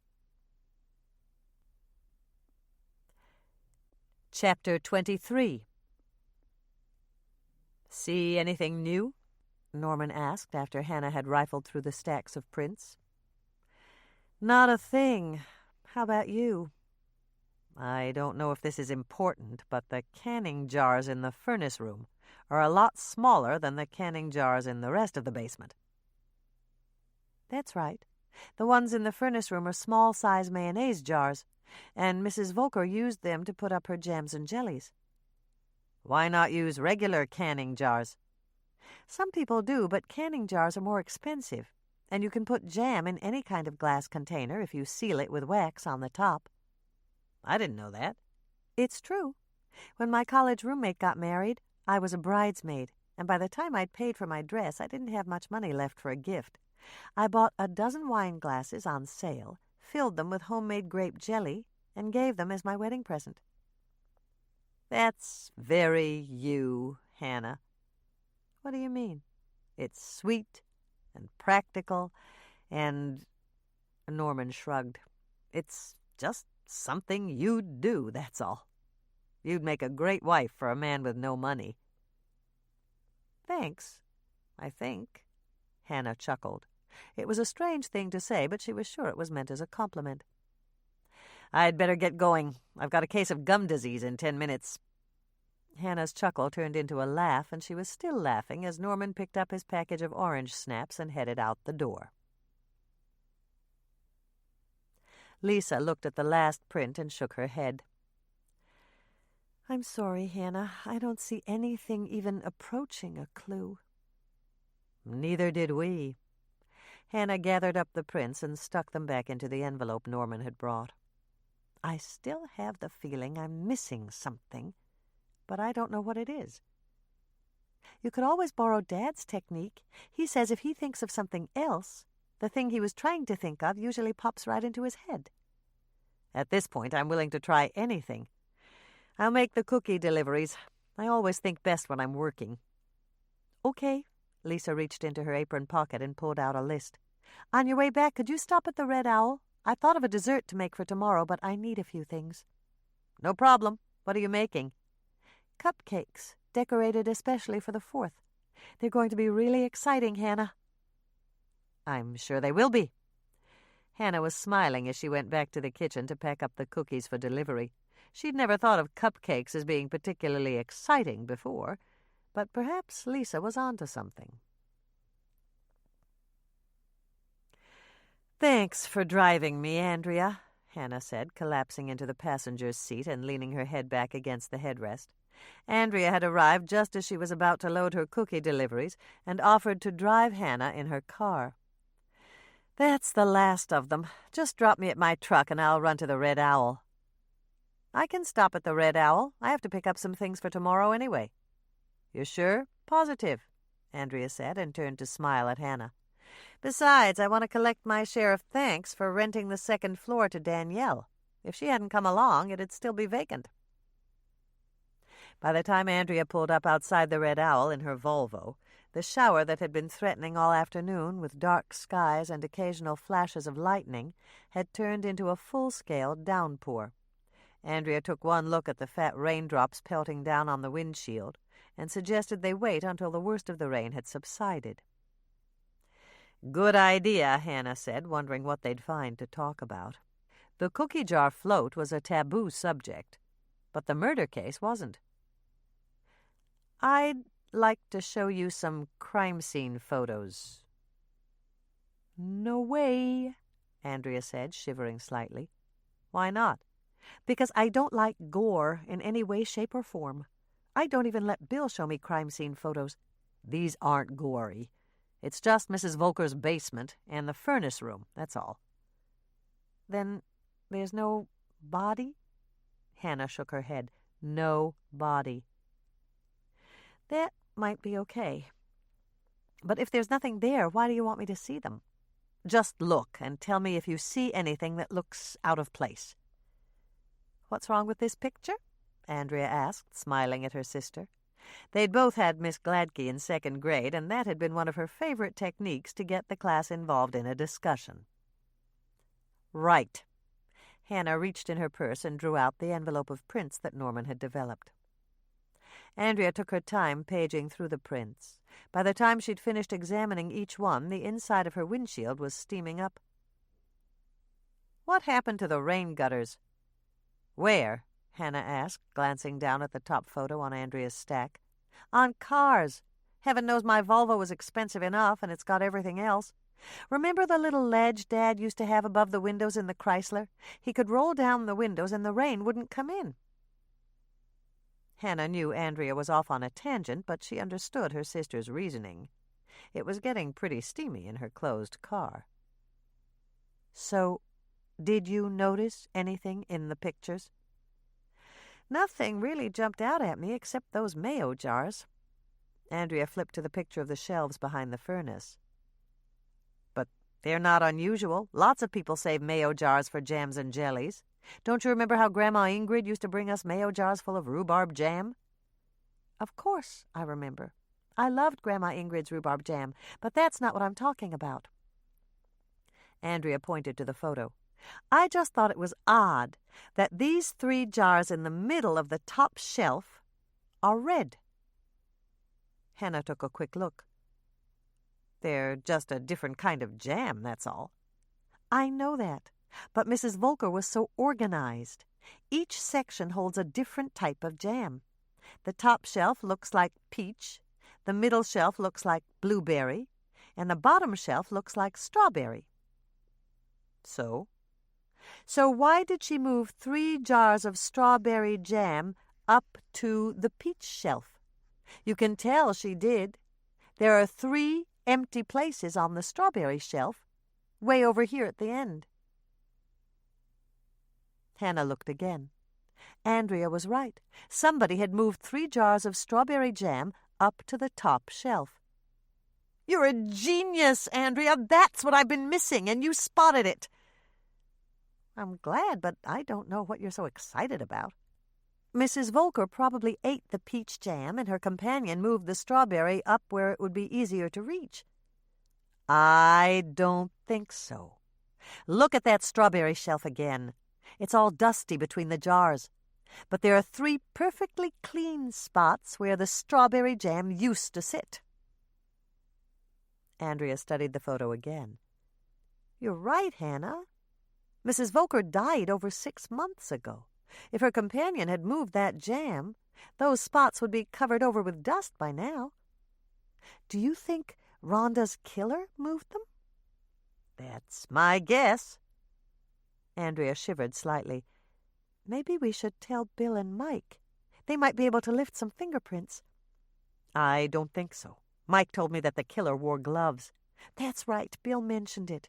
But why would the killer bother to move them in the first place?" "I don't know, but there's got to be an answer. All I have to do is find out what it is." Hannah wiped a spot clean on the steamed-up window and glanced out. "Come on, Andrea. The rain's let up, and it's a sauna in here. And I still have to do Lisa's shopping." Once they entered the store, the 2 sisters went their separate ways. Hannah headed straight for the produce to get some things for her nightly salad, and Andrea veered off toward the frozen dinners. It didn't take long for Hannah to pick up the items on Lisa's list, and when she arrived at the checkout counter, she found Andrea waiting for her. "What's all that?" Andrea stared at the contents of Hannah's cart. I'll be darned if I know. Hannah was just as puzzled as her sister. She'd picked up some fresh vegetables for her dinner salad and a bag of kitty treats for Moisha, but the large bottles of red and blue food coloring and the boxes of flat-bottomed ice cream cones were for Lisa. Lisa's making special cupcakes for the picnic. With cucumbers, cat treats, and ice cream cones? No, the cucumbers and cat treats are mine. Well, that's a relief, Andrea said, looking greatly relieved. They don't make blue Jell-O. I never thought that they did. Hannah pushed her cart into the shortest line, and Andrea followed her. Why did you want blue Jell-O? For the town picnic. I thought I'd make a Jell-O mold in layers for Independence Day. Blue Jell-O in the bottom, red on top of that, and then white whipped cream. It would have been perfect. Hannah did her best to look sympathetic, but it was a struggle. Her sister's idea of gourmet cooking was to dump a can of fruit cocktail into some Jell-O and squirt it with a can of whipped cream. So, what are you going to bring? Chips and dip. I got a package of blue corn chips and a package of white. I'm going to mix them in a bowl and put out some salsa. That's red. That should do it, Hannah said, sending a silent thank you to Kraft Foods for not making blue Jell-O. When Hannah got back to the cookie jar, she manned the counter while Lisa went back to the kitchen to bake. 30 minutes from the time Lisa had gone through the swinging doors to the kitchen, a delicious aroma began to drift out to titillate Hannah's nostrils. She resisted for as long as she could, but finally she excused herself to the customers sitting at the counter and stuck her head into the kitchen to see how Lisa was coming along. It really smells good in here. Chocolate? Chocolate fudge cupcakes. They're my mom's recipe. The kids just love them, and so do the grown-ups. Great, Hannah said, just as the timer Lisa wore around her neck started to clang. That's my cue to leave. I'll take care of our customers, and you take care of the cupcakes. The next half hour was busy. It was always busy in the summer when the tourists came to town. Hannah often wondered why they came to the lake when they spent most of their time shopping in the Lake Eden stores, cooking in the kitchens of their rented cottages, watching the television sets they'd brought with them, and doing almost exactly what they'd be doing at home in the big cities. She figured they must come for the genuine small-town atmosphere, the friendly, open feeling they got in Lake Eden. In the big Minnesota cities, people locked and bolted their doors, and they didn't speak to strangers on the streets. Here, things were different. A stranger was a friend, unless he or she proved otherwise. By and large, the tourists who rented the lake cabins were nice folks. They were certainly getting behind the town's 4th of July celebration. Tickets for the potluck picnic and barbecue at Eden Lake were selling like hotcakes. Mayor Bascom had predicted that there would be more than 500 out-of-town guests watching the parade, taking part in the activities on the shores of Eden Lake, eating the food the residents provided, and enjoying the fireworks in the evening. Business was brisk, and Hannah's old-fashioned cash register dinged almost continually. The locals dropped in, as they always did, and mingled with the lake cottage tourists. Friendships were formed. Romances with some of the local girls and boys appeared to be blooming, and no one was thinking about Labor Day, when the tourist season would end. Hannah had explained why the town was called Lake Eden, and the lake that was within the city limits was called Eden Lake, at least a dozen times by the time most of the customers had cleared out. She was just transferring some of the money from the till to the bank deposit bag when the bell over the door tinkled and Jed Sawyer walked in. Jed gave her a friendly smile. "Hi, Hannah." "Don't hi Hannah me," Hannah said right back, glaring at him. "I heard what you did last night." "What did you hear?" "You got Freddie drunk and let him pick up a girl in a bar. I thought you honestly cared about Freddie, but it looks like I was wrong." "Hold on." Jed held up his hands in a gesture of surrender. "I don't know where you got all that from, but it's not what happened." "Oh, no?" "Look, Hannah, I'm sorry Freddie got drunk, but it didn't start out that way. I let him have one bottle of beer, and it hit him like a ton of bricks. You should have known better. I know. I found out later that he'd never even tasted alcohol before, but I didn't know that at the time. Hannah put her hands on her hips. There was no way she was letting Jed off the hook this easily. You should have guessed it. Mrs. Sawyer was a complete teetotaler. She didn't allow alcohol in her house. She used to, when Freddie's dad was alive. We drove to see them every summer, and my dad and Uncle Jim always sat out on the dock in the afternoon, fishing and polishing off a six-pack. Hannah sighed. It was up to her to point out the obvious. But you didn't see Freddie drinking, did you? No. We were both too young back then. But really, Hannah, Freddie's almost 30, and I had no idea he couldn't handle one beer. It'll never happen again, I can promise you that. Hannah thawed slightly, but she still had a ways to go. It's not just the beer, Jed. You shouldn't have let Freddie pick up that bar girl. She wasn't a bar girl, and Freddie didn't pick her up. It was like this, Hannah. We were going to the movies, and my date knew I was bringing Freddie along. When we got to her house, she had a friend there to make it a foursome. How about the bar? You were there, weren't you? Yeah, but we just stopped off for a quick one before we headed off for the movies. You gotta remember, I was driving, and I had my eyes on the road. I didn't know what Freddie was doing back there until the deputy pulled us over. And you would have stopped Freddie if you'd seen him? You bet. I would have pulled over and told him to knock it off. But I didn't know, Hannah. I never thought Freddie would do anything like that. Hannah didn't say anything. So far, Jed's story had the ring of truth, but she still wasn't completely satisfied. I had a long talk with Freddie this morning, Jed went on, and he knows what he did was wrong. I'm not going to date that girl again, either. If her friend thinks it's funny to egg on a nice, simple guy like Freddie, I don't want to have anything to do with either one of them. Hannah was appeased. It sounded as if Jed had taken the proper steps to make sure that Freddie wouldn't get into trouble again. I heard that Freddie was pretty drunk. How's his head this morning? He's got a hangover the size of Minneapolis, and he's feeling pretty ashamed of himself. That's the reason I stopped in. I wanted to bring him some cookies to prove that I'm not mad at him. That's a good idea. Hannah pulled out a bag, filled it with a dozen cookies, and handed it to Jed. Take these to Freddie, and tell him they're from both of us. Thanks, Hannah. You're really a great person, you know. Once the door had closed behind Jed, Hannah gave another long sigh. She hoped that Freddie had learned his lesson and that Jed would keep a better eye on him. The next few minutes were slow, so Hannah took advantage of her downtime by refilling the sugar dispensers and stocking the tables with packets of artificial sweetener. She'd never figured out why people who'd scarfed down cookies would put artificial sweetener in their coffee. But they did. She'd just finished when Michelle walked in through the swinging door from the kitchen. Hi, Hannah.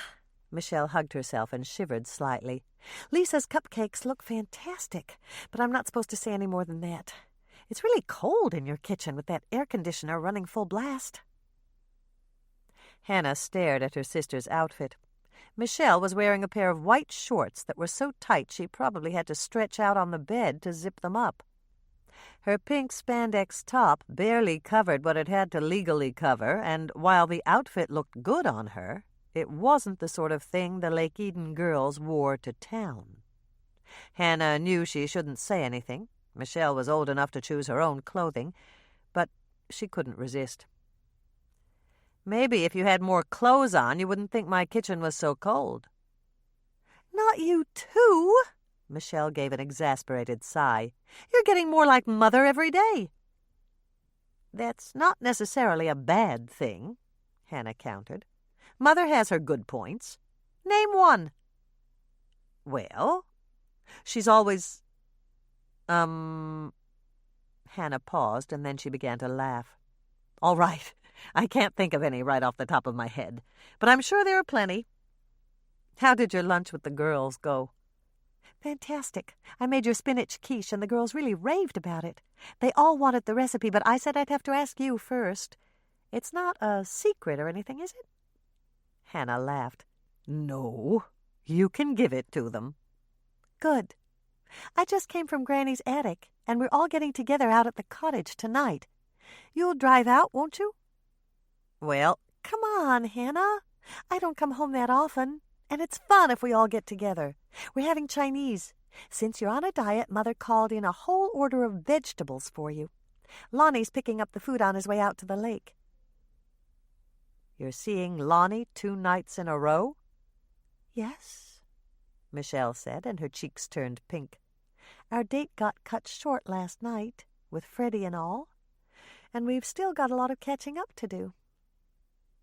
Hannah decided not to say anything. As Dolores might describe it when she was in her Regency-speak mode, Michelle had a telling blush. It's not serious, so don't start worrying. It's just that Raj and I are so different. Oh? He grew up in New York City, and he doesn't know anything about small-town life. When I called him last night, I told him about the potluck picnic and barbecue and how everyone brings their best dish. And? Hannah waited for the punchline. He said he'd never been to a potluck picnic, but it sounded like a lot of work to him. And then he asked me why they didn't just call someone in to cater the whole thing. Different cultures? And different incomes, Michelle said with a sigh. He told me his mother's never set foot in their kitchen. They have a full-time cook. Imagine that, Hannah commented, biding her time. Raj thinks everything I tell him about Lake Eden is amusing. It's almost like he thinks we're all country bumpkins. Hannah had the feeling that Raj wouldn't be in the picture for much longer. I guess we might seem that way to someone who was raised in a cosmopolitan city. I know, but his attitude burns me sometimes. He thinks he knows everything, and I don't know anything. Michelle glanced down at her watch. I'd better hit the road. I'm running out to Costmart. Do you need anything? Hannah was about to say no when she remembered the down pillow. Will you see if their goose down pillows came in?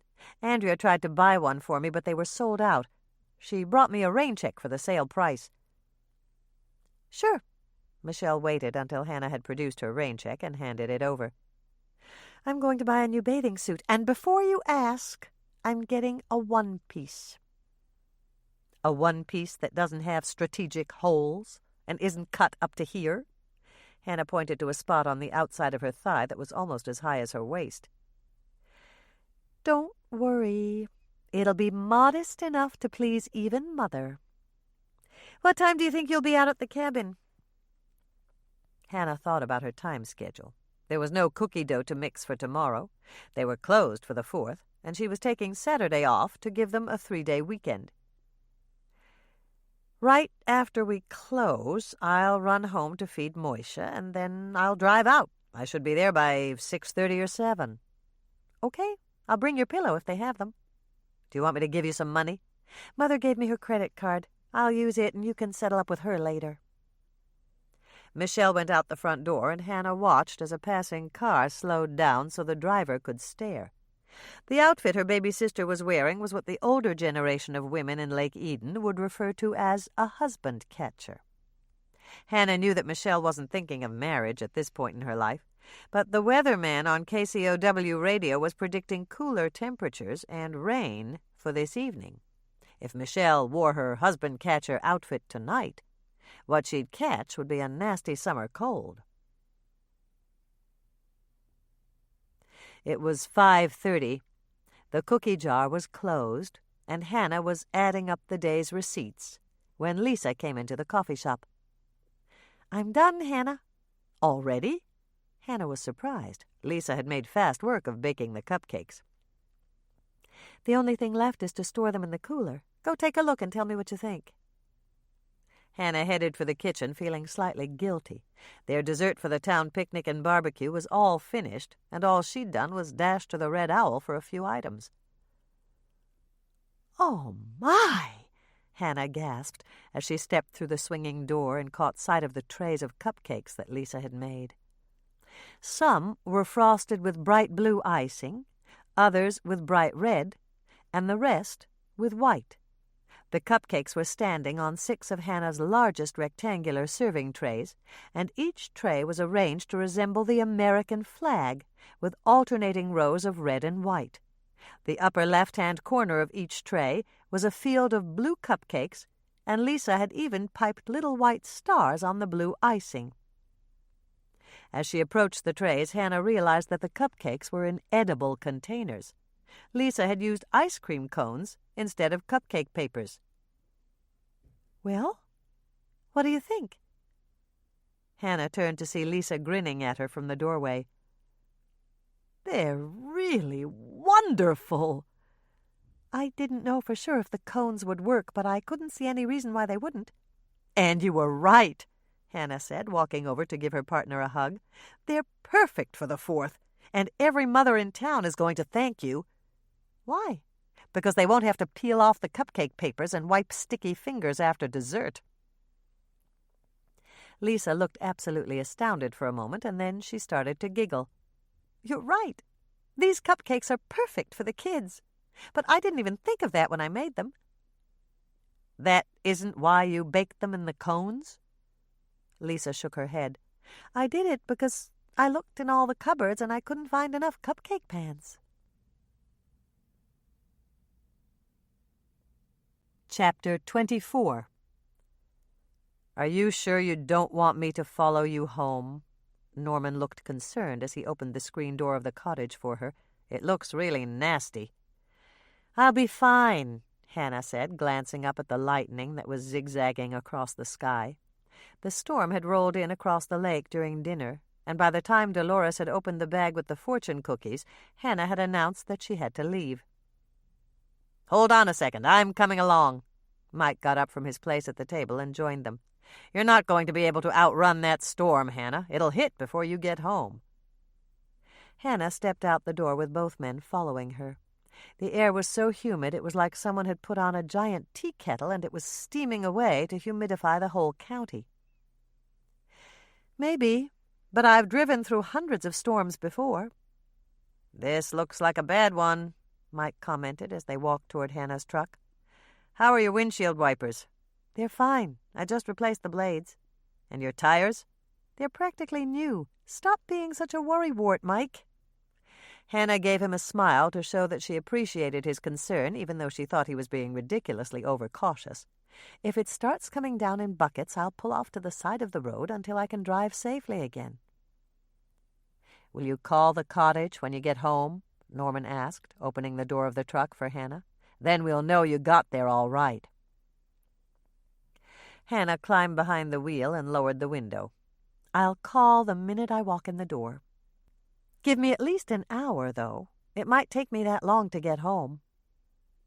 "I still think I should follow you," Mike said, beginning to frown. "Thanks, but that's not necessary." Hannah started her car and gave a little wave as she drove off. She glanced in her rearview mirror and chuckled slightly. Norman had one hand half lifted in a wave, but Mike was glowering like there was no tomorrow.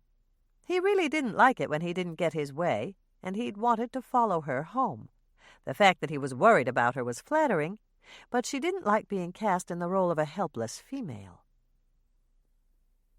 The tall pines around the shoreline of Eden Lake kept the sky mostly hidden from view. Hannah didn't realize how dark it had become until she turned onto the main road. The first thing she noticed was the ominous blend of colors above her. The sky was a deep charcoal gray, streaked with dirty yellow. Purplish-black storm clouds roiled up from the horizon, and they reminded Hannah of a witch's cauldron churning and bubbling with an evil potion. It was the same ugly color combination the artist had used in an oil painting hanging on the wall of Granny's attic.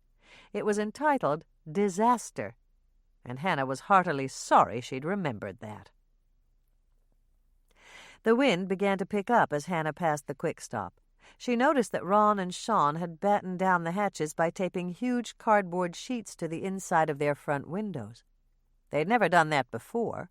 and Hannah turned on the radio to see if there might be a tornado warning in effect. At first there was only static, and then a faint announcer's voice that cut in and out. Hannah had only managed to catch the words storm and century before a sharp gust of wind caught the side of her truck and caused her to swerve dangerously. Just as she'd righted her heading and maneuvered back into her own lane of traffic, another gust of wind from the opposite direction sent her perilously close to the ditch. Hannah was seriously considering the wisdom of stopping and waiting until the winds had subsided when the decision was taken out of her hands. The wind gusted a third fierce time, snapping off a branch from a giant oak tree by the side of the road and hurtling it through the air straight toward the front of her truck. Hannah cranked the wheel as hard as she could, but there was no avoiding the wooden missile. It crashed into her windshield with a mighty thunk that rattled her truck, and then it bounced back off again, taking the radio antenna with it. Hannah hit the brakes and muscled the truck over to the side of the road, pulling to a stop in a churning spume of gravel. By the time she'd stopped shaking and gotten out to assess the situation, the rain was beginning to fall. The branch didn't seem to have done too much damage, at least none that a bottle of touch-up paint wouldn't cure, but her radio antenna had snapped off at the base, leaving dangling wires and a hole in her hood where it had been attached. "At least I won't have to listen to the storm warnings," Hannah muttered, picking up the wires and poking them back through the hole. The antenna was nowhere to be found, but she was sure that Ted Kester would be able to replace it with a new one from his salvage yard. Her windshield was intact, and her truck was still running, and those were the important things. She should be able to get the rest of the way home. It was only after she'd slid back into the driver's seat that Hannah realized her blouse and jeans were soaked. There was nothing like driving home in a storm sopping wet. This was the sort of thing colds were made of, and Hannah hated summer colds. She reached into the back of her truck, shoved aside the down pillow that Michelle had picked up for her, and grabbed a towel from the stack she carried for catering. After her hair, face, and hands were dry, she felt much more in charge. This wasn't so bad. The log hadn't crashed through the windshield, and she wouldn't melt like sugar just because she was wet. Hannah was preparing to pull back out on the road again when she realized that her passenger's side windshield wiper had stopped working altogether, and the one on the driver's side was limping along like a lame duck. There was nothing to do but go for it. Sitting here at the side of the road wouldn't get her anywhere, and there was no way she wanted Norman and Mike to find her in this helpless position. Hannah pulled out on the road again, thankful that the rain was light. Her wiper was operating in fits and starts. Every time the wind gusted, it stopped. Hannah inched along in the gathering darkness, hoping that no one would come up behind her at a speedy clip. She'd gone only about a quarter of a mile when the rain began to fall harder. The small drops turned into larger drops and then into sheets of pouring rain. Her wiper stuttered with each new gust of wind, locked into a life-or-death battle with the elements.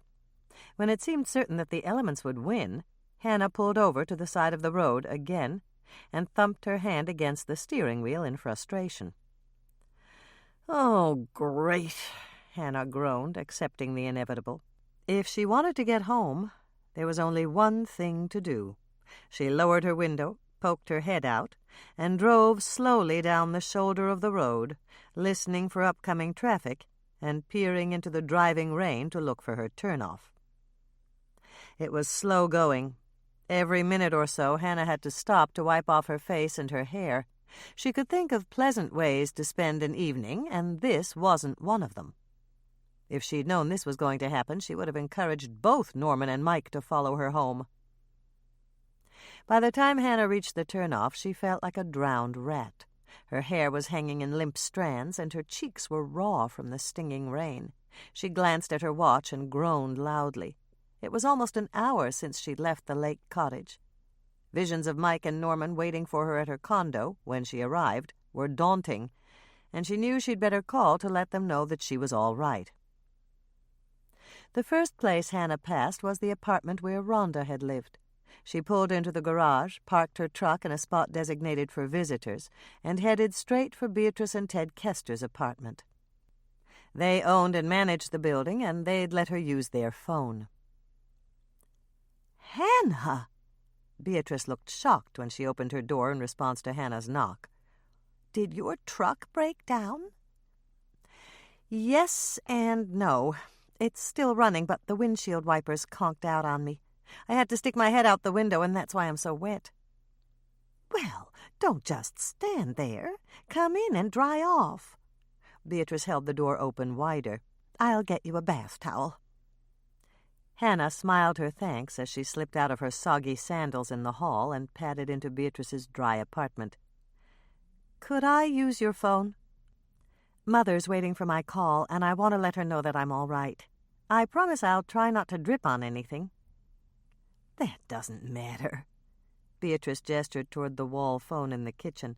"I was planning on washing the floor tonight anyway. Ted likes a clean home. It's a nice contrast to all that dirt and grease out at the scrapyard. He makes a good living, though, especially since he added the auto salvage. Go ahead, Hannah. I'll get you that towel and a cup of coffee. You look chilled to the bone." Hannah accepted the towel Beatrice brought her and did her best to mop herself off. Then she called the lake cottage, and Michelle answered the phone. "Hi, Hannah. I'm so glad you're home. Mike and Norman were beginning to get worried. Hold on a second and I'll tell them." Hannah opened her mouth to say she wasn't home, but Michelle had already set the phone down. She could hear her youngest sister talking in the background, conveying the message that Hannah was home and everything was fine. "I told them," Michelle came back on the line. "The storm was pretty fierce out here. Did you run into much rain?" "Oh, yes," Hannah said, knowing that she was uttering a gross understatement. The rain was still drumming against Beatrice's windows with considerable force. "Mike and Norman said they'll call you back. Mother's car got hit by lightning, and the guys are going out to look at it." Hannah thought fast. If Mike or Norman called her back at her apartment, they'd get her answer machine.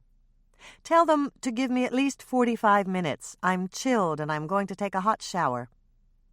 "Okay, Hannah, I'll tell them. I'm really glad you got home okay. We were all worried." "Here, Hannah." Beatrice presented Hannah with a cup of coffee the moment she'd hung up the phone. "Thanks, Beatrice." Hannah took a sip of the hot brew and sighed gratefully. "This is just what I needed. The other thing you need is dry clothes. I'd give you some of mine, but I don't think they'd fit." "Not on a bet." Hannah laughed. Beatrice was petite, about Michelle's size. "I don't know." Beatrice cocked her head to the side and sized Hannah up. "You've lost a ton of weight. One of my skirts might be okay, but you're so much taller." "Don't worry about it, Beatrice. Now that I'm toweled off, I'll dry in no time." Beatrice looked doubtful. "You can't drive the rest of the way home in those wet clothes. You'll catch your death. How about something of Rhonda's? Her clothes are still in her closet, and she was about your size." "You haven't rented her apartment?" Hannah was surprised. Beatrice and Ted ran a nice apartment complex, and there was always a waiting list of people who wanted to rent from them. "I can't rent it out yet. Rhonda paid me for July. I can take a deposit now, but no one can move in until the beginning of August." "That seems like a waste when you have a waiting list." "I know, but that's the law. At least I won't have to work to get it in shape. We put in new carpet and repainted it in June, and Rhonda just finished redecorating. Her place looks wonderful, Hannah. It's just a shame her relatives don't want her things." "They don't?" Hannah was surprised. "What are you going to do with them?" "They said to sell her car and send the money to them in Colorado, but we can do whatever we want with the rest. I'm going to rent the place furnished, and I'll let my tenants have first pick on everything else. That's why I said you should go up there and get something to wear, if you don't mind wearing her clothes, that is." "Why would I mind wearing something of Rhonda's?" "Because she's dead. You know, a lot of people are sensitive about things like that." "It doesn't bother me," Hannah assured her. She'd hoped to get a peek inside Rhonda's apartment, and this seemed like a gift from the gods.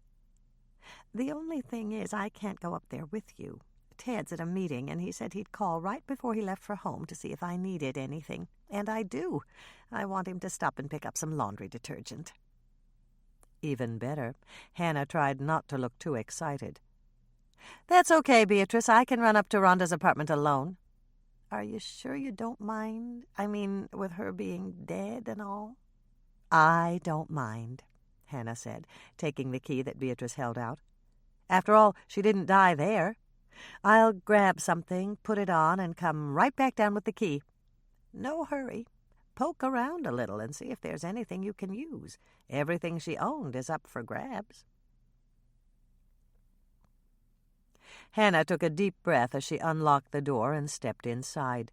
She'd never been invited to Rhonda's apartment, and it was a little strange to be coming here now.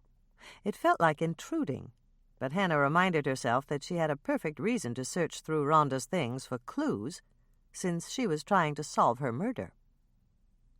There was a switch by the inside of the door, and Hannah flicked on the lights.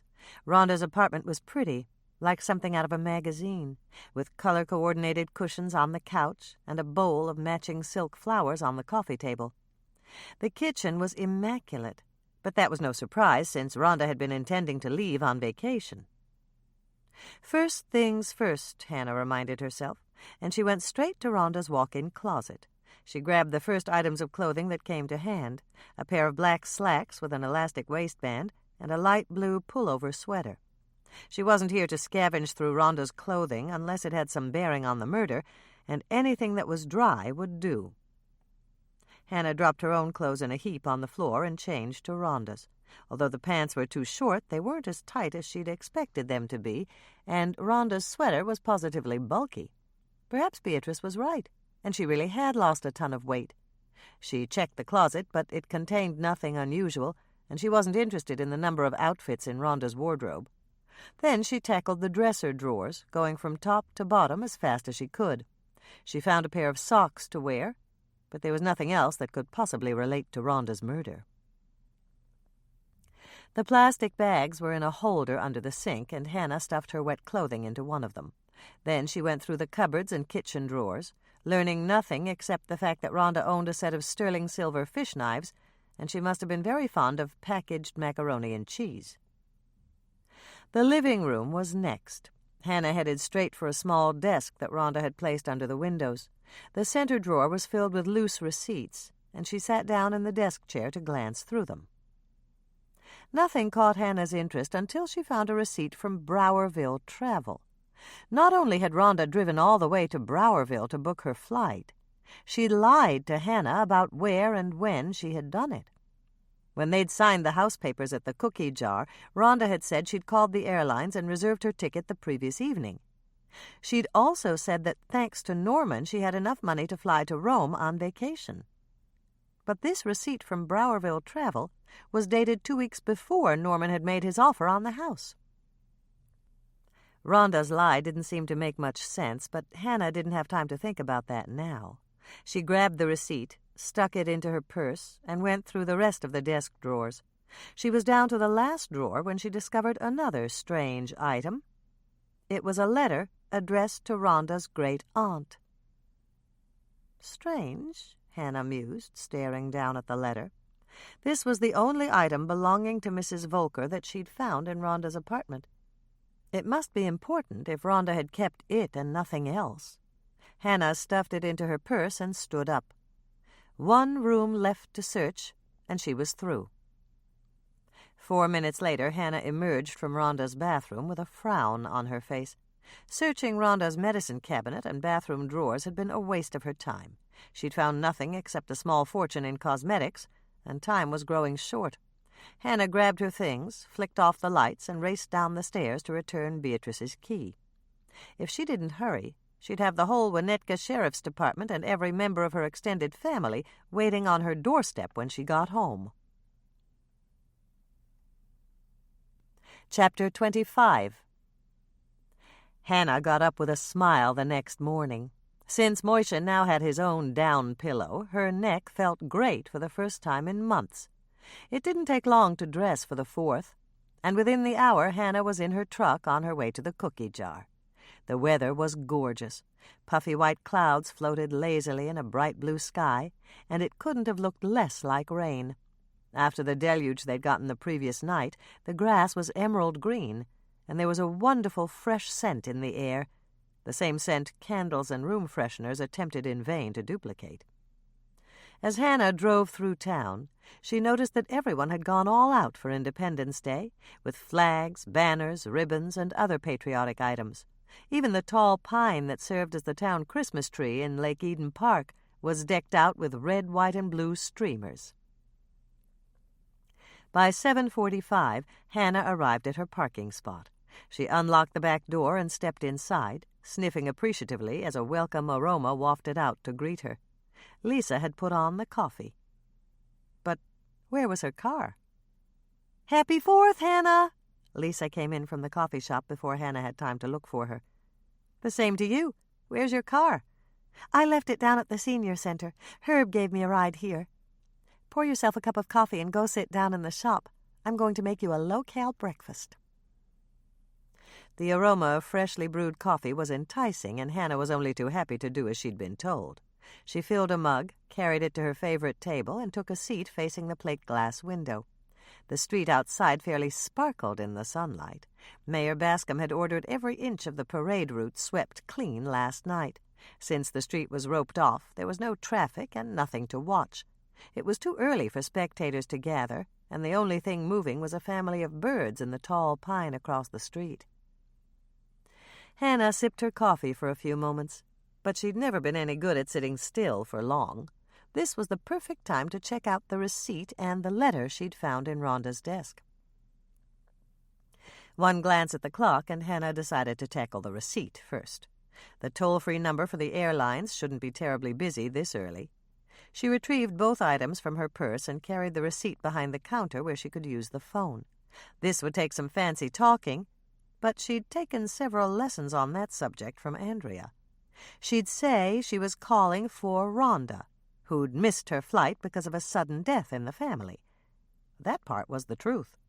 And then she'd fudge a little by saying that Rhonda wanted to rebook her ticket with exactly the same accommodations. If she got lucky, the airline employee would tell her all the facts about Rhonda's ticket when he or she rebooked the flight. It took 10 minutes, but at last Hannah hung up the phone and walked back to the table to take a huge swig of coffee. The information she'd been given was startling, to say the least. Nothing Rhonda had told her was true. She'd booked a one-way ticket, not a round trip, and she'd been flying to Zurich, not Rome. Hannah stared out the window at the silent street. No wonder Rhonda had gone to Browerville Travel. She hadn't wanted anyone in town to know that she was leaving for good, or where she'd gone. Hannah thought about that to the faint sounds of pans clattering from the kitchen. A few moments later she caught the hint of a delectable aroma, and her mouth began to water. She didn't know what Lisa was cooking, but it certainly smelled delicious. "Our float looks gorgeous," Lisa said, pushing the door open and sticking her head in the coffee shop. "Unless the judges are blind, we'll win first prize." "I didn't know they were awarding prizes." "Neither did I. Janice Cox said they decided to do it at the council meeting last night. The first place float gets $100, second place gets $50, and third place gets $25.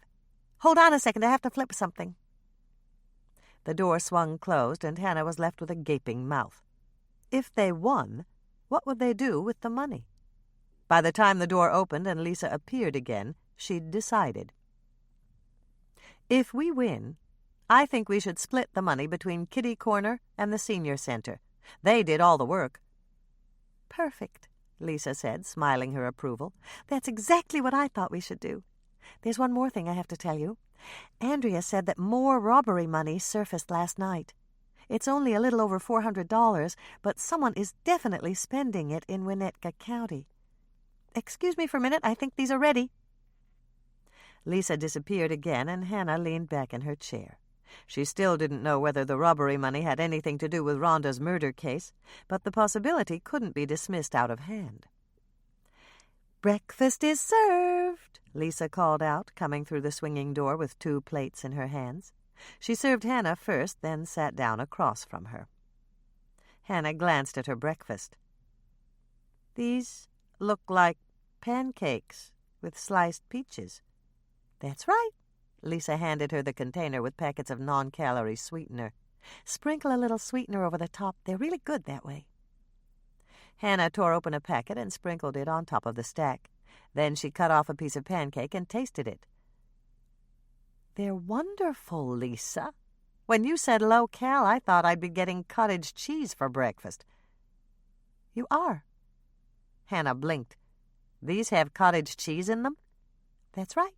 My Aunt Kitty used to make them every time somebody in the family was on a diet." "They're delicious." Hannah took another forkful and smiled as she chewed and swallowed. "Thanks, Lisa. This is a real change from all those cold salads and bowls of plain cottage cheese. Are you sure they're diet food?" "I'm sure, but you can make them into regular food, too. Aunt Kitty used to serve them with sour cream and jam on the top. When she did that, she'd call them poor man's blintzes. I'll give you the recipe if you want it." "I'd love to have it," Hannah said, taking another bite. They ate in silence for several minutes, polishing off the last of the pancakes.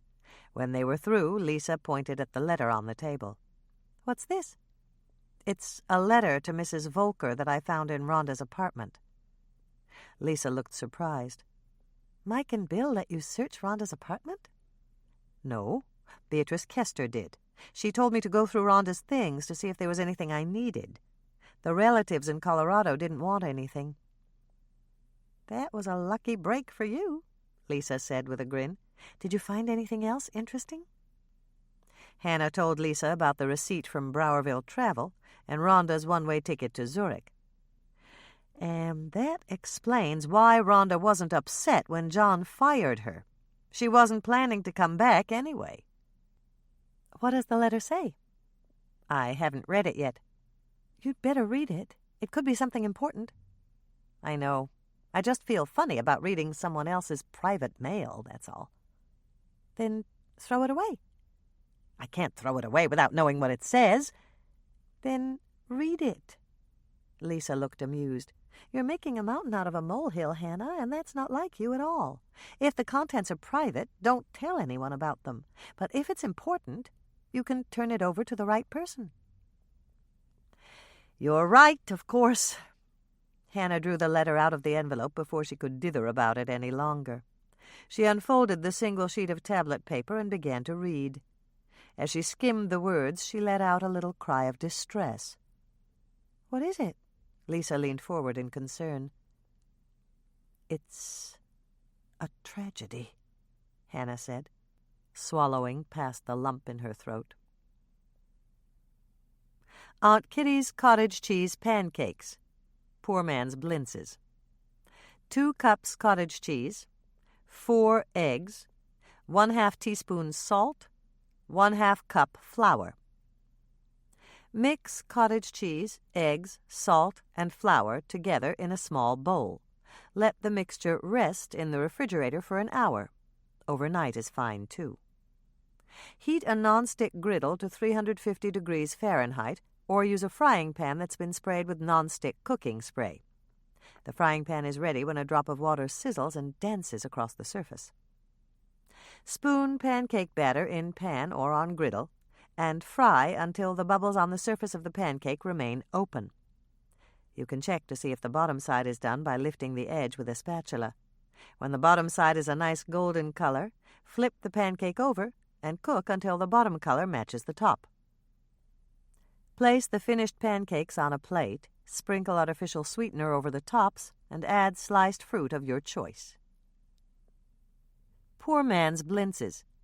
Mix up the pancakes as directed and fry them. When they're done, spread each pancake with butter and sprinkle with sugar. Top with spoonfuls of jam, add a generous dollop of sour cream, and enjoy. Yield 8 medium-sized pancakes. Chapter 26. Hannah cleared her throat and began to read the letter aloud. I wish I was back in Lake Eden with you right now. They say I'm not going to make it, and the guy next to me is going to find someone to take this letter out and mail it to you." "He's dying?" Lisa whispered as Hannah looked up. "That's right. What makes you think this letter is from a man?" "It sounds like he's in a hospital, and they don't usually put a man and a woman together in one room." "Good point," Hannah said, and turned back to the letter again. "Thank you for being nice to me when I was a kid. You were the only one who played games with me. Remember the one where you hid those notes and sent me all over the house to find them? You always started with the cookie jar, and that sent me to the grandfather clock or the Bible. You taught me to read with those clues. I never would have learned in school. And you always made sure I found the prize at the end." "I know that game," Lisa said. "Go on, Hannah." "I just wanted to tell you that I love you. If you get this letter, I didn't make it. Keep putting up that peach jam of yours. It was always my favorite. And please say a prayer for me when you do it." "That's so sad," Lisa commented, blinking away the tears that had gathered in her eyes. "Who sent it?" "Someone named Speedy. That's got to be a nickname. I don't know who Speedy is, and anyone who might have known is dead." "Where did the letter come from?" Hannah shrugged. "I don't know. I can make out part of the date. It's 1980-something, but the rest of the cancellation is blurred." "Well, at least Speedy had happy memories of his time in Lake Eden. He talked a lot about the treasure hunt game." "That's what it's called?" "That's what we called it. Mom used to play it with me every year on my birthday. She hid clues all over the house, and she told me where to find the first one. When I found it, I read it, and it told me where to find the second clue. There were always at least 10 clues written out, and when I came to the end, it told me where I'd find my birthday present." Hannah felt jealous for one brief second. Dolores had never played the treasure hunt game with her. But that was in the past. "Thanks for telling me about it, Lisa. It sounds like fun." "It was. Do you want me to set out the rest of the day-old cookies? People might be hungry when they come in." "Good idea." Hannah stuffed the letter back in her purse and shivered slightly. She'd just read the last words of a dying man, written to a woman who'd been dead and buried for months. To make things even more depressing, she'd found the letter in a murder victim's apartment. There was only one thing to do to turn her mood around. Normally, she would have eaten some chocolate. That was the best antidote for depression. But since chocolate wasn't one of the food groups allowed on her diet, Hannah did the next best thing. "Hold on, and I'll help you," she said, levering herself up from the table and heading off to the kitchen to work. By the time her extended family had arrived, Hannah was in much better spirits. They sat eating cookies, drinking coffee, and chatting until almost everyone who'd said they were coming had arrived. "The only two missing are Mike and Bill," Hannah commented, turning to Andrea. "Where are they?" "Oh, they're not coming. They're helping with the cookie jar float. Mike's towing it with his Jeep, and Bill's taking care of the mechanics." "The mechanics?" Andrea looked contrite. "I shouldn't have said anything. I don't want you to know anything about the float ahead of time." "I don't. And you didn't actually say anything." "You'll understand what I meant once you see it. I got the idea from the animated floats they build for the Rose Parade. It's really a terrific concept." "I'm sure it is," Hannah said, but she had to work to keep the smile on her face. If the cookie jar float was anything like the floats in the Rose Parade, Andrea had taken on a project that was much too difficult for a group of preschoolers and seniors to handle. It was bound to be a disaster. But it was too late to back out now, and she was going to say she loved it no matter what happened. She owed it to her sister. Andrea reached out to squeeze her arm. "Don't look so worried, Hannah. It'll be great, you'll see. It was almost working when I left to come here." "Great. I'm sure it'll be perfect." Hannah pushed back her chair. "The crowd's lining up out there. We'd better claim a piece of sidewalk before all the good spots are taken." "No problem," Norman said, rising to take her arm. "Come on, everyone, just follow me, and I'll show you to your seats." Hannah was surprised as Norman led her through the crowd. They usually stood up to watch the parade. Then she saw the row of folding chairs that had been set up near the curb. Their names were printed on signs hanging from the backs, and Hannah felt like an honored guest as she took the chair with her name. "This is a great idea, Norman," Hannah smiled over at him. "Thanks," Norman said, glancing down at his watch. "Only 5 minutes to go. I'd better get my camera ready." There was a flurry of activity as Lisa dispensed her disposable cameras and told everyone how to use them. She'd just finished when the vintage convertible carrying Mayor Bascom and his wife rounded the corner. He was wearing a white straw boater with red, white, and blue ribbons around its brim, and she was dressed in a white dress with red and blue stripes. The parade had begun. The cookie jar float would be next. Hannah applauded as the boys and girls from Tracy's class marched around the corner. They were wearing sandwich boards shaped and colored like cookies, and each one was carrying a white wicker basket lined with red and blue paper napkins. As Hannah watched, they scattered into the crowd, offering the patriotic cookies that Hannah had baked and Lisa had decorated. "They're darling," Hannah said, snapping a picture of Bertie Straub as she accepted a cookie from one of Tracy's classmates. "Whatever you do, Norman, don't miss getting a shot of Tracy." "I won't. Andrea already cued me in. I am supposed to catch her at the apex." "What apex?" "You'll see." The applause grew in volume, and Hannah turned to look as 2 Jordan High students rounded the corner carrying a sign that read, "First Place Winner." "I told you we'd win!" Lisa shouted, running over to hug Hannah. Then she rushed over to hug Andrea, and all 3 of them laughed in excitement. The applause grew even louder as Mike's Jeep began to round the corner. The kids and seniors had draped red, white, and blue bunting on the sides. Mike looked incredibly handsome in a shirt that was printed in an American flag pattern. Hannah's breath caught in her throat for a moment, and her heart raced in her chest. To think that the most handsome man ever to set foot in Lake Eden chose to date her was very close to getting everything on your Christmas list. Reluctantly, she tore her eyes away from Mike and took her first look at the cookie jar float. Hannah was aware that her mouth had dropped open, but she couldn't help it. The float was a masterpiece, a giant cookie jar done in red, white, and blue. As Hannah watched, the cover flipped back, and Tracy rose from the depths, her smile as wide as Eden Lake. "Oh!" Hannah gasped, staring at her niece in awe.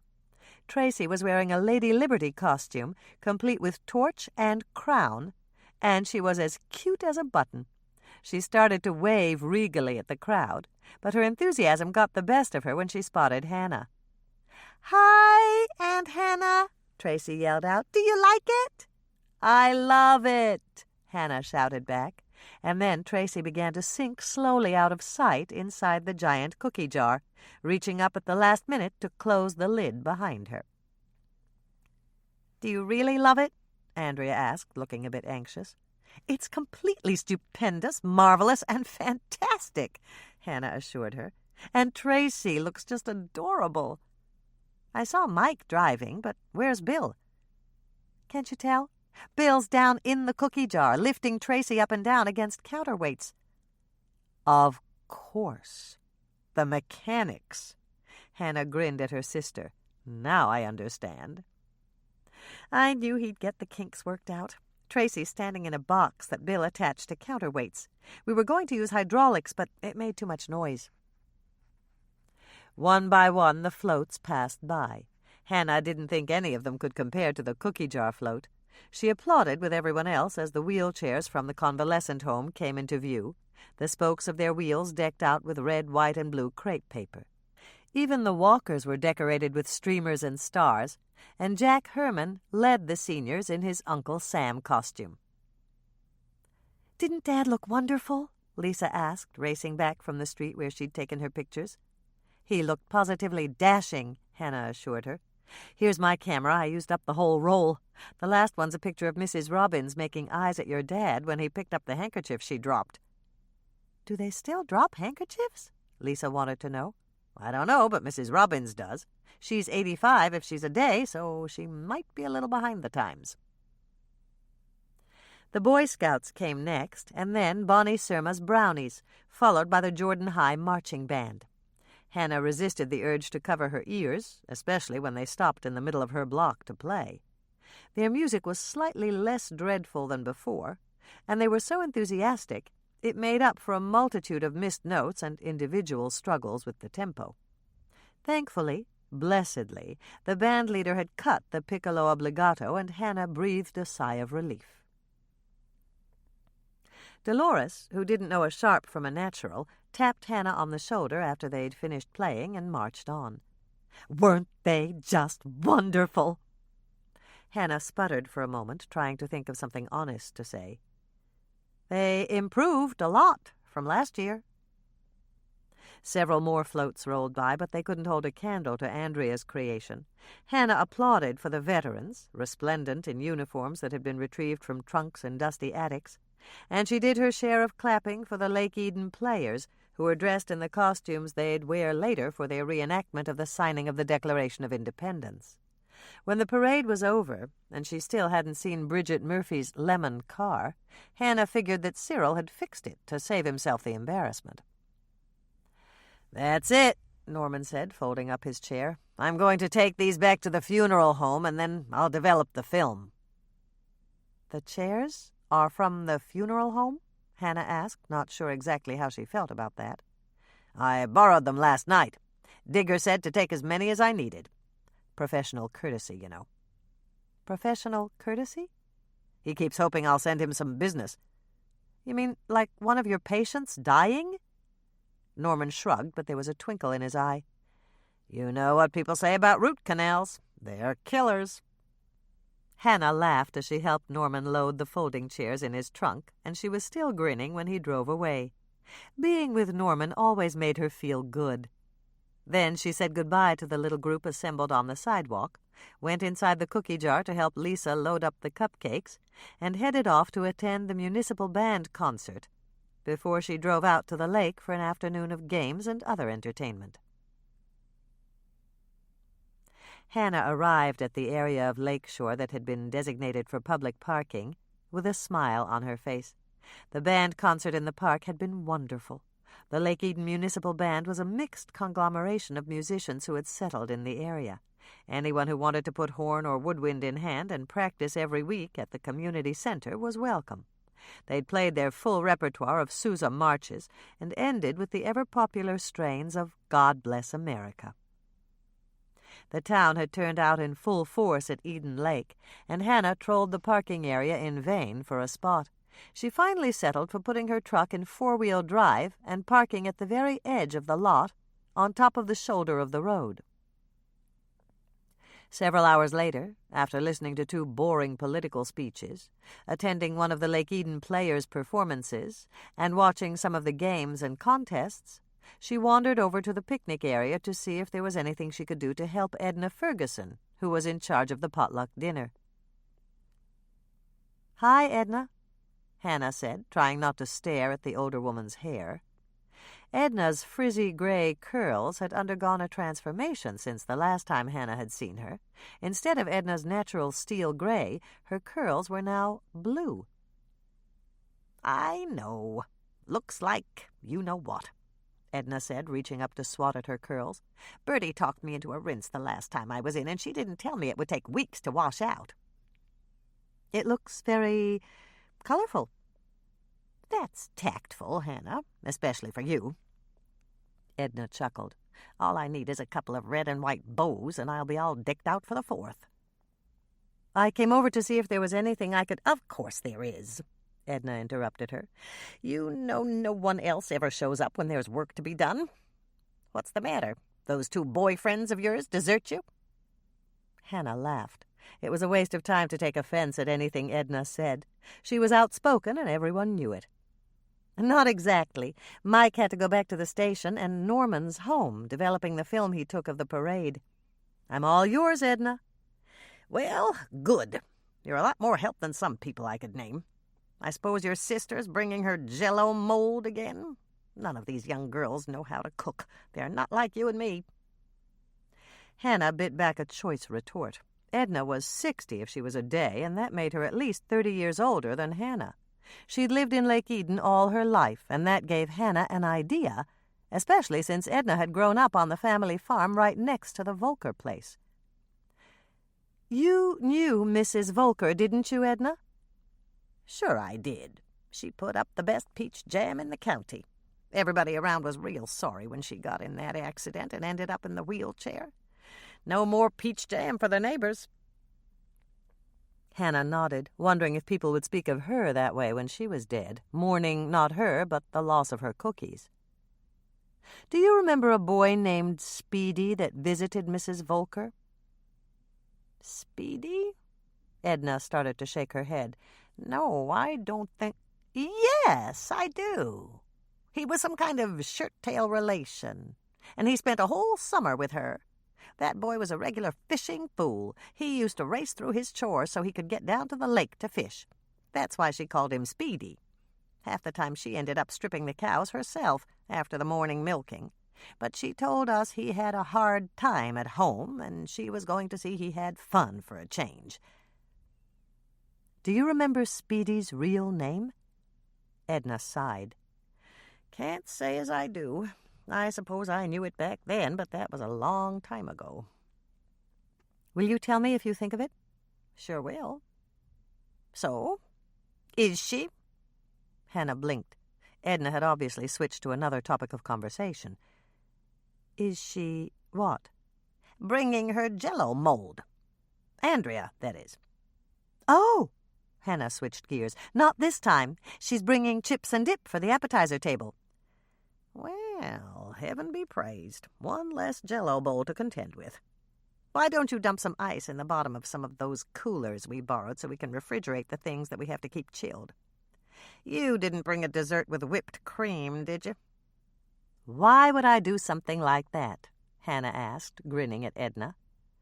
"No, I don't guess you would. Marge Beesman will, though. You mark my words. And she'll put the whipped cream on at home, not leave it in the can the way it's said to do in the flyer. And then she'll complain because it drooped." Chapter 27. Hannah voiced her approval as she tasted the beef Norman had barbecued. "Delicious." "Thanks, Hannah." Norman, who was sitting on her right side at one of the picnic tables, looked pleased by the compliment. "It sure is," Mike commented from his spot at Hannah's left side.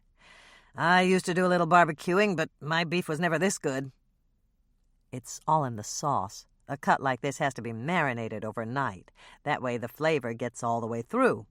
It's not too much garlic for you?" "Just right," Mike said, cutting off another bite. "Any less would be lost, and any more would be overdoing it. I'd sure like that sauce recipe if you're giving it out." "I'll give it to you. It works on chicken, too. All you have to do is double the mustard and cut back on the grated onion by half." Hannah glanced from one man to the other, trying to keep herself from chuckling. They sounded like a couple of housewives comparing notes, and even though they'd both wanted to sit with her, they seemed content to talk to each other and ignore her. She let them talk on, comparing the merits of charcoal over gas and which wood chips were preferable, while she glanced around at the crowds of people who were contentedly stuffing their collective faces. The sun was lowering in the sky, and Hannah knew she'd have to run back to her truck to get her mosquito repellent. That reminded her that they never bit Norman, and she turned to Mike. "Do mosquitoes bite you?" "Mosquitoes?" Mike looked startled, as if she'd pulled him out of the most intriguing conversation of his life. "Sure, they bite everybody." "Not Norman." "Is that right?" Mike leaned in front of Hannah to stare at Norman. "What's your secret, Norman?" Uh-oh. She'd started an all-male conversation again. Hannah sighed and turned back to people-gazing. Freddie Sawyer, dressed in jeans and a blue pullover with a picture of an American eagle on the front, was leaning against a tree at the edge of the picnic area. Hannah was glad to see him here. Freddie had once told Hannah that the 4th of July was his favorite holiday, and he loved to watch the fireworks. Jed was only a few feet away, talking to a group of people Hannah didn't recognize. He looked handsome tonight in a white cotton shirt with the sleeves rolled up and a denim vest that was embroidered with stars and stripes. It looked expensive, and Hannah wondered if he'd spent his whole paycheck on it. A young woman in the group was flirting with Jed, and he smiled at her as she reached out to put her hand on his arm. Although he was clearly flirting back, Hannah was glad to see him turn slightly so that he could keep Freddie in sight. Jed was taking his responsibility toward his cousin seriously, keeping tabs on him in the crowd. Several children in the crowd began to cheer, and Hannah turned toward the source of the excitement. The Lake Eden Volunteer Fire Department had arrived in their fire truck. The hook and ladder was followed by one of Cyril Murphy's dark green rental vans with light green shamrocks painted on the sides. Any child in the crowd old enough to remember the fireworks from the previous year knew that the van contained all the pyrotechnics for tonight's display. Hannah glanced over at the food tables. There were only a few stragglers going back for thirds. It was time to start putting the food away. She stood up, and both men stopped talking and turned to her. "I'm going to help Edna with the cleanup." "Sure," Mike said. "Okay," Norman echoed the sentiment. "Do you need any help?" "No, that's okay." Hannah headed off at a speedy clip, but not fast enough to miss hearing another all-male conversation begin. This one was about cars and the various advantages of the latest models. By the time Hannah had helped with the cleanup and made a run to her truck to mosquito-proof herself and retrieve her quilt, she saw a fleet of rowboats heading out from the dock. The boats were riding low in the water, and Hannah knew that the fireworks had been unloaded from the van and stacked in the bottom of the rowboats for transport to the rafts that would become launching pads. Most people in the Tri-County area thought that the Lake Eden fireworks display was the best one around. The town council spent a small fortune every year on fireworks, and the display seemed twice as large as it really was when the streamers of bursting colors were reflected off the surface of the lake. She found Mike and Norman on the lake shore, sitting on the sand and claiming their patch of spectator space. They helped her spread out her quilt, and before long the whole extended family had found spaces around them. Darkness began to fall. Hannah could see dim lights, one on each of the rafts and more in the rowboats. She was sure that Joe Dietz was out there again this year. A retired warrant officer in Army Ordnance, Joe was in his 70s, and he'd been directing the fireworks for as long as Hannah could remember. She spotted Jed moving through the crowd with a blanket roll under his arm. He'd put on a leather jacket over his shirt and vest, and Hannah wished she'd thought to bring hers. It wouldn't be needed in town, but there was always a breeze near the lake, and it could turn chilly when the last rays of sun had faded. For a moment Hannah was concerned that Freddie was nowhere in sight, but then she remembered the group that Jed had been talking to earlier and how friendly they'd seemed. Freddie and the group were probably sitting on the sand, saving a place for the blanket that Jed had gone to fetch. Once the sun had disappeared below the horizon, night fell rapidly. Hannah crossed her legs and sat Indian style, a phrase her first-grade teacher had used that was probably now politically incorrect. Before Hannah really expected it, the fireworks began with a bang. It was a single bang, and it was a loud one, causing her hands to fly up to cover her ears. She jumped, then laughed in delight. The Lake Eden fireworks always started this way, but it never failed to startle her. The first loud bang was followed by a rapid series of bangs. Next, there was a whoosh as a rocket shot up and burst overhead, raining down streamers of pink that were reflected on the surface of the lake. Hannah cheered with the rest of the crowd, and at that exact moment, Norman reached out for her hand. A moment later, as a green blossom of fireworks burst in the sky, Mike reached out for her other hand. Hannah sat there, hardly daring to breathe. What was the etiquette in a situation like this? Should she tell Mike she couldn't hold hands with him because she was already holding hands with Norman? Or should she refuse to hold hands with both of them? Hannah thought about it through another series of rockets and multicolored streamers, and came to a decision. Miss Manners was bound to disagree, but since neither Mike nor Norman seemed to be aware that his rival was holding her hand, the best thing to do was relax and enjoy it. The crowd gave a collective gasp and then a prolonged "ooh" as two more pyrotechnic stars burst overhead, one red and one blue. Joe Dietz was doing a good job of mixing large displays with the smaller displays to make the fireworks last as long as possible. It was a perfect evening for the show. There was a light breeze that cleared away the smoke, so each flash looked as brilliant against the night sky as the one that had come before it. They were only 5 minutes into the fireworks show when Mike's police radio crackled and he held it up against his ear. He listened for a moment, responded with an "on my way," and turned to Hannah. "They called me in. There's a 6-car pileup out on the highway with a bus involved." Mike stood up, and no more than a second later, so did Lonnie. Another moment, and Bill also got to his feet. "They called everyone in?" Hannah asked. "Everyone. It's a bad one." Mike turned to Norman. "Have you seen Doc Knight? The dispatcher said she couldn't reach him on his pager."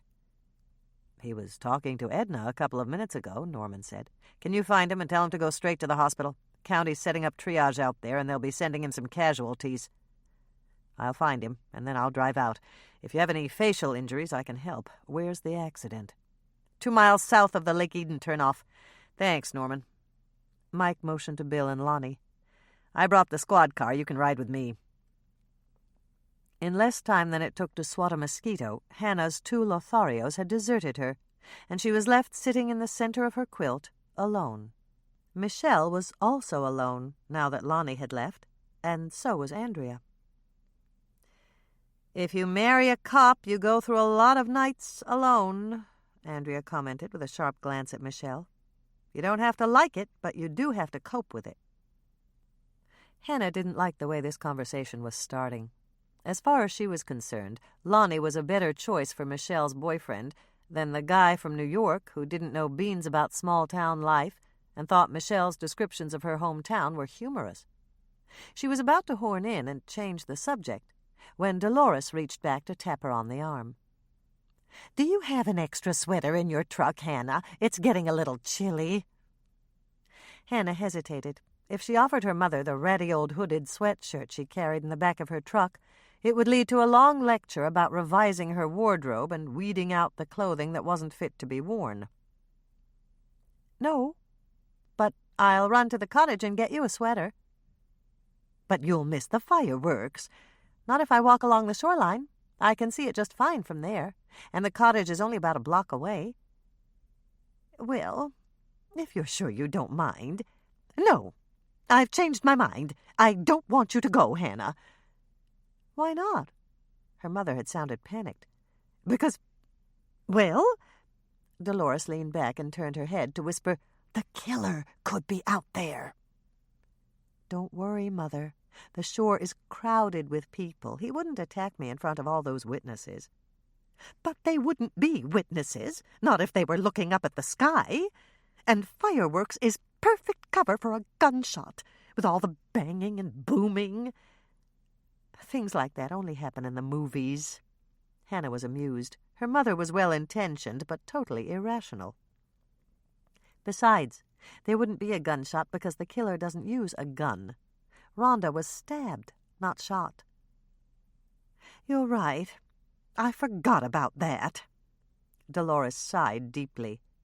"Do you think I'm overreacting?" "Yes, Mother." "Well, you're probably right. But you'd better stay here. I'd just worry the entire time you were gone." "I'll go along with Hannah," Michelle offered. "There's no way anyone would take on both of us." "That would make you feel better, wouldn't it, Mother?" "Much better," Dolores said, and she sounded very relieved. "And while you're there, you can put on the coffee. It would be nice to have a cup when the fireworks are over. And thaw that coffee cake I stuck in the freezer. 10 minutes in the microwave on defrost should do it. And would you carry out the garbage on your way back? I forgot to do it when I left." "Sure, Mother," Hannah said, grabbing Michelle's hand and making a quick getaway before their mother could think of more tasks for them to do. Chapter 28. "We're done," Hannah said, gathering up the sweater they'd initially been sent to fetch and switching on the coffee pot. "Are you ready?" "I'm ready." Michelle came out of her room wearing a sweatshirt and a pair of jeans. Hannah opened the front door and they both stepped out. I'm locking it. Do you have the key? I've got it. Michelle whistled as a multicolored shower of streamers shot across the sky. That was pretty spectacular. Is it the finale? Hannah glanced at her watch as another fiery flower blossomed in the sky. Not yet. The show is supposed to run 40 minutes this year. We've still got over 20 minutes left. The two sisters climbed down the steps to the shore by the light of the fireworks that were bursting in the sky. As they reached the bottom, a huge white shower rained down, and Michelle gasped. "What's that, Hannah?" "What's what?" "That big thing sticking out under the dock. It wasn't there this afternoon." "I don't know, but I'll find out." Hannah walked closer and waited until another shower of lights illuminated the area. Her voice was sharp as she spoke again. "Is there a flashlight in the cottage?" "Yes, Mother keeps one in the kitchen." "Go get it and bring it down here." Michelle turned and walked toward the steps. "Okay, but what is it?" "Just get the flashlight, okay?" The fates were kind, and another volley of fireworks burst in the sky after Michelle had left. Hannah reached out toward the object and shuddered as she realized that the thing Michelle had seen was someone's leg. Dolores hadn't been so crazy after all when she'd warned Hannah not to come here alone. Hannah stared at the leg for a moment, and then she gave a deep sigh. There was only one thing to do, and she was the only one here right now to do it. It took all the strength that Hannah possessed, but she managed to free the ominously still form from its watery prison under the dock and pull it up onto the shore. By the time Michelle got back with the flashlight, Hannah had flipped it over. "Shine the flashlight, Michelle." Michelle turned on the flashlight, and both sisters stared at the inert figure for a moment, the beam of light illuminating the bloody wound on Freddie Sawyer's head. "Is he dead?" Michelle asked, her voice shaking. Only one way to find out. Hannah dropped to her knees and felt for a pulse. "Not yet, but it doesn't look good. Run back to the cabin and call for an ambulance, fast." "But there aren't any. Lonnie said they were all called out to that accident out on the highway." "Right." Hannah shook her head to clear it. The sight of Freddie's still face and the awful wound on his head had rattled her. "Okay, I'll take him to the hospital myself. I hate to ask, but can you stay here with him while I get my truck?" "I'll stay," Michelle said. Her baby sister sounded calm, and that reassured Hannah. "Okay, I'll be back just as fast as I can. Don't try to move him.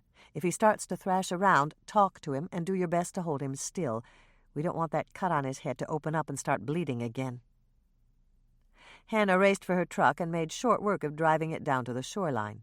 She backed up as close as she could, opened the rear doors, and got out to find Michelle still sitting right where she'd left her, holding Freddie's hand. "Pulse?" "It's still there." Michelle stood up, and Hannah noticed that there were traces of tears on her cheeks. "How are we going to load him in?" "Sideways.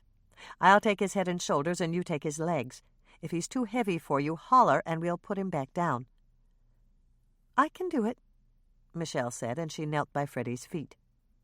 Hannah was about to lift Freddie's shoulders when she caught a whiff of a telltale odor. "Do you smell anything, Michelle?" "Yes, booze. Do you think Freddie got drunk and hit his head when he passed out under our dock?" "I don't know, but it's a possibility. I'm ready to lift, if you are." It wasn't easy, but between the two of them they managed to load Freddie into the back of Hannah's cookie truck. Hannah cushioned his head with the ratty old hooded sweatshirt her mother would have advised her to throw out, and shut the rear doors. "I'll drive him straight to the hospital. Call and tell them I'm coming. Say it's Freddie Sawyer, and he's got a bad head wound. They should meet me at the emergency entrance with a stretcher." "Okay, but don't you want me to ride along to help?" "You don't have any medical training that I don't know about, do you?" "No." "Then you're better off here. Make that call to the hospital, and then go and tell Andrea and Mother what happened. I want all of you to look for Jed Sawyer and tell him that I'm driving Freddie to the hospital. I'll call the cottage as soon as I have any news on his condition." "Got it," Michelle said. "Good luck, Hannah." Hannah got in behind the wheel and lowered the window. You're really great in a crisis, Michelle. Thanks. Michelle gave a little smile. I think I must have inherited that from you. By the time Hannah took the turnoff for the Lake Eden Memorial emergency entrance, her nerves were shot. She'd driven a distance of only 10 miles, but it had been gruesome. Freddie had cried out and mumbled from the back of her truck, and what she'd been able to understand had been heartbreaking. Freddie was upset because Jed was mad at him. Jed hated him and thought that Freddie was stupid. If Freddie could only get that present back for Jed, then Jed might forgive him and not go away. Then they could be friends again, and everything would be all right. Hannah had attempted to talk back to Freddie to reassure him, but she didn't think he'd heard her. He'd just gone back to the mumbling again about how he had to give Jed the present. About 5 miles from the hospital, Freddie had stopped mumbling. He'd groaned once or twice, and then he'd been disturbingly quiet. While Hannah had been hoping that Freddie would calm down and stop mumbling, his total silence had been worse. Hannah had tromped on the accelerator and prayed that he'd only lost consciousness and not died. By the time she pulled up at the doors of the emergency room, Hannah was shaking like a leaf.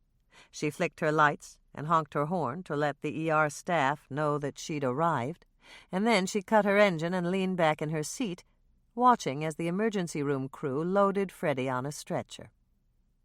Hannah sat for a few minutes, just working to get her breathing back to normal. When her legs had stopped shaking and she felt able to walk, she got out of her truck and went inside to the nurse's desk. I just brought in Freddie Sawyer, she told the stern-looking older nurse who was behind the desk. Is he alive? Yes. Dr. Knight's with him right now. Did he say anything about Freddie's condition? It's borderline critical, and they're working to stabilize the patient. Doctor said to tell you that you did your part, and you should go home and get some rest. No way, Hannah said, shaking her head. I got Freddie this far, and I'm not leaving now. The nurse smiled, and she looked much less forbidding. Doctor said you'd say that, and he'll come to talk to you as soon as he can. That might be a while. He's pretty backed up. From the accident out on the highway? They called in everyone from the staff and reserve list. I'm retired, but I came in to handle the intake desk. The big waiting room's packed, but doctor said you should use the small waiting room at the end of the hall. There's a wall of vending machines near the door if you want something to eat or drink. Armed with a Diet Coke, Hannah checked out the small waiting room. The hard plastic chairs didn't look appealing, so she used the payphone in the hall to call Dolores and tell her that Freddie was at the hospital and Doc Knight was treating him. We located Jed, Dolores told her, and the poor boy was beside himself. He said that Freddie was with him all day, but they got separated in the crowd when the fireworks started, and he couldn't find him anywhere. Is he coming out here? Hannah asked. He's on his way. He said you're a hero for saving Freddie's life, but of course he meant heroin. The words had no sooner left Dolores's mouth than the door to the emergency room opened, and Jed rushed in. Jed's here, Mother. I've got to go. I'll call you back when I know more about Freddie's condition. Just a minute. Edna said to tell you it was a tree. Hannah was about to ask what that meant when she saw Jed's face. I've got to go, Mother. Jed looks frantic. Hannah hung up the phone and hurried over to Jed. It's okay, Jed. Doc Knight's with Freddie right now. How is he? I don't know for sure. Let's go sit in the small waiting room. Doc Knight said he'd come and tell us more when he's finished treating Freddie. Jed followed Hannah to the waiting room and sat down in a chair across from hers. He was still clearly distraught. I tried to keep an eye on Freddie, but I turned my back for just a second to talk to someone. When I turned around again, he was nowhere in sight. Nobody's blaming you, Jed. These things can happen. Yes, but I should have been more careful with him. Sometimes I forget he's retarded, you know. Most of the time he acts almost normal. Hannah didn't know what to say to calm him down. Your sister told me that Freddie was hurt real bad. How did it happen? I don't know. Couldn't Freddie tell you? No. He was semi-conscious when we found him, and he didn't respond to any of my questions. And on the way to the hospital, all Freddie did was mumble about how mad you were at him. Jed sighed. I wasn't real mad at him. I was just a little aggravated, you know. Freddie kept asking me if he could set off some firecrackers, and I told him he couldn't. After about the 12th time he asked, I got a little fed up. I guess I should have had more patience with him. That's hard to do sometimes. I know. I'd already explained that fireworks were dangerous and Freddie could burn himself. I said it over and over every way I could think of, but he just didn't get it. Hannah decided it was time to take the bull by the horns. I hate to mention this, Jed, but when we loaded Freddie in my truck, he smelled like alcohol. Did he have anything to drink today? No, and I didn't drink either because I know it's a bad influence on Freddie. I'm glad to hear that, but I'm almost positive that Freddie smelled of alcohol. My sister smelled it, too. Jed was silent for a moment, and then he sighed. I know Freddie didn't have anything when we were together, but maybe somebody gave him a beer or something after we got separated. Do you think he got drunk and hit his head on something? That's certainly possible. We'll know more when Doc Knight comes in to talk to us. Hannah and Jed waited uneasily, and every so often one or the other of them would get up and pace across the tile floor of the waiting room. It was almost impossible to sit in the plastic chairs for long. They were so hard, they gave Hannah aches in places she didn't even know she had.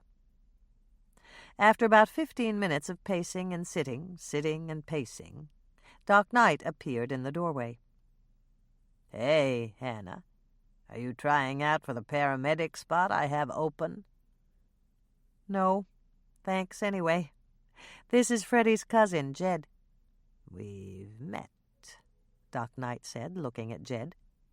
Freddie's stable, but it's very serious. Jed gulped so loud Hannah could hear him. But he'll be all right, though, won't he? It's too early to tell, but it doesn't look as though his injuries are life-threatening. They could have long-lasting results, though. Freddie took a massive blow to the head, and I won't be able to assess the extent of intracranial damage until the test results are in. Does it look like he fell and hit his head? Jed asked. Doc Knight shook his head. Not unless he fell off a tall building head first. My guess is that someone hit him with a hard object, like a tire iron, that they wielded with considerable force. Freddie couldn't tell you what happened? No, son. He was unconscious when Hannah brought him in. Freddie won't be doing any talking for a while. Poor Freddie. Jed looked extremely distressed. Can I see him? Come with me. Hannah followed Jed and Doc Knight down the hospital corridor, even though Jed had been the one to ask to see Freddie. They hadn't told her she couldn't come along, so she convinced herself that it was all right. Hannah knew she'd rest easier tonight if she saw Freddie, and he looked better than he had when they'd loaded him in the back of her truck. Doc Knight led them into Freddie's room, and Hannah felt the tears well up in her eyes. Freddie, who'd always seemed so full of life and enthusiasm, was perfectly still in his hospital bed. It was a shock seeing him immobile like that, and Hannah realized that he looked much older, almost as old as he actually was, without the boyish grin and the excited voice that had asked constant and sometimes childish questions. Freddie was connected by tubes and wires to monitors and other medical equipment, and Hannah was almost glad that he wasn't awake. If Freddie had been conscious, she would have forced herself to be bright and cheerful for his sake, and that would have been difficult. As Hannah moved closer, she noticed what she thought was a respirator, and she turned to Doc Knight. Freddie can't breathe on his own? Not right now.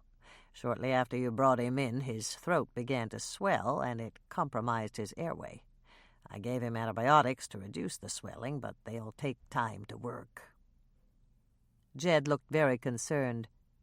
"You mean Freddie could die without that machine?" "Yes, but it's only a temporary condition. The antibiotics should improve matters by tomorrow morning. Then we can take him off the respirator." "I'd better stay here tonight." Jed sat down in the chair by Freddie's bed. "If Freddie wakes up in the middle of the night, he'll be scared, and he might try to pull that tube out." Doc Knight shook his head. "We're keeping Freddie heavily sedated, and he won't wake up. There's nothing you can do for him now. What you need to do is go home, get some sleep, and come back in the morning. I'll call you if there's any change in his condition." "Are you sure? I could sleep in this chair and I wouldn't be any trouble." "I'm sure you wouldn't be, but Freddie's doing just fine, and he'll sleep through the night. I need you to be rested for tomorrow when we wake him up. That's when we'll need your help to reassure him." Jed looked disappointed that he couldn't stay with Freddie, but he nodded. "Whatever you say. You're the doctor." "If you don't have any more questions, I have to get back to the emergency room. I've got some traffic injuries to treat." "Sure," Jed said. "Thanks for everything." After Doc Knight left, Hannah motioned toward the door. "Come on, Jed. Let's go out to the lobby and call my mother. Everybody's waiting to hear about Freddie." The corridor was quiet as Hannah and Jed walked back to the lobby. Most of the patients were sleeping, and only 2 nurses were manning the station that separated the 2 wings. "They only have 2 nurses for all these patients?" Jed sounded worried again. "Relax, Jed. Doc Knight runs a good hospital. Freddie will get the best of care here." When they got to the lobby, Hannah placed a call to the cottage and filled Dolores and Michelle in on Freddie's condition. Then Jed got on the phone and thanked them again for finding him in the crowd. "You really should get home, Jed," Hannah said when she'd hung up the phone. "You look tired." "I am, but I don't think I can sleep. I'm just too worried about Freddie. Do you have time for a cup of coffee in the cafeteria?" "Sure," Hannah said, even though the last thing she wanted was hospital coffee. Jed obviously needed to talk. The hospital cafeteria was deserted, and Hannah took a table near the window while Jed got them coffee from a vending machine. It was every bit as vile as Hannah had expected, and she took small sips, hoping he wouldn't notice that she was drinking very little of it. "I've been thinking about what Doc Knight said, and I'm sure Freddie was in a fight." Jed took a swallow of his coffee without seeming to notice how bad it was. "If I ever catch the guy that did this to him, I'll—" "No, you won't," Hannah interrupted, reaching out to take Jed's arm. "Believe me, Jed, I know exactly how you feel. I'm not a violent person, but I'd be tempted to hammer the person who did this to Freddie.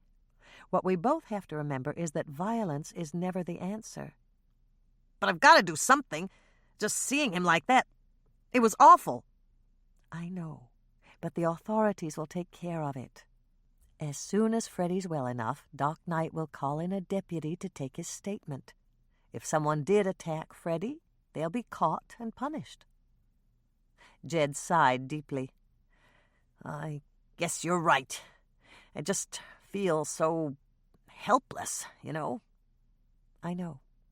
I've been trying to think of something I could do for Freddie, but there's only one thing that comes to mind." "What's that?" "Freddie kept mumbling about the present he had for you and how he had to get it so that you wouldn't be mad at him any longer." "That sounds like Freddie," Jed sighed again. "He doesn't have much money, but he always wants to buy me things." "Oh, he didn't buy this. He said it was something you lost and he found in your garbage last week. He told me he had to shine it up for you before he gave it back to you for a present." "Do you know what it is?" "I don't have a clue." Hannah shrugged. "Freddie had it in a shoebox, but it was tied up with twine, and I didn't look inside. I'm keeping it for him at the cookie jar. I'll stop in to get it before I come to the hospital tomorrow morning. We can store it in his hospital room, and once Freddie's awake, he can give it to you." Jed looked amused.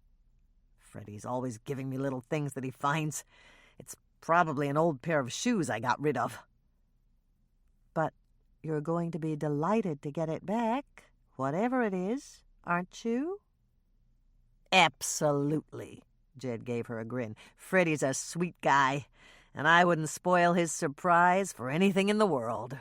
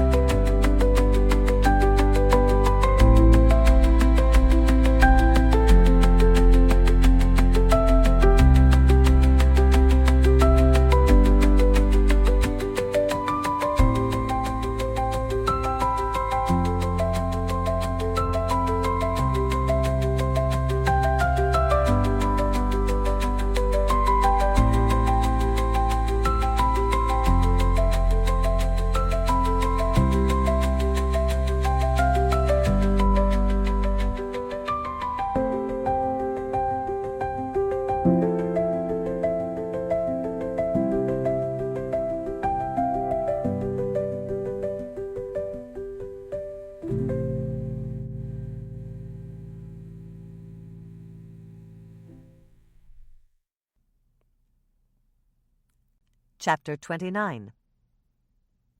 Hannah glanced at the clock on the wall as she switched on the lights in her kitchen at the cookie jar. It was 5 minutes past 10. Late at night to be mixing up cookie dough. She was closed tomorrow and Sunday, so there were no cookies to bake for her customers, but she'd promised to donate some cookies to the Redeemer Lutheran bake sale, and she wanted to take Freddie some molasses crackles. She'd mix up a batch, let them chill overnight, come in early to bake them, and split them between Reverend Knudsen and Freddie. As Hannah assembled her ingredients, she thought about Freddie and who might have injured him. It was possible that Rhonda's killer was the culprit, especially if Freddie had seen or overheard something that could lead to his arrest. Hannah freely admitted that such a theory was a little far-fetched, but she refused to believe that any of the local residents were to blame. Freddie was well liked around town, and everyone knew that he had limitations. It was more likely that someone who wasn't local had attacked Freddie. The fireworks had drawn a big crowd from outside the Lake Eden area, and a stranger could be the culprit. In any event, standing at the workstation thinking about it wasn't going to give her the answer. On her way to fetch one of her stainless steel mixing bowls, Hannah retrieved the crime scene photos she'd taken through the basement windows and spread them out at the workstation. While she was mixing the cookie dough, she'd think about Rhonda's murder. She gave the photos a glance as she waited for the butter to melt in the microwave, but she didn't spot anything she hadn't noticed before. The only thing unusual was the strawberry jam on the peach jam shelf. She was almost certain that the 3 jars of strawberry jam had been set there to replace the 3 jars of peach jam that had broken on the floor. But why would anyone go to that trouble and not sweep up the broken glass? Once the butter was melted, Hannah went to fetch the molasses from the pantry. As she took down the jar, she noticed what was stashed behind it, and she groaned. It was a large bag of Hershey's Kisses she'd bought for her almond cookies, and it was staring her right in the face. She had to hide it quickly before she weakened and opened it. Hannah reached down to grab a sack of pecans and placed them in front of the bag. She kept all of her nuts on the shelf below, but this was just a temporary measure to hide the candy from view. Then she carried the molasses back to the kitchen, picked up her spoon, and set it right back down again as what she'd just done struck her with full force. She'd hidden her Hershey Kisses from view by placing a sack of pecans from a lower shelf in front of them. What if Rhonda's killer had done the same thing? What if he'd hidden something by placing the jars of strawberry jam in front of it? That theory seemed reasonable, and Hannah made a mental note to tell Mike and Bill about it in the morning. Perhaps the murder weapon was hidden there, or some other clue that might help them track down Rhonda's killer. It was certainly worth a look. Hannah mixed in the molasses and then the sugar, stirring much longer than was necessary. The 3 jars of strawberry jam had been on the peach jam shelf, and Mrs. Volker's letter had mentioned the peach jam. Hannah set down her spoon and went to retrieve it from her purse. Lisa was sure that the game Speedy had mentioned was the treasure hunt game. What if this whole letter was the first clue in a game he wanted Mrs. Volker to play? Speedy had practically begged her to make peach jam, and it was obvious he hadn't known that she was in a wheelchair and her jam-making days were behind her. What if there really was a treasure behind Mrs. Volker's peach jam? Was it still there? She thought about that while she grated fresh nutmeg and added the rest of the spices to her bowl. She measured out the baking soda and salt and stirred everything up. Giving a little shake of her head, Hannah turned back to the letter. One phrase stood out. The guy next to me is going to find someone to take this letter out and mail it to you. Take the letter out? Out where? What sort of hospital would refuse to mail a patient's last letter? A prison hospital. The moment that answer occurred to Hannah, the whole thing made sense. If the dying man had been in prison, all correspondence in or out would have been examined by prison officials, and it was obvious that this man hadn't wanted his letter screened. Hannah thought about that as she beat the eggs and added them to her bowl. Who was Speedy, and why had he been in prison? Edna had remembered the summer he'd spent with Mrs. Volker, but she hadn't been able to remember his real name. She'd promised to tell Hannah if she remembered, but so far there had been no word from Edna. Unless Dolores had given her a message from Edna, but she hadn't paid much attention to it. Edna had said to tell her that it was a tree. Speedy's name was a type of tree? Hannah set down the flour canister so hard, a little puff of flour rose up into the air. She paged through her notes, came to the section about the bank robbery, and let out a whoop. One of the bank robbers was David Aspen, and an aspen was a tree. This put a whole new spin on things. The pieces of the puzzle began to align themselves as Hannah measured out the flour. David Speedy Aspen had robbed a bank and hidden the money somewhere, perhaps in Mrs. Volker's basement. Since she'd known him as a child, she would have welcomed him if he'd come to visit. The stolen money couldn't be behind the jam jars. The shelf was shallow, and stacks of bills would have taken up more space than that. But the furnace room was old, and the walls and floor were dirt.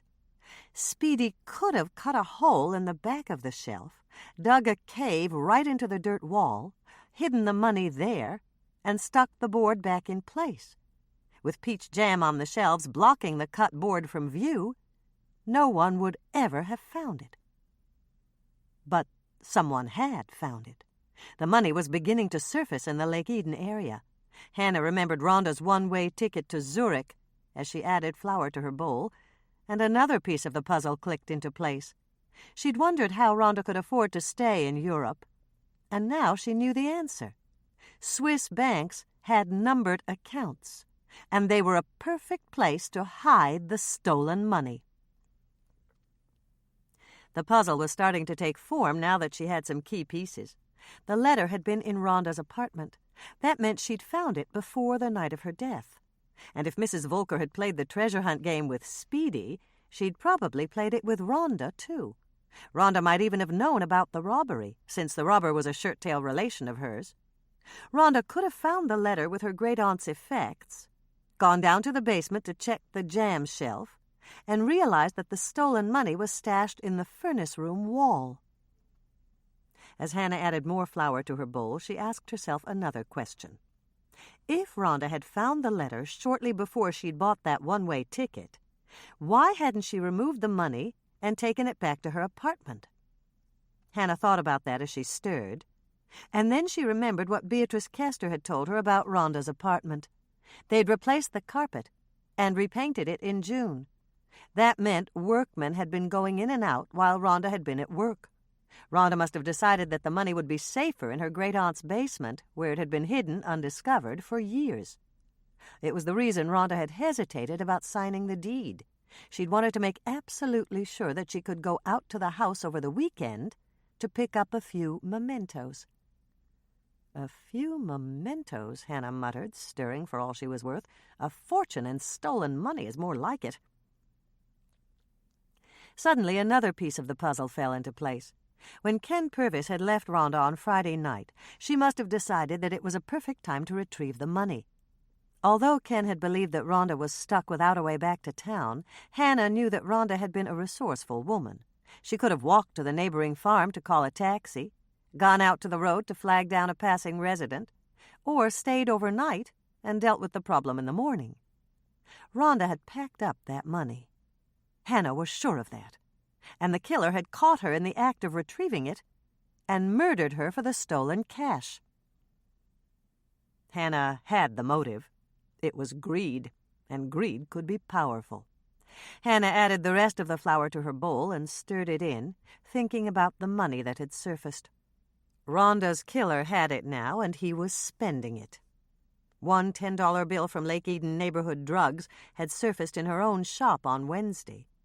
Someone had shopped in the drugstore that morning and passed a $10 bill from the old bank robbery. Uh-oh, Hannah groaned, remembering the theory she'd discarded when she discovered that the bank robbers had never been prisoners at Stillwater. She might have crossed Jed off her suspect list too soon. He'd been spending a lot of money lately, and he couldn't be making that much doing handyman work. There was the late-model pickup truck, the lunches at the cafe every day, and the expensive hand-embroidered vest that he'd been wearing at the celebration today.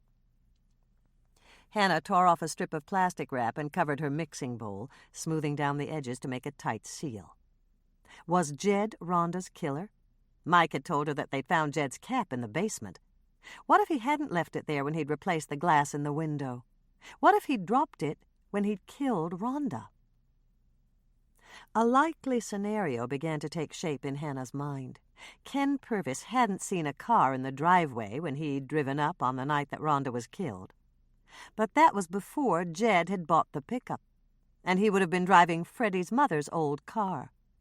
He told Hannah that the starter was defective, and he had to park it at the top of the hill. What if Jed had left the car on the shoulder of the road and walked in? Hannah's mind went into overdrive. If Jed had knocked on the door and gotten no answer, he might have looked in the windows to see if Rhonda was there. And if he'd seen Rhonda in the basement packing up the money, he could have gone inside, killed her, and taken the cash.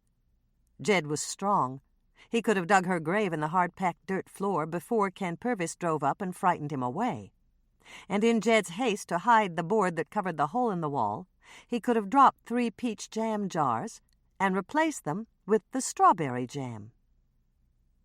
Another part of the scenario occurred to Hannah, and she gulped. Was Jed the one who'd attacked Freddie and left him for dead under their dock? If Freddie had somehow discovered that Jed had killed Rhonda, he would have told someone. Mrs. Sawyer had taught her son to be a good citizen, and Freddie knew that murder was wrong. Had Jed's concern at the hospital tonight been because Freddie was injured? Or had he been concerned that Freddie would recover enough to tell someone that Jed had attacked him and killed Rhonda? Just as soon as she put her cookie dough in the cooler, she'd call Mike and tell him her suspicions. If she was right, and Jed was the killer, he'd been duping everyone in town, including her. Preoccupied with this theory, Hannah opened the walk-in cooler and stepped inside to find a convenient place for her bowl of cookie dough. She'd just moved some things around to make room when the door slammed shut and she was plunged into darkness. She grabbed the cord that hung down from the light, flicked it on, and whirled toward the door. It had never banged shut on its own before. She stepped forward to push the inside release, but it was jammed.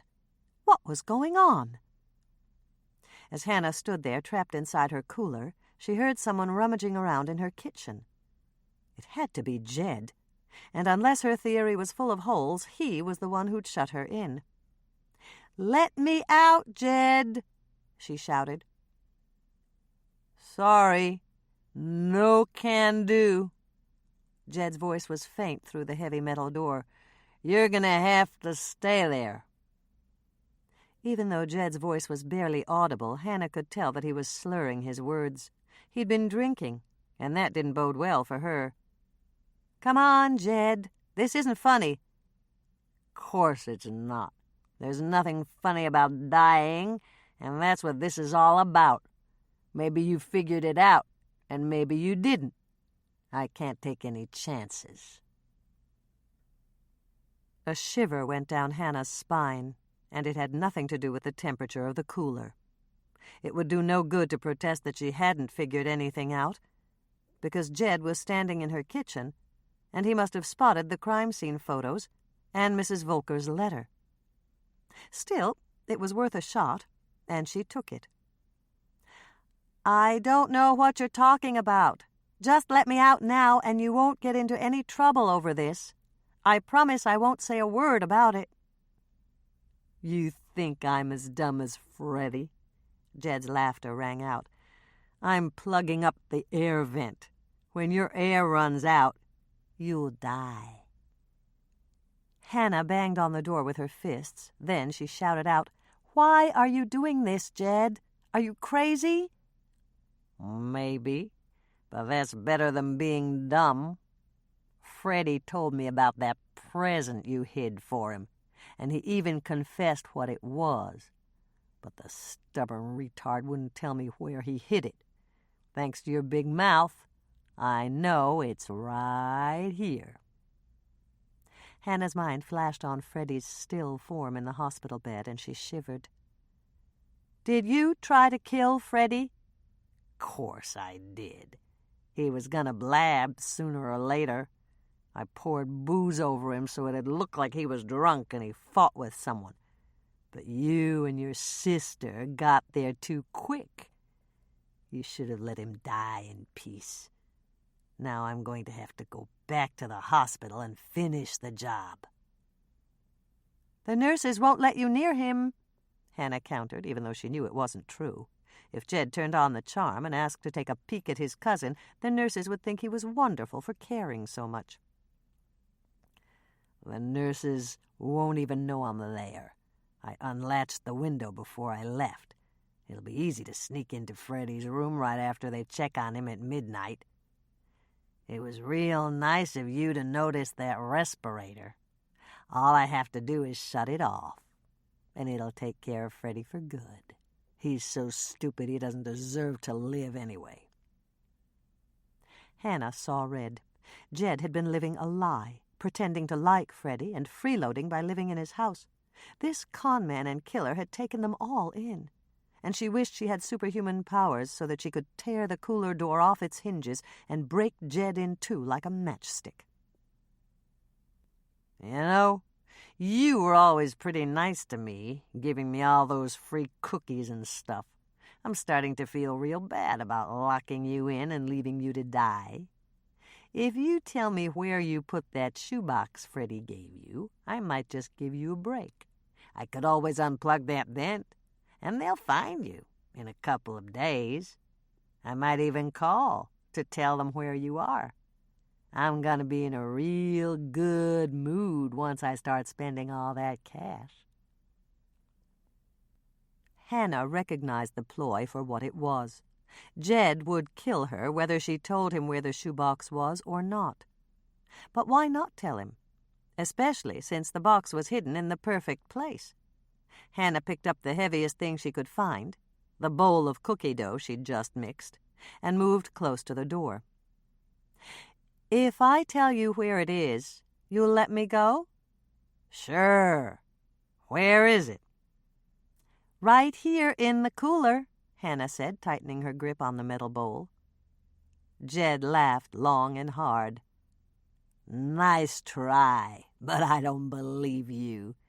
You're probably holding something heavy right now, getting ready to take a swing at me when I open the door. It'd be nice to have that shoebox, and I'll look around some before I leave, but I can get along without it. Nobody around here will guess it belonged to me once you and Freddie are dead." Hannah pressed her ear to the cooler door, and she heard Jed rummaging around in her kitchen, banging cupboard doors.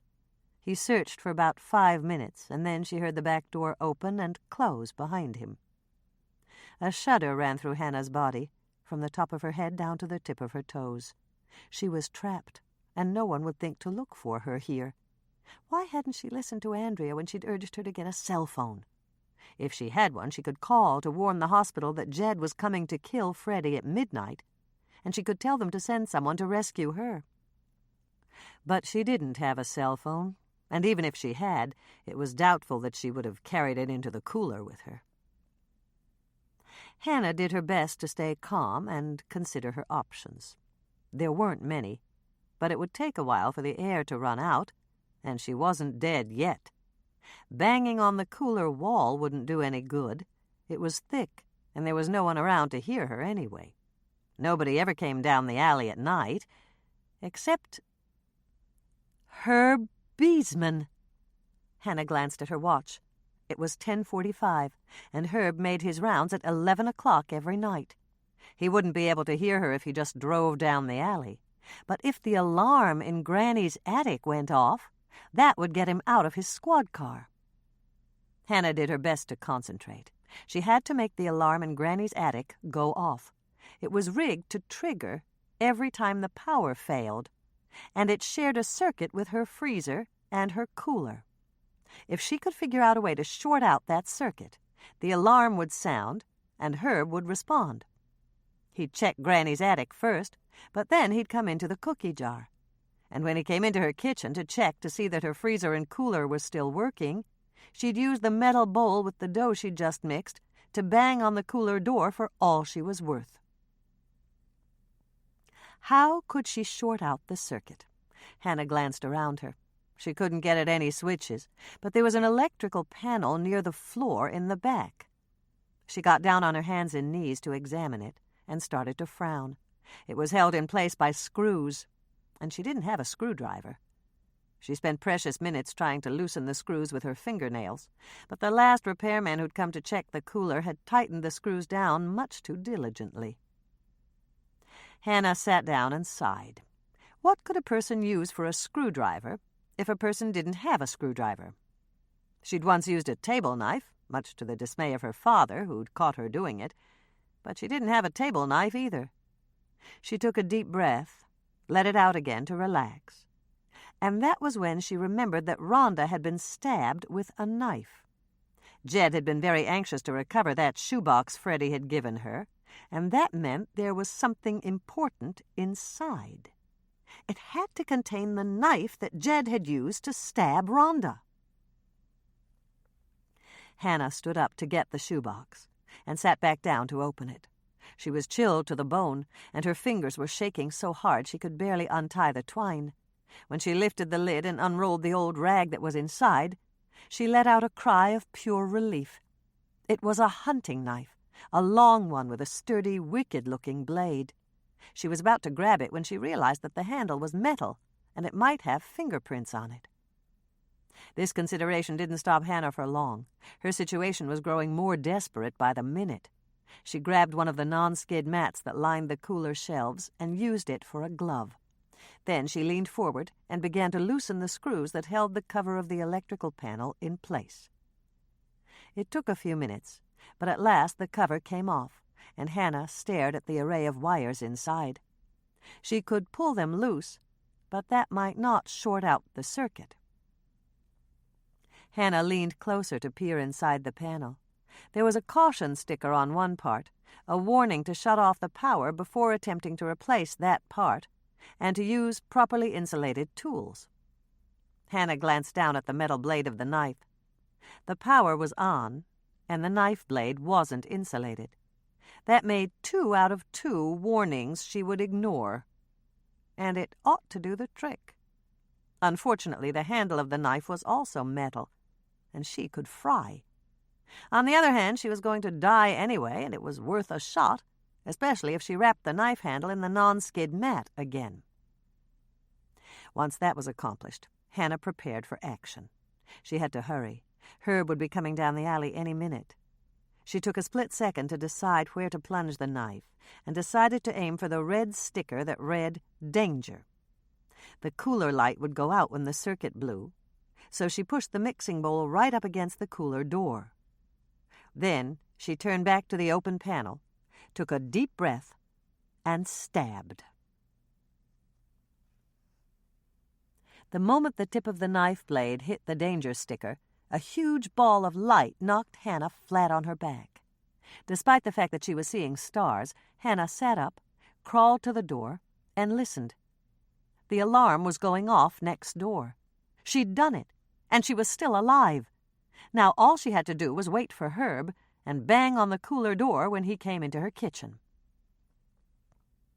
It seemed like forever, crouching there in the dark, but at last Hannah heard the back door open, and she banged on the cooler door as hard as she could. A second later she heard a mumbled expletive, and then a shout. "Hannah, are you in there?" "Yes!" Hannah shouted back at the top of her lungs. "The handle's padlocked, but I've got bolt cutters in the cruiser. Just sit tight for a minute." Just sit tight? Hannah started to giggle with a mixture of relief and anxiety.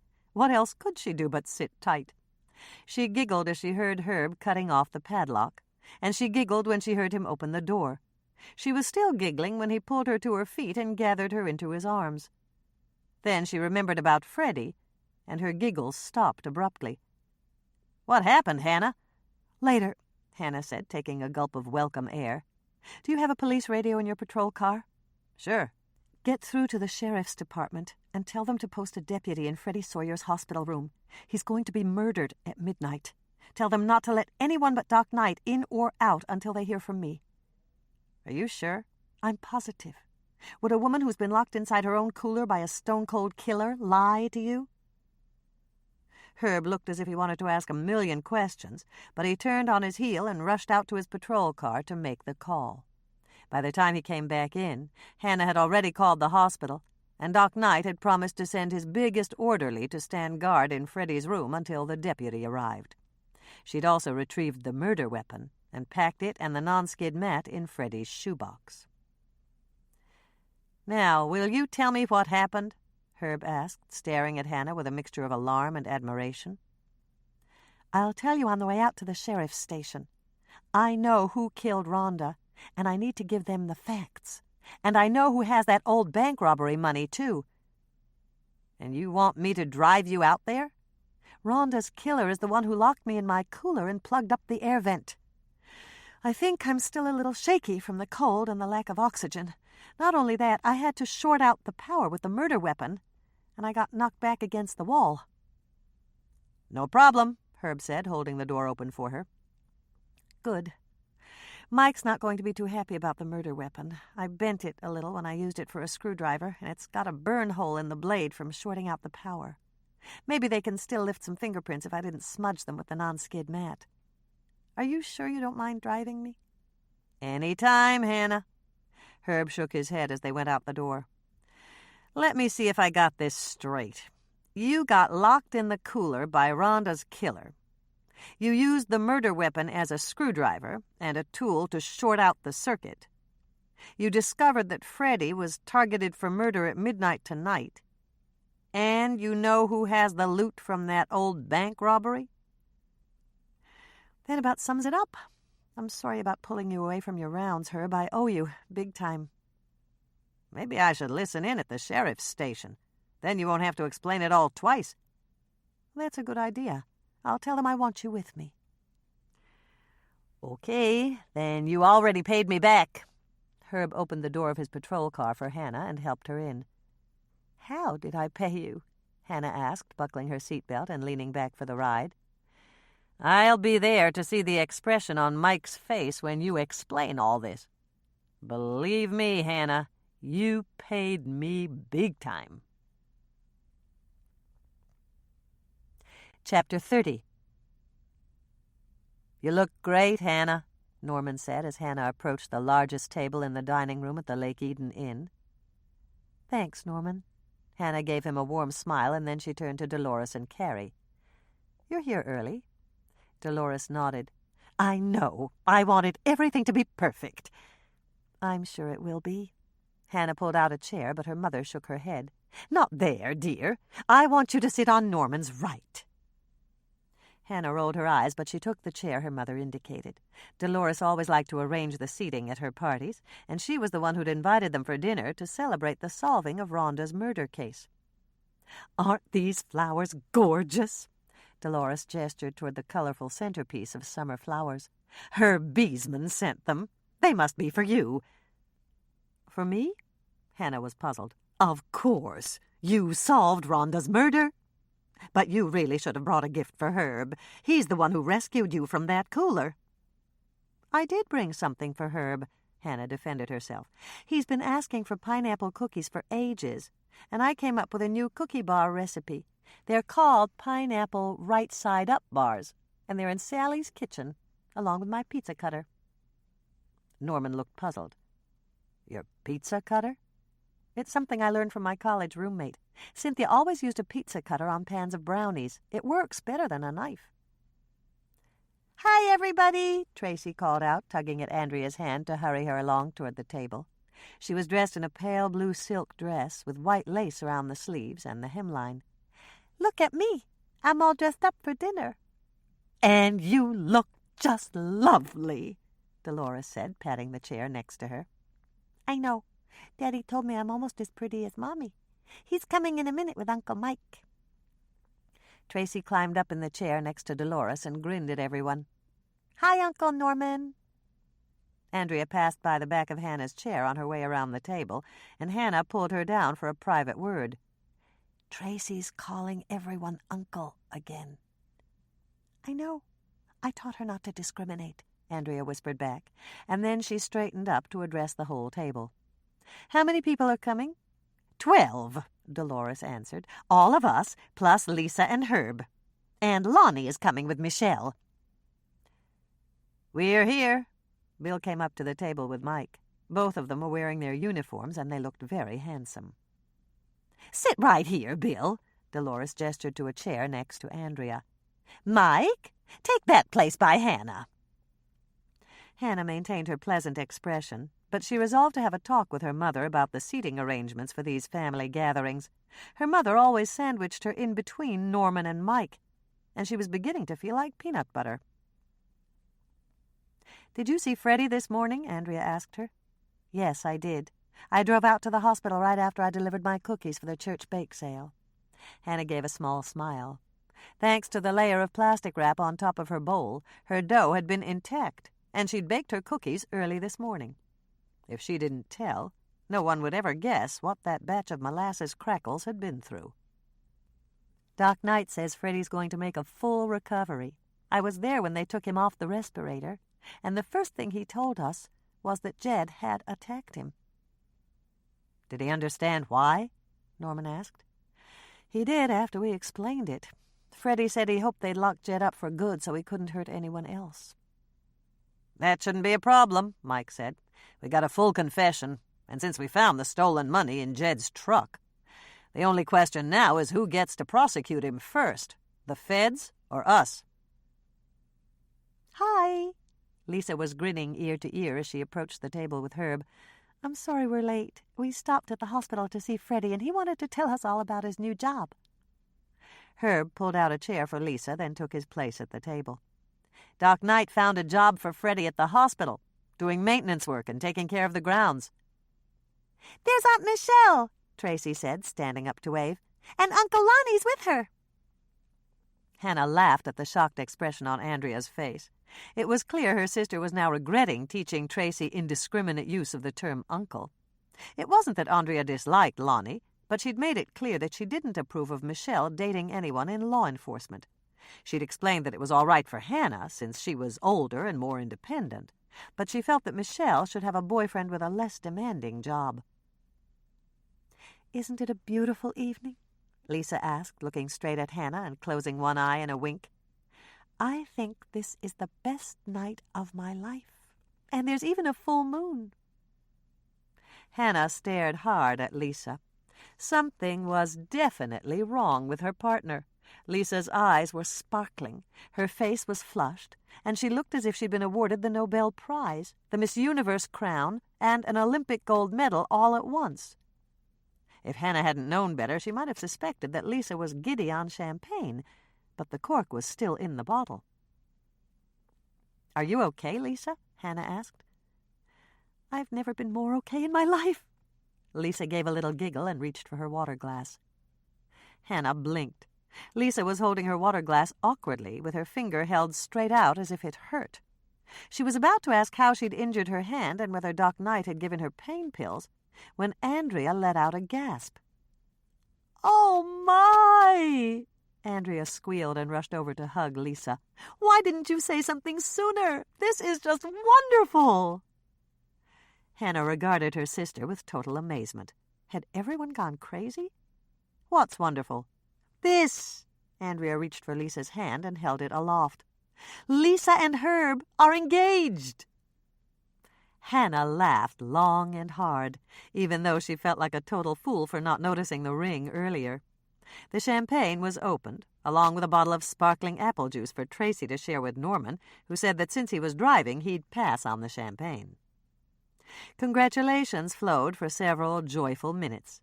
Then Dolores asked the question that was in everyone's mind. "When is the wedding?" "On December 31st, Herb answered her with a grin. Lisa wanted to wait until the busy season was over at the cookie jar, but she still wanted me to get the tax break. Hannah applauded. "Smart girl." "Can I be in your wedding, Lisa?" Tracy asked. "I always wanted to be a flower girl." Lisa reached over to give her a hug. "I was just going to ask you if you'd be my flower girl. You're my first choice. I'd like to make this a real family wedding." "What a wonderful idea!"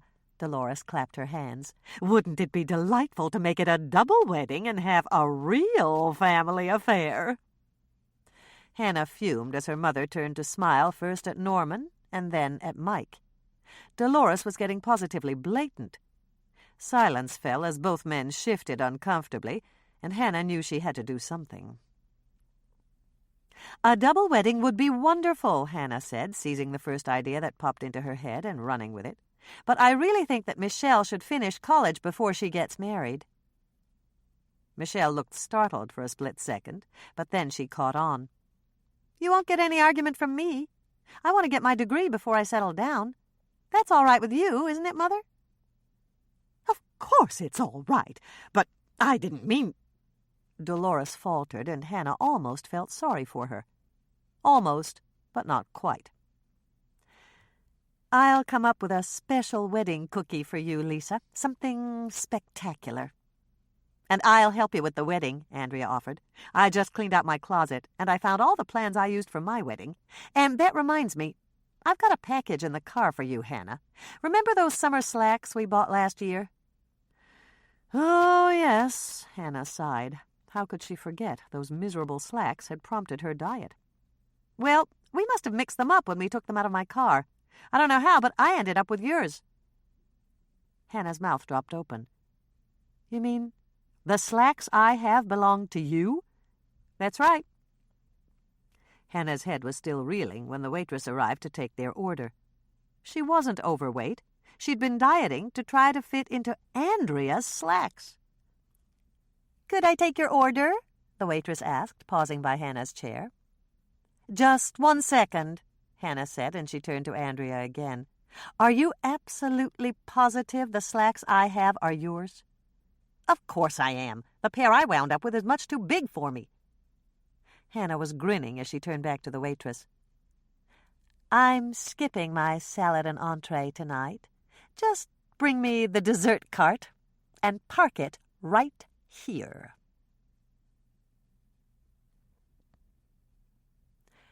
Pineapple right-side-up cookie bars.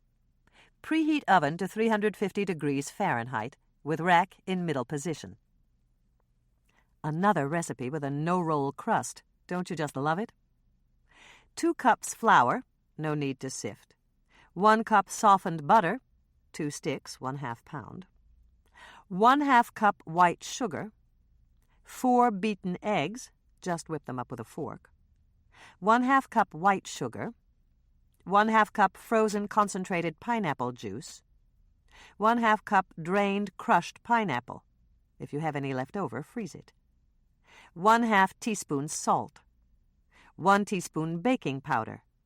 4 tablespoons flour. That's 1/4 cup. Don't bother to sift. First step. Dump pineapple in a strainer and let it drain while you do this step. Cream butter with sugar and add flour. Mix well. You can also do this in a food processor with hard butter cut into chunks and the steel blade. Spread mixture out in a greased 9 by 13 inch pan, that's a standard sheet cake pan, and press it down evenly with your hands. Bake at 350 degrees Fahrenheit for 15 to 20 minutes. Remove from oven. Don't turn off oven. Second step. Mix eggs with sugar. Add pineapple concentrate, drained pineapple, and mix. Add salt and baking powder, and stir it all up. Then add flour and mix thoroughly. This will be runny. It'll set in the oven. Pour this mixture on top of the pan you just baked and stick it back into the oven. Bake at 350 degrees Fahrenheit for another 45 to 50 minutes. Then remove from oven. Let cool thoroughly, then sprinkle a little powdered sugar on the top and cut into brownie-sized bars. Herb Beesman loves these. It was the least I could do for him. Mother and Carrie love them too, but they like a double serving with a scoop of vanilla ice cream on top. Marge Beesman has refused to taste them, probably because she thinks she makes the best pineapple upside-down cake in the state of Minnesota, and she doesn't relish any interference. The end.